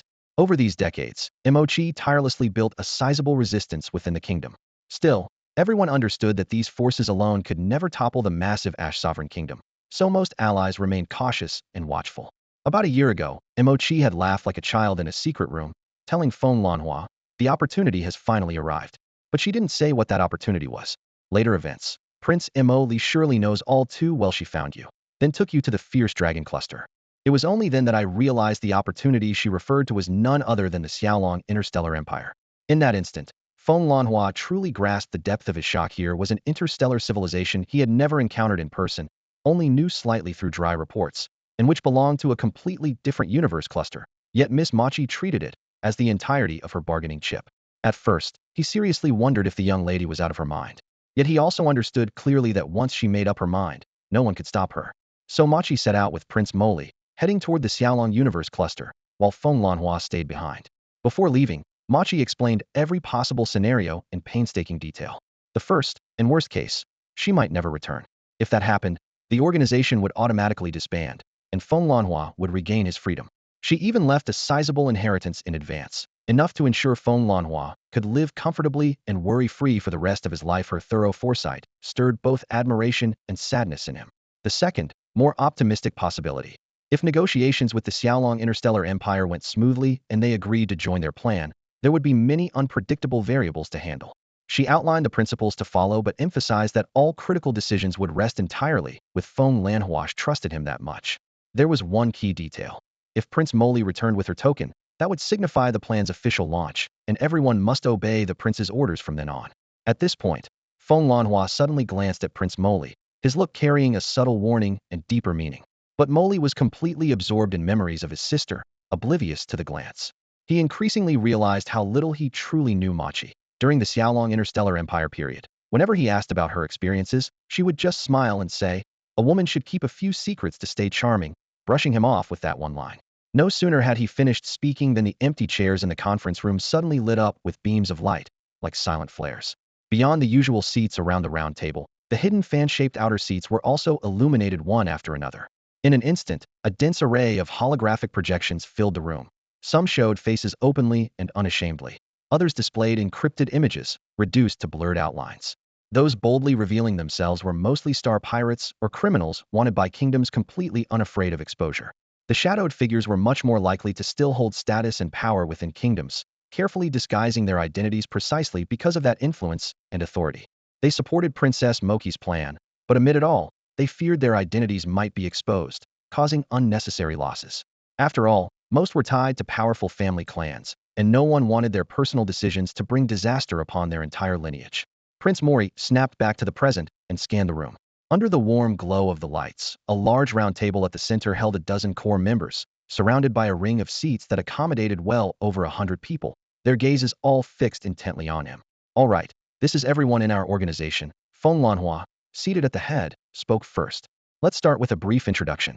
I am the acting agent of the Ash Lord. The true agent is Princess Machi herself. Each of you here was personally chosen by the princess, united by a shared idol, a new future for the kingdom of the Ash Sovereign. She paused, then gestured toward Mori. This is Princess Moki's elder brother, the 19th Prince, Mori. He comes bearing the princess orders and credentials. All eyes turned toward him again. The air seemed to freeze, pressing down on Prince Mori's shoulders. He took a deep breath, straightened his spine, and stepped forward to the round table. Having decided to step up, he had to embody the proper resolve. Mori reached into his chest and touched a cold, heavy pendanted gemstone called the black with shimmering hues, mostly deep black but, under the flicker of light, revealing subtle flashes of blue, purple, and gold, like flashes of lightning beneath dark night clouds. The pendant's front was intricately carved with a delicate wind orchid flower, its petals sharp yet gentle, with details so precise the stamen's texture was clearly visible. The moment the pendant appeared, the dozen core members at the table and the hundreds encircling them all rose simultaneously, raising their right hands to touch their foreheads lightly and quietly chant together, for the ash. The solemn oath lingered as everyone sat back down, eyes burning with determination. Feng Lanhua nodded slightly. The credentials have been verified. Prince Mori fully represents Princess Machi. Now, we will activate the commands the princess left in advance and begin executing the relevant operations under Mori's instructions. Mori met her steady gaze and planted his feet firmly. His voice was deep and resolute. Greetings, all. My identity is clear to you. I bring my sister's latest orders. We have established a cooperation agreement with the Star Empire of the Screeching Dragon. Though we encountered setbacks, the goal has ultimately been achieved. He paused briefly, scanning the crowd. Considering the Screeching Dragon Legion's fleet will soon arrive at the kingdom of the Ash Sovereign, my sister will remain temporarily at the Screeching Dragon Star Empire and join the fleet on its arrival. We must complete all preparatory work before their arrival. What followed was an exhaustive relay of Princess Moki's instructions before Morris' return. Detailed lists for material allocation, points for fortifying defenses, communication channels with family factions across the land, and even contingency plans for possible emergencies. Quiet scribbling sounded intermittently from the crowd. Everyone listened intently. When Mori finished, a brief silence was broken by a few attendees who raised their hands cautiously but urgently to ask questions. Others quickly chimed in with their own inquiries. Earlier, it was mentioned that the Xiaolong Interstellar Legion fleet can only set out after our forces start the uprising. The conference room remained bathed in cold white light, but the air suddenly grew tense at those words. The person who asked knocked sharply on the table, voice crisp and urgent. What if by the time we rise up, the Xiaolong Legion fleet still can't arrive as scheduled? Low murmurs quickly spread along both sides of the long table clearly. This concern was shared by more than one person. Prince Mori stood and scanned the room. He had expected this question himself, had once doubted the uprising first, reinforcements later plan. Taking a deep breath, he brought up the star map. With a few taps, the screen lit up with dense frontline markers of the Xiaolong Interstellar Empire. On this point, he began, steady and unwavering. I wasn't convinced at first either. But my sister Machi reminded me we have to accept the reality of our positions. We are asking for help from the Xiaolong Empire, who hold the upper hand. If they choose to stand aside, they lose almost nothing. But if they deploy a legion fleet, the risks they bear are considerable. Mori paused briefly, then emphasized, the Xiaolong Empire is currently fighting on multiple fronts. Remnants of the Conqueror civilization's fleet still stir unrest near their home star systems. The Black God civilization they support fights fiercely against the Enforcers. The Saintess civilization and the Soul Apostle civilization and the Black God have now fully sided with the Xiaolong Empire. Compared to all this, aiding us is actually the riskiest move for them. If we refuse to compromise, why should they send troops? He withdrew his hand, the star map dimmed, and the faces around the table grew even more solemn. As for us acting first, Mori continued, Machi only agreed after considering the divided opinions within the Ash Lord organization. She asked many factions here. If the opportunity never comes, would you still rise up? The answers were split. He held up 3 fingers, lowering them one by one. The first group said they wanted to keep watching. The second was uncertain, and the third insisted we must strike immediately even if it means mutual destruction. For that last group, whether or not the Xiaolong Legion fleet arrives doesn't change their decision, so the order of events doesn't matter. Some in the crowd bowed their heads in thought, others clenched fists. Silence fell briefly over the room. Suddenly Mori raised his voice, which is exactly why my sister gave you a choice. Whether to initiate the uprising before the Xiaolong Empire's fleet arrives is entirely up to each faction. But let me be clear, those willing to act first, we will never forget your commitment. When it comes time to divide the spoils, I hope no one complains about unfair shares. He leaned slightly forward, eyes sharp, words edged like a blade. If some want to wait for others to charge first and for reinforcements to arrive before joining in, that's their right. It certainly minimizes their risk. But when that time comes, don't complain if your portion is smaller. As Morris' voice fell, only the faint hum of the cooling system remained. Everyone understood perfectly. He said no more, leaving them with this final remark. Let me be the first to say the unpleasant truths. Others also worried about the military strength of the Xiaolong Interstellar Empire, especially since this time, they only dispatched 5 million starships to our Ash Sovereign Kingdom. The lights in the round council chamber illuminated every face clearly, with worry etched on many brows. 5 million starships. Is that really enough? They intended to overthrow the deeply entrenched old order of the Ash Sovereign Kingdom, yet this fleet seemed limited in number. Prince Mori cast a calm glance around the room, his voice low but firm. None of you have seen the legion fleets of the Xiaolong Empire in person. Their combat standards are on a completely different level. Raising his hand, he projected a holographic comparison chart into the air. On the left, the Ash Sovereign Kingdom's 100 million active starships. On the right, the Xiaolong Empire's mere 5 million latest generation vessels. The data bars were crystal clear. Firepower, defense, and maneuverability overwhelmingly superior on the Xiaolong side. You all should understand the huge gap between our kingdom's legion fleet and that of the conqueror civilization. Prince Mori switched scenes, bringing up an old battle report. But did you know? When the conqueror civilization attacked the Xiaolong star cluster with equal numbers, they were soundly defeated, with casualties so staggering it's almost unbelievable that was the conqueror civilization's elite forces. He paused, letting everyone's eyes linger on the long list of losses. Now, look back at our own forces. Mori pointed at the holographic fleet of 5 million starships. I can say without hesitation that the combined combat power of these 5 million starships alone matches our kingdom's entire 100 million conventional vessels. Add the legion fleets you each command, along with any old kingdom troops that might be won over, and our chances of victory are far from a pipe dream. He shifted tone. More importantly, this is only the first wave of reinforcements. The Xiaolong Empire has promised that second and third fleets will arrive afterward. If they wanted to stay out of it, who would casually throw 5 million starships away like cannon fodder? The air in the hall grew heavy. Complex expressions appeared. A brief silence fell. Morris' logic was irrefutable. They were no equal partners with the Xiaolong Empire. Some losses were inevitable. All right, I've said all I need to. Mori ended the projection and straightened up. Time is short. Those willing to join the plan, you're welcome. Those who want to withdraw or observe longer, we won't force you. Now, who is willing to carry out the first phase of the operation? Please raise your hand. He was the first to raise his right hand high above his head. The light played across his profile, eyes resolute. Almost simultaneously, as if speaking to himself, he murmured, "This kingdom, I have loved and hated it. It's where I was born and where I've spent most of my life. But here, I've seen countless wrongs and corruption. Even as a prince, I was powerless to change it, because my father the sovereign was wrong in our system. If the roots are flawed, the whole kingdom will be. The roots are rotten. Without breaking, there can be no rebuilding. If no one stands up, the Ash Sovereign Kingdom will vanish into history." He glanced around, voice quickening but steady. "I hate this country's decay, but I hate even more to see my home completely destroyed. Even if there's just a sliver of hope, I have to try." His determined words echoed through the hall. At that moment, Feng Lanhua was the first to raise her arm. She pressed her lips together and spoke quietly but clearly. "My life was saved by Her Highness the Princess. If it weren't for Princess Machi, I would have been executed long ago. For decades, I've been dedicated to serving her, supporting her ideals, and willing to give everything for her." As I finished speaking in the meeting hall, more and more hands went up. Within minutes, every member of the Lord of Ash's organization raised both hands without exception. This scene spoke volumes about Princess Moki's insight and personal charisma. Her chosen collaborators were truly trustworthy. "Good. Since everyone agrees, I hereby announce the next course of action," I said firmly. "In the next 72 hours, prepare yourselves and launch the uprising as scheduled to achieve our established objectives. If anything unexpected happens during that time, we will take command. As the temporary acting leader, I hold supreme command authority in Princess Moki's absence. Anyone who disobeys orders, regardless of rank, will be dealt with under military law. Understood?" "Understood." The group responded in unison. then raised their right hands to their foreheads, pledging solemnly. The meeting concluded amidst a solemn atmosphere.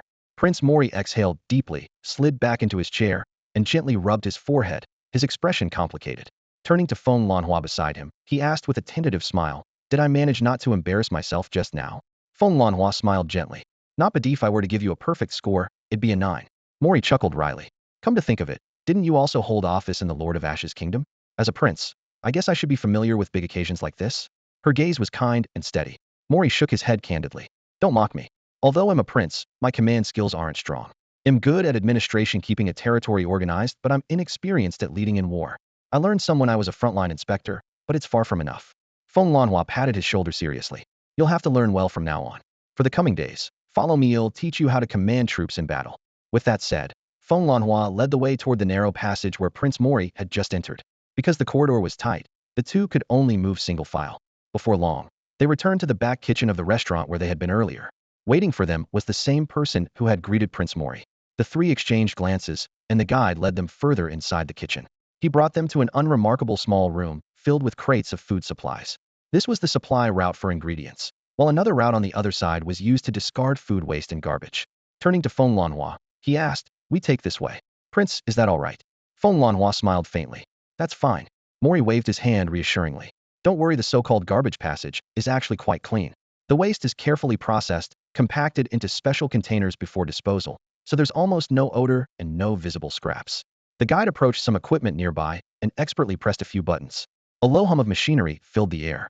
Prince Mori seemed to hear a mechanical sound of some kind. Without hesitation, Feng Lanhua leapt forward and disappeared into a hidden compartment. Mori was stunned for a moment, then followed her jump. The passage ahead was much wider than before, smooth and shining like a silver slide. The inner walls reflected faint light, and as they slid down, the rustling of fabric against metal could be clearly heard. After gliding a dozen meters or so, the tunnel suddenly split open at the bottom of what had been a straight conduit. Another dark passage appeared like a gaping mouth, and they fell into it unprepared. Their feet lost solid ground as Mori and Feng Lanhua dropped into a second tunnel. Behind them, a sliding door sealed shut with a low hum, blocking their way back. This hidden side passage was narrower, but still wide enough for them to walk side by side without feeling cramped. With a thud, Mori landed face down on the metal floor, his nose stinging sharply. Feng Lanhua, already accustomed to this routine, steadied herself by grabbing a handrail on the side wall and flipped smoothly onto her feet with the grace of a gymnast. Mori looked up and realized they were now inside an oval-shaped cabin, where a grayish-white shuttle sat parked at the center. The hull was painted with the logo and identification numbers of some cargo transport company, appearing no different from an ordinary supply ship. He brushed dust off his robe and glanced upward again, noticing the hatch behind them slowly closing. The final seam vanished as cold light swallowed the gap. Feng Lanhua walked directly to the pilot's seat, lifted the helmet hanging on the side, and clipped it behind her head. Her voice emerged clearly through the comm system. "Buckle up. We're ready to depart." Mori sat down on her left and fastened his seatbelt, asking with curiosity, "Where are we going?" "To do what we have to do," Feng Lanhua replied calmly. The shuttle's engines started up, gliding silently into the cargo corridor on the exterior. Through the large transparent windows beside them, Mori saw the hallway cluttered with logistics starships and freighters, all responsible for delivering supplies to different departments in the starport or hauling waste out to the outer regions. This arrangement was both convenient and kept the main traffic routes clear. The glass reflected the shuttle's own unremarkable silhouette, a plain gray-white body that blended under the overhead lights. This disguise made it nearly impossible for outsiders to detect its special nature. After passing clearance checks, the shuttle smoothly exited the starport. As it broke through the protective shield, Feng Lanhua pushed a lever to accelerate. The engine's roar suddenly surged, propelling the craft like a shadow streaking into the dark depths of space. The intense acceleration slammed Mori back into his seat, his hands gripping the armrests until his knuckles went white. He felt his blood being pushed toward his spine. This shuttle was clearly heavily modified for speed, sacrificing the shock absorption systems completely. An ordinary passenger would probably have passed out by now. After what felt like an endless rush through star-streaked emptiness, a remote star system finally appeared on the display. The engines quieted, and the shuttle slowed to docking speed. It hovered steadily in synchronous orbit around a dim, gray planet. The moment the heavy pressure lifted, Mori's face turned pale, his hand flying to his mouth as his chest heaved violently. At that moment, a robotic arm extended beside him, offering a container. When Prince Mori saw the bucket, he seemed to instantly understand its purpose. Without hesitation, he shoved his head straight into it and began to vomit. After a long while, gasping for breath, he finally lifted his head and leaned back against the seat, his whole body drained of strength. As the dizziness slowly eased, he noticed that Feng Lanhua had disappeared from the co-pilot's seat. Prince Mori struggled to stand, his weak legs nearly giving out beneath him, but he managed to keep his balance by gripping the seat firmly. Following his line of sight, he saw that the shuttle's hatch was open, and the cold metal ramp extended outwards. Through the window, he clearly saw that the shuttle was currently docked to the surface of a massive asteroid. The asteroid showed no signs of life. Its surface was a dull gray-brown rock, lifeless and barren. Such desolate asteroids were common throughout this star system, countless in number. Mori stepped closer to the hatch, a thin but icy breeze hitting his face. He noticed that the shuttle was docked beneath the asteroid's rock layer at a clever angle completely undetectable from outside. Turning back to the cabin, he sensed a faint ripple in the air behind him. It was evidently an energy barrier strong enough to block detection by both the naked eye and radar. Feng Lanhua was already standing at the end of the ramp. Seeing Prince Mori emerge, she smiled slightly. You recovered pretty quickly. I thought you'd be lying down for at least 10 more minutes. I feel fine. Mori straightened his back, trying to sound tough. Want me to take you on another round next time? Feng Lanhua teased with a knowing smile. No need for that. He quickly declined. Though he believed he could endure it, he didn't want to repeat such a purely punishing experience. His stomach still ached intermittently, and if not for appearances, he would have collapsed back into the seat to rest. Feng Lanhua glanced down at him. You really okay? No problem. Mori gritted his teeth in reply. Follow me. We'll show you what your sister has really been up to all these years. Feng Lanhua turned and led the way into a tunnel that looked like a stone cavern. Her words sparked Mori's curiosity instantly. He pushed past the lingering nausea and followed closely behind. Soon, the two boarded a hovering vehicle. The vehicle raced through the dim tunnel, its searchlight slicing through the darkness as the rocky walls rapidly sped past. After some time, the tunnel abruptly opened up, and the blackness gave way to an immense shining space. Mori instinctively held his breath. Was inside a huge cavern within the asteroid, its dome soaring overhead. The rocky walls were reinforced with alloy beams and strips of glowing energy lights, resembling a vast steel starship hangar. Even more breathtaking was the sight at the center. Rows upon rows of sleek starships, their hulls cold and formidable, emblazoned with the grain-black flame emblem of the Lord of Ashes. At a glance, there were at least 10,000 ships, tightly packed yet orderly arranged. Prince Mori was utterly stunned. Feng Lanhua stopped the vehicle and pointed at the massive fleet. These are the direct starships of the Lord of Ashes. Our elite fleet, she said proudly, then explained, within the Lord of Ashes system, every faction has its own warships, but their strength varies. Some still use T3 class ships, others have only a handful of T4 class models. Her gaze grew steady and resolute. Princess Machi knows well we need a truly formidable Legion fleet, so she started building it long ago. Our fleet of starships focuses on elite units. Feng Lanhua spoke steadily, each word precise. The main force is built around T4 class ships, supplemented by a smaller number of T3 class vessels, while T5 class ships serve as flagships and the main heavy hitters. Altogether, this reorganized fleet totals about 3 million ships. 3 million? Prince Mori, who had been sitting upright moments ago, suddenly leaned forward, his pupils sharply contracting. Compared to the massive fleets of tens or even hundreds of millions of ships deployed by the great interstellar kingdoms, 3 million isn't particularly impressive. But Ashlord's forces operate underground, and secretly gathering 3 million advanced warships right under the Ash Sovereign Kingdom's watchful eye borders on impossible. You've seen this planet, Feng Lanhua said, raising her hand to point at a gray planet nearby, its surface eroded like a honeycomb by heavy mining machines. It has long been hollowed out by us. The internal honeycomb compartments can hold 1,000 ships each. This asteroid belt contains over 1,000 similar small asteroids. She paused, then added, with 2 more asteroid belts arranged similarly. Those 3 million ships are concealed right beneath the Sovereign Kingdom's nose. Her gaze revealed an unhidden pride. For 30 years, she had watched Princess Machi painstakingly piece together this underground force in the eyes of outsiders. The princess was merely a handheld royal mascot cherished by the sovereign. No one could imagine how this girl had moved, modified, and reorganized this iron flood quietly under a virtually impenetrable surveillance network. Feng Lanhua continued. In addition to our own 3 million, other factions involved bring the total to around 30 million ships. However, a large portion are lower quality, with some even T2 class vessels mixed in. If we count only T3 and above, the true main force probably numbers about 5 million usable ships. She brought up a holographic star map and lightly swiped her fingers. Flags of various colors marked locations across the vast star chart of the Ash Sovereign Kingdom, surrounded by dense clusters of fleet icons. The fleet composition varies greatly, she explained. Some fleets claim to number in the millions, but fewer than 10 are T3 or above. Others have only a few thousand ships, but all are T5 class, and some might even conceal T6 vessels. Prince Mori frowned, unconsciously gripping his armrest. Gathering forces like this, with so many independent groups cooperating, won't it be a chaotic mess? Feng Lanhua acknowledged the risks, but nodded calmly. Precisely because of that, she tapped on the display, and dozens of bright lines linked each fleet to the core command nodes. Her Highness the Princess has taken that into account. Forcing these star fleets to merge would take a tremendous amount of time and might even reduce their overall effectiveness. After all, many members of this large combined force haven't even completed professional military training, and their combat habits and command systems differ completely. Because of this, Her Highness the Princess abandoned the idea of mixed unit coordination from the start and decisively chose a divide-and-conquer strategy. A massive holographic star map floated in the center of the war room, dotted with countless red and blue markers. The points with flags indicated the attack targets planned by Her Highness. The surrounding markers represented the various star fleets preparing to join the battle. Feng Lanhua pointed to one of the brightest coordinates. Here lies a stargate. Within the Ash Sovereign Kingdom's navigation network, it's a hub-level node. Capturing it would strategically shift the entire front line. To seize this stargate, she assigned 3 fleets from different factions. The first fleet consisted entirely of retrofitted T2-class starships. Everyone knew the T2 model was outdated, and its conventional firepower had little impact on modern battlefields. So the princess had them completely reworked. Each ship kept only 30 essential crew members.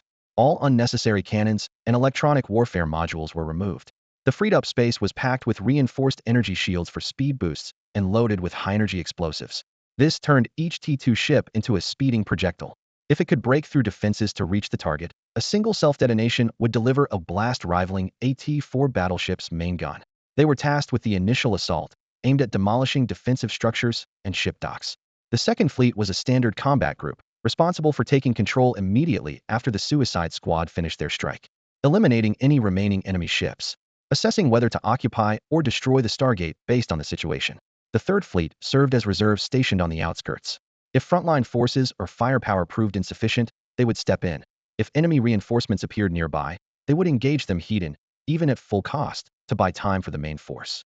The attack plans under the other flags on the star map followed a similar pattern. In total, the Ash Sovereign had planned nearly 100 such targets. Even if only a third succeeded, it would be enough to achieve their strategic goals. Everyone just had to fulfill their assigned combat roles. That is Her Highness the Princess arrangement. Feng Lanhua withdrew her hand and said with steady eyes, different paths, same goal, victory. Hearing all this, Prince Mori felt as if a veil had lifted from his sister's mysterious persona. It turned out she was equally gifted in war command, her careful planning so brilliant that even he, as her brother, felt humbled. What exactly am I supposed to do? Prince Mori couldn't help but ask. In the spacious flagship command room, a tactical holographic projection floated in midair, its star-like points connecting into celestial trails. Feng Lanhua looked up at Prince Mori, her fingers lightly touching the projection as she replied calmly, "You stay here and oversee the overall command." "And you?" Prince Mori asked instinctively. "I'm going to coordinate a critical battlefield," Feng Lanhua said, tracing a glowing arc across the star map that stopped beside a dazzling nebula. The capital star system of the Ash Sovereign Kingdom. The capital star system? Prince Mori froze, recalling the intelligence reports. His voice instinctively rose. There are at least 3 million elite interstellar warships stationed there right now. Leading a fleet into that is basically a death sentence. Feng Lanhua's expression remained unchanged. As her fingers folded, the star map zoomed in automatically, revealing 10 small flags surrounding the capital system. She marked each coordinate one by one. These 10 points are the closest and most vulnerable nodes to the capital star system. According to our battle plan, we must take at least 3 of them. Her tone stayed cool. If those nodes are attacked, the capital's fleet will be forced to redeploy for support. The sovereign and the royalty there value their lives too much to allow any risk to the capital star system. Our job is to tie down those 3 million elite ships, so the main force can complete missions across the other 9 battlefronts. Only then did Prince Mori fully understand the capital star system is a massive lure, meant to draw the Ash Sovereign Kingdom's fleet into a concentrated inferno. Only then can the other battlefields stand a chance. Sacrificing oneself in flames to secure overall victory, he tightened his lips, concern weighing heavily in his eyes. This kind of mission can be assigned to others. Why must you go yourself? Feng Lanhua smiled gently at his worry, her tone light, but resolute. My life belongs to Her Royal Highness the Princess. This battle is crucial and must be led by someone who can hold the line. She paused, her gaze softening. Honestly, I'm relieved it's you and not Princess Machi who returned. If she were here, she'd unquestionably shoulder this burden. Her nature won't allow her to stay safe, while others suffer. Her voice softened as she spoke of Princess Machi. the respect and affection nearly spilling over. I'm going with you. Prince Mori suddenly straightened, fists clenched tightly. Feng Lanhua raised an eyebrow, studying him with amused interest. You're not afraid of dying? Every ship heading to the Ash Sovereign Kingdom's capital star system must be prepared for sacrifice. He took a deep breath and met her gaze without flinching. The star map flickered faintly, as if answering their silent resolve. Feng Lanhua exhaled softly, eyes returning to the glowing halo representing the capital star system. Her voice was calm but firm. We're only sending 500,000 interstellar warships on this mission. You could say there's a real risk of total annihilation when the time comes. Prince Mori lifted his head, took a deep breath of the cold, crisp air in the hangar, and spoke with firm resolve. I'm not afraid of death. I admit, I'm no match for my sister. She's accomplished so much in ways I never even knew about. She's truly exceptional. I used to think of her as just a charismatic, charming mascot, but now I see she's the person I respect most in my entire life. Since I'm her brother, and already caught up in her plans, I have to take responsibility. You said it yourself, someone needs to hold things steady on this critical battlefield. So when the attack begins, if I'm standing on the flagship's bridge, with a holographic broadcast spread across the entire force, letting everyone know it was the 15th Prince Mori of the Ashen Sovereign Kingdom who started this rebellion, who dared to betray his own father, would that be quite a spectacle. As he spoke, Feng Lanhua keenly caught the flicker of excitement in his eyes, no hint of fear. Indeed, this brother and sister shared the same bloodline deep down. Fine, then come with me. She raised an eyebrow and gave his shoulder a pat. The following days were a whirlwind of intense preparations. Such a major operation couldn't just launch instantly. At last, the Ashen Lord finalized the exact time of attack, and all fleet divisions would simultaneously execute the battle plan as scheduled. On the eve of the mission, Prince Mori donned his dark gray military uniform and followed closely behind Feng Lanhua. They crossed the bustling hangar, surrounded by rushing technicians and soldiers, mechanical arms dragging massive ammo crates with a low metallic clang. Just as he stepped onto the moving staircase to board the T-5-star battleship, Feng Lanhua suddenly spun around and pushed him hard down the stairs. He staggered back, shocked, looking up to see her standing steadily in the middle of the escalator, turning to wave at him. Feng Lanhua, he exclaimed, about to follow, but several fully armed soldiers grabbed him firmly from both sides. Your Highness, your position is better suited here to oversee command, the lead officer said without leaving room for debate. Let me take the front line on Capital Star. I've assigned a staff officer here to assist you. Before he could respond, Feng Lanhua's figure disappeared into the dim doorway of the T-5 battleship. One after another, warships emerged in formation from behind a concealed asteroid, gathering in the outer airspace, ready to jump at a moment's notice. Prince Mori was half pushed, half led into a command room. The alloy door sealed shut, and a faint blue light curtain rose at the entrance. Let me go? He struggled against his restraints and charged for the exit, only to be repelled by an invisible force from the light curtain. Your Highness, this is the order of General Feng Lanhua. An officer stood rigidly, voice steady. Please do not make this difficult. This is a secure zone, and you are to remain here temporarily until the operation officially begins. Clenching his teeth, Mori hammered his fist against the light barrier. That damned woman. I demand to speak with her. Data streams flickered across the curtain's center. Then a holographic projection appeared. Feng Lanhua was already stationed on her flagship's bridge, tactical maps and busy officers visible behind her. What? Miss me already after such a short time? She smiled casually, lifting her hand to wave at the camera. Prince Mori pointed at the projection, lowering his voice but unable to hide his fury. Just you wait. When you come back, I'm going to settle the score properly. The thing I hate most is being toyed with. Above the temple of the revered ones in the capital star of the Ash Sovereign Kingdom, the voices of ministers disputing rose sharply. Beneath the vaulted dome, a crystalline star chart slowly spun, casting a cold, shimmering light that did nothing to quell the heated arguments echoing through the hall. The Conqueror Civilization's legions are intensifying their fleet assaults. We must deploy more legions to the front lines. You're right, but do we even have extra fleets? Shall we just let the rebel forces in the rear run wild? Or do you want to risk the Ash Sovereign's safety by pulling the capital system's defense fleet away? Another faction responded with steady yet pessimistic tones. The Conqueror Civilization's strength is overwhelming.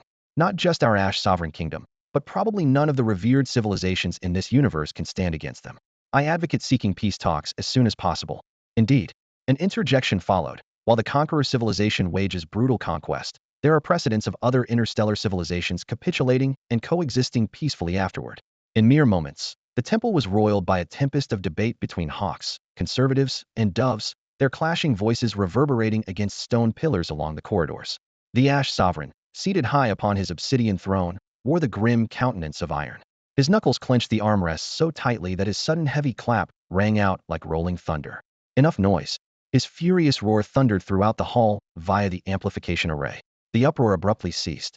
Ministers stood respectfully silent, eyes lowered. Yet beneath bowed heads and wide sleeves, subtle smirks of disdain and hidden undercurrents of tension flickered signals unnoticed by the Ash Sovereign. The conqueror civilization's invasion was steadily eroding his authority. Even within this temple embossed with his emblem, he could sense the cracks in his power. Suppressing his rage, he laid down a hard line. Negotiations? It's far too soon. If we yield first to the conqueror civilization, what will the others think? Among more than a dozen revered civilization kingdoms, some will eventually fall, but the very first to surrender will be nailed to the pillar of shame. I will not allow the Ash Sovereign Kingdom to set that precedent. His stance was clear. Although the Ash Sovereign was often inept, his pride and sense of honor were immovable. He could accept the notion of surrender, just never being the first to do so. However, his voice deepened slightly. Channels of communication with the conqueror civilization must not be severed. You shall maintain contact, but without revealing any definite stance by time. Hold out until other battlefronts evolve. Yes, Your Majesty, the Peace Faction Minister whispered compliance. The Ash Sovereign's gaze turned toward the military representatives. If we are to talk, we need leverage.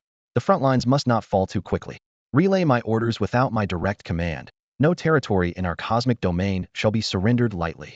His words struck directly at the hawkish military majority. Finally, he sighed, weariness and caution mingling in his tone. We face threats both within and without. We must not only contend with the front lines, but also manage all the troubles brewing in our own backyard. Pan Jun could not tolerate the problem of rebels. Wherever rebels appeared, they had to be suppressed without exception. Therefore, no troops assigned to suppression could be withdrawn. And as the Empire's heart, the capital planet Xing absolutely could not be lost. The front lines are indeed desperately short on reinforcements, the Ash Revered One said, seated at the main seat, his gaze sweeping across the faces of the ministers in the hall. Newly purchased ships and recently overhauled old ships must all be prioritized for deployment to the front.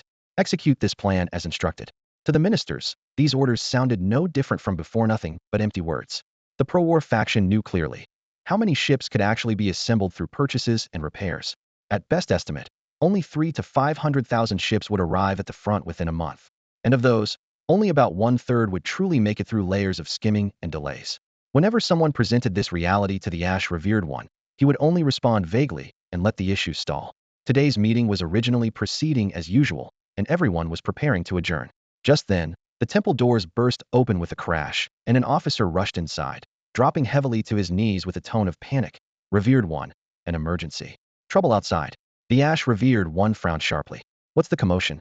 Has the conqueror civilization's fleet reached planet Xing? Stand and explain yourself clearly. He demanded composure from his subordinates in all circumstances, so the officer's outburst displeased him. But the officer's next report shook even his calm. Latest intelligence: there are rebels. This did not immediately stir the hall. The Ash Revered One snorted coldly, while several ministers scoffed. In recent months, rebellions had popped up endlessly across the Empire. The Ash Revered One had even ordered any uprising with less than 100,000 starships not be reported and handled solely by local legions. Even with that threshold raised, there was a record of 7 rebellions in 1 week. Those rebels mostly plundered remote planets and were swiftly crushed by dispatched suppression fleets within days. These ragtag groups often claimed to field 500,000 to over 1,000,000 ships, numbers that sounded terrifying but were actually pitifully poor in quality. Among 1,000,000 ships, the number of T4 capital ships could be counted on one hand. All T3 warships combined barely reached 3,000. The rest were mostly low-level T2 or T1 damaged ships, or even converted transports patched up with random gun barrels of unknown origin, yet loudly called star warships. While the Ash Revered One's kingdom's military strength was currently a chaotic mix. Compared to these clownish star fleets, they were still regular troops after all. Regular forces could easily wipe out such ragtag rebel fleets without breaking a sweat. In the wide yet dimly lit main hall of the Ashen Temple, the intelligence officer remained kneeling at the foot of the steps, the faint glow of his armor flickering unevenly. He took a deep breath, steadying his trembling voice as he continued reporting to the Ashen Revered on the dais. Your Excellency, we have indeed seen scattered rebel forces before, but this time it's different. In just the past 10 minutes, intelligence networks have reported attacks on at least 30 strategic nodes, with massive activity. Combining all the rebel fleets currently appearing, their number already exceeds 10 million starships, and that data is from before I arrived. Whether new rebel legions have emerged since remains unclear. 10 million? The Ashen Revered tapped his fingertips lightly on the dark throne's armrest, the metallic sound echoing through the hall. His brow tightened. Who could mobilize 30 fleets at once? The officer wiped cold sweat from his brow and hurriedly added, There have been multiple simultaneous uprisings before, but never exceeding 10 locations, and the total warships involved were under 3 million. Yet this time, it began with more than 30 locations and 10 million warships, surpassing every known rebellion in the kingdom in recent years. Strategic key points under attack: starports, arsenal factories, supply hubs all are sending out urgent calls for reinforcement. He flipped to the latest briefing and spoke faster. Moreover, nearly all the rebel fleets consist of T2-class ships or above. No T1-class outdated vessels have been detected. Their firepower and armor far surpass typical civilian irregulars. Just as he finished, the massive doors were flung open. Another officer staggered inside, paler than the first, dropping to his knees at the hall's center and gasping out a report. Your Excellency, nearly 30 noble families across the realm are simultaneously raising their banners in rebellion. They proclaim allegiance to the Lord of Ashes, and they've already destroyed surrounding starports and stargates. Their combined starship forces also exceed 10 million. A heavy silence fell over the hall. Unlike the previously encountered unknown civilian insurgents, these rebels were all officially titled lords of the kingdom. If these well-equipped and professionally trained noble house fleets united, their destructive power would dwarf any amateur militia. What was even more unsettling was the shared banner, the Lord of Ashes. This meant a single unified command must be behind them. The Ashen Revered's eyes grew cold, voice sharp and iron-like as if cracking. Find out exactly what these families are planning. How dare they speak of rebellion before me? Traitors and scoundrels all. He suddenly rose, his cloak billowing behind him.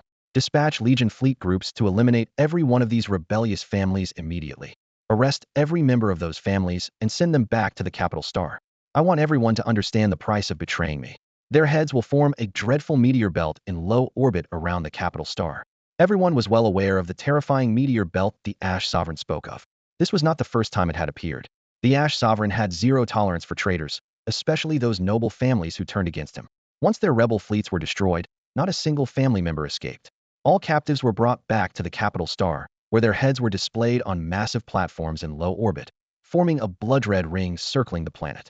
This grim scene was broadcast live via hologram to the entire kingdom, so all could witness the fate awaiting anyone who dared betray the Ash Sovereign. But this time, over 30 families had simultaneously turned traitor, an outright insult to the Sovereign's authority. The Ash Sovereign would never allow such humiliation to spread in his realm. He roared, "Send my orders. Suppress the rebellions swiftly everywhere. Spare no cost, capture every rebel. And investigate thoroughly who this Lord of Ashes, even Isho dare anyone claim that title within my domain." His furious voice echoed through the temple, shaking the very air. Just then, a third officer rushed in hastily. The Ash Sovereign's roar stopped abruptly, his gaze locking onto the officer with utter disbelief.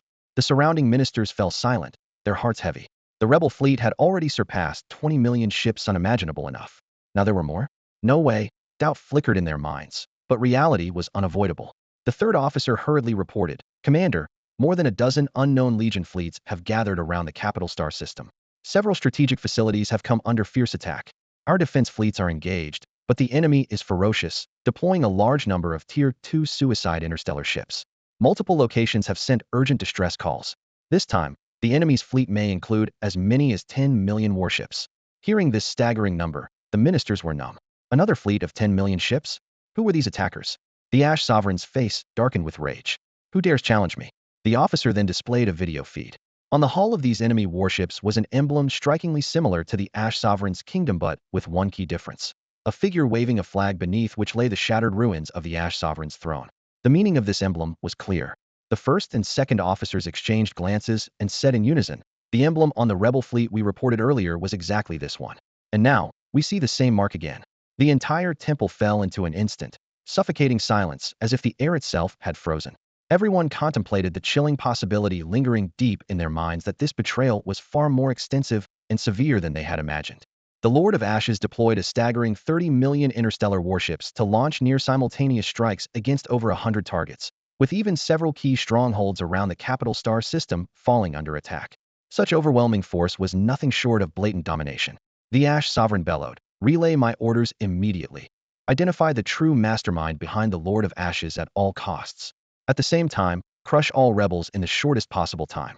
Every captured prisoner must be sent straight back to the capital star to ensure they fully understand the price of betraying me." With the decree issued, the crackdown was swiftly set into motion.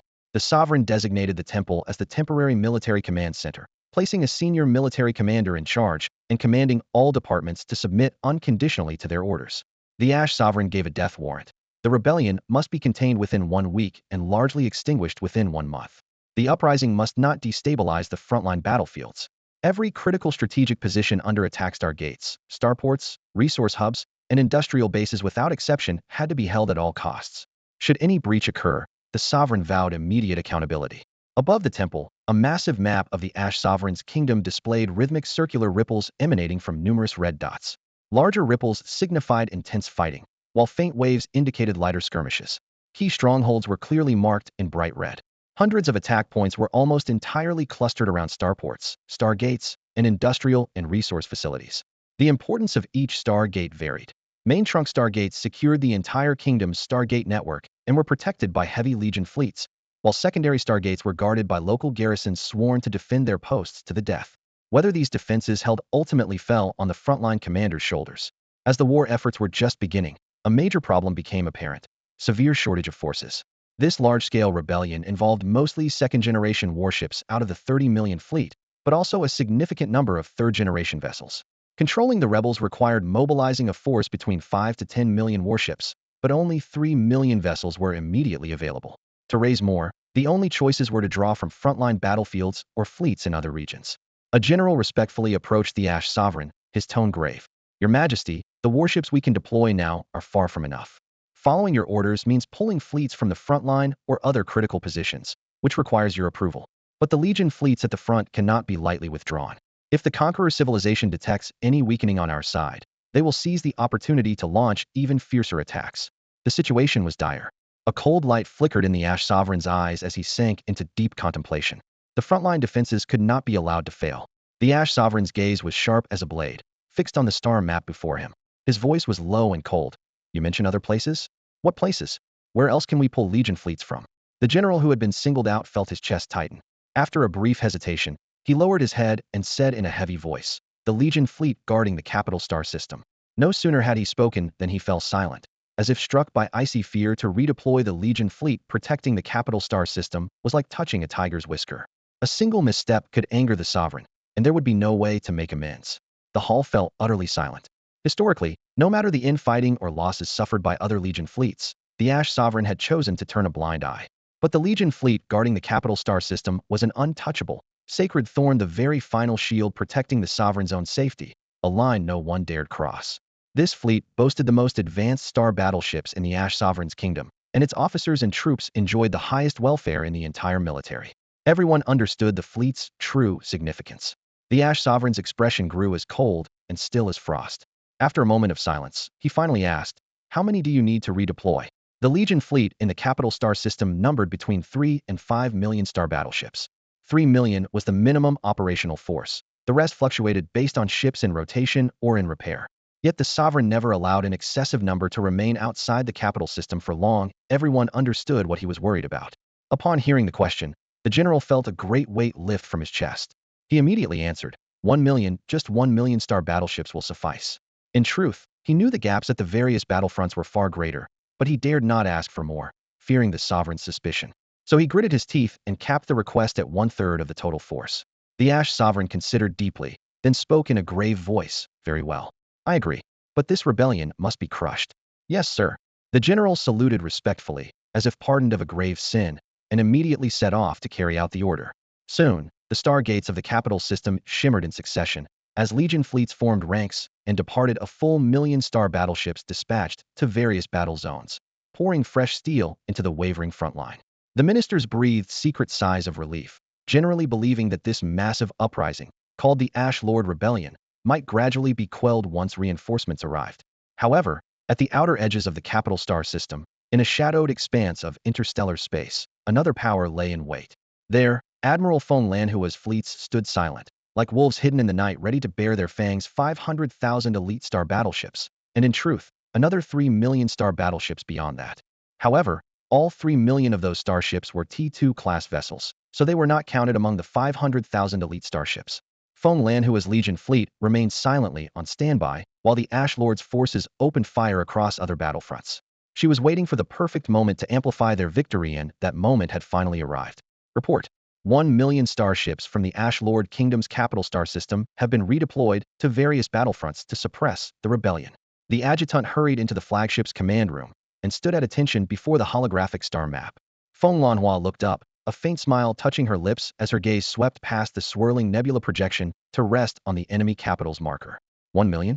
Looks like our Ash Lord has been growing bolder lately. She tapped several points of light on the star map and continued analyzing. Intel shows the capital system's main fleet originally numbered about 3.5 million ships, plus another 500,000 starships currently non-combatant. Redeploying those 500,000 would take at least half a day. The real immediate threat is the 3.5 million.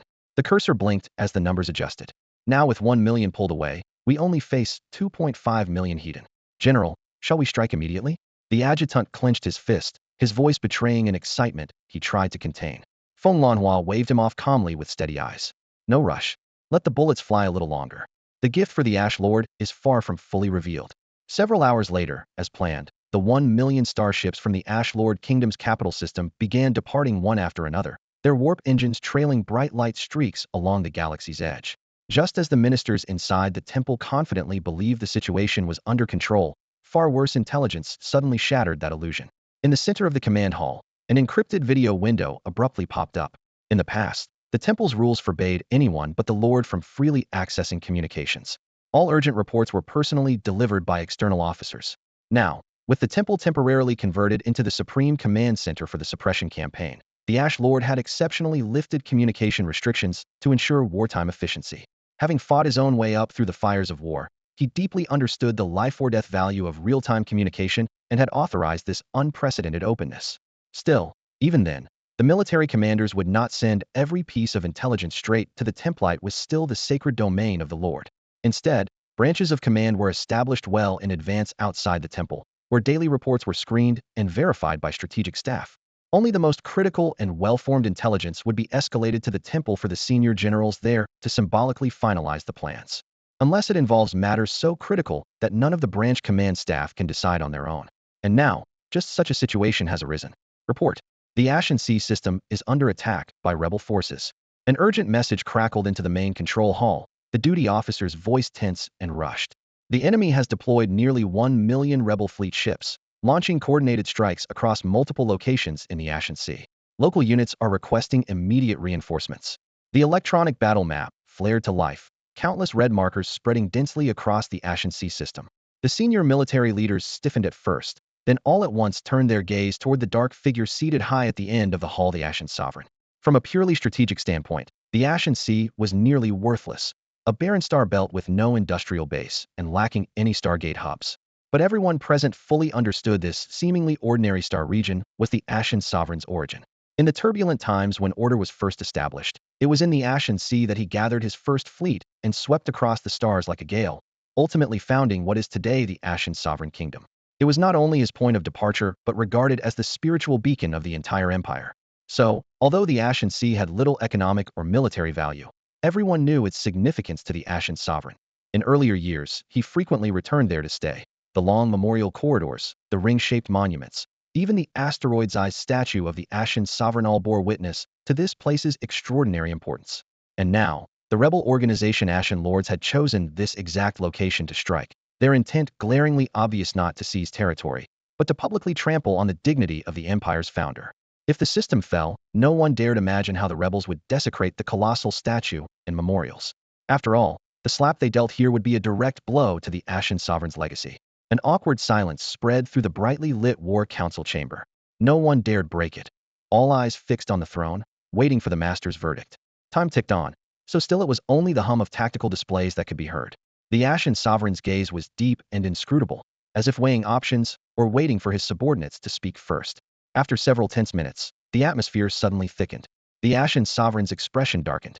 A veteran minister, who had earlier suggested deploying the capital system's garrison fleet, sighed quietly, already understood his sovereign's mind. The Ashen Sovereign knew well that the Ashen Sea was all name and no substance. If he truly didn't care, upon receiving this briefing, he would have immediately ordered the forces to carry out the original plan and ignore it. But instead he remained silent, allowing his generals to propose responses. This meant one thing. He was not willing to give up the Ashen Sea. This means I don't want to give up the Ashen Sea. But the Ashen Sovereign must never say this out loud. The hall fell into a silence broken only by the sound of breathing one by one. The military ministers bowed their heads in silence, and no one moved to set the stage for him. For the Ashen Sovereign, who cared deeply about his dignity, This standoff darkened his mood like a storm cloud hanging over the entire palace. Someone had to step forward. Finally, a minister who had been silent sighed. He knew that if anyone was to play the fool in this scene, it had to be him, making the sovereign's meaning clear while also offering a seamless justification. After a brief moment of thought, he stepped forward, his voice echoing through the spacious council chamber. Your Excellency, he said firmly, I believe we must immediately dispatch a fleet of legions to support the Ashen Sea system. The Ashen Sea may lack direct strategic resources, but it is the spiritual backbone of our Ashen sovereign kingdom and our second capital star system. It is well known that the great sovereign began there, laying the foundation of our kingdom. Its symbolic significance far outweighs tactical value. He swept his gaze around. The ministers slowly looked up. If the rebellion occupies Ashen Sea, or worse, allows it to be ravaged, the news spreading along the front would devastate morale. Our kingdom stands at a critical crossroads. Any wavering risks a chain reaction of collapse. Therefore, I earnestly ask Your Excellency to authorize immediate reinforcements to stabilize Ashen Sea. As his voice fell, he bowed respectfully, clasping his hands, his posture humbly low. The stage was set now, it was up to the sovereign how to respond. The Ashen sovereign studied the old minister, his gaze moving from the man's slightly curved back to the icy silence of the conference table. Indeed, it was these most seasoned men who understood him best. After a moment's pause, he spoke with steady authority. You make a valid point. The Ashen Sea's value is not measured in surface resources. So, in your opinion, how many Legion fleets should be deployed? Named directly. The military minister gave a precise response. Based on current intelligence, the Rebel Legion fleet numbers about 1 million star warships. I recommend dispatching over 500,000 starships to ensure stability and enable a swift counterattack. 500,000. The Ashen sovereign's brow knit slightly, clearly displeased by that figure. The minister quickly added, the fleets currently available for deployment are limited. Increasing forces would require pulling from frontline or capital defenses, risking widespread disruption. Therefore, 500,000 is the most suitable and prudent number at this stage. So, 500,000 star warships was deemed the most appropriate number. Hearing this explanation, the Ash Sovereign's expression softened considerably. He lowered his head in thought, ultimately proving he was far from confused, did not pull the fleet that was fiercely fighting on the front lines, but instead nodded in agreement to continue deploying Legion fleets within the capital star system. In fact, he immediately ordered the planned number of interstellar warships to be doubled from 500,000 to 1 million. The sudden order to double the fleet left the military minister momentarily stunned. Your Excellency, isn't this too many? The rebel forces in the Sea of Ash have only about 1 million ships, and their quality is far inferior to ours. 500,000 should be more than enough to crush them. Why commit 1 million? The Ash Sovereign raised his eyes. His tone was calm but authoritative, brooking no argument. No doubt, 500,000 ships can get the job done. But tell me, what will put down the rebellion in the Sea of Ash faster? 1 million ships or 500,000? Even a 3-year-old could answer that. I want a swift, decisive victory. After the rebellion is quelled, the 1 million ships will be redeployed right away. Proceed as I say. With those words, the military minister could only bow silently within the sovereign's kingdom. The sovereign's word was law, and no one dared to disobey. Thus, a full 1 million interstellar warships departed from the capital star system, heading straight for the Sea of Ash. This left only 1.5 million warships stationed to guard the capital star itself. Meanwhile, Feng Lanhua stood before the massive star map in the operations command center, overlooking the capital's defensive perimeter. The berths, patrol routes, and defense nodes of those 1.5 million warships were all fully visible to her.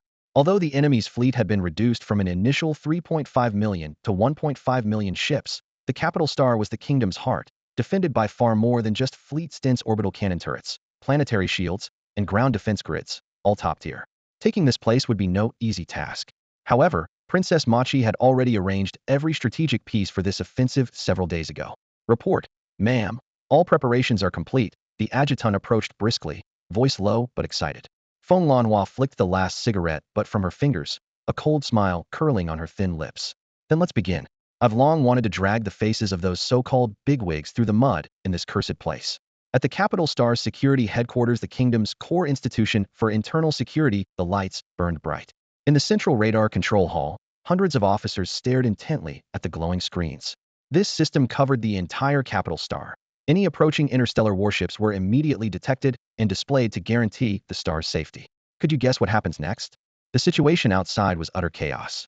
The so-called Ash Lord across nearly every star system's public channel. His propaganda videos played on a loop, like waves of static interference that further unsettled an already fragile order. To mount such a massive media offensive, this was clearly no small underground group stunt. A powerful force must be backing them. Was it a major noble family, or an imperial prince scheming behind the scenes? No one knew for sure. The kingdom faced troubles both within and without. Schemers outnumbered starships. Yet even so, no one had anticipated such an upheaval. 2 million interstellar warships urgently redeployed to reinforce the outer front, something the capital star hadn't seen in many years. Inside the administration and intelligence hall, the personnel on duty showed no sense of urgency about the frontline unrest. This department's work was always monotonous, monitoring data terminals, verifying signals, occasionally compiling reports. The capital star had been peaceful for so long that everyone had fallen into the habit of chatting casually while working. Instead of fearing the rebel group infiltrating the core, they were more worried about the massive fleet of the conqueror civilization steamrolling in from the front lines.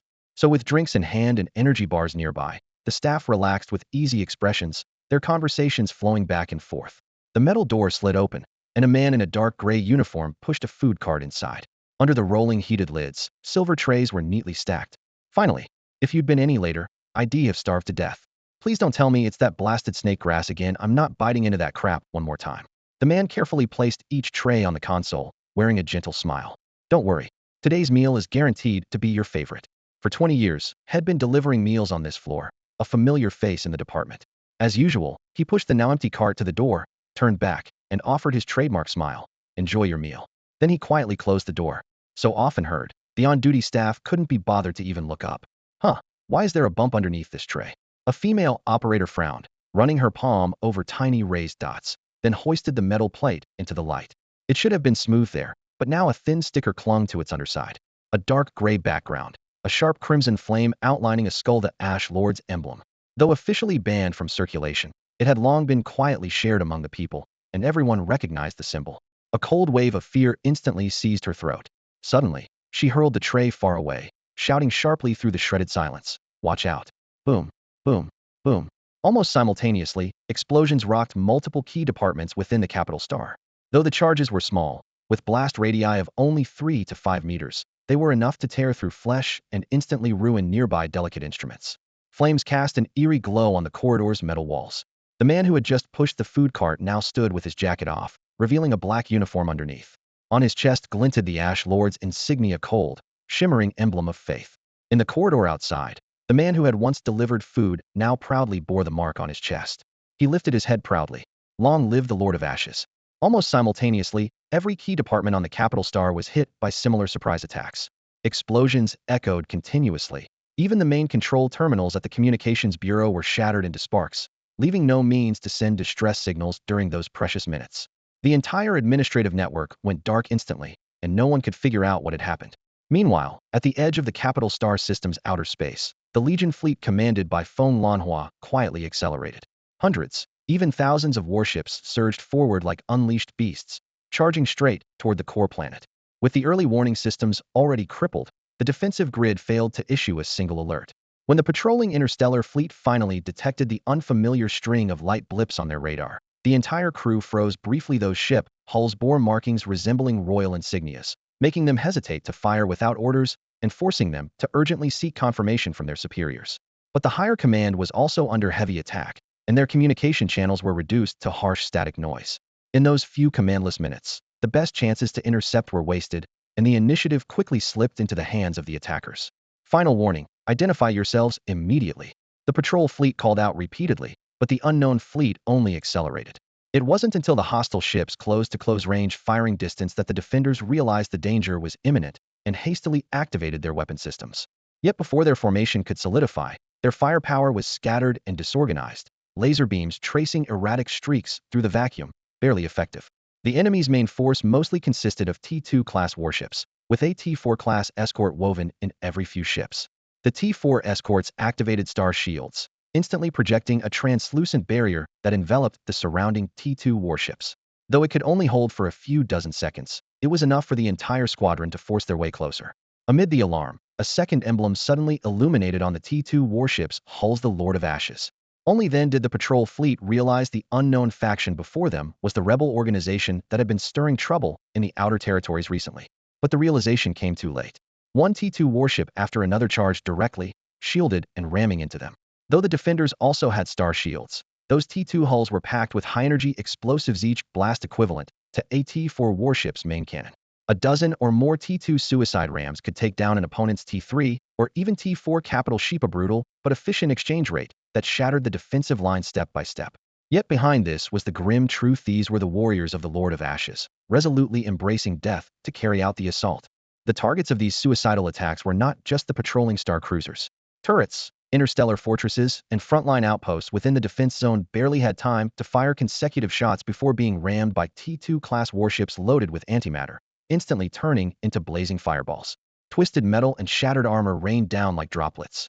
Countless defensive positions on the outskirts of the capital star system fell one after another at a speed visible to the naked eye viewed from a godlike vantage point. It looked like a prairie being devoured by wildfire, the flames spreading endlessly without pause.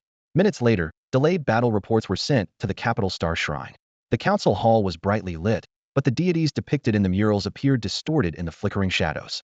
When the announcement came that 30 of the outer ring defenses have fallen, every minister's face was etched with disbelief. The rebellious faction known as the Lord of Ashes not only dared to spread fire everywhere, but had now directly brought the war to the capital star system itself. Seated on the throne high above the hall, the Lord of Ashes' face was ashen. He slammed his fist onto the armrest with such force it cracked the stone inch by inch. Those damn bastards, how dare they attack the capital star system? Orders all star cruisers in the capital system launch immediately. The Ash Lord's Legion fleet must be annihilated in the shortest possible time. His fury was not baseless. Within only weeks, this mysterious force had launched repeated raids, and now openly challenged them heathen. If it were against that legendary conqueror civilization, the Lord of Ashes could console himself with being outmatched. But for a suddenly emerging armed faction to be this brazen was a humiliation he could not swallow. The military minister stood below the dais and barked orders. Activate the backup command center. All defense nodes enter the highest alert. Cut off enemy flight paths at designated coordinates at all costs. Sweat trickled down his temple. The current rebels were clearly extraordinary. Besides the Legion fleet's suicide charges, reports of explosions and hijackings came constantly from within the capital. Dozens of core departments were attacked, repeatedly disrupting the command chain. As commands flew rapidly across the battlefield, the initial chaos was gradually suppressed. Here gathered the Lord of Ashes Kingdom's elite guard units, well trained and equipped to quickly rebuild the lines. The fire control network switched smoothly to backup channels, planetary defense cannons, and orbital shield walls were recalibrated. The Ash Lord's Legion advance was indeed forced to slow, but only slowed. Report. An encrypted message appeared overhead in the command hall. The Ash Lord's Legion fleet is assaulting our Stargate. The Stargate is under severe threat, requesting immediate reinforcements. Upon hearing the news, many in the temple began to grow tense. They fully understood the crucial role the Stargate played in the entire war. It was the lifeline for all Legion fleets, and the only rapid route connecting the capital system to the outside universe. If the Stargate in the capital system fell, the entire system would instantly become an isolated island. Even if reinforcements were called for, they would first have to arrive at nearby systems and then rely on their ship's warp drives to reach the capital, wasting precious time. Any mishap along the way could lead to interception, ambush, or even total annihilation. Damn it, did they plan to target our capital star from the very start? A minister could no longer contain his trembling voice. Their relentless attacks on surrounding systems, even advancing through the Ashen Sea, were all designed to break our defenses right here. Originally, the capital system boasted 3.5 million interstellar warships, yet now fewer than 1.5 million remained stationed. Its defenses were at their weakest. As soon as this speculation was voiced, the atmosphere inside the temple froze. Even amidst the kingdom-wide flames of war, they had not been so anxious. As long as the fire hadn't reached their doorstep, no matter how fierce, it was just a red mark on the map. But now, most ministers present had their families, businesses, and fortunes centered in the capital system. Even if they owned territories elsewhere, agents managed those remotely themselves, having retreated with treasures, secrets, and archives to the capital. If the capital system fell, centuries of their family legacies would vanish in an instant. They were even more fearful than the Ashen Sovereign himself, especially those ministers whose estates were on the outer planets of the capital system, for whom the collapse of the front line would mean immediate ruin. Your Eminence, someone finally stepped forward, bowing his head to advise. The urgent task is to withdraw reinforcements back to defend the capital system and ensure its safety. Exactly. A second minister echoed immediately. Other systems are important, but they pale in comparison to your safety. As long as you endure, we can reclaim lost lands in the future. Those rebels are nothing but clowns. Please order the Legion fleets to retreat to the capital and safeguard your Eminence's security. Within mere moments, several other dignitaries voiced agreement, their pleas earnest and insistent, repeatedly emphasizing protect the capital star, defend your Eminence. Their voices rose and fell like waves, polished and solemn, seeming entirely motivated by concern for the capital and the sovereign's safety. It was obvious to anyone paying attention that their real worry was themselves, their families, their fortunes. The Ash Sovereign sat at the head of the war council in the palace, fingertips tapping lightly on the armrest. The holographic star map before him glowed with a cold blue light. He had absorbed every word from his ministers. Were they claiming he wasn't afraid of dying? Impossible. The longer he lived, the more terrified he was of falling. That was precisely why he had piled up a fleet of interstellar battleships around the capital system, layers of defenses forming an impenetrable steel fortress around his throne. Now, the fleet called the Lords of Ash was turning its prow, aiming directly at the capital system, or more accurately, at him personally. Who knew what unexpected twists might occur? He dared not take that risk. Relay my orders. The Ash Sovereign's voice was cold but terse as he stared at the rapidly flashing red arrow markers on the star map. Withdraw 500,000 of the 1,000,000 battleships stationed at the Sea of Ash immediately. The rest must hold their positions without exception. All other deployed fleets are to retreat at full speed, prioritizing the safety of the capital system.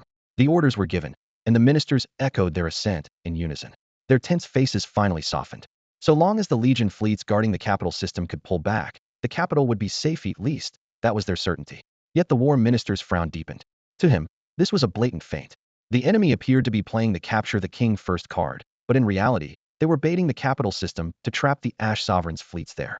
This would force him to commit his forces heavily in one place, ceding initiative on other fronts. His assessment was grounded in military doctrine. If he were the Ash Sovereign's commander and truly wanted to capture the capital, he would never act rashly now. He would wait for the scattered Legion fleets to be fully engaged across multiple fronts before launching a sudden strike on the capital. By then, the frontline ships would find it nearly impossible both strategically and logistically to break off and reinforce the capital. Better yet, he could order rebellious legions elsewhere to hold the enemy at all costs, buying precious time for the capital system. But that was not happening. The enemy had attacked prematurely, even before the support fleets had entered the fight, almost as if afraid those reinforcements might turn the tide. One more pressing question finally became clear. Why did the Ash Sovereign send such a massive force to attack the seemingly worthless Sea of Ash? Now everything made sense. It was a smokescreen to draw the capital system's forces away. Their true target was not the capital star itself. Using the threat of menacing the royal capital as a guise, they pinned the Ash Sovereign's legions around the capital, drastically reducing his margin for error and seizing strategic initiative for themselves. If the Ash Sovereign refused to pull back reinforcements, the enemy's assault on the capital would be too risky to counter.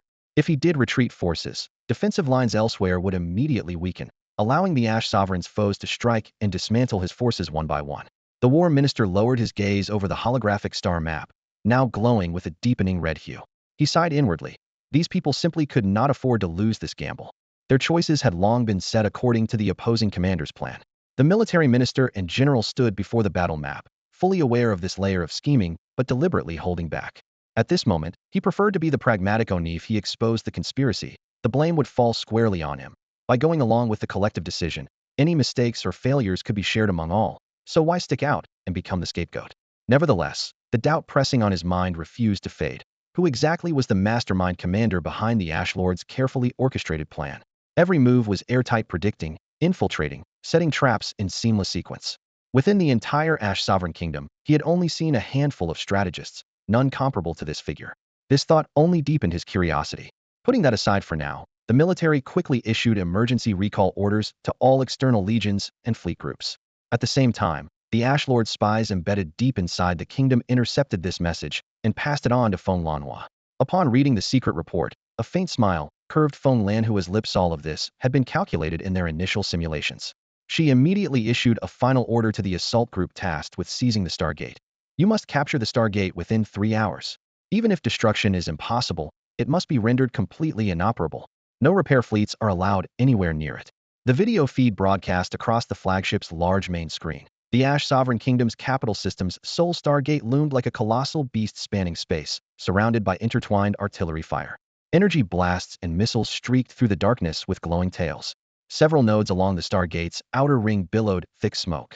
A few unmanned repair robots struggled amidst sparks from their mechanical arms, evidence of the saboteurs the Ash Lord had planted, who prematurely detonated explosives. Unfortunately, Stargates were subject to extremely rigorous security inspections, making it nearly impossible to smuggle large-scale explosives into the core structure. At best, they could disable critical performance modules and cause a temporary shutdown, but tearing apart the main framework was out of the question. Once the repair fleets arrived, Replacing damaged parts would be a matter of hours before the Stargate came back online. Therefore, this 3-hour window was a line between life and death. If the Stargate was restored, the diverted Legion and fleet groups would rush back at top speed to reinforce through the gate, and Feng Lanhua's fleet would face devastating counterattacks.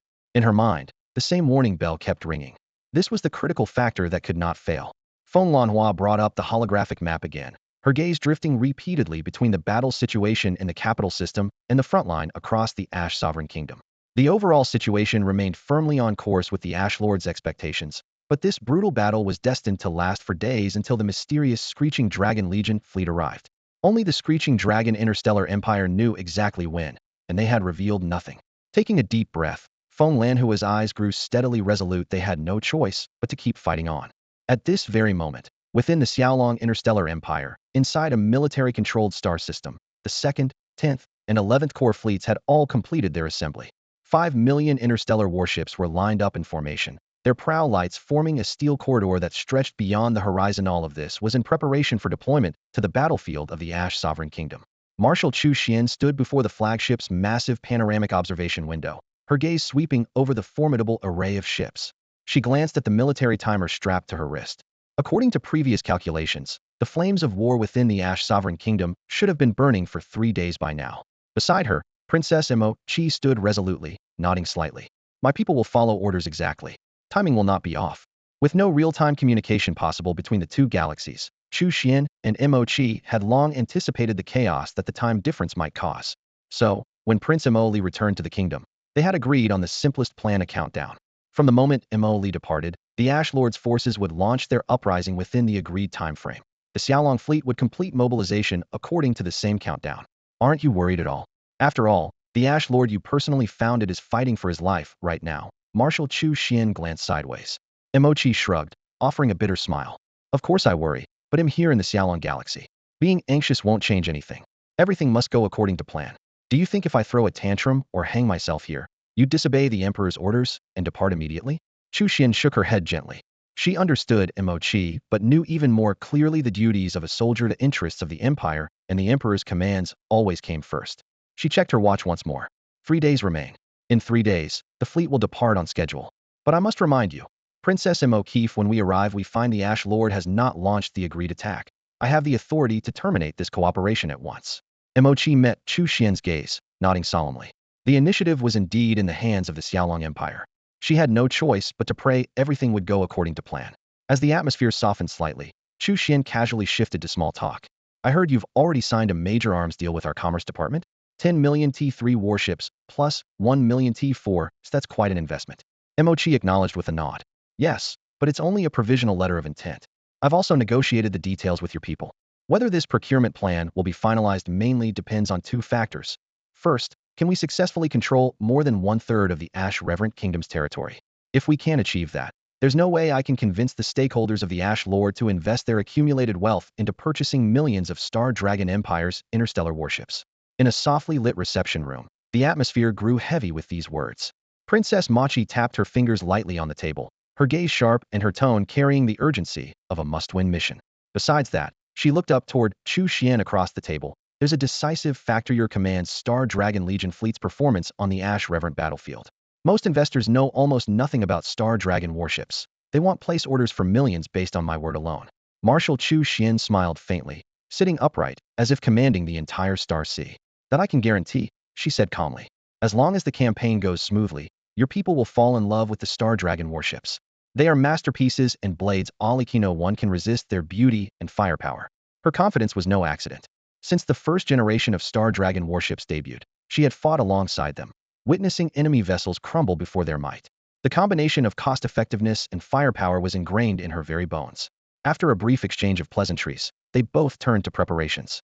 Time was precisely divided into 3 days, not too long, not too short. 5 million warships stationed in this military star system were rapidly assembled amid the constant hum of mechanical arms and maintenance robots working around the clock. The well-trained 2nd Star Dragon Legion fleet required no extra mobilization.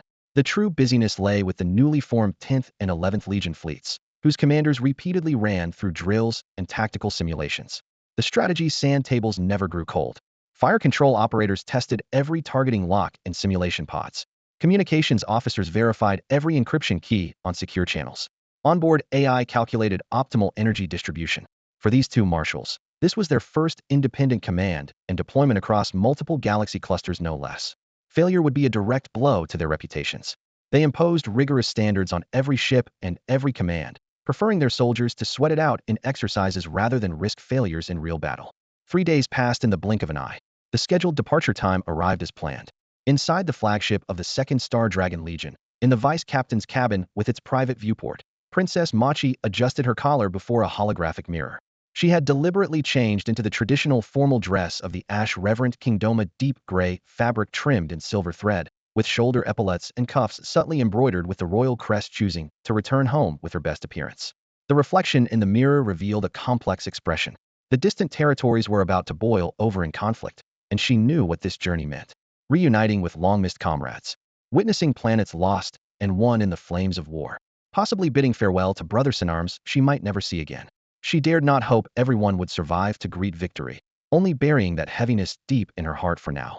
Marshal Chu Xian had arranged this spacious cabin for her, thoughtfully adding her favorite scents and meals.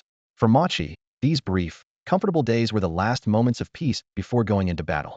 During this time, Marshal Chu Xian had given her the best possible living conditions. On this starship, she had access to nearly every area except for a few highly restricted departments. Her bedroom was quieter than any standard cabin on board. The silver-white walls were polished spotless, but the bedside table and desk stood out, lined with rows of jars and bottles. Inside each jar were colorful folded paper ornaments, delicate origami shaped into unique patterns. These were folk toys from the kingdom of the Ashen revered, traditionally folded by children as offerings to friends and family before they departed for the front lines. The inhabitants of the Owl Dragon Star cluster had never seen patterns like these and could not understand their meaning. Princess Emochi had been unable to do more for her comrades in the Ashen revered kingdom lately, so she endlessly refolded these paper pieces. To outsiders, she appeared calm, eating on schedule and arriving promptly at the bridge, seemingly indifferent about the ongoing war. But only she knew she had barely slept these past few nights. Lying awake, her mind was filled with scenes of the Ashen Lord and his fellow soldiers shedding blood on the battlefield. Still, she forced herself to rest at the right time, just to maintain the bare minimum of mental strength needed to return home, ready to fight at full capacity, her only preparation for what lay ahead. Today, she would finally reunite with her comrades. Thinking of the blood spilled and friends side by side, she felt no fear of death, only the joy of going home. She gently tightened a jar's lid and lined up all the bottles neatly. Then she surveyed the room. The bedding was smooth, the desk and chair aligned, and the floor flawlessly clean. Any Owl Dragon officer opening the door would be astonished by a room that seemed never lived in. Leaving the cabin, she followed the glowlit corridor with practiced ease until she reached the bridge. The stationed officers nodded to greet her. Princess Emochi returned their gestures with a warm smile and natural grace that quickly put everyone at ease. Marshal Chu Xian stood at the control console. Hearing footsteps, he turned to meet her gaze and nodded subtly. Their brief exchange of protocol conveyed everything was ready. Now they just had to wait for the Expedition Guild's arrival. The specially cleared airspace ahead was as silent and dark as a curtain. Marshal Chu Xian had visited the Ashen revered kingdom during an investigation and was already familiar with the Expedition Guild's colossal whale-shaped carriers. He was not surprised, simply watching quietly. The Expedition Guild people are always punctual, Princess Emochi said with a smile. At that moment, Marshal Chu Xian asked with curiosity, "By the way, what exactly is your relationship with the Far Voyage Association? They have agreed to assist you so many times in a row. From what I understand, their navigation orders always come with sky-high prices. This time alone, transporting 5 million interstellar warships for cross-universe travel costs an amount equivalent to an entire year's production value of AT-6 interstellar civilization. Even if you are a princess, there's no way you could easily come up with that sum." She paused briefly before adding, "Of course, that's your secret. If it's inconvenient to say, you can choose to remain silent." Princess Emochi smiled faintly but didn't answer immediately. Instead, she gazed into the distant, boundless black space alongside Chu Xian. Just then, the darkness suddenly shimmered with multicolored ghostly lights, as though multiple layers of space were folding simultaneously. Following that, massive whale-shaped creatures, comparable in size to planets, slowly swam out. These were the Far Voyage Association's most famous whales. "I will tell you about it after the war in the Kingdom of the Ashen Sovereign ends," Princess Emochi finally spoke. Although curious, Marshal Chu Xian was not one to pry incessantly, and simply nodded. Under the guidance of the whale fleet, 5 million interstellar warships entered the jump channels in batches, their silhouettes disappearing from this sector like a tide. When they reappeared, They had arrived deep within the territory of the Ashen Sovereign Kingdom. The surroundings remained an endless black void, without any stars or planets, as if this suddenly appearing enormous fleet had not disturbed the silence. All hidden interstellar reconnaissance ships, deploy immediately. Outer battle fleets, take positions and maintain maximum combat readiness. Marshal Chu Xian issued orders at once. The 5 million warships flickered with lights, and their energy shields instantly activated. Though surrounded only by the cold expanse of space, they stood prepared ready to engage the enemy at a moment's notice. Report, quantum communication devices are all online. A staff officer shouted. Marshal Chu Xian turned to Princess Mo Qi. From her sleeve, Princess Mo Qi produced a dark red crystal chip and handed it to the head of communications. This is the highest level communications key from the Ashen Lords organization. It grants top-level access directly to the core chat room and allows communication with any member. The officer immediately inserted the key into the main console. Time ticked by, then a voice suddenly called out from the communication station. Report. Fully connected to the Ashen Lord's communication channel. Currently intercepting all recent message data. Don't rush to call the Ashen Lord just yet, Marshal Chu Xian instructed. First confirm our exact location and understand the current status of the Ashen Sovereign Kingdom. With the key, they were able to tap into the Ashen Lord's entire node network and seamlessly access the local cosmic web. They could rapidly search recent public and hidden network information. After all, at any time, the network proved the best repository of memories, offering a way to uncover every detail imaginable. Soon, the relevant data appeared before Marshal Chu Xian. With a gentle flick of her fingertips, the holographic display unfolded, projecting a three-dimensional star map of the Ash Venerable Kingdom's interstellar territory. From the border defenses to the core defense zone of the capital star system, every battlefield, each skirmish, and the identification and losses of every participating fleet were clearly visible. The Ash Lord, the faction officially labeled as a rebel organization by the Ash Venerable Kingdom, had launched a recent offensive. The entire process of their clashes with the regular army across multiple fronts had been systematically archived, categorized, and now presented to her. As a professional soldier, Marshal Chu Xian's eyes transformed the data into vivid mental footage. The entire sequence of battles over the past week played through her mind like a reel. Every fire command, every strategic redeployment, every shift in the battlefield's hotspots was vividly reconstructed in her thoughts. On the sand table, graphs showed the number of Legion fleets deployed by both sides dynamically rising or sharply falling. Marshal Chu Xian silently took notes. On one front line, the Ash Lord had committed 30 million starships, immediately losing 10 million on day one. Of those losses, fewer than 1 million were destroyed by enemy fire, while the remaining 9 million were T2 suicide starships that detonated themselves during the initial raids, sacrificing their lives to inflict heavy damage on the Ash Venerable Kingdom's defensive structures, military facilities, and ships. Starting the second day, this exchange lives for damage tactic rapidly lost effectiveness. The front line devolved into a war of attrition, with the larger scale, more advanced regular forces of the Ash Venerable Kingdom gradually gaining the upper hand. After half an hour of rapid review, the holographic screen displayed aggregated casualty and loss figures flickering quietly in the still air. Princess Mo Qi stood silently by the side, watching the screen intently, showing no reaction even when an entire Legion fleet of the Ash Lord was wiped out by the Ash Venerable Kingdom forces in a local battle. Finally, Marshal Chu Xian closed the data chip in her hand and turned to the princess. Princess Mo Qi, you can contact the Ash Lord's representatives now. From this point onward, all command of the Ash Lord's Legion fleets will be fully under my control. Every Legion fleet must cooperate unconditionally with our military operations. Understood. Princess Mo Qi immediately activated the communications channel, marking their first public statement since arriving in the Ash Venerable Kingdom. Meanwhile, inside the Ash Lord's command room, Prince Mo Li leaned over the tactical table, bloodshot eyes betraying his exhaustion. He wore the same uniform from a week ago, cuffs stained with oil and dried blood. Over the past 7 days, he had barely slept, constantly switching between battle reports and logistics manifests.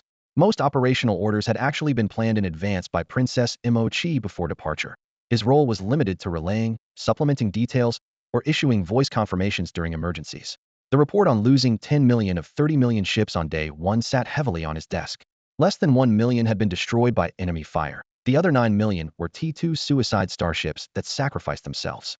That fierce, fiery charge shattered multiple outer defense lines within hours, but plunged them into the quagmire of attrition warfare. In the following days, losses decreased but remained heavy. Mo Li repeatedly watched casualty numbers climb, powerless to stop it. He clenched his fist, eyes scanning the real-time battle projection. The capital star system strategic situation was marked in deep red alert, fleet density so high the display nearly distorted. Among them, a legion fleet of the Ash Lord fighting in the Ash Venerable Kingdom's capital star system was engaged in the most brutal combat. At this moment in the capital star system of the Ash Sovereign Kingdom, the fleet of the Ash Lord's Legion that had previously launched an assault no longer maintained the same offensive momentum. What was once a densely packed swarm of warships scattered across the starry expanse had dwindled to fewer than 500,000 vessels, layered tightly around the Stargate in a desperate bid to hold the line. Long before this mission began, everyone knew there was no option to retreat. They would fight until their last ship became a blazing fireball. Surrounding them were over 2 million Legion ships from the kingdom's elite forces, their firepower nets slowly tightening, steadily shrinking the rebels' maneuvering space. Report. At the current rate of loss, our remaining fleet can hold for no more than 12 hours, the adjutant relayed through the comm channel to Feng Lanhua. 12 hours, Feng Lanhua echoed calmly, her eyes as serene as if discussing a routine drill. Then let's begin the endgame. Order. Any ship that becomes combat ineffective will immediately turn back and execute a suicide ramming attack on the Stargate. It must be destroyed. This is the last thing we can do for the Ash Lord's cause. Yes, sir. The adjutant promptly left to deliver the command. Since the Stargate itself was only defended by a shield layer and a small number of point defense turrets, with no heavy armor, it could do nothing but watch as those desperate warships charged like madmen. The first to strike were those heavily damaged in previous fights, who squeezed out their last bit of energy to ignite their main engines and transform into fiery spears piercing the gate. Each successive explosion ripped open the shield with one crack after another. Minutes later, the shield collapsed entirely, exposing the bare frame of the Stargate to the vacuum of space, vulnerable to the oncoming horde of suicide ships. Boom, boom, boom. Gigantic fireballs streaked across the Stargate in rapid succession, the artificial alloys glowing red-hot, twisted under the relentless assault. Meanwhile, the Ash Sovereign Kingdom's fleet surrounding the rebels unleashed their full barrage. The Stargate was the capital system's vital lifeline to the outside universe. If it fell, the resulting losses would be unacceptable. They had to annihilate the rebels as quickly as possible, protecting the gate for however long it could survive. As the battle intensified, anomalous ripples suddenly appeared at the edge of the capital star system's space, like a curtain pushed aside from behind. Suddenly, one unfamiliar warship after another materialized through the void. Their shapes were sharply angular and completely unlike the kingdom's standard vessels, covered in dark armor, 50,000 of them in total. The kingdom's command radar screens immediately flagged these new targets. The outer early warning systems had been damaged during the rebels' initial attack and had only just been repaired, so this was the first chance to detect the anomaly. At first, the commanders calmly assessed 50,000 ships alone did not pose a fatal threat. But when they took note of these ships' distinctive appearance, they quickly abandoned that naive assumption. Just by looking at them, anyone with a bit of knowledge about starships could tell these vessels were extraordinary. The Galactic Observatory quickly encrypted and transmitted high-definition 3D images, and within minutes, the intelligence was displayed in the operations hall of the Ashen Reverence Temple. Report. An unidentified fleet has appeared again near the edge of the star system. Despite our warnings, they are rapidly advancing at full speed. The duty officer stood at attention, his voice slightly raised in tension. The minister of the military, clad in shining silver armor, abruptly looked up and frowned. How many ships are there? The chaos in the capital star system of the Ashen Reverent Kingdom had only just begun to stabilize. If another enemy fleet poured in, the consequences would be disastrous, especially since the Stargate was still out of their control and no reinforcements could be counted on. 500,000 ships. What? 500,000. The minister was stunned, doubting his ears. Not 5 million. Are you sure it's only 500,000? Yes, 50,000, the officer corrected. However, the ship designs and markings are highly unusual, definitely not ordinary warships. Laughter broke out among the temple officials surrounding them. I expected more. That's it. Only 500,000 starships show much trouble can that really cause? Don't forget, this is the capital system of the Ashen Reverent Kingdom. Exactly. Even if 50,000 ships from the Conqueror civilization showed up, it's still a walk in the park. Their confidence wasn't unfounded in typical war scenarios, that many ships wouldn't pose a real threat to the capital system. Yet no one realized this opponent was entirely unlike any before. The minister of the military didn't prioritize the new threat either, ordering the fleet command to dispatch part of their forces to intercept and surround them. For him, the immediate focus remained the Stargate battlefield, eliminating the 50,000 rebel remnants of the Ashen Lords and restoring Stargate operations was paramount. Suddenly, a piercing alarm burst out from every corner of the operations hall, red warning panels flashing wildly. What's going on? The Ashen Reverend himself was roused, stepping into the hall clad in gray-black robes, his gaze sweeping over the streaming red data suspended in midair. The minister quickly accessed the information. These are all distress signals from the fleet we sent to intercept. Why is the comms down?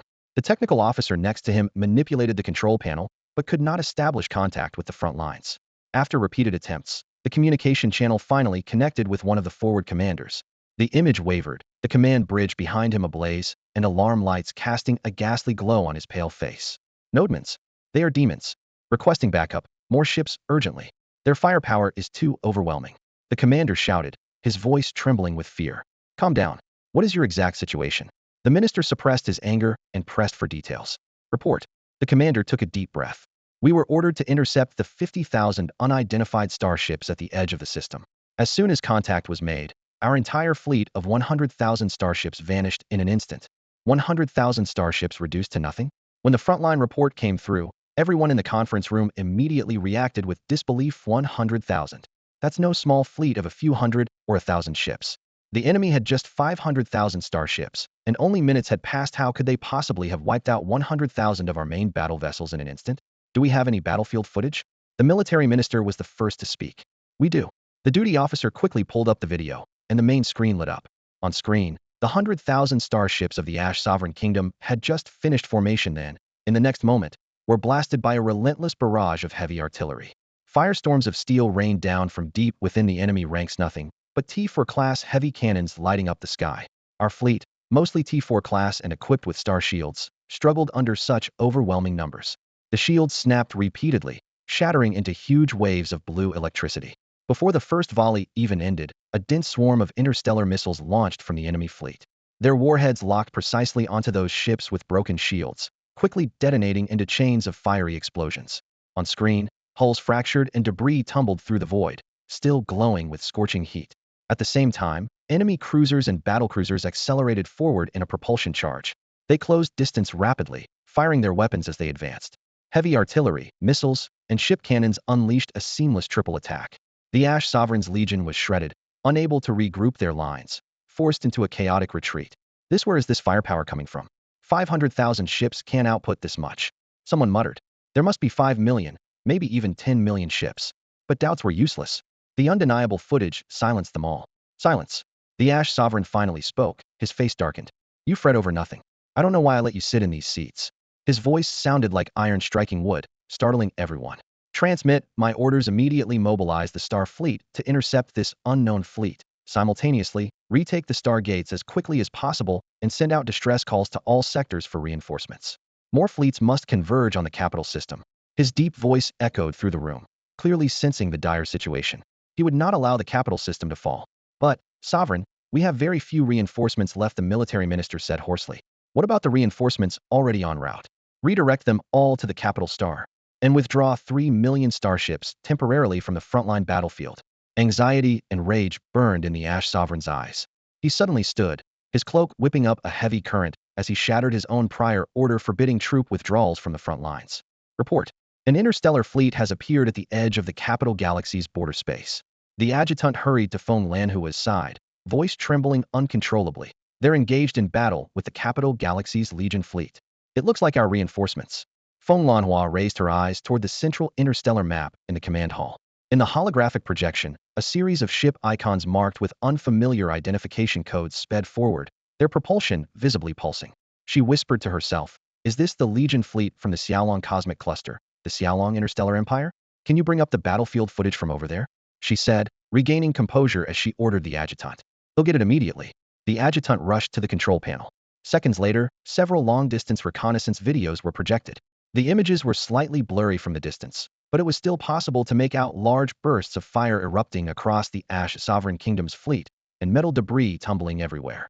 In contrast, the Xiaolong Empire's warships sliced through space like blades, their gunfire forming precise walls of flame that relentlessly pushed forward. Feng Lanhua's eyes narrowed. 500,000 Xiaolong warships were ripping straight through millions of Ash Sovereign defensive vessels and fixed turrets, barely slowed at all. No wonder Her Imperial Highness the Princess was willing to accept harsh terms to ally with such a civilization. With an ally this formidable, the prince's plan might really have a chance of succeeding. As a battle-hardened commander, Feng Lanhua immediately assessed the enemy's combat effectiveness. She ordered, send my command to all interstellar warships. Our reinforcements have arrived, led by Princess Machi herself. But remember our duty. We must hold this Stargate. even if it costs us the last ship. Yes, sir. The adjutant stood at attention and acknowledged. The battle around the capital galaxy intensified drastically. Near the Stargate, Feng Lanhua's 500,000 Ash Lord direct command warships held a tight position, blocking the Ash Sovereign Kingdom's Legion fleet counterattack. The enemy kept rallying reinforcements to try reclaiming control of the Stargate. On the other side, the Xiaolong Empire also surged forward with their 500,000 ship fleet. Even though nearly 2 million defensive vessels were redeployed, they were pushed back step by step, forced to delay amidst firestorms, hoping for further aid to arrive. Meanwhile, inside the temple on the capital star, many high-ranking officials monitored the battle in real time. When they saw the Xiaolong fleet rapidly closing in with terrifying speed, the atmosphere grew tense. Someone quietly suggested to the Ash Sovereign, for the sake of the greater good, perhaps a temporary evacuation of Capital Star should be considered to avoid a direct, catastrophic assault if the situation spiraled out of control. Of course, they didn't dare say it was about their own safety. They claimed to be worried about the Ash Sovereign himself. Evacuation? When the Ash Sovereign heard that suggestion, his face darkened with displeasure. In his mind, issuing such an order in person was tantamount to admitting defeat, a stain deeply etched into his dignity. When will the reinforcements arrive? He pressed, his voice low but insistent, unwilling to accept any uncertainty. The Chief of Staff switched the consolidated display to center stage and quickly reported, "Your Majesty, we have dispatched 5 million starships from various frontlines and reserve fleets to reinforce the capital star system. The fastest group, about 1 million vessels, is expected to arrive within 10 hours. 10 hours? The Ash Sovereign frowned deeply, tapping his fingers impatiently on the throne's armrest, clearly dissatisfied with the time frame. Misfortune struck again, without pause. The communication console flashed red alarms as a flood of reports crashed into the heavy hull like shattered ice. Unknown interstellar fleets appeared simultaneously across multiple war zones, armed with overwhelming firepower and astonishing speed. The defensive lines that had been gradually stabilized under the Ash Sovereign's legions were instantly ripped open, collapsing in several places. A massive tactical hologram emerged, showing 500,000 unfamiliar warships darting recklessly around the capital system. Their silhouettes were nearly identical to those of ships appearing in the outer regions. Every hull corner and engine nozzle matched perfectly. The intelligence officer concluded, these vessels were almost certainly of the same origin, belonging to a mysterious civilization. The Ash Sovereign's fury ignited in an instant. He abruptly rose, pointing at the unidentified fleet in the image. Up until now, you still can't tell me which faction these ships belong to? Silence engulfed the temple, except for the humming of equipment. Nobody dared answer. Am I speaking to deaf ears? Are you all mute? His roar thundered through the vaulted chamber, causing several ministers to bow their heads in submission. At last, a military intelligence officer stepped forward hesitantly, voice trembling but steadying. Your Majesty, we have uploaded the ship's design data to the database for comparison. There are no records of this model within the Ash Sovereign Kingdom or the entire sovereign civilization. We even cross-checked against every known civilization's fleet data, without any matches. After hearing the report, the Ash Sovereign clenched his fists, helpless and frustrated. Commander, the most urgent matter now is your safety. An elder advisor bowed deeply, speaking rapidly. As long as you remain, the Ash Sovereign Kingdom has a future. If harm comes to you, the consequences would be unimaginable. All present echoed the sentiment, urging him to leave immediately. The Ash Sovereign fell silent for a moment, then glanced back at the cold iron tidal wave on the holoscreen. A flicker of humiliation and resentment crossed his eyes before he slowly spoke 2 words, prepare to evacuate. Relieved by the order, everyone sprang into action, executing evacuation plans. But reality was far from smooth. The capital star system was home to vast assets of powerful families, many of whom commandeered star transports to haul precious goods. Ship coordination was chaotic, launch sequences repeatedly interrupted, severely dragging down the pace of withdrawal and causing unnecessary losses in the process. This turmoil brutally exposed the decay and selfishness within the Ash Sovereign Kingdom. Meanwhile, on the opposite side of the battlefield, on the flagship of the 2nd Falcon Legion, fleet the massive battleship Tianquinet's dim blue lights glowed softly. Standing atop the command platform on the bridge, Princess Machi gazed through the holographic window at the latest battle developments. The fiery gunfire reflected in her pupils, filling her chest with a burning warmth. There were 100 attack targets, of which 32 had already achieved their primary combat objectives. The secretary's voice echoed through the war room. Previously, 25 targets were deemed failures and will no longer be pursued. The remaining 43 targets are still under continuous assault. A massive holographic battle map stretched across the center of the hall. The vast territory of the Ashen Sovereign's kingdom was projected as a dark sea of stars. Countless red dots flickered erratically, with a few sporadically turning green, even forming several clusters of green zones. Those were the star systems recently captured by Marshal Chu Xian. Princess Mo stood behind Marshal Chu Xian, the edge of her dark cloak lifted slightly by the climate control's gentle breeze. Though the black and green areas accounted for less than 1%, in her eyes those fledgling patches of green were like flames suddenly igniting on a decaying prairie, a faint but enough spark to kindle hope. How many starships does the Ashen Sovereign still have? Marshal Chu Xian's gaze remained fixed on the holographic map. The secretary quickly pulled up the data. Fewer than 5 million. Excluding T2 level ships, less than 2 million remain. The Ashen Sovereign's losses have been severe in recent days. Marshal Chu Xian turned to Princess Mo. Should we temporarily withdraw your legion fleets to leave some seeds for the Ashen Sovereign? Mo took a deep breath, then looked up with a confident and resolute smile. Here, you are the supreme commander. All battlefield deployments, including every legion fleet of the Ashen Sovereign, are at your discretion. Whether it's a frontal assault or a diversion, we will carry it out. The Ashen Sovereign does not need to preserve any flame once ignited. New flames will arise within the Ashen Sovereign's kingdom. Her reply made Marshal Chu Xian regard her with a bit more respect. This princess had a far stronger mindset than expected. We still need your legion fleets, Marshal Chu Xian added gravely. The reclaimed star systems need governors. Rather than sending our own people, having local forces take over will better stabilize the populace. He gestured and switched the map view. The remaining red dots were marked as strategic targets. All these targets must be conquered within the next 72 hours. After that, we will conduct a tactical respite. At that time, you, princess, must make a public appearance. Mo slightly raised her brows, a hint of anticipation in her tone. What do you need me to do? Being a mere mascot in the war room was not her ambition. She hoped to take responsibility firsthand. First, use this victory to decisively weaken the Ashen Sovereign's military strength. Second, establish our authority. Nothing boosts morale like success. By then, you need to unify the Ashen Sovereign's internal factions and clearly communicate our cooperative stance to the outside world. I do not want any discord in our future collaboration. Mo nodded gently, understanding the weight behind Chu Xian's words. He needed her to ensure no one within the Ashen Sovereign would question the Xiaolong interstellar empire.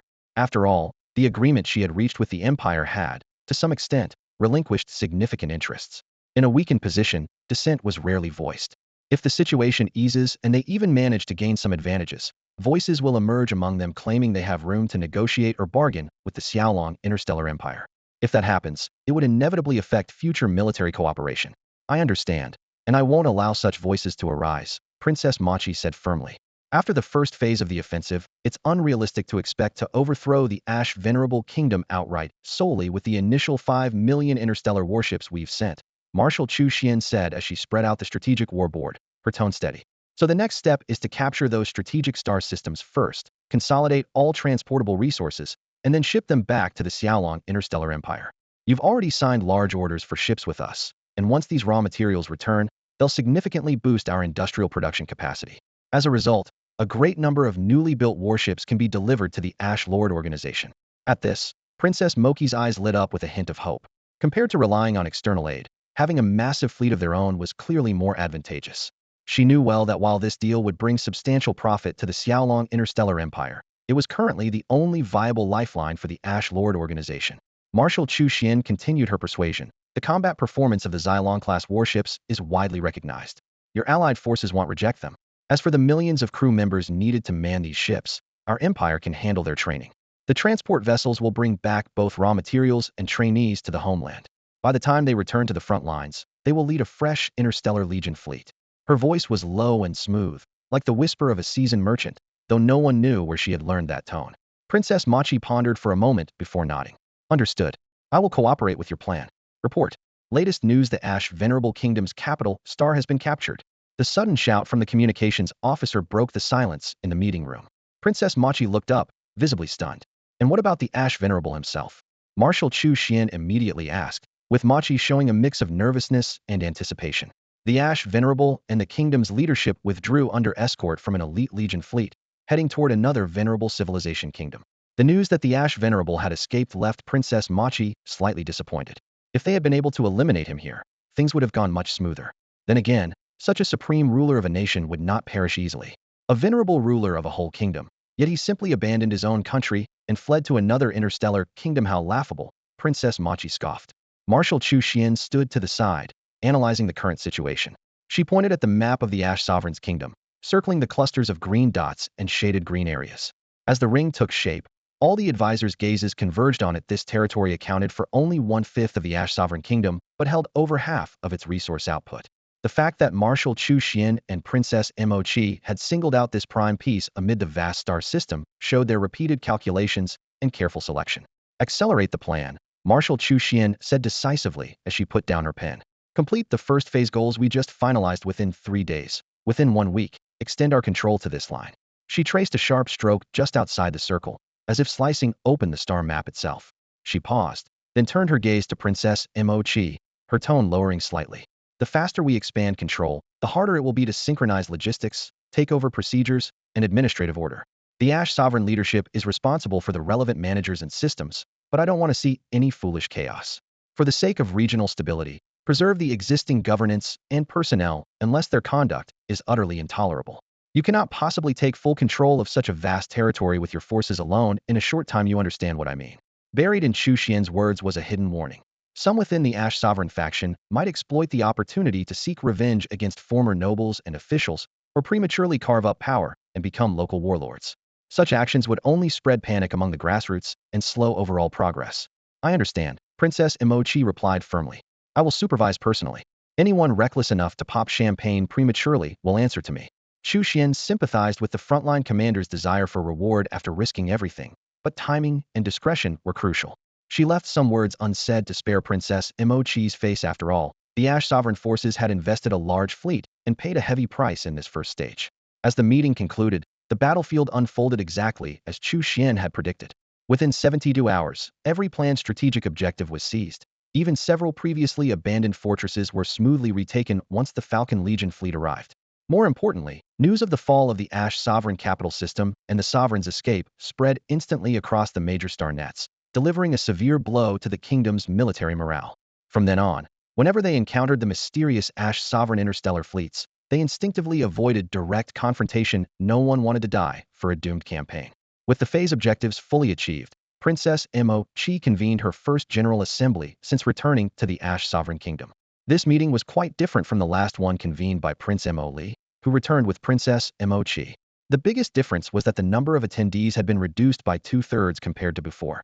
Everyone present knew exactly why so many familiar faces were missing. Inside the dimly lit temporary command hall of the Ash Lord organization, fewer than half the seats around the circular table were occupied.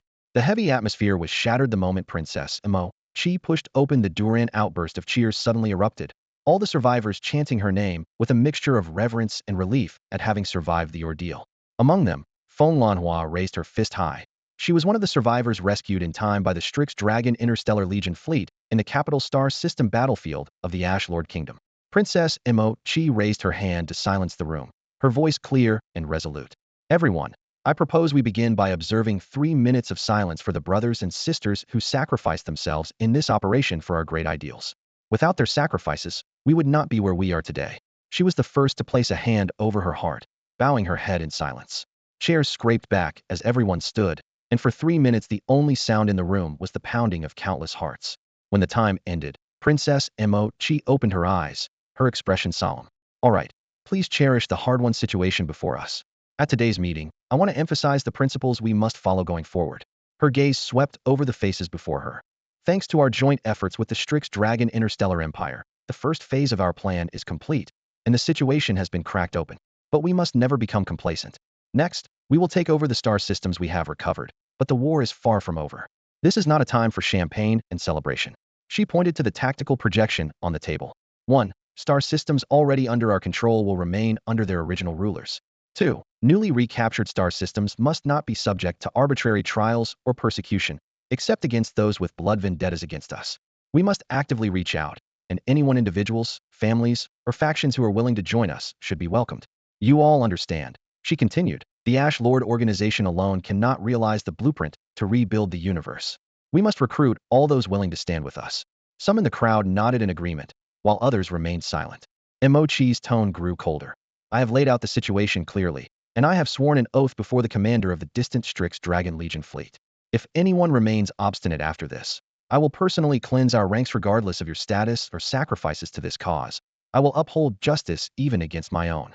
Her decisive words hung in the air like stone. Everyone could hear the unwavering resolve in her voice. Yet, rival factions within the Ash Lord organization had long harbored tensions, and no one could guarantee there wouldn't be future defiance.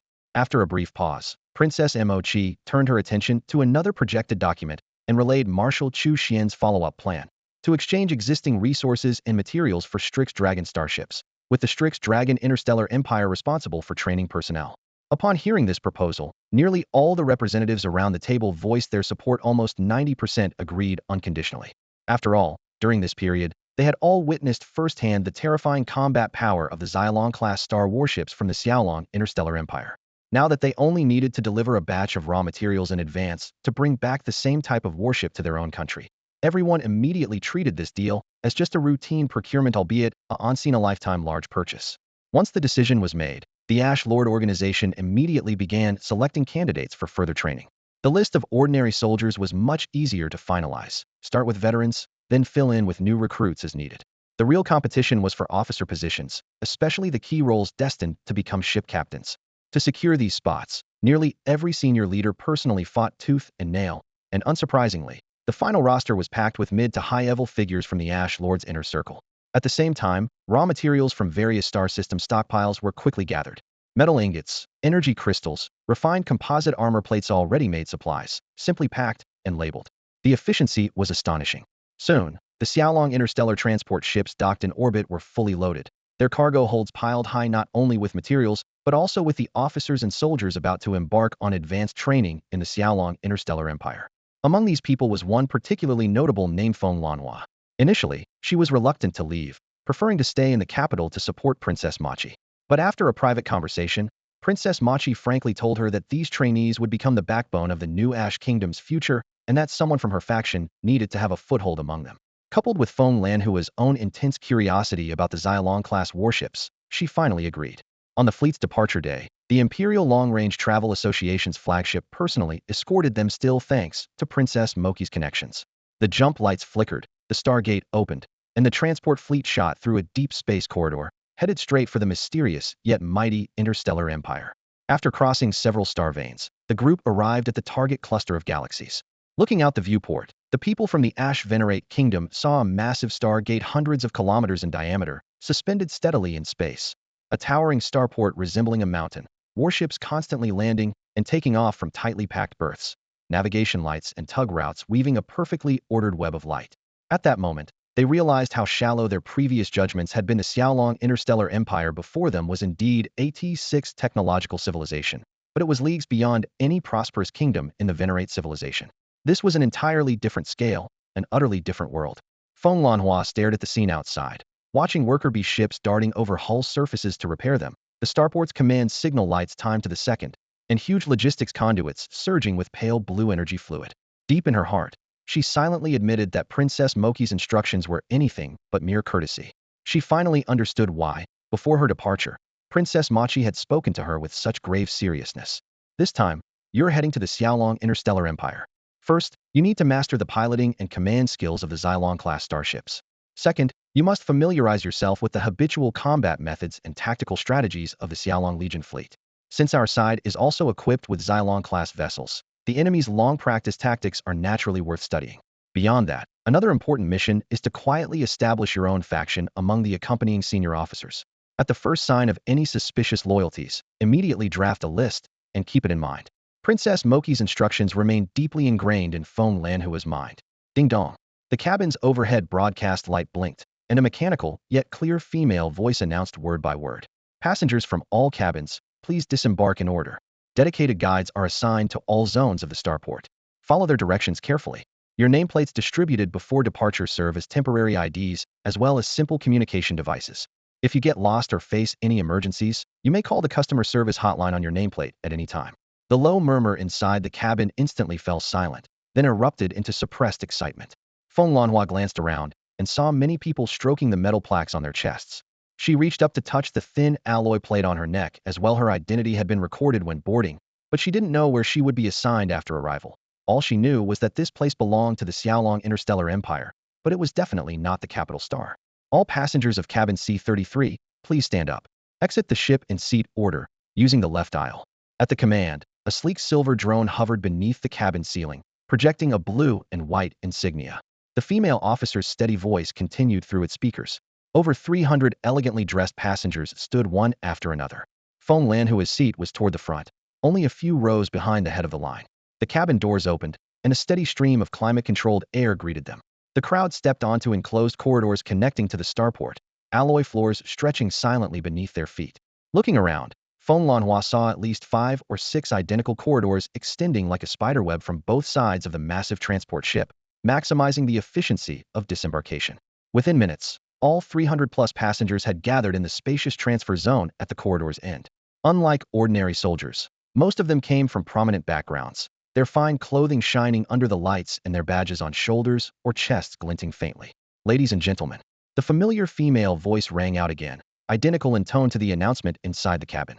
The group turned toward the sound to see a hovering platform steady in midair, atop which stood a woman in a Xiaolong military uniform, holding the rank of major. With her hands clasped behind her back, she calmly scanned the crowd with steady eyes. I am the chief instructor for your upcoming training period. While the individual subjects will be taught by separate teachers, I will oversee the entire program. Her voice was crisp, without any small talk. Time is short, and the task is heavy. This training adopts a harsh elimination system. Although you made this list through privileged backgrounds or recommendations, if you fail any subject, you will be demoted immediately, deemed unfit for your original post, and reassigned to a lower one. If you continue to fall short, her gaze sharpened at the pause, then you'll be sent to be rank-and-file soldiers.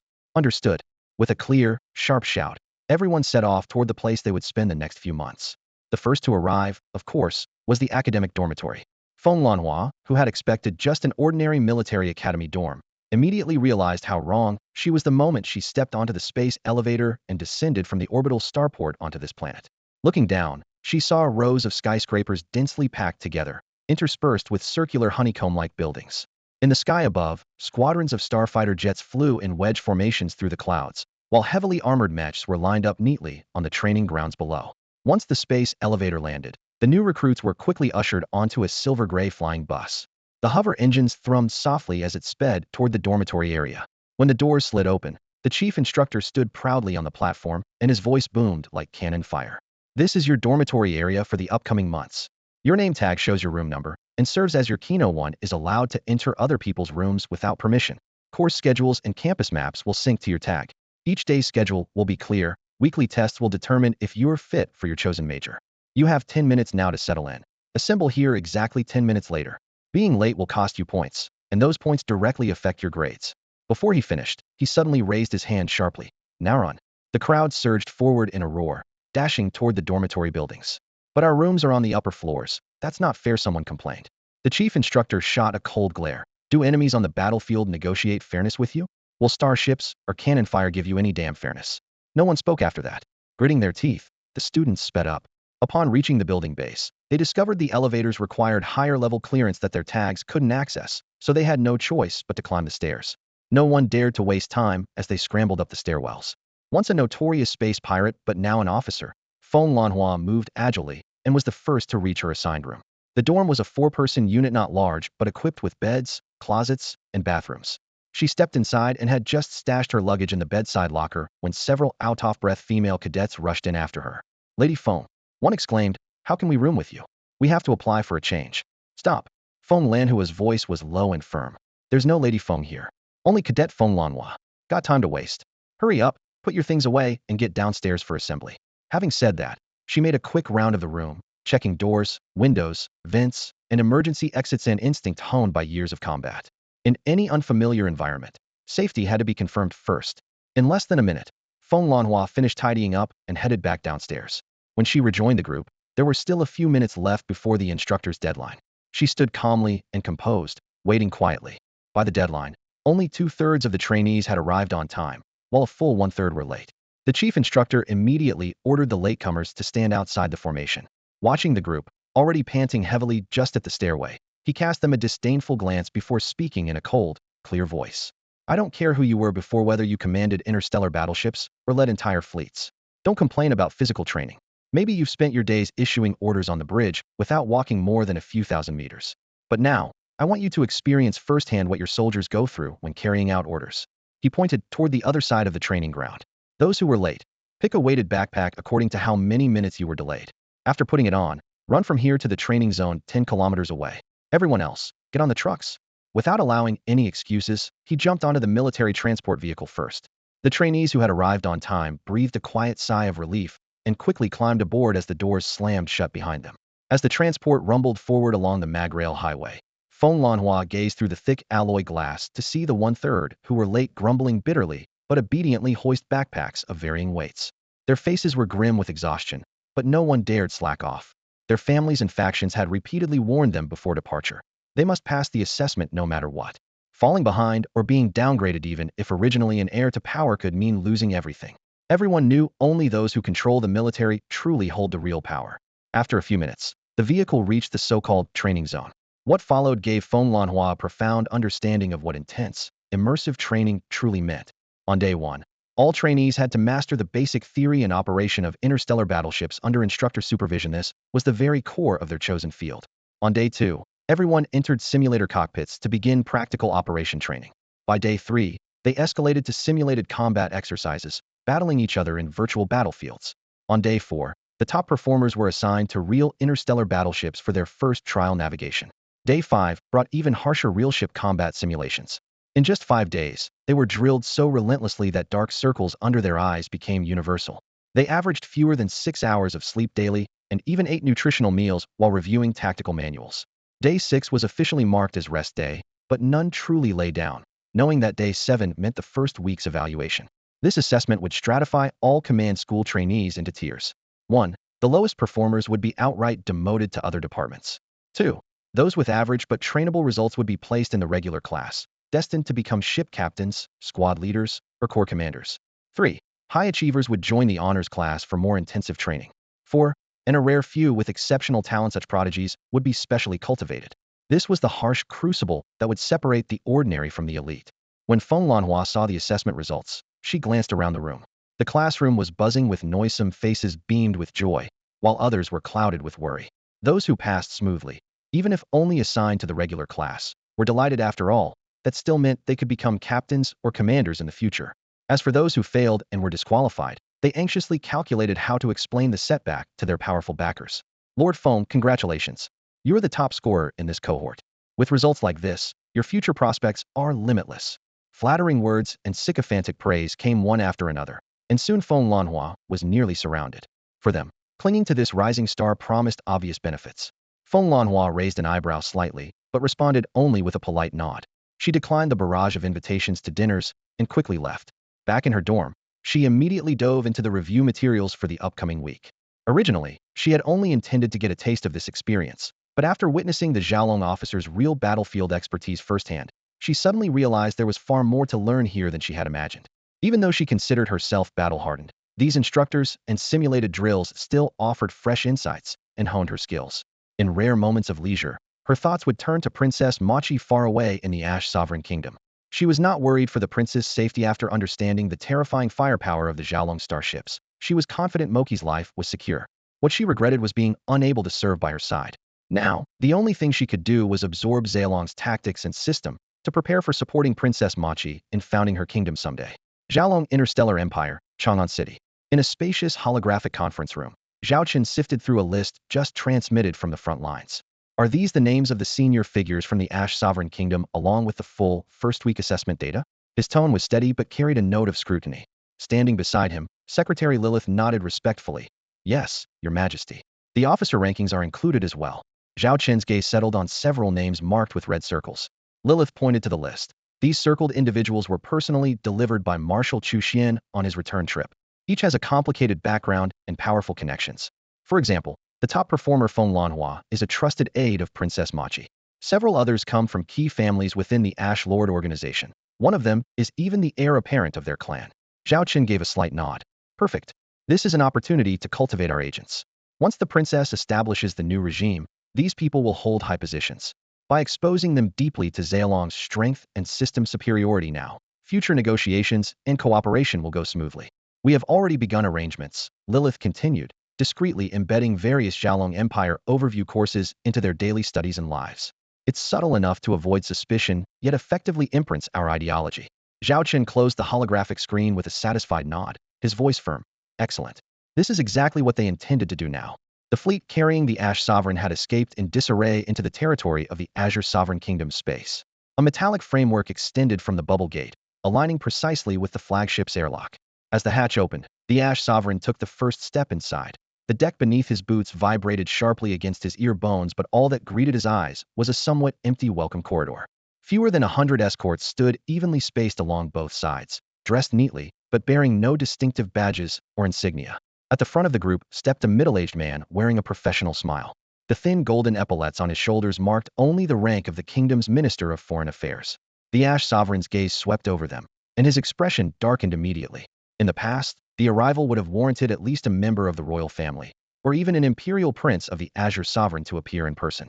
The fact that now only a foreign minister had been sent showed just how differently the Azure Sovereign Kingdom regarded the Ash Sovereign Kingdom within the interstellar world. Respect and treatment always corresponded with strength.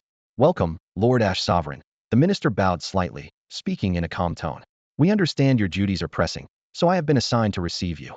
I demand an immediate audience with the Azure Sovereign." The Ash Sovereign replied bluntly. His voice echoed crisply through the metal corridor. "There are urgent matters that must be discussed face to face." Maintaining his standard smile, the minister gestured politely. "The Azure Sovereign is currently commanding the front lines against the Conqueror civilization. The battle situation remains critical, and a return to the capital is unlikely in the near future. If you have urgent business, you may inform me first, and I will convey it verbatim." As he spoke, his eyes casually glanced at the Ash Sovereign's armored sleeve, silently implying that while the Azure Sovereign fought bloodily on the battlefield, the Ash Sovereign's capital star had already fallen. The Ash Sovereign clenched his knuckles, subtle energy patterns flaring within his sleeve, but he forced down his anger. He lowered his voice. "Then, when will I be able to meet the Azure Sovereign?" "I'm afraid I cannot provide a definite time," the minister said, spreading his hands with an even tone that revealed no emotion. "You are surely well aware of the scale of the Conqueror civilization's fleet. Our kingdom is entirely focused on the front. Lord Ash Sovereign, you have been absent for many days." The veiled sarcasm in that remark weighed heavily on the air. The Ash Sovereign's chest rose and fell as he forcibly lowered his voice further. "Then please convey a message from you within the borders of the Ash Sovereign Kingdom. An unidentified interstellar fleet has appeared. They are equipped with extremely advanced warships, their firepower far exceeding standard levels. I suspect a new interstellar force is attempting to supplant our sovereign civilization. This matter cannot be taken lightly, or else." Before he could finish, the minister glanced down at a handheld terminal on his wrist, as if receiving an urgent message. He raised his hand gently to interrupt. "Your intelligence will be fully reported to the Azure Sovereign." Lifting his eyes, he resumed his gentle smile. "I have other urgent matters to attend to and cannot stay longer. The kingdom has prepared accommodations for you, and a dedicated vehicle stands ready. During your time here in the Azure Sovereign Kingdom, I wish you a restful stay." Inside the hotel where he was staying, the Ash Venerable barely stepped through the door before he grabbed an expensive crystal sculpture and smashed it violently onto the marble floor. Shards scattered everywhere, clinking loudly. Upon arrival, he had discovered that he hadn't been assigned to the city's top-tier hotel, as expected. No exclusive booking, no private passage, just a suite barely above average. The hallway was bustling with ordinary travelers. For someone like the Ash Venerable, who was used to receiving only the highest level treatment, this was pure humiliation. Pacing the living room with his hands behind his back, his face darkened like iron. "Those scoundrels from the Azure Venerable Kingdom, once brothers in arms, now act like we're plague carriers just because we've hit a rough patch." A minister standing near the broken glass cautiously tried to soothe him. "My lord, please calm your anger. Calm down." The Ash Venerable sneered bitterly. "We lost the capital star system, fled sheepishly into someone else's civilized universe. To outsiders, we're a joke. What right do we have to negotiate with the Azure Venerable Kingdom now?" The minister hurriedly took a step forward and lowered his voice. "This is only a tactical retreat. The so-called Lord of Ash launched a surprise attack on our rear, while our main forces battled the Conqueror civilization at the front, which turned the tide. If it had been an open fight, they wouldn't stand a chance against us. As for those suddenly appearing interstellar fleet squadrons, we are confident we can handle them too. This defeat is not your fault, and we still control most of the kingdom's territory. We came here to muster reinforcements and to ensure your safety." Those words slightly eased the Ash Venerable's anger. He raised his hand to rub his temple. "Regardless, we must resolve this mess quickly. Draft my orders immediately." The minister activated the light panel and began transcribing. "First," the Ash Venerable said sternly, "all frontline Legion fleets must hold their current star systems at all costs. No retreat allowed. Tell them that outstanding performance will be rewarded. Officers and soldiers alike will receive at least a 3-level promotion. Highest commanders of each Legion fleet will be granted fiefdoms." "Understood," the minister recorded swiftly. "Second, launch a thorough investigation into the shadowy forces behind the Lord of Ash. Such a well-organized rebellion couldn't have appeared overnight. There must be traitors festering inside the kingdom. Find them. Also, trace the origin of those mysterious interstellar warships. I want to know exactly where they came from. Yes, my lord. The Ash Venerable looked up with cold eyes. Lastly, we cannot just wait to be wiped out. The Azure Venerable refuses to see me. So find a way to reach every one of their top officials. Leave no one unseen. And not just the Azure Venerable Kingdom. Contact all other Venerable Kingdoms as well. His gaze grew even more grim as he slammed his hand down on the table with a heavy thud. Any additional aid we can secure right now is a tremendous opportunity for us. Although the battle between the Ashen Lord and the Ashen Venerable Kingdom's forces had temporarily ceased, deep within the silent flagship bridge of the Second Legion's Sky Dragon fleet, Princess Machi did not relax a single fiber of her being. Her true stage was only just beginning. In an oval-shaped holographic conference room, soft white light bathed the space.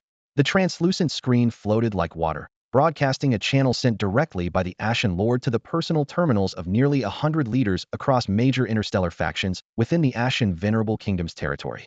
Whether to accept or decline was entirely their choice. By now, 80 or 90 had signed in. Dozens cloaked their identities, their images reduced to indistinct silhouettes obscured by static noise. Every person present was a carefully selected honored guest who had personally received an invitation. As all eyes focused on the conference center, shock radiated through the channel when the speaker revealed herself as none other than Princess Machi. The previously calm connection rippled with whispers, gasps, and held breaths. The time is right, and those willing have arrived.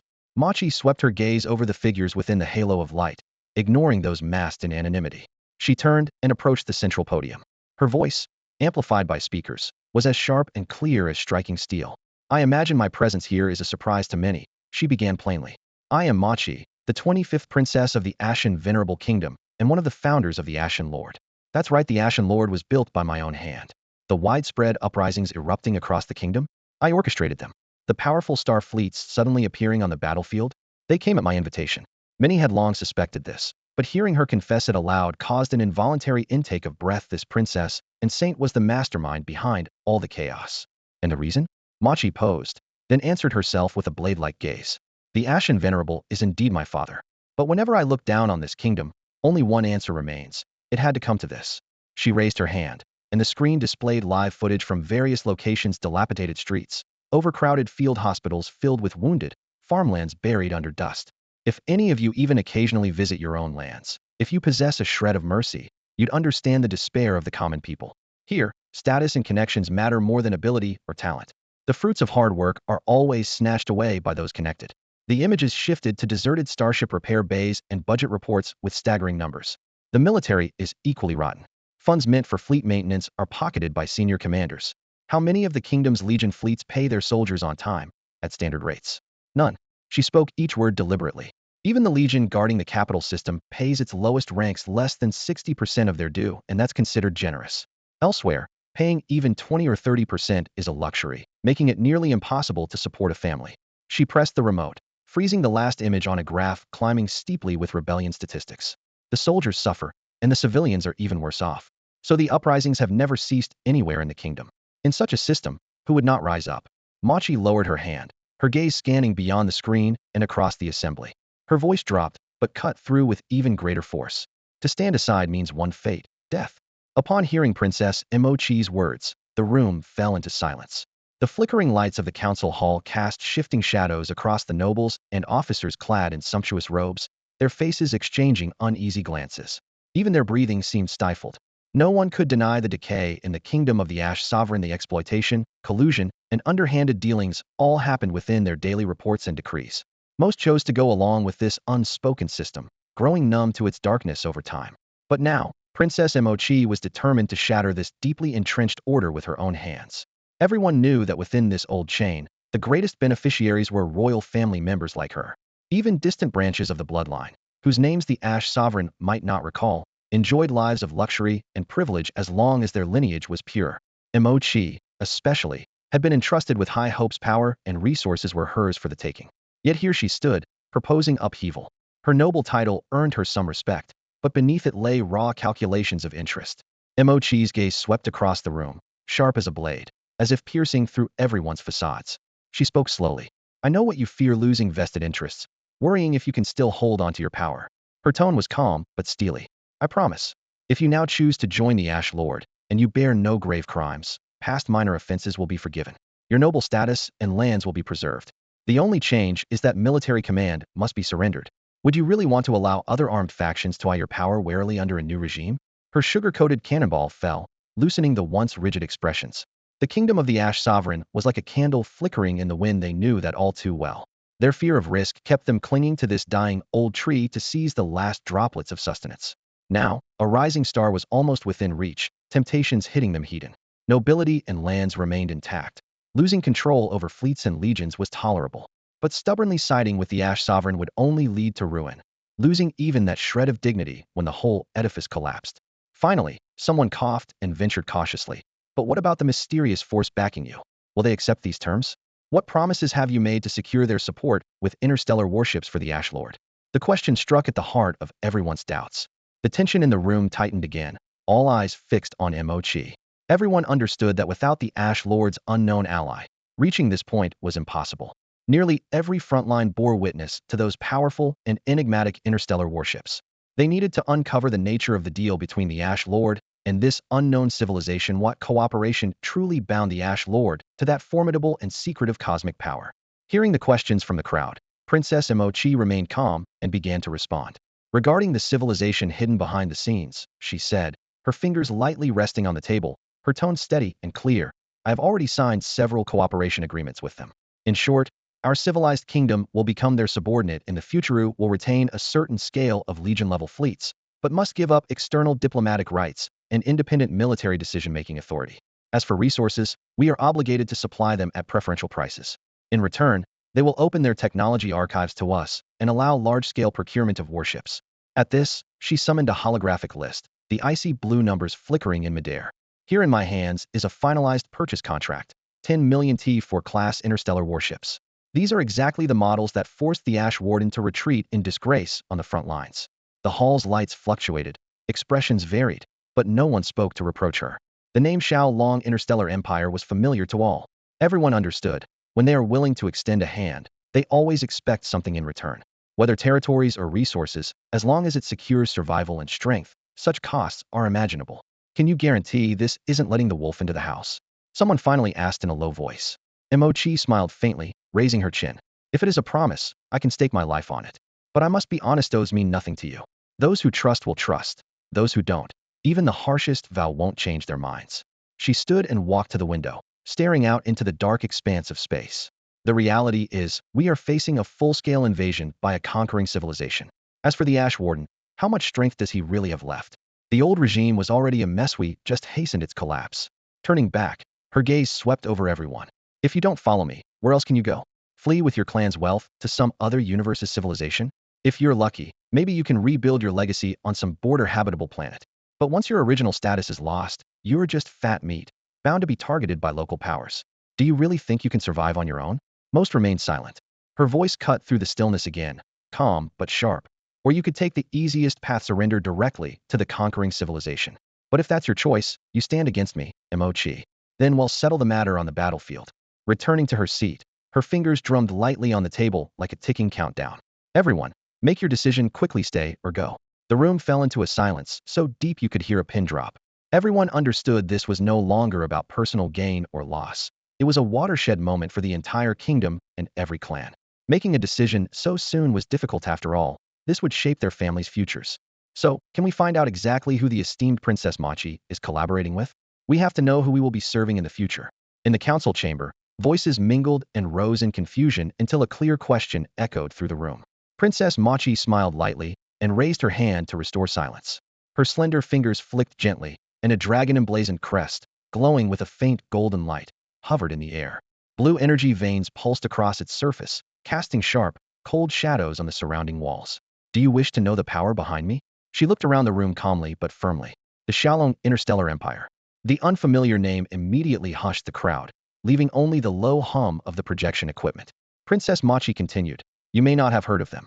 They come from another galaxy cluster, the one now known as the Xiaolong Galaxy Cluster. There, the Xiaolong Empire rules all interstellar civilizations and once engaged in a fateful duel with the Devourer civilization, ultimately defeating them. She paused, her gaze sweeping across every face present. The Devourer civilization, like the Conqueror civilization, serves the Order. They are pawns of the Order's will. For this reason, the Xiaolong Empire has clashed with the Order many times. The Order sent the Devourers to handle them, but the Devourers were wiped out instead. Proof of Xiaolong's might. The screen shifted, revealing detailed fleet compositions projected above the hall. Sleek black ships with silver-blue hulls and sharp bows formed sweeping armadas, delivering a stunning visual impact. Moki's voice cut through the imagery crisply. What you see here are only the Xiaolong Empire's regular legion fleets, not their elite forces. They have already mass-deployed T5 class interstellar battleships and are planning to phase out all T4 ships shortly. Their standard formations include plenty of T6 ships, and they even maintain massive quasi-T7 vessels. Reliable intelligence confirms that T7 technology is under rapid development at their research centers. She retracted the projection and replaced it with images of flourishing civilian life, towering city corridors on the planet's surface, floating freight trains weaving through them, and a well-ordered network of stargates. I have visited their subordinate civilizations, and their current status closely matches the agreement we are about to sign today. Though their peoples have lost diplomatic and military autonomy, their quality of life has improved dramatically. Advanced technology, abundant food, comprehensive transport systems, mature Stargate networks, well-developed planetary infrastructure. All of this is achievable through affiliation with the Xiaolong Empire. Her tone shifted suddenly. Her voice rose with passion and unyielding resolve. As long as we cling tightly to this great power, we can drive out the Conqueror civilization and rebuild the Ashen Kingdom of the new era. The hall filled with a mixture of awe and hope, and tensions heightened sharply.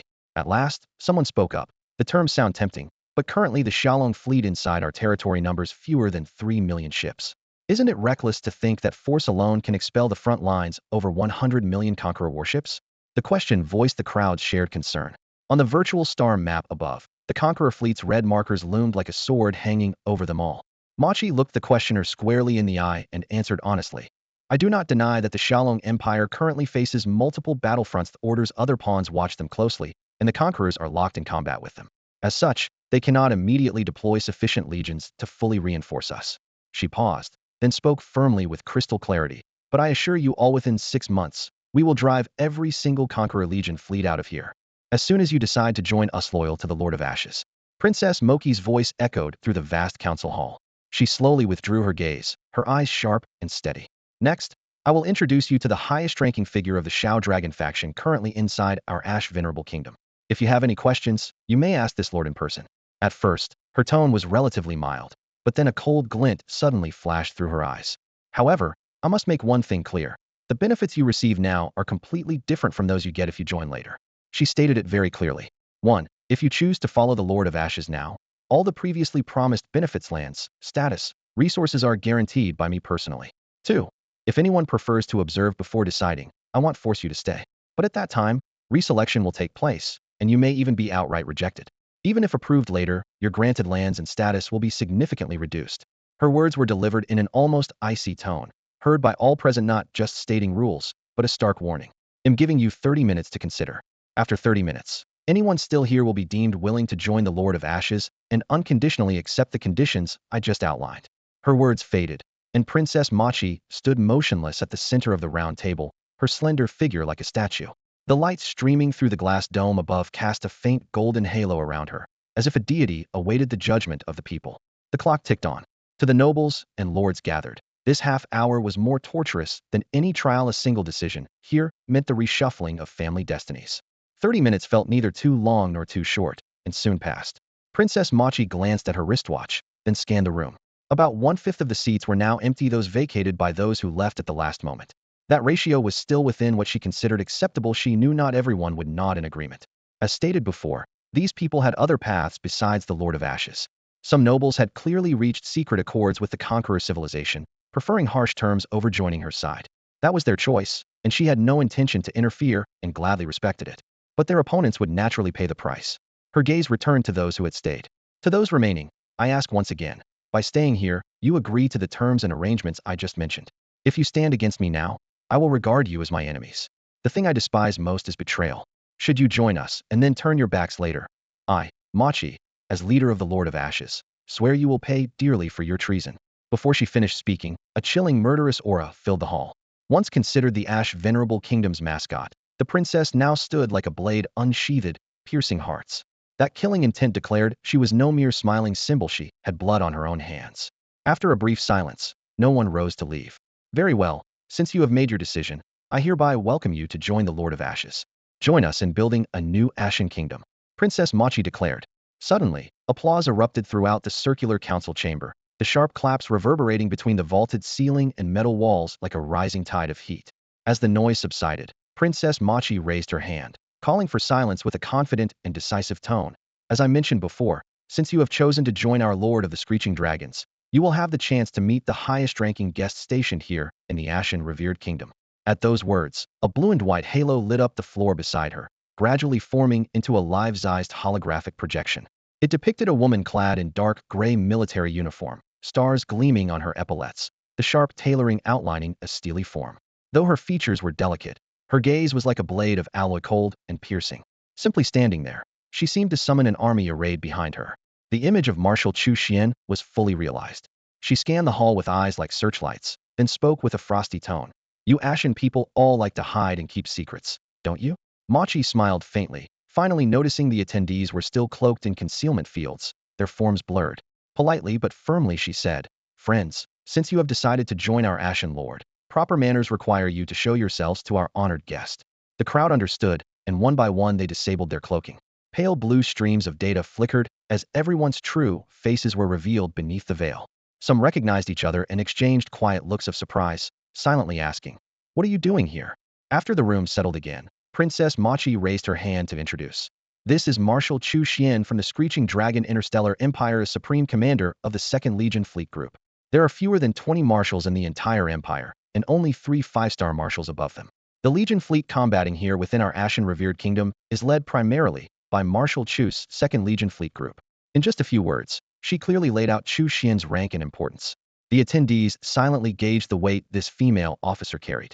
Machi stepped aside, signaling for Chu Xian to speak. Marshal Chu Xian, would you like to address the council? Chu Xian's gaze was cold.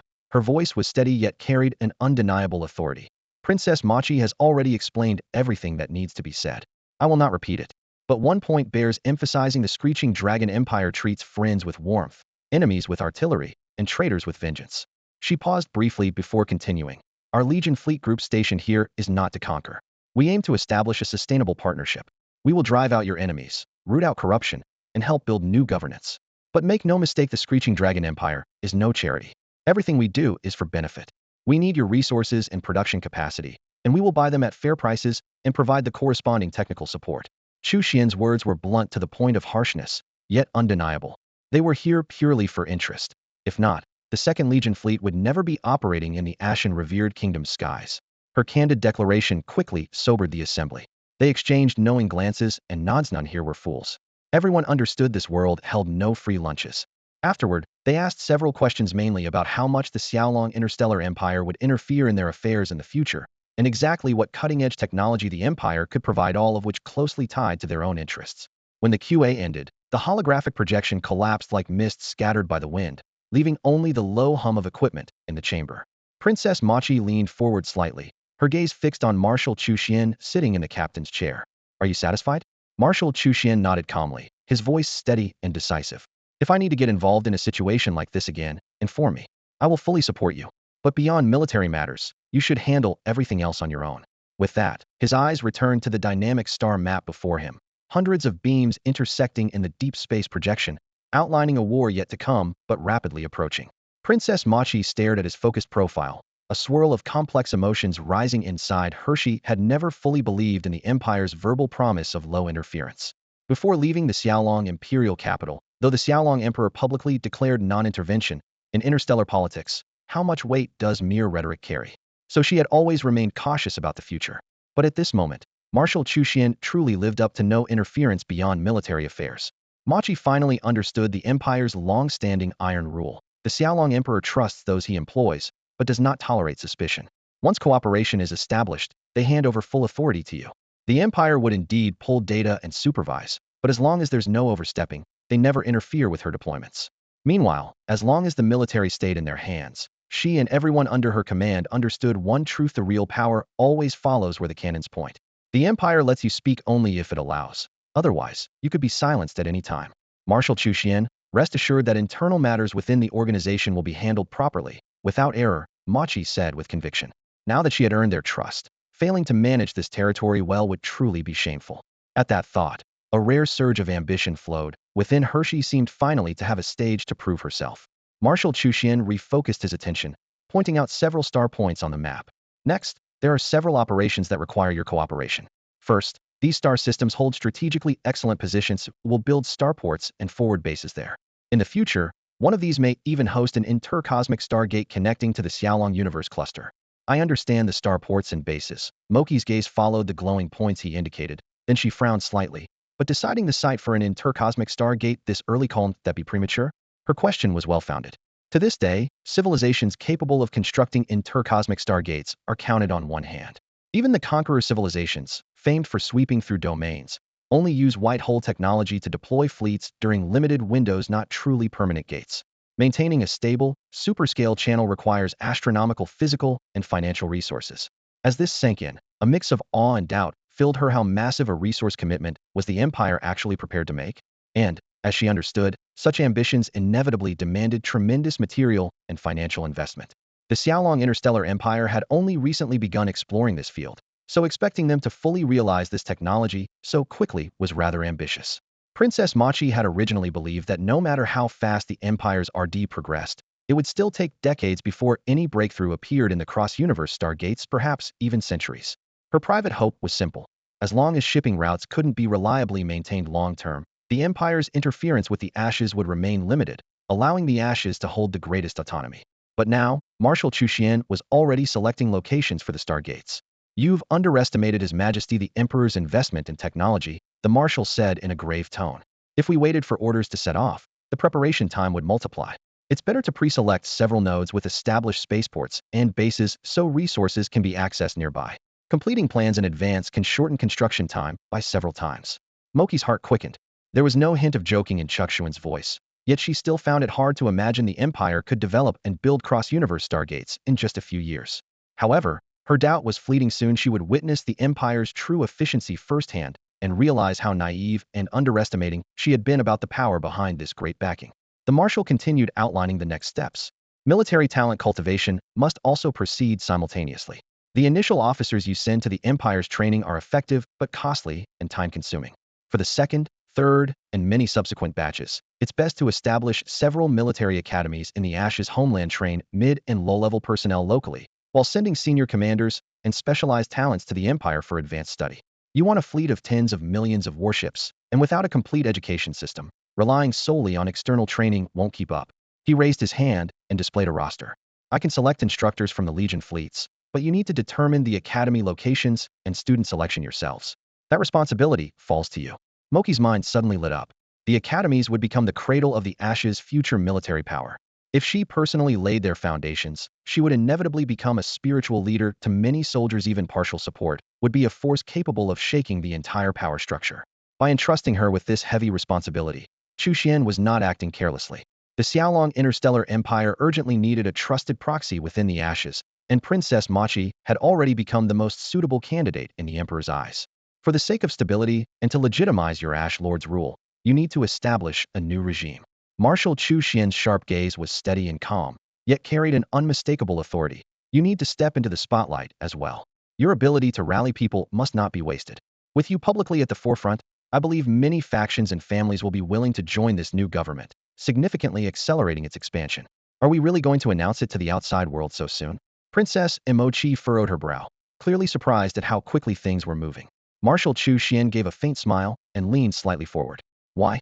Didn't you ever expect this day when you established the Ash Lord? Princess Emochi was silent for a moment, then took a deep breath and spoke with measured seriousness. I have anticipated this step for a long time. Who do you have an idea?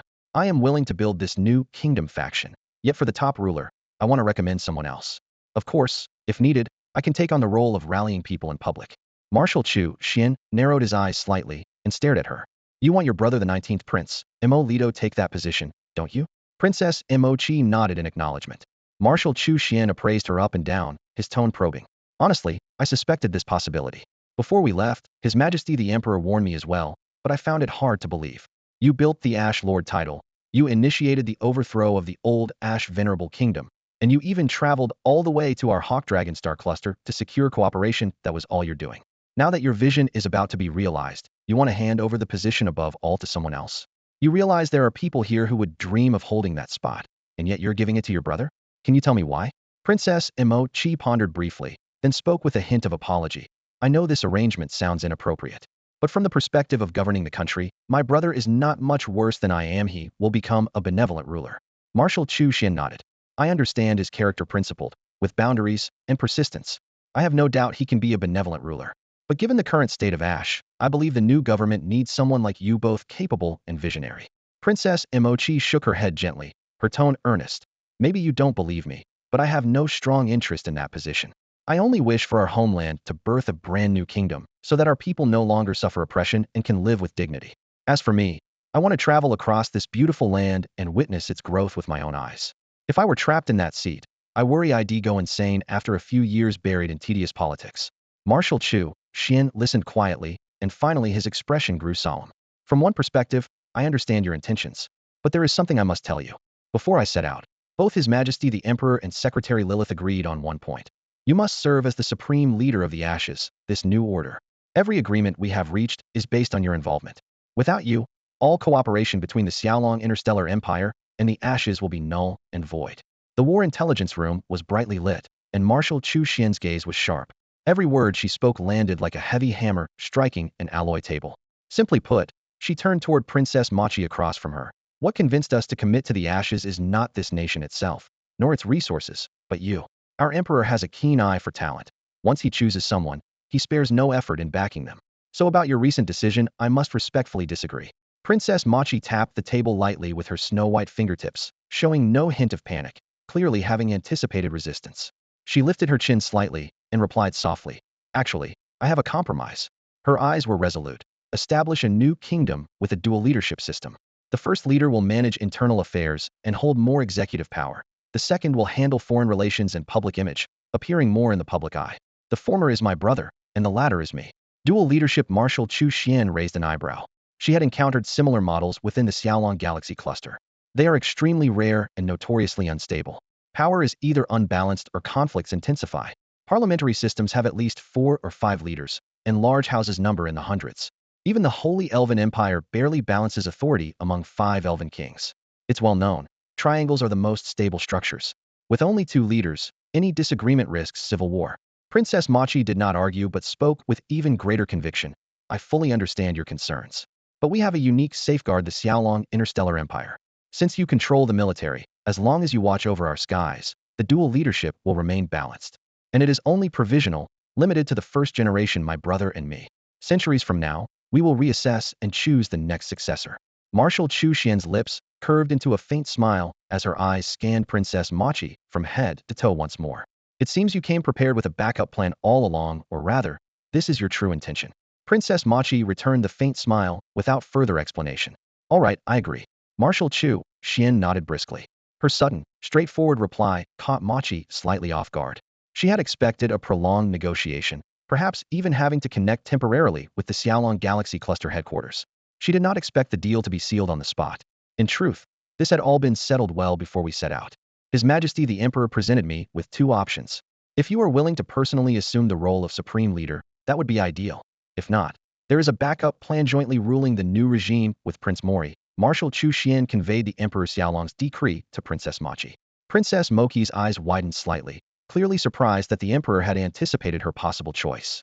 After the initial shock, she quickly relaxed and smiled faintly. This legendary monarch was always a master strategist, had even foreseen her hesitation and clearly outlined the subsequent arrangements. Then it's settled, Marshal Chu Xian said, folding away the light screen document on the table, his gaze softening. Once the plan is confirmed, we can discuss the next steps. All right, let's proceed like this. Princess Machi nodded. Should we consult your brother's opinion? The marshal asked with a teasing smile. His opinion is not important. Princess Machi shrugged calmly.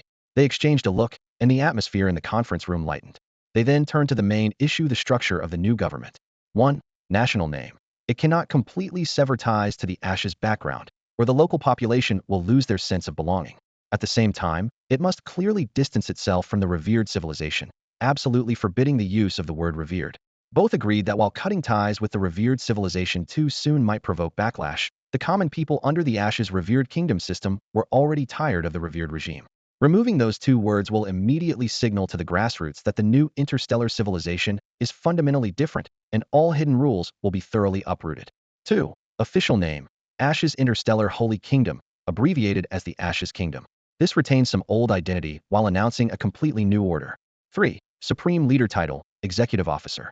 Prince Mori and Princess Machi will both hold the title of Executive Officer with equal authority, dividing responsibilities: one in charge of internal affairs, the other diplomacy and military affairs. 4. Ministerial Cabinet. Selected proportionally from the noble families present at previous meetings and representatives of the Lords of Ashes organization to ensure balance. The blueprint quickly took shape on the light screen. Next to finalize were the date and format for the public announcement. Date: 3 days from now. Ceremony: due to the unstable post-war situation, a simple public declaration will suffice. Then it's decided, Executive Officer Machi, Marshal Chu Xian said, using the new title. Princess Machi smiled and nodded, aware that the tasks ahead would be overwhelming. What? Me as an executive officer of the Ashes Interstellar Holy Kingdom? No way. I can't do this. Prince Mori waved his hands frantically upon hearing the arrangement. Originally, his plan was that after establishing the new system, his younger sister would take on the role of supreme leader. To him, his job was simply to assist from the sidelines and contribute what he could. That was enough satisfaction for him. But now, Princess Machi had just informed him that he himself would serve as the new kingdom's executive officer. The moment the news sank in, Prince Mori felt as if he were in a dream, unable to speak for a long time. You don't have the right to refuse. In the spacious strategy conference room, Princess Machi lifted her chin slightly, her tone leaving no room for negotiation. In 3 days, you will attend the inauguration ceremony with me. Mori froze on the spot, releasing a barely concealed, almost desperate whisper. But this doesn't make sense. The Lord of Ashes is a system you created with your own hands, and the cooperation with the Xiaolong Universe Cluster was personally negotiated by you. They know and trust you, not me. Even if I agree, others won't accept it.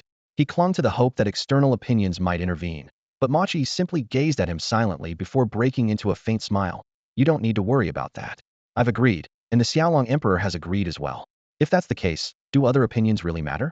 It's decided you must be there in 3 days. The Xiaolong Emperor agreed too? Morris' mouth dropped open instinctively, as if he had been thrust into the spotlight. Memories snapped into place. The Emperor had secretly conferred with Marshal Chu Xian on a contingency plan before departure. Machi insisted on taking Mori with her to the Xiaolong Universe Cluster, then chose to stay while sending him back to the Lord of Ashes Kingdom to lead the uprising and briefly take command. It turned out all this had been planned long ago to push him to center stage. I really can't do this, he said, nearly holding his head in defeat, his voice deflating like a spent balloon. Sis, you're doing great right now. This was always your dream. Why not just be executive officer yourself? Why drag me into this? Moki's smile faded, her gaze steady as she locked eyes with him. Brother, I know your ideals and abilities better than anyone. You've always wanted to build a powerful Ashes kingdom where the people live in prosperity. I can't do it alone. I need your help. You need me, but I can stay by your side and support you without the executive officer title. Mori still tried to step back. That's because I want us to have a double safety net. Machi interrupted, her voice low but resolute. Our dream has come this far, but who can guarantee there won't be accidents in the future? If someday for any reason I'm gone, can you take over everything just as an assistant? No. You must hold the executive officer title and build up your reputation over the next few years. That way, if something happens to either of us, the other can still protect our dream. I hereby declare the establishment of the Ashes Interstellar Holy Kingdom, effective immediately. In the holographic projection, Princess Machi stood before the pristine white council dais, her voice clear and resonant through every encrypted communication barrier. She then added, my brother Mori and I will serve as the co-regents of the Ashes Interstellar Holy Kingdom, and together we will bring a new future to the Ashes universe. This sudden announcement struck like a blasting signal storm, instantly sweeping across all provinces of the former Ashes Kingdom. The nobles who had once sworn allegiance to the Lord of Ashes sat frozen in their reception halls, starports, and frontline command posts, staring in disbelief at the projection. They had only received an internal warning 12 hours earlier, yet none had anticipated such swift action by Machi. Most had assumed the new regime would only be formally declared after the entire Ashes universe had been fully consolidated and both internal and external conflicts had been resolved. But the reality was, Machi had secured parts of the star regions and immediately proclaimed the founding of the Ashes Interstellar Holy Kingdom. Moreover, she established a dual regent system, sharing power with Mori. This move caught everyone completely off guard. At first, all intelligence reports named Machi as the supreme leader. After all, the expansion of the Lord of Ashes organization and the subsequent alliance with the Xiaolong Interstellar Empire were all driven by her efforts. Her princess cloak had become a symbol of the new order. But Mori? Many people were puzzled upon hearing his name. Only in the dusty royal records of the Ashes' venerable kingdom from decades ago could one find a brief entry for 19th Prince Mori. He was better known as Moki's older brother. Because of this blood relation, most believed he was unfit for regency, and assumed he was simply Moki's puppet, there to smooth the process by sitting at her side. As the decision settled, the nobles had no objections beyond surprise. Moki's reputation was unshakable at this moment, making any opposition futile. After the kingdom's foundation was announced, the two regents, now commonly addressed as Your Excellency, executives immediately issued the first batch of decrees via the Star Network. 1. Legal framework. The core laws retained the old Ashes venerable kingdom statutes, but thoroughly removed all religious and venerable references. Key provisions were supplemented by selectively incorporating elements from the Xiaolong Interstellar Empire's current code. 2. Citizens' rights. The emphasis was placed on raising the baseline of fundamental rights for the populace, explicitly mandating that administrative bodies openly deliberate most major civil issues. 3. Slavery system. The slave class was preserved, but strictly prohibited acts of killing or mistreatment. Slave treatment standards were regulated according to a pet care guideline. Owners retained disposal rights, but must observe moral boundaries. 4. Slave origins. Slave acquisition was only permitted through official channels, including war captives from the empire's condemned slave criminals or individuals stripped of citizenship for severe legal violations. Their status was revoked and converted to slavery. People were either bought and sold or sent to harsh official postings, spending their whole lives doing manual labor. Ordinary residents were not allowed to become slaves. This ironclad rule guaranteed them basic citizen rights. Next, the kingdom established multiple supervisory agencies tasked with strictly monitoring all forms of corruption and embezzlement. All these inspectors reported directly to Executive Officer Mori, the law enforcer famed for his impartial and stern approach, making him the ideal person for this job. However, the most crucial reform focused on the power structure. The Ashen Interstellar Holy Kingdom adopted a dual leader system and created a House of Representatives at home. Representatives were elected from various territories, noble families, aristocrats, and government departments to handle middle and lower-level affairs. From this body, a subset was further selected to join the Senate. There was no limit to the number of seats in the House, but candidates had to pass rigorous vetting and receive joint approval from both executive officers. The Senate was provisionally set at 100 seats, chosen by the House and confirmed by the two executives. The Senate took charge of major kingdom-wide decisions and debated significant proposals submitted by the House. Even if a proposal passed by votes, a veto from either executive instantly killed it. This was the iron rule of the dual leadership. Some wondered, if the two executives held so much power, why bother with two chambers? 2 reasons. First, the structure was there transparently for Shoto give the system legitimacy. Second, kingdom affairs were too complex for even the strongest leaders to handle personally. Most senators also held key positions like Foreign Minister, Minister of Construction and Development, Minister of Public Welfare, or Chief Justice. They represented the upper echelons of power, managing day-to-day operations, while the executives intervened only to oversee and prevent overreach. Of the 100 Senate seats, over half had already been announced. Half came from the old Ashen Reverent Kingdom system, and the other half from the Ashen Lord's loyal meritocrats. Mori had to reward achievements, but also maintain stability. So this distribution foreshadowed future factional divisions: an old guard loyal to the former dynasty, and a new faction rising with the Ashen Lord. In between, a middle faction acted as a bridge. Thus, a brand new governance framework had finally taken shape. But as soon as the framework was set, problems arose. Right from the start, there were issues. Party rivalries began immediately. Everyone scrambled to place their own people in both the Senate and House. Followers of the Ashen Lord demanded, why should those who risked life and death be governed by relics of the old regime? Isn't that chilling to the spirit? Meanwhile, the veteran ministers argued that Ashen Lord's people had proven themselves as worthy allies. But having the ability to govern a country, that's a different matter. Those who excel in battle aren't necessarily fit to rule. Executive Morley scratched his messy hair and glanced at his sister Machi across the table, a wave of frustration washing over him.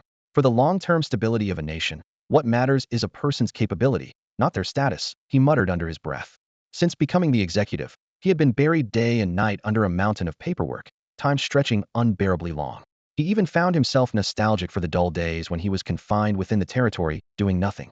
Ideas seemed simple on paper, but pushing them forward always uncovered layer upon layer of problems. Machi tapped the table gently, pulling her brother back to the present. Isn't this exactly when you need to step up? The country is newly founded, and the first batch of officials is crucial. If they're riddled with flaws from the start, what future does this nation have?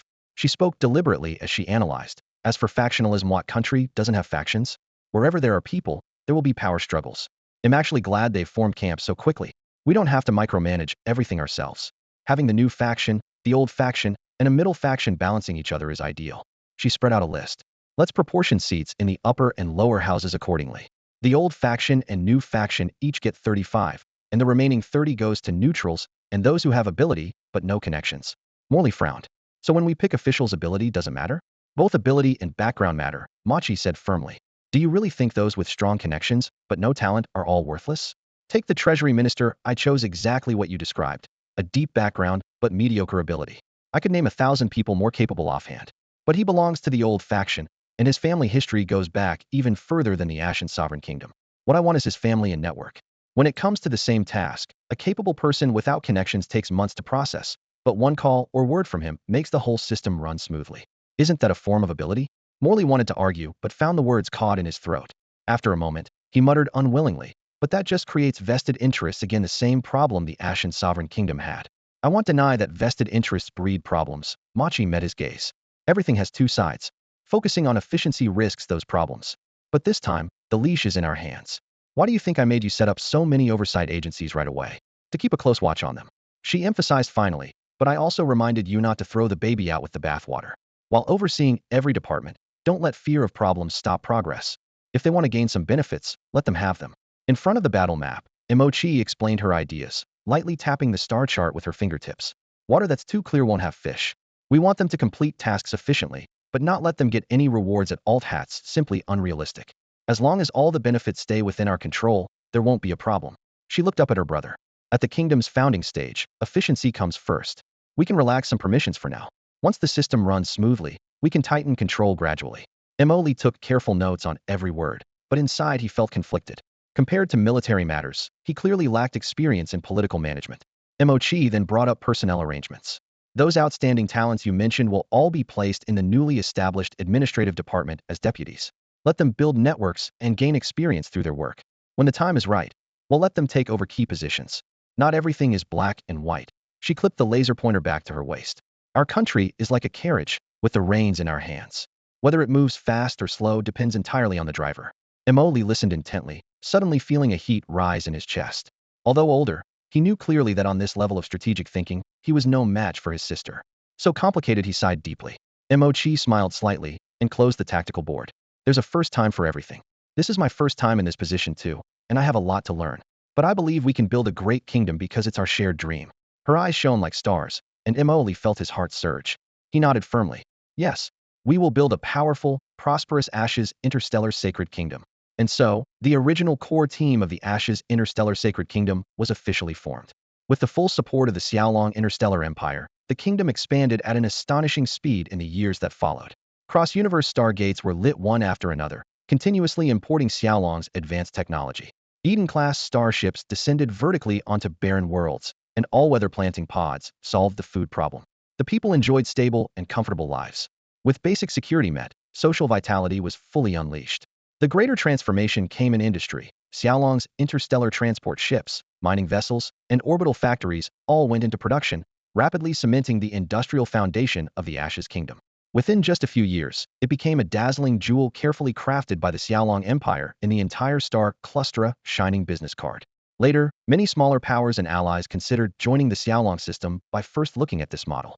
Back to the main story. After the kingdom's founding was announced, it stirred waves across the galaxy, with the strongest reactions coming from three factions. First, the Conqueror Civilization's attacking fleet. Their commander stared fixedly at the communications screen. We're halfway through the battle, and the enemy just switched governments? They were momentarily thrown into confusion. Second, the Ashes Sovereign himself. When he learned that a new regime had suddenly appeared in his universe, led by his own son and beloved daughter, he exploded with rage, smashing tables and cabinets in his hotel room, roaring endlessly. Third, other sovereign kingdoms from various civilizations. Depending on their distance and circumstances, their attitudes and views toward the newborn kingdom differed widely. Conqueror Civilization Expedition Ash Legion Fleet Group, flagship command center of the Ash Interstellar Holy Kingdom? How is this different from the previous Ash Venerable Kingdom? In the spacious flagship command hall, the star map projection hung high, over 1,000 stars glowing like scattered lights. The commander of the Conqueror Civilization folded away the battle report in his hands, a faint frown creasing his brow as his voice echoed under the metallic dome. The adjutant immediately reported. Marshal, according to reliable intelligence, This new regime emerged from a sudden upheaval within the Ash Venerable Kingdom. Previously, the Ash Venerable's son and daughter secretly formed the Lords of Ash faction. While the main forces of the Ash Venerable Kingdom were locked in a stalemate with our troops at the front lines, they seized the opportunity to revolt in the rear. With military support from a mysterious faction, they swiftly captured numerous star systems, even taking the capital star, forcing the original leader into a humiliating exile and founding a government in exile. On the projection, the territory of the former Ash Venerable Kingdom was divided into two colors. Nearly two-thirds of the star domains were marked in deep purple representing the new regime, the Ash Interstellar Holy Kingdom. The commander's face darkened. To swallow up so many star systems in such a short time. How rotten must the Ash Venerable Kingdom have been from within? The adjutant opened another layer of data and added. Indeed, it was extremely bad. Prior to this, many nobles had secretly contacted us, expressing their willingness to defect, with some conditions already agreed upon. Taking advantage of the rebellion outbreak, our forces advanced the front lines and swiftly captured 7 star systems. Several border system lords swore allegiance to us, securing a share of the spoils. The projection shifted, 7 star systems glowing red connected in a blade-like arc. These were the newly seized forward outposts of the Conqueror civilization. Yet simultaneously, the rear information showed the front line grinding to a halt. But now, the adjutant frowned as he magnified the data. The Ash Interstellar Holy Kingdom has taken control of the original Ash Legion fleet group. Their support fleet's firepower is formidable. The warships provided by that mysterious faction outperform our standard ships of the same tonnage and class in combat. The front line is once again locked in a deadlock. The commander looked up sharply at the battlefield dynamics and asked coldly, have we identified which interstellar civilization is backing them? Intelligence agents are working on tracing it, the adjutant said, bringing up virtual models of several unfamiliar warships. The hull patterns and weapon mounts rotated in blue light.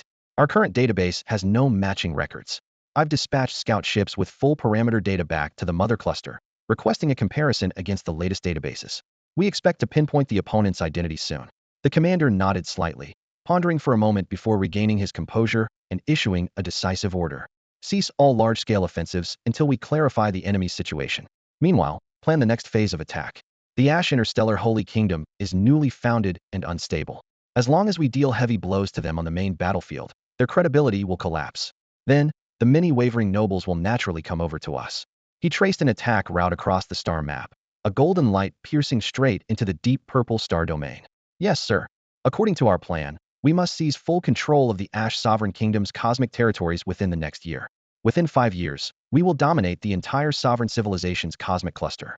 This is all in preparation for the ultimate battle against those vicious underlings under us and order. The Conqueror civilization will prevail. Long live the Conqueror civilization. Sovereign Council. A holographic image projected a sparsely decorated meeting room. In the center floated a round table, surrounded by 4 high-backed chairs, each of distinct design. 4 high sovereigns sat solemnly in these seats. This so-called Sovereign Council was exclusive. Only these 4 held the rank to appear here. To their eyes, all lower sovereigns were little more than dishes ready to be served. You all know the situation with the Ash Sovereign Kingdom, yes?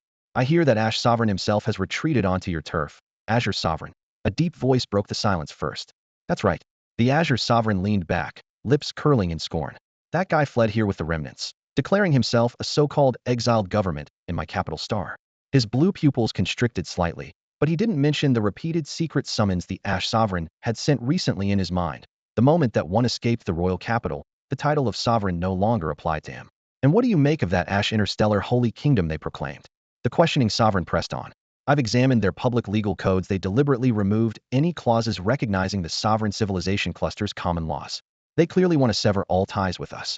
The speaker's body shimmered with metallic pattern. She was the shining sovereign, the mightiest single combatant among the high 4 sovereigns. His civilization controlled most of the advanced technology in the cluster, with over a third of all research institutes within his domain, lending considerable authority to his words. I've also heard that external interstellar civilizations are secretly backing this new kingdom, came a soft yet chilling female voice, like the sound of strings. The speaker was the Jade Sovereign, her form embedded with dense diamond facets, radiating dazzling cold light with every gesture. Think about it, just those few remnants could never have overthrown a rebellious faction on their own. Beside her, a graceful woman listened quietly. Her elegant form shimmered with shifting colorful patterns. One moment clear sky, the next deep ocean, starlight and sunset interwoven on her skin. The radiant Cloud Sovereign. Although these two were comparatively weaker among the high 4, they controlled over half the cluster's mineral resources. For this reason, The two had long allied to guard against greedy hands from other powers.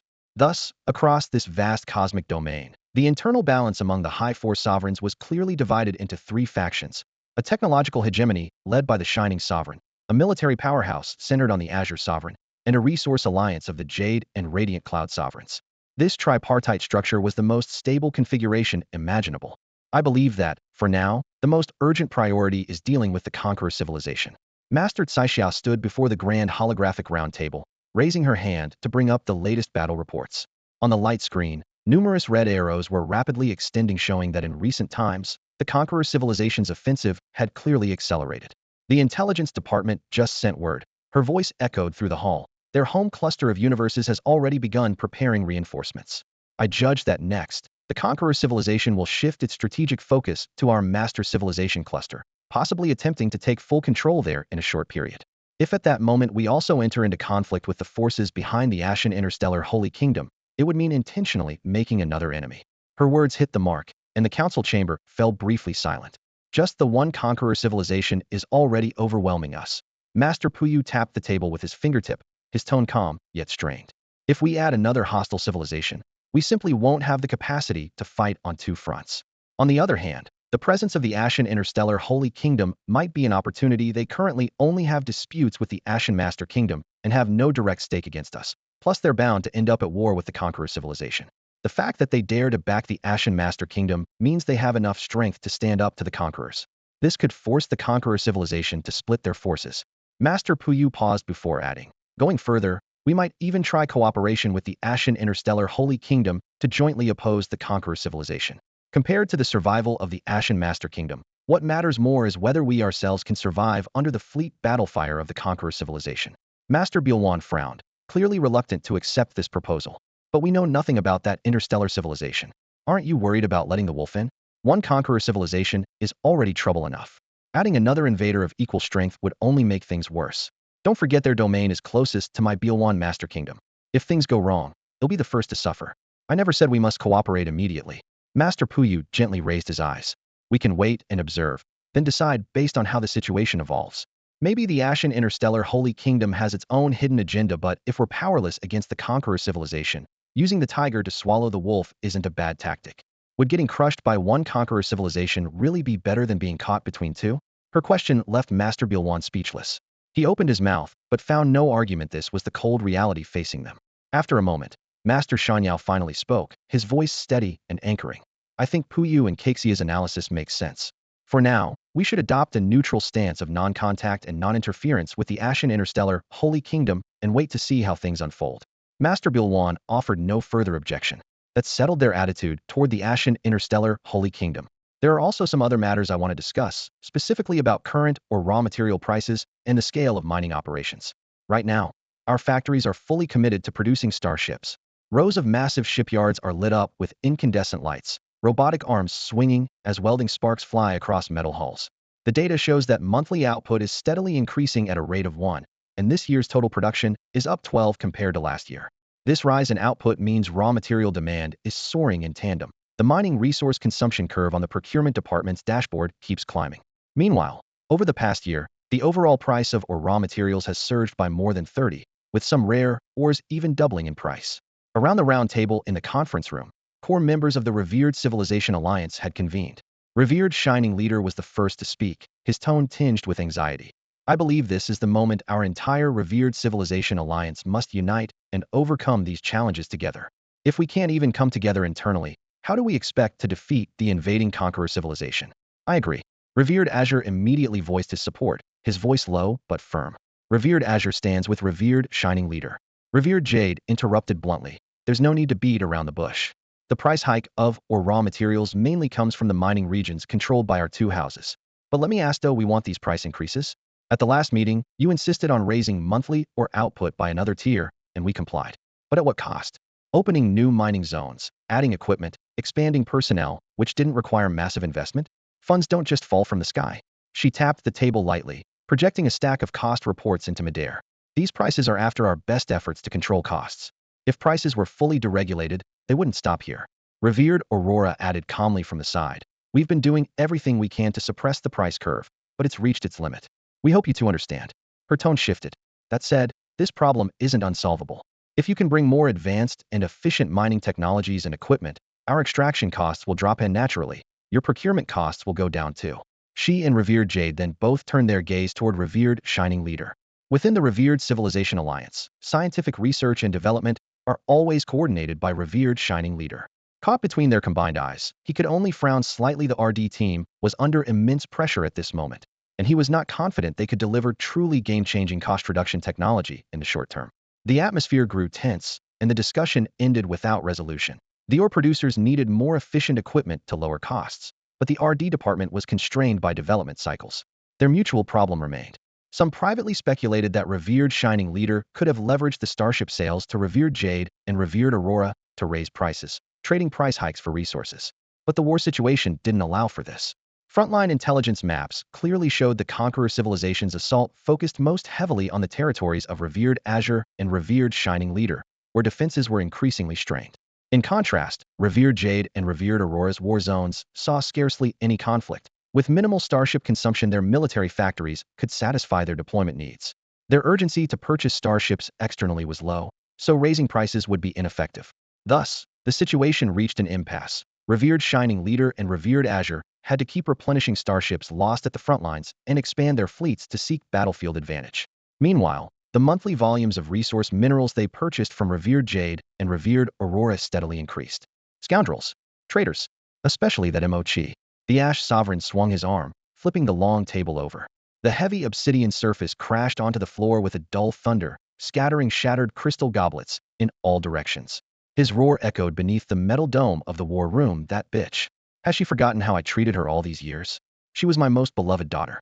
Was I ever not good enough to her? That so-called Ash Lord title was built by her. Ungrateful. A total ingrate. He panted heavily, veins bulging on the back of his hands. I never imagined it would be her who betrayed me. Their whole bloodline is filthy. I should have wiped them all out, every last one of them. The hysterical bellow made the warning symbols on the display flare repeatedly. The surrounding officers pressed themselves against the walls, none daring to step forward. The Ash Sovereign's glare swept over the hesitant officials, then turned to the grim situation outside. His fury deepened. And those fence-sitters? They actually joined that so-called Ashstellar Holy Kingdom? How dare they betray me too? Mark them all down, everyone who turned their back on me. When I retake the cosmic empire that's rightfully mine, these bastards will pay dearly. With that, he kicked over the command console's holoprojector.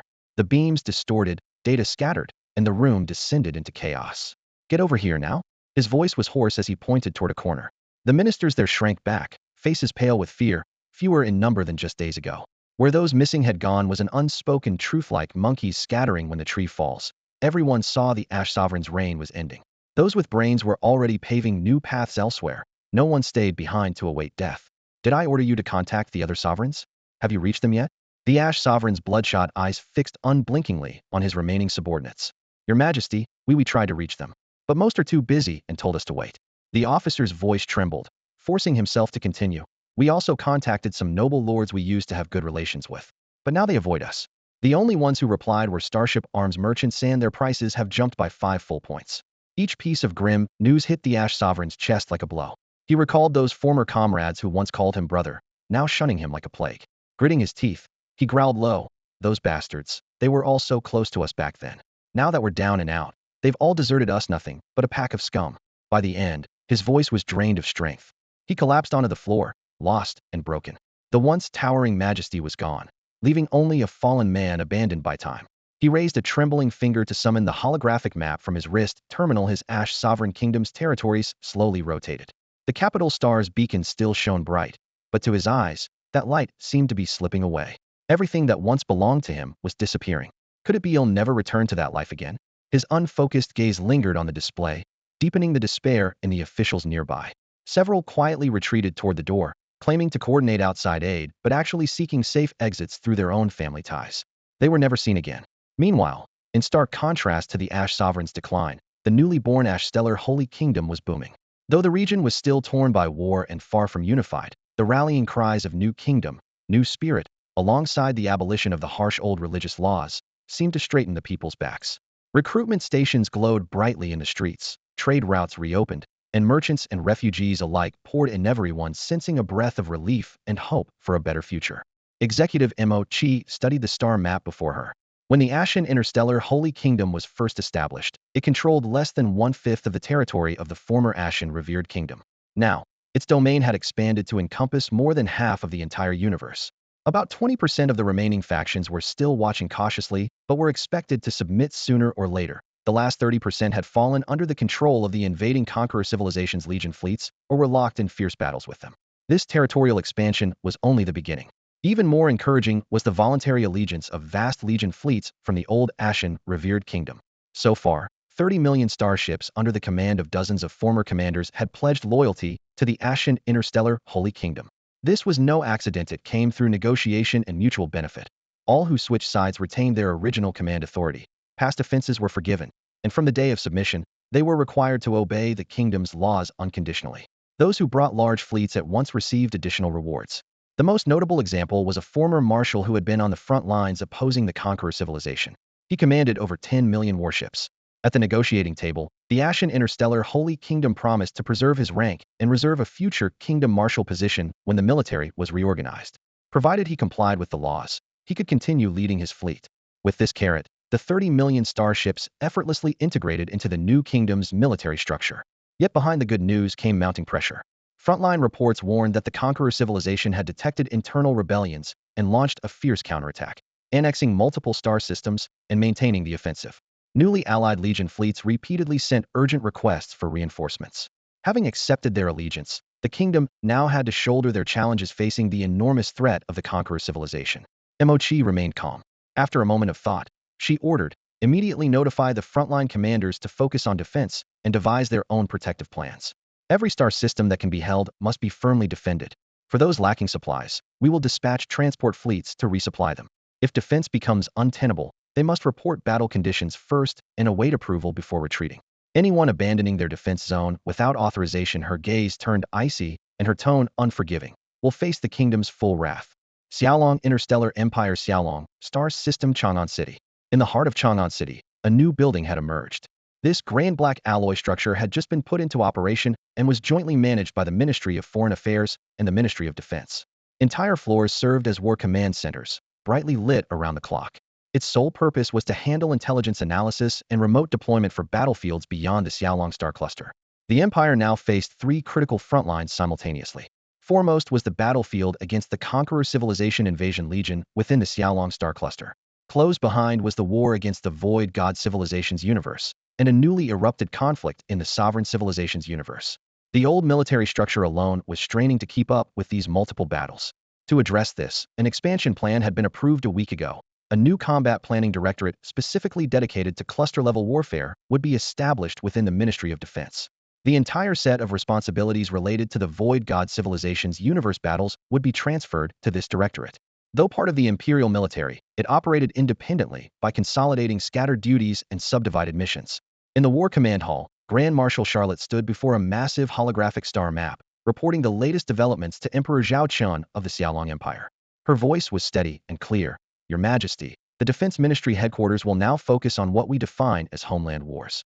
This includes not only the Xiaolong Interstellar Empire and its affiliated interstellar civilizations, but extends to the entire Xiaolong star cluster. From now on, this cluster will be treated as the Empire's backyard.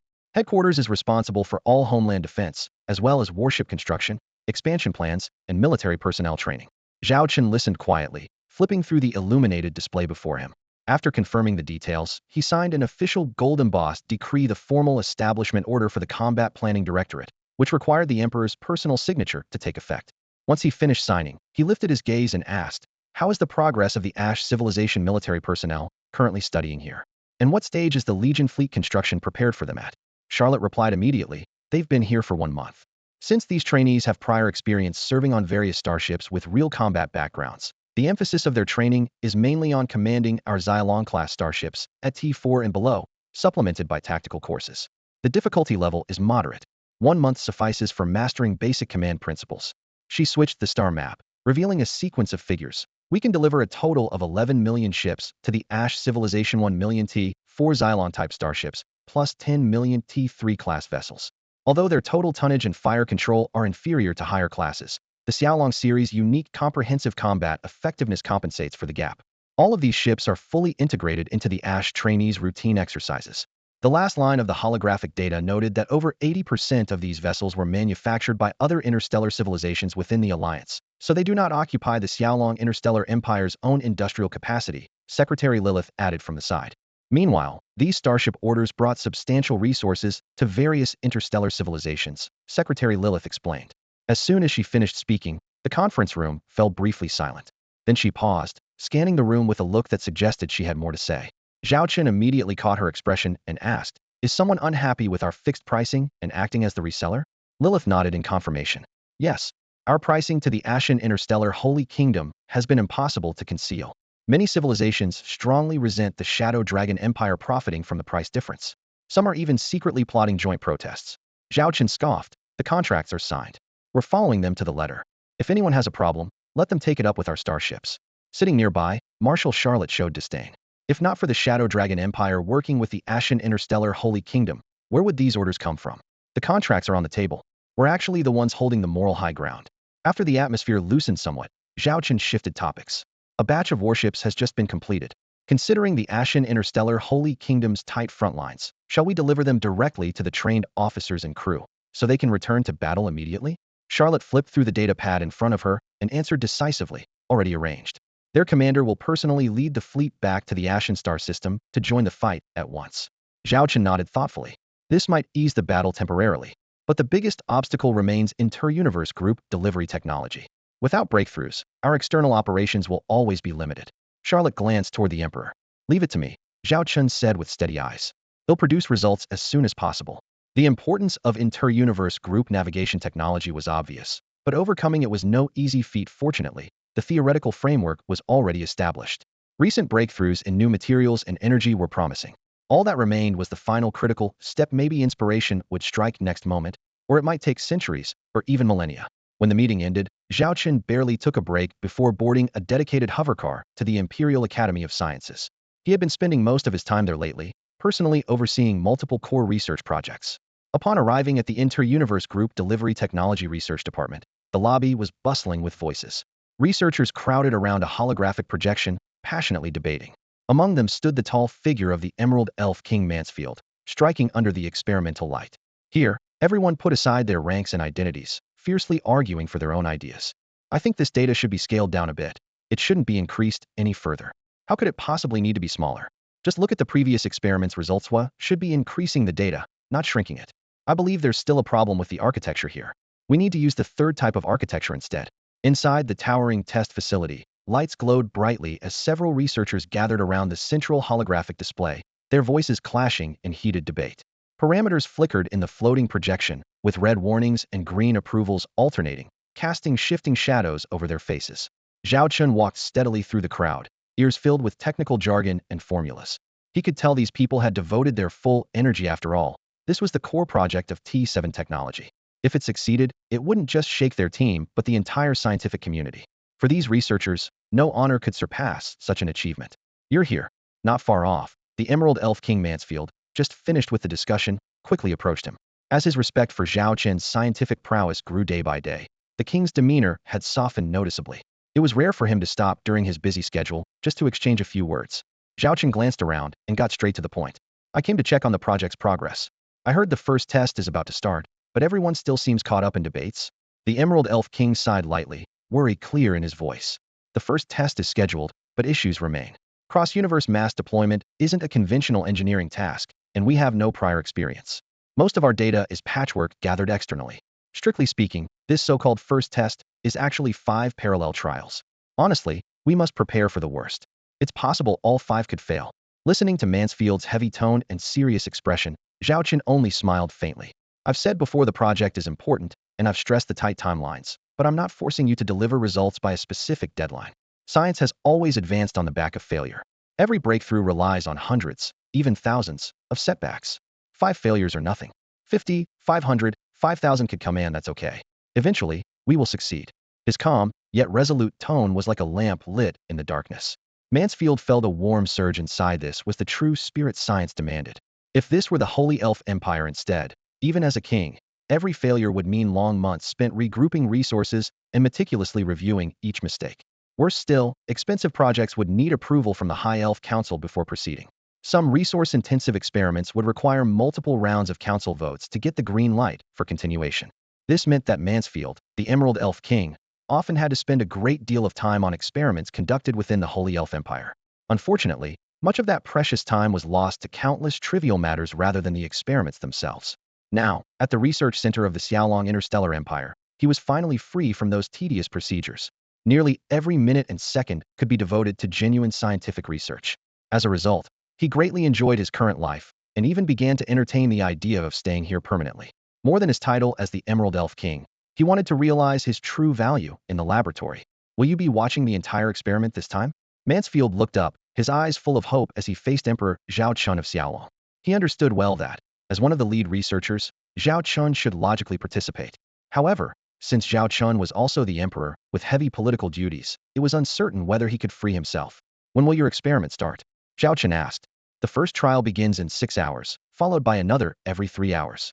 There are 5 sessions in total, lasting about 15 hours altogether. Mansfield quickly provided the schedule. All right, they'll be here until all the experiments are finished. I want to see every result firsthand, Zhao Chen said with a smile, nodding. That single sentence ignited Mansfield's enthusiasm. He deeply admired Zhao Chen's scientific talent. Whenever he was present, any unexpected phenomena or crucial discoveries could be immediately captured and shared with the team. If not for the heavy burden of being emperor, Mansfield believed Zhao Chen was better suited to be a top scientist rather than a ruler. Over the following hours, Zhao Chen worked side by side with the local researchers, checking everything from environmental parameters to instrument calibration, striving to reduce the chance of errors as much as possible. At that moment, he completely set aside his identity as emperor and stood with the team in front of screens, discussing data, reviewing blueprints, and inspecting circuits like a highly skilled but ordinary researcher. Time passed quietly. Eventually, after the final safety check was cleared, everyone sighed with relief. Report. Trial 1 is about to begin. All units are ready.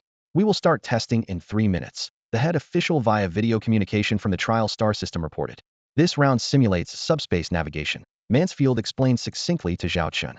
We've boosted the stable frequency by several dozen times, and will test whether intergalactic travel is achievable.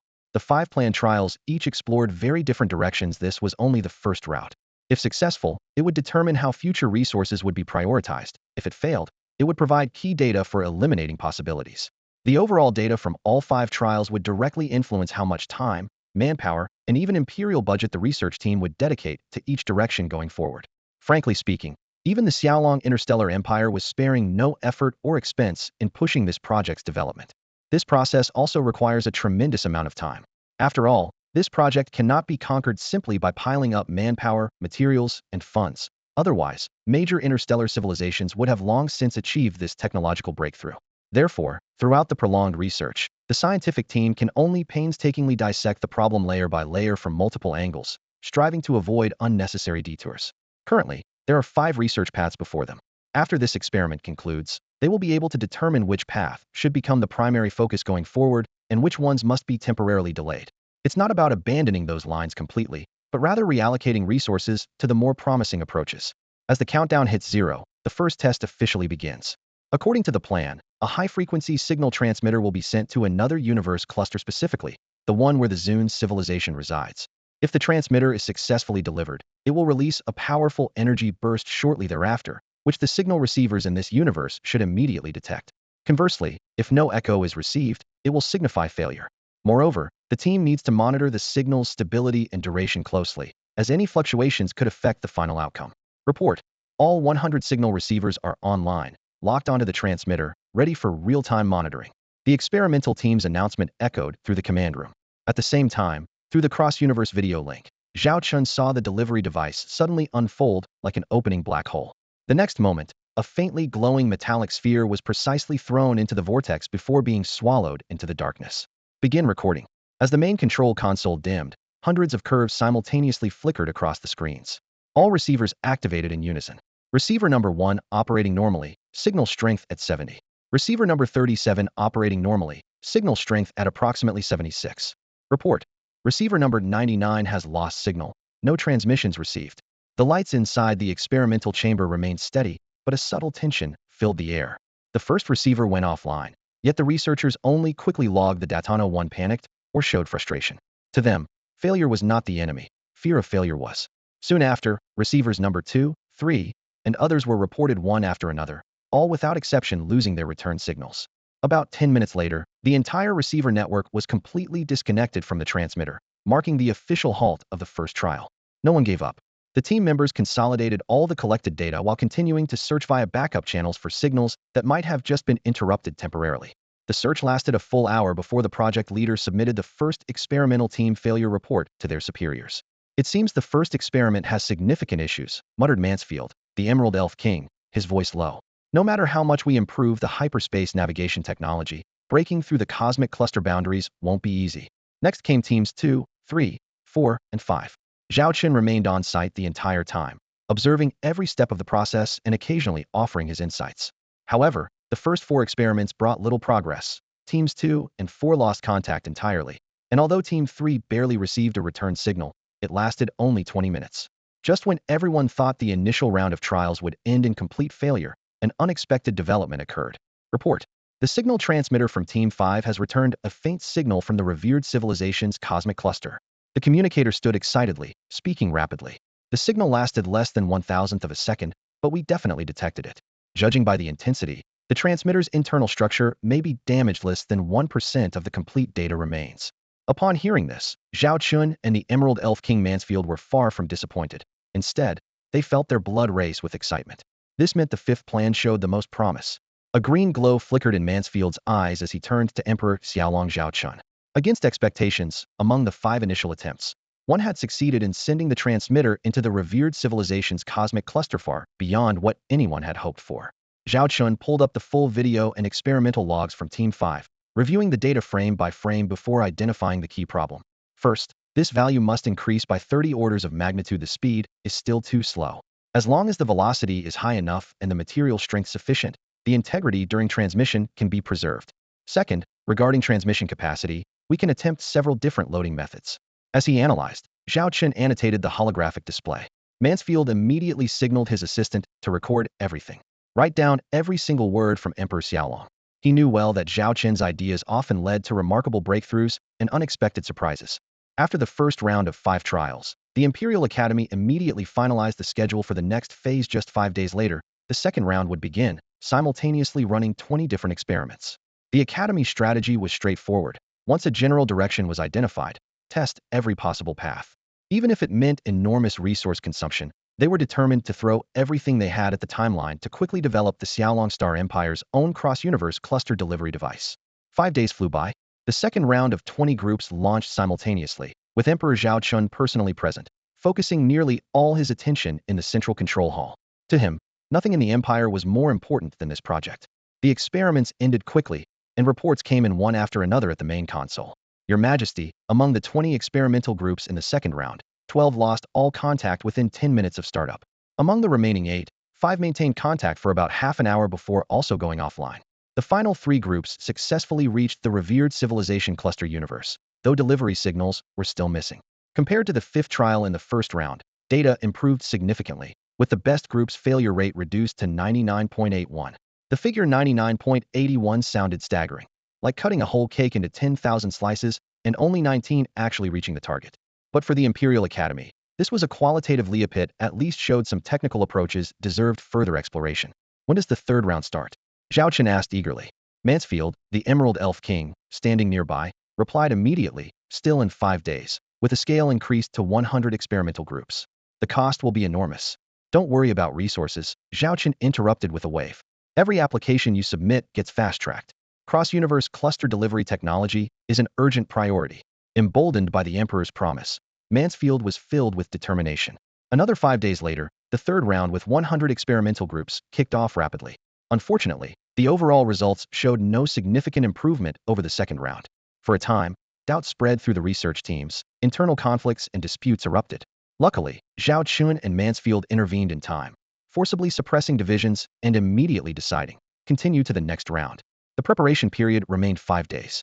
The fourth round doubled in scale to 200 experimental groups, mobilizing facilities and energy across 5 universes and nearly 130 star systems. To provide the best environment for the experiments, Emperor Xiaolong spared almost no effort. The fourth round began in earnest. Zhao Chen was stationed at the Imperial Academy's command center, closely awaiting real-time reports from the frontline experimental groups. The atmosphere in the command center grew tense and uneasy. But Emperor Xiaolong Zhao Chen sat there calmly. The laboratory hall at the Imperial Academy of Sciences was brightly lit, the hum of running instruments rising and falling, with the faint reflections off the walls outlining his composed profile. Since he had been coming almost daily lately, his designated workstation was arranged in the most convenient spot to observe the central control screen, a small area, roughly the size of a regular researcher's desk. The setup was very modest, a metal-framed writing table and a durable plastic chair, neither a leather sofa nor an expensive ergonomic seat. Some staff had suggested making his spot more prestigious, but Zhao Chen had firmly declined. He believed, this is the Imperial Academy of Sciences, a place for doing science, not a place to flaunt status. Any unnecessary things shouldn't be here. That simple statement earned genuine respect from everyone present for their emperor. Don't be tense. Aren't there still projects without results? Zhao Chen glanced around and spoke in a steady tone to reassure everyone. Even though the fourth round of experiments was reaching a critical stage, his expression remained as calm as a still lake. This round of experiments had been running for a full 24 hours, covering breakfast, lunch, and dinner time. Yet almost no one had left their post in the hall. If hungry, logistics would bring boxed meals, eaten in just a few bites. Zhao Chen was just like everyone else, relying on disposable lunchboxes. When exhaustion hit, some would rest their heads on tables, lean against corners, or even lay mats in passageways without blocking traffic, stealing 10 or so minutes of shut-eye. But the slightest movement nearby would instantly rouse them back to monitoring the screens. The third round had yielded minimal results. All the researchers pinned their hopes on the fourth. Updates trickled in one after another, and the atmosphere in the hall seemed to gradually drain of energy. More than two-thirds through the fourth round, fewer than 5 teams had successfully sent signal transmitters to the sovereign civilization cosmic cluster, but their performance was no better than in previous rounds, showing no substantive improvement. The air felt unbearably heavy. Report. Round 4, Group 117 complete. Successfully delivered the signal transmitter to the sovereign civilization cosmic cluster, with signal integrity returning at 50. The communicator's voice echoed through the hall. 50%. Tens of times higher than any previous experiment. Everyone held their breath, then quietly erupted into cheers. At least this round's effort hadn't been wasted. Before emotions settled, fresh news arrived. Report. Round 4, Group 157 successfully delivered. Signal integrity only 5, but has maintained transmission for 10 minutes continuously. Though low integrity, a stable 10-minute transmission indicated the intercluster spatial channel duration had been greatly extended. More promising results followed one after another. Every team's completion brought brief applause until the last group submitted data and the fourth round officially ended. All eyes turned to the Emerald Elf King Mansfield. Mansfield finished organizing the summary sheets and handed a thick report to Zhao Chen with both hands. Your Majesty Emperor Xiaolong, here are the results of the fourth round experiments for your review. Please also say a few words to the team. Zhao Chen took the report, still warm from the printer's heat on the edges. Dense numbers and curves formed a tangible weight. Those seemingly straightforward data had been the painstaking product of countless nights of work by so many people. The fourth round of testing had come to an end. Zhao Chen stood in the central command hall, scanning layers of light displays and dense real-time data. He took a deep breath before announcing the final result across all channels. Round 4 is a complete success. The room immediately erupted with excitement. At the main control station, engineers who had been on duty for 72 hours embraced each other, their shoulders trembling with relief. From the distant research branch via video link came long-suppressed cheers. Some young scholars even broke down in tears. Only they truly understood the crushing weight of failure after round 3. The Trans-Universal Cluster Transmission Project had made a substantial breakthrough.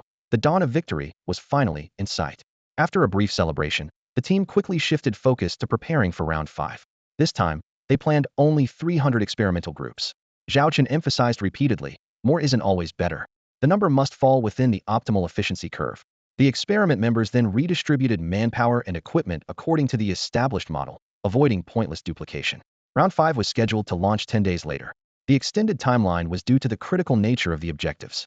1. Deliver a fully assembled transmitter unit to the Zunja Civilization Universe cluster and ensure complete return signals without loss.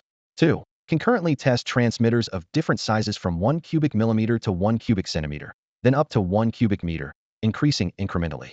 3. Reserve parameter data for future spacecraft transportation. Compared to an interstellar battleship, these transmitters remained pitifully small, but this steady step-by-step approach was turning the once impossible goal of sending an entire ship over into a gradual reality. 10 days flew by, and round 5 launched on schedule. Enhanced superconducting materials, an upgraded energy core, and Emperor Zhao Chen's personal supervision combined to propel the experiment forward with unprecedented smoothness. Key breakthroughs flooded the screen. The first successful receipt of a complete signal source, the transmitter measured only 1 cubic millimeter, but was stable and on target. Continuous signal broadcast lasted nearly 10 minutes, a new historical record. The upper limit for transmitted sizes increased, reaching a maximum of 10 square meters. Although signal integrity was still imperfect, the variability to send something of that size marked a qualitative leap. Round 5 was a resounding victory, and the project team's morale soared.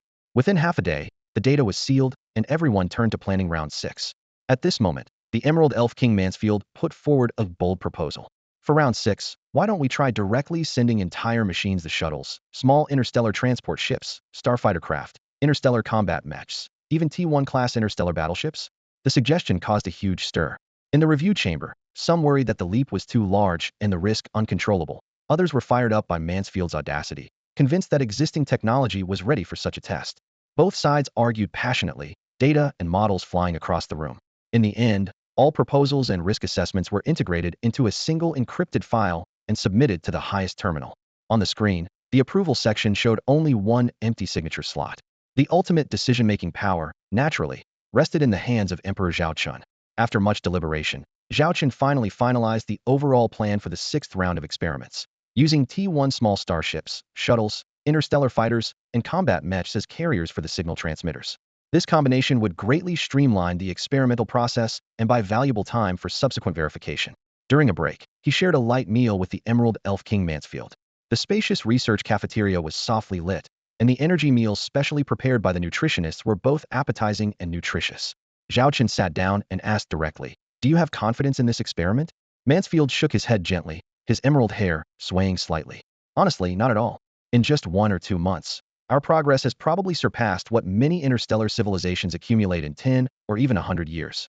That's thanks to your tireless efforts day and night," Zhao Chen replied sincerely, picking up his energy drink. Mansfield smiled. "Don't give us all the credit. Without full-spectrum support, we couldn't have completed a round in 5 days, a week, or even 10. Each round involves over 100 experimental teams, which means behind the scenes is not only our design, but synchronized production of all consumables. Without the Xiaolong Interstellar Empire's top-tier industrial system and your coordination of multiple dedicated production lines, the materials would never arrive so promptly." Zhao Chen nodded, his gaze drifting toward the busy transport robotic arms in the starport outside the window. Everyone is giving their all for the future of civilization. After a brief rest, the 6th round of experiments began on schedule. All eyes in the research team were focused on 2 points. 1. The maximum volume limit that could be successfully delivered. 2. The longest duration the signal transmitter inside the target could operate stably while keeping the overall structure intact. Once the final safety checks were complete, hundreds of experimental teams pressed their start buttons almost simultaneously. Zhao Chen watched the data flow in the control room, waiting patiently for results. As expected, the first reports back were early failures. Multiple carriers disintegrated outright in the spatial transmission channels. To push the limits even further, he had increased the difficulty by expanding the T-1 starship categories beyond small to include medium and large. The large T-1 experimental ship was now nearly the size of a T-2 battleship.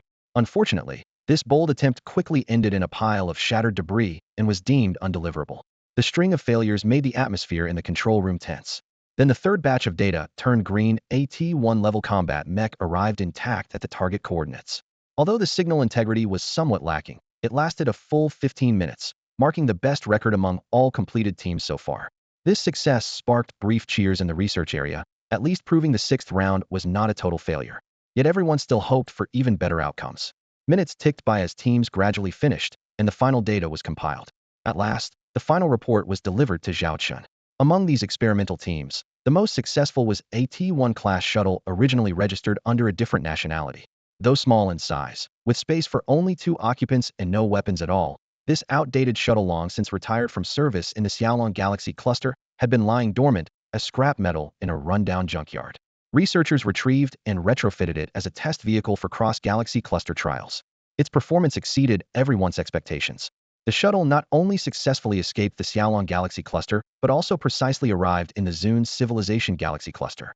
It maintained a stable signal with the home laboratory for a full 20 minutes. Afterwards, due to severe damage to its internal electronic components, the self-destruct sequence was triggered, reducing the craft to fragments. Although ultimate recovery failed, the outcome was still acceptable to Zhao Chen and his team. Standing in the monitoring hall, Zhao Chen stared at the last frame of data on the screen with an excited tone. "Not bad at all. I'm very satisfied with the results of this sixth round of testing. At the current pace, we'll soon be able to develop our own cross-galaxy cluster delivery device. From the first test to now, only 6 rounds had been completed in less than 2 months, yet the progress was astonishing. Mansfield, the Emerald Elf King, was also present. He laid out the experiment log and declared confidently, "If nothing unexpected occurs, we should complete the first genuine prototype within 3 months." 3 months may seem long to the vast Xiaolong interstellar empire, but in the history of technology development, it is astonishingly brief. Zhao Chen nodded solemnly. "Very well. I look forward to your good news." Afterwards, the Imperial Academy went into full gear. The 7th, 8th, and 9th rounds of testing were carried out in rapid succession. Though occasional technical bottlenecks arose, the team remained resolute and convinced their direction was correct. Meanwhile, on the front line of the Xiaolong Galaxy cluster, storm clouds were gathering. The Conqueror Civilization's invasion fleet remained entrenched, advancing on multiple fronts. Grand Marshal Charlotte's main fleet had assembled in full. A new round of counterattack was about to begin with one clear objective: to drive the enemy completely out of the Xiaolong Galaxy cluster. This battle was crucial. Numerous ongoing Imperial projects all depended on peace in the Xiaolong cluster and the Empire's strength. If the military proved weak, collaborators would inevitably withdraw their investments and adopt a wait-and-see approach. No one wants to risk real capital with a civilization unable to even defend itself. Therefore, victory was not just necessary, it had to be decisive and impressive. Over the video comlink, Zhao Chen looked at Charlotte with steady conviction. "Don't put too much pressure on yourself. No matter what happens, you will always have me behind you." Charlotte nodded firmly, her voice resolute. "Rest assured, we have prepared everything for this reconquest. No matter what, we will win a battle so complete that it silences doubts and makes everyone stop questioning the Xiaolong Interstellar Empire's military strength." Charlotte fully understood the gravity of this battle. At the same time, a new fleet of legions arrived in the Ashen Interstellar Holy Kingdom. This fleet came from the Xiaolong Interstellar Empire. They had just completed handover on their home turf and were now personally escorted back by Feng Lanhua. Outside the towering spaceport, countless silver-gray warships glided into their synchronized orbits one after another. The Xiaolong emblem gleamed brightly on their hulls under the starlight. The kingdom's cabinet and top military officials gathered on the viewing platform, their eyes following each ship as it docked, their excitement unmistakable in their chests. The war over the past months had given everyone first-hand experience of the overwhelming combat power of Xiaolong warships. If this force were fully under the Ashen Holy Kingdom's control, it would not only crush the remaining factions within its borders, but also stand a real chance against the invading legions of the Conqueror Civilization. Report: "We have led over 10 million interstellar warships back. Please advise." Feng Lanhua stood straight in a brand new royal military uniform, directly facing the two regents. Behind her were officers newly appointed on a provisional basis. Civil and military officials also gathered to welcome them. The rows of shoulder insignia and sleeve badges silently displayed their soon-to be official ranks. "Thank you for your hard work." Regent Mochi nodded with a smile. "Now please report on the fleet status." "Yes." Feng Lanhua's voice was clear and firm, feet together. This reception included 1 million T4-class interstellar warships and 10 million T3-class ships. Although the T3s have been phased out in the Xiaolong Empire, they are crucial for us because 1. They can quickly take over and stabilize domestic security. 2. They are enough to pressure the old faction of the Ashen Sovereign Kingdom that still clings to resistance. 3. Their combat performance nearly matches the T4s. In particular, a large portion of the T3s are Judicator-class heavy interstellar missile ships, not to be underestimated. This class has left a significant mark in Xiaolong Imperial history. As she spoke, she summoned a light blue holographic data panel, dense with parameters unfolding in midair. Several military enthusiasts among the ministers snapped photos using their wrist devices. Judicator-class heavy interstellar missile ship. Type: interstellar missile ship. Tech level: T3. Hull armor strength: 1000 units. Star shield energy: 10,000 units. Cruise speed: 80 knots. Warp engine: level 6 warp engine. Length: 1,098 meters. Mass: 680,000 tons. Crew: 300 personnel. Weapons: 10,000 Judicator I standard interstellar missiles. 2,000 Judicator 2 medium-range heavy interstellar missiles. 2,000 Judicator 3 ultra-long-range medium interstellar missiles. 500 Judicator 4 medium to long-range cluster submunition missiles. 500 Judicator V heavy anti-energy star shield specialty missiles. Next to the data, a 3D projection cyclically displayed the ship's structure. Outside the floor-to-ceiling window, a T3 Judicator-class heavy interstellar missile ship slowly passed by, its hull plating casting a cold metallic sheen in the sunlight. Feng Lanhua pointed toward the massive ship. A single ship carries over 15,000 missiles. if all launched at once in a saturation strike. She paused, her gaze sweeping over every determined face in the room. Her voice steady but resolute. Even a T-4 class warship protected by star shields wouldn't stand a chance. There's also the T-3 Triceratops class heavy assault escort starship. This vessel is classified as exceptionally powerful, a starship that cannot be measured by conventional escort standards. Feng Lanhua's speech quickened noticeably, her voice tinged with unmistakable excitement. On every battlefield experienced by our supreme civilization, no escort or destroyer of the same class can match it. Even some star battleships and battlecruisers fall short in certain skirmishes. As she spoke, she projected the complete performance data of the Triceratops class onto the central holographic wall of the conference hall. Blue-white light formed the ship's skeleton, with details sharp enough to show every armor seam. Ship type, escort starship. Tech level, T3. Hull armor strength, 6,800 units. Shield energy, 9,000 units can drop to 6,800 depending on battlefield consumption. Cruising speed, 150,000 units. Warp drive, level 6 warp, peak engine speed 160 knots. Length, 888 meters. Mass, 470,000 tons. Crew capacity, 250 personnel. Armament, 200 T3 6-barrel 600 mm heavy close-range energy cannons, firing one round at a time with no interval. Special features, 3-sided shield system, short-range assault mode. At the High Command Academy of the Xiaolong Interstellar Empire, Corps cadets like Feng Lanhua spend their daily lessons memorizing every attribute and tactical feature of Xiaolong-class warships. What impresses them most isn't the T5 or T6 flagships, but outdated T3 vessels like the Triceratops class, because even on battlefields across the Supreme Civilization's galaxy cluster, ships of this class still play unexpectedly pivotal roles. The Triceratops class not only performs routine escort missions, but can operate independently in combat. Its signature ramming tactic makes any peer-class starship wary when facing it. Multiple units working in concert can challenge and often overpower larger enemy vessels, regularly winning battles against heavier tonnage. Crucially, its 3-sided shield system compensates for the common T3 weakness of lacking star shields, enabling it to form a classic escort missile combat formation with the T3 Judicator-class heavy interstellar missile ships. Before the founding of the Xiaolong Empire, the Xiaolong Emperor led a fledgling Xiaolong fleet that relied on precisely this formation to sweep through dozens of war zones, creating countless legendary victories. Feng Lanhua pulled up early databases and played live footage on site. Triceratops-class starships bursting into enemy lines using short-range assault mode, ramming the enemy flagship broadside. Then streams of missiles launched from the T3 Judicator-class heavy missile ships, shielded by the escorts, saturating the enemy ship with fire. Flames lit up the Star Sea. Shockwaves warped defense grids with shimmering halos, leaving every Ashen Interstellar Holy Kingdom officer present breathless. Beyond the visuals, Feng Lanhua didn't overlook the numbers. Average armor rupture rate from each impact, shield energy depletion curves, and missile volley damage statistics all listed on side screens. The repeated successes of punching above their weight made the officials' hearts race. Their eyes glued to the projections, fearful of missing a single parameter. Riding the momentum, Feng Lanhua added, among the 1 million T4 starships we've received, there are T4 Paladin-class heavy missile escorts and T4 Hell Angel-class heavy missile ships, direct upgrades to the Triceratops and Judicator. The same tactics remain fully applicable to them. The Hell Angel-class heavy interstellar missile cruiser, a Tier 4 warship, boasts armor strength rated for T4 hulls and star shield energy levels ranging from 3,000 to 3,300 units. It cruises at 200,000 units speed, powered by an 8th-level warp engine capable of 200 knots. The vessel weighs 4.9 million tons with a mass of 3.9 kilometers, requiring a crew of 2,000 to operate. Its weaponry is staggering. It carries 300,000 Hell Angel I conventional interstellar missiles, 50,000 Hell Angel II mid-range heavy missiles, 20,000 Hell Angel III ultra-long-range medium missiles, 5,000 Hell Angel IV mid to long-range cluster submunition missiles, 1,000 Hell Angel V ultra-long-range dark matter high explosive missiles, and 100 Hell Angel VI antimatter missiles emulating black hole effects. This single Tier 4 Hell Angel-class cruiser can load nearly 400,000 missiles at once, over 10 times the firepower of the previous Tier 3 Judgment-class heavy missile cruisers.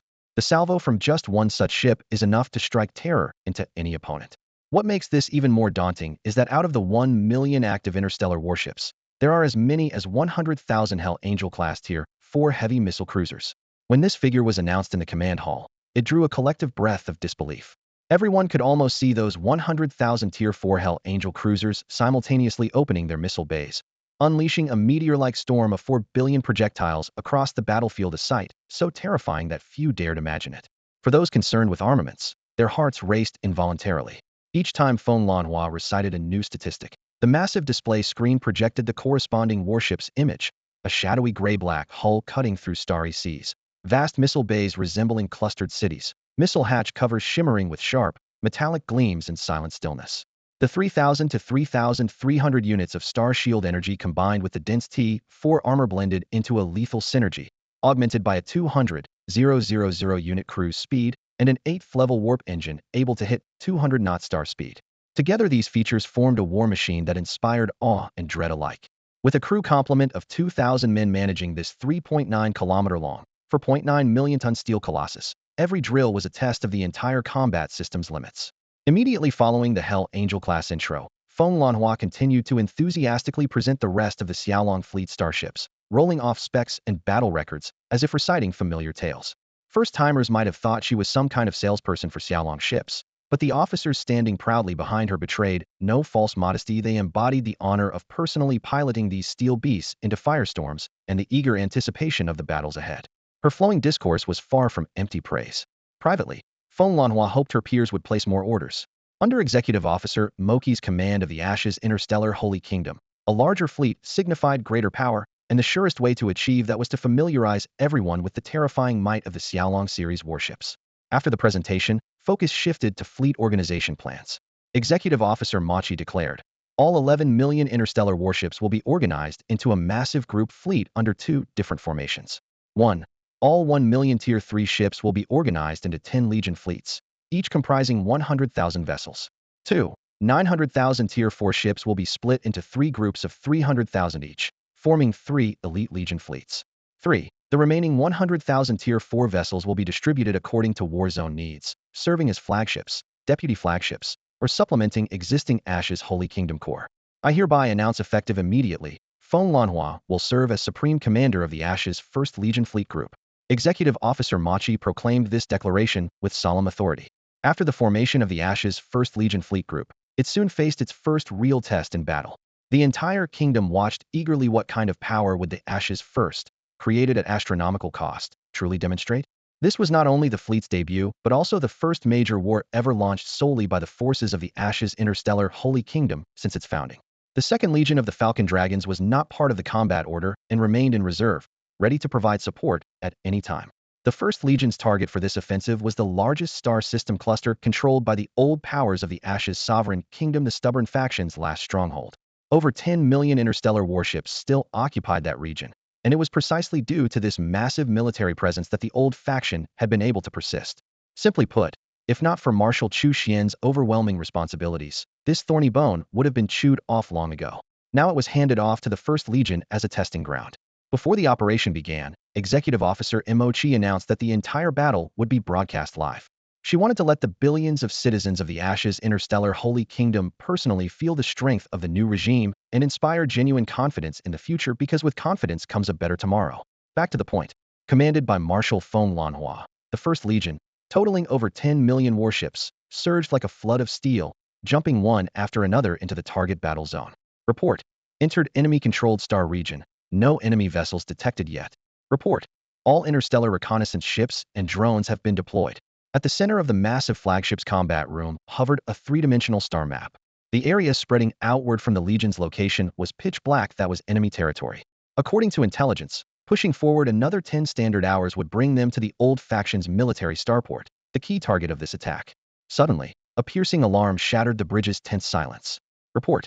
Large numbers of enemy warships detected around the Legion. Our reconnaissance drones have all been destroyed. Facing this sudden crisis, Feng Lanhua remained calm. She gave a steady order, don't panic. All ships form battle formation 1 on the spot, and immediately confirm enemy numbers. Yes, ma'am. In an instant, over 10 million warships slowed, turned, and spread out, quickly establishing multi-layered defensive fire networks according to plan. Being their first real combat, some coordination was naturally awkward, but the overall formation took shape rapidly, far exceeding basic expectations.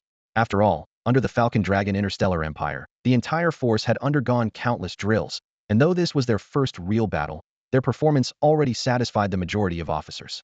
Feng Lanhua's gaze shifted to the group of staff officers she had specially assembled behind her. Speaking seriously, she said, Remember your task. Record every issue that arises during this battle in clear detail. Even the smallest mistake must be noted. Yes, ma'am. This battle was a show of the First Legion's strength to the outside world and a test of the fleet's true capabilities internally. Feng Lanhua was not afraid of problems appearing. What worried her was if problems arose, but no one took action to fix them. If that's the case, there's no way to build a powerful fleet of legions. No one and no fleet can truly grow without being forged in the crucible of repeated hard lessons. The command hall was dimly lit, the clocks ticking, stretching time into a tense, drawn-out moment. Frontline data streamed through encrypted channels, converging onto the tactical display. Report. The intelligence officer's voice was sharp. According to the latest feedback from our interstellar stealth recon vessels, the number of enemy ships inside the encirclement is not 10 million, but 15 million. The adjutant almost blurted out, 15 million? A difference of 5 million ships. That's a full 50 more than originally estimated. Any commander would know such a figure could completely upend the battle. Find out exactly where those extra 5 million came from. Feng Lanhua didn't look up, her eyes fixed on the tactical map. Minutes later, the report came again, confirmed. These additional warships are coming from multiple frontline battle zones. The enemy commander has temporarily redeployed Legion fleet groups as reinforcements. Feng Lanhua's brow furrowed deeply. The opposing commander was willing to pull main frontline forces just for this battle. The Conqueror civilization was always shrewd. This kind of risk must hide a lethal secret. 15 million starships, she murmured to herself. Compile a breakdown of all the classes. I want to see exactly how strong their hand is. In truth, Feng Lanhua knew the First Legion of Ash's star cluster had a glaring weakness, a severe shortage of top-tier warships. The number of active T6-class ships could be counted on one hand, all old models left over from the Ash's sovereign kingdom. T5-class ships were far from plentiful either. Only by understanding the enemy's scale of T6 and T5 units could she devise the next move. New data quickly appeared. Report. The enemy's total fleet count is 15 million ships, including approximately 30 T6-class battleships, about 6,000 T5 class, with the remainder split evenly between T4 and T3. 30 T6. Feng Lanhua narrowed her eyes slightly. The real threat was those 30 top-tier battleships. As for the 6,000 T5, she believed she could handle them. She wasn't aiming for a mere victory. She wanted a decisive triumph. Therefore, our losses must be kept below the original 25 threshold. After a moment of thought, her voice suddenly quickened as she began issuing orders. All fleets, listen up. 1. All T4-class interstellar missile ships are temporarily withdrawn from the main formation to focus exclusively on targeting enemy T6s. 2. Reassign T6, T5, and T4-class cruisers and battlecruisers to form a rapid strike group, standing by at all times. 3. Position the star carriers and prepare fighters for deployment. 4. Activate the energy grids on the T4 Medusa-class heavy artillery ships for simultaneous volley fire at any time. Remember, no warship may open fire without my explicit attack order. She added several detailed directives, step by step, rehearsing strategies to crush the enemy in the shortest possible time. On the tactical map, enemy ship icons pulsed steadily, creeping closer with every moment. Closer, a bit closer. Feng Lanhua stared at the red dots, tapping her fingers on the console in sync with her heartbeat. Report. 30 seconds until enemy ships enter firing range. Report. Enemy fleet has entered the range of our artillery fire. Upon hearing the report, the commander of the Ash's Sovereign Kingdom's Old Guard Legion fleet sneered from the flagship's command chair. His voice was amplified across the bridge's speaker system. These rebels think they can act high and mighty just because they've allied with some new faction? Their so-called never-before-seen starships are nothing more than T3 and T4 class, and only 10 million strong. We have 15 million starships both in numbers and class superiority. This battle is already ours. He gestured sharply as he shouted, his voice booming like cannon fire through the bridge. Soldiers, let this victory show the sovereign we remain steadfast here. Waiting for his return, open fire. Nearly all 15 million frontline starships simultaneously swung their main cannons toward the opposing Ash's Legion fleet. Tens of thousands of shells streaked out like blazing meteors. Dense trails of fire tore through the void. The entire star region bathed in the glow of explosive debris and tracer fire stained red. But not only the combatants witnessed this scene. The Ash's Galactic Holy Kingdom's public tactical channel and every civilization tuned into its 300 live feeds from different angles watched the fierce battle unfold in real time. They're firing. Why isn't the Ash's Legion responding? Maybe out of range? I told you, stealing someone else's starships doesn't help. Suddenly, a louder exclamation erupted from the live stream. Look, they stopped it all. Countless incoming shells were shredded midair by dense Closian defense firewalls or halted by faint blue star shields. Flames and metal shards wrought a ring of intense heat outside the Ash's Legion's formation, but an invisible barrier held it back firmly. This iron wall came from the Legion's T-3 class Triceratops heavy assault frigates and T-4 class Paladin heavy missile frigates. Though just T-3 and T-4, their defense firepower right now transformed the enemy's artillery hail into dazzling, wasted light. Standing on her flagship's bridge across from the enemy, Feng Lanhua's gaze pierced the tactical screen as she calmly assessed, "That's enough. Time for our counterattack. Star heavy artillery ships, take position and begin area suppression fire.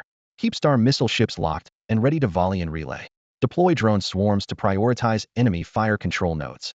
Fighter and bomber squadrons, remain on standby launch immediately after missile volleys." Orders flew out as tactical markers flickered over the holographic battle map. In the next moment, the T-4 class Medusa heavy star artillery ship roared to life. Its aft fusion reactors blazed as massive shells with blue-white contrails launched, forming a terrifying barrage. Colliding mid-space with the enemy's renewed salvo, each impact bloomed into brilliant fireballs. At once, the heavy shells smashed into the enemy formation. The opposing star frigates hastily raised star shields while point defense turrets and intercept missiles roared, striving to halt this rain of steel from deep space. The enemy frigates activated their shields as well, desperately trying to repel the assault. The relentless bombardment from the interstellar heavy artillery tore through the enemy fleet's star shields, piercing the defenses of several of their escort vessels. Unlike the almost impenetrable shields protecting the Ash's Interstellar Legion fleet, the enemy's defenses now resembled a torn fishing net, riddled with gaps. Their rear starships were fully exposed to the heavy gunfire. Yet this was merely the prelude. Almost simultaneously, the T-3 Judicator-class heavy interstellar missile ships and the T-4 Hell Angel-class heavy missile ships received targeting commands. All designated targets were quickly loaded into their fire control systems. With roaring exhausts, missile after missile launched from the bays, trailing blue-white flames as they streaked toward the enemy fleet. Since the prior saturation bombardment had weakened the enemy's interception capabilities, the chance of these missiles being shot down dropped sharply. Coupled with onboard fuel tanks that ignited mid-flight to accelerate and maneuver, the missile's survival rate increased even further. Meanwhile, swarms of interstellar drones took to the skies ahead of the missiles, darkening the air like a cloud of bees diving toward their targets. Fighter craft, long circling near various carrier ships, now entered their final countdown to engagement. Tension ran high inside the carriers as well. Beneath the flight decks, ground crews readied themselves. "Listen up. Nobody messes up at a time like this. Follow the training procedures to the letter, understood?" The head of the hangar barked over the intercom with commanding authority. Though not his first combat mission with a carrier, and with many seasoned ground crew around him, the operational efficiency of this batch of Xiaolong-class carriers was completely redefining their expectations. During training, the same thought had crossed their minds more than on CISO, this is how it can be done. Now with their first real battle looming, pressure mounted sharply. All they could do was focus on eliminating any chance of error. Back on the battlefield, the missile assault kept pace with the heavy artillery barrage, striking with precision. Targets were clear. Category 1. High-tier capital ships T5 and T6 class warships. Category 2. Interstellar escort vessels. Some might wonder why such expensive missiles were being used against lower-tier escorts. But battlefield value isn't simply measured by ship tonnage. It depends on current strategic impact. Now, these escort ships were the linchpin for both sides. They shouldered all the defensive interceptions. If the enemy fleet lost their escort protection, the Ash's Legion's long-range firepower would face no resistance, and casualty numbers would skyrocket. It was like a bare-handed soldier standing before archers without a shield. How could they dodge? This was exactly Feng Lanhua's reasoning. At this moment, each missile sped unerringly toward its designated target starship. Soon, explosions and flames erupted across the hulls of the enemy fleet's starships as their vessels came under attack. Blazing fireballs rolled along the armor seams, and within moments, several massive warships broke apart, reduced to twisted steel wreckage. Following closely, hundreds of interstellar drones tore through the void toward the heart of the battle. They unleashed every bomb and munition stored in their fuselages before completing their final strike by self-destructing upon impact. This one-time assault alone was enough to annihilate a T-4 class starship, a chilling testament to the imbalance between cost and battlefield effectiveness. Behind the drones, ranks of starfighters, interstellar cruisers, and battlecruisers advanced in formation. As their heavy cannons and missiles fired through gaps, enemy fire control systems struggled to regroup, and the Ash's Interstellar Legion's fleet surged forward like a tidal wave. At the forefront were T-4 Tyrant-class heavy missile battlecruisers. Their missile bays flung open as hundreds of missiles with trailing exhaust lit up the void. The sheer density of firepower unleashed in such a brief window left enemy vessels of the same class nearly helpless to respond.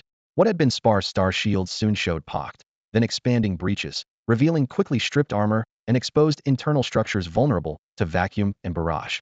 Meanwhile, the highly maneuverable T-3 Blizzard-class light battlecruisers exploited every weak point. Typically operating in packs of a dozen or more, they targeted high-value enemy ships that were weakened but not yet destroyed. Once locked on, the Blizzard-class struck like a wolf pack, unleashing their full payload before side-sliding away on afterburners. After several such waves, even T-4 and T-5 class starships could not withstand the relentless assault. Though the enemy's forward positions were shredded into chaotic fragments, the Ash's Interstellar Legion's First Army fleet had yet to secure outright victory.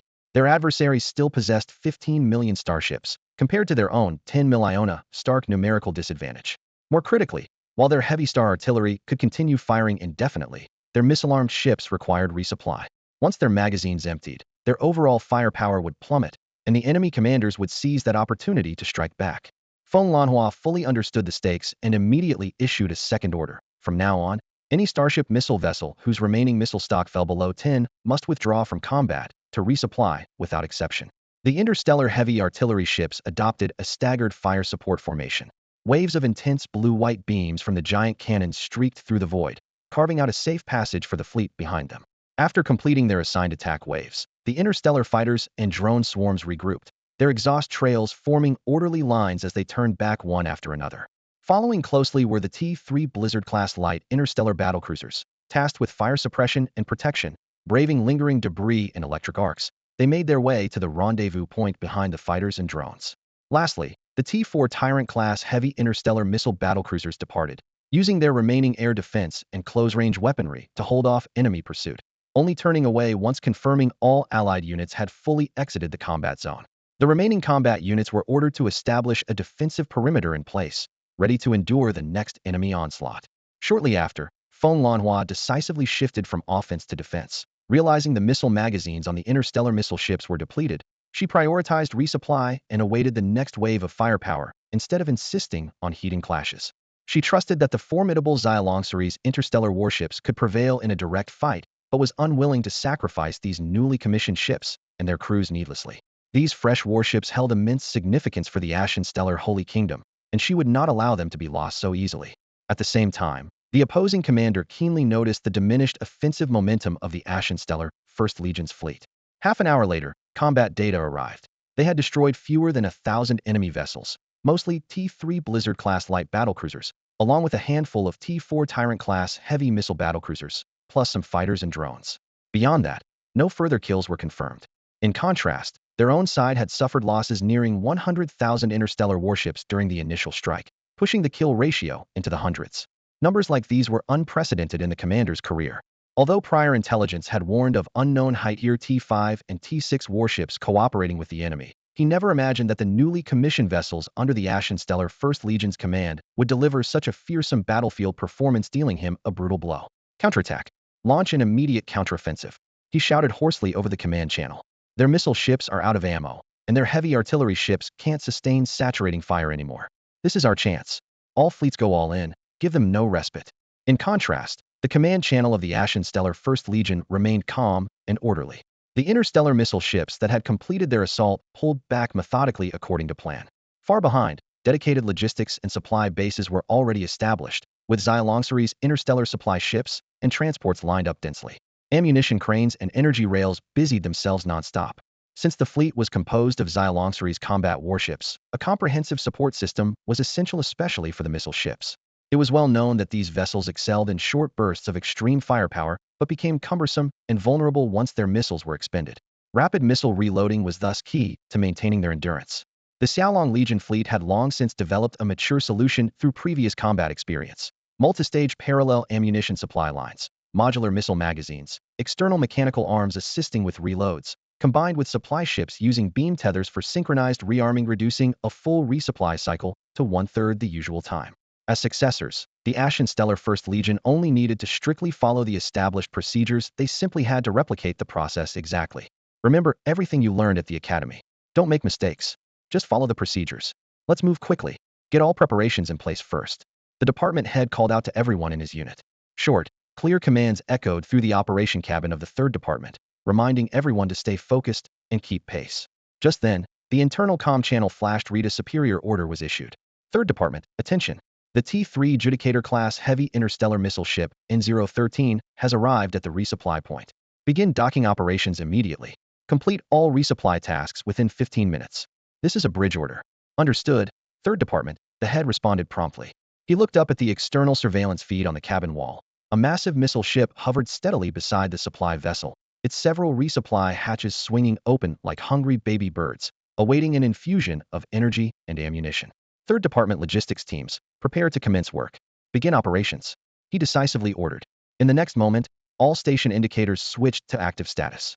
Step 1. Connect the supply conduits. 10 metal arms of varying thickness extended from the belly of the supply ship, their mechanical claws locking precisely onto the target ports. Series of crisp clicks confirmed the docking completion. While typically autonomous AI handled this entire process, a supervisor was stationed by the hatch to prevent any mishaps. Fortunately, this docking proceeded flawlessly. Step 2. Material transfer. Different models of interstellar missiles, spare munitions, and combat consumables slid from storage bays into the transport pipelines in the predetermined sequence. Inside the conduits, magnetic rails glowed blue, adjusting flow rates in real time to ensure supplies arrived in orderly sequence without overlap or congestion. Logistics staff monitored control consoles vigilantly, constantly calibrating speeds and pressures to meet the strict 15-minute deadline. Meanwhile, nearby carrier battle groups entered a high-intensity operational cycle. First wave returning starfighters and space bombers approached in turn. Jet after jet sliced past the shield dome, touching down in designated flight deck zones before being smoothly lowered onto the hangar deck. Inside the hangar, ground crews stood ready. As each fighter landed, scanning devices crawled over its hull, rapidly generating damage reports in blue light. Quick! Conduct surface damage scans, first assess severity and repair needs, gather required materials. Check spent ammo and prepare resupply. Medical team, check pilot condition immediately. Fuel team, wait to refuel until the last moment. Stay in your zones, avoid hazardous areas. The ground crew chief stood on a raised platform, holding a datapad, monitoring every move, issuing commands without pause. Minutes later, robotic arms finished replacing damaged plating, ammunition belts refilled bombs and shells, and fuel lines connected to engines at the last possible moment. Pilot vitals showed stable readings. All personnel, clear the operation platform. The chief raised both hands and ordered the area evacuated. The crew swiftly retreated behind the safety line. Inside the cockpit, the pilot restarted systems. The engine's deep vibrations echoed through the hangar as instrument panels flicked to green indicators one by one. Fighter systems nominal. Ready for takeoff, the pilot reported externally. Prepare to launch fighters. The ground crew chief immediately responded. That's all for today. Thank you so much for watching. I hope you guys enjoyed. If you wish to have another part of this recap, please give us at least 1,000 likes. Please don't forget to comment and subscribe to our channel for more content like this. Until next time.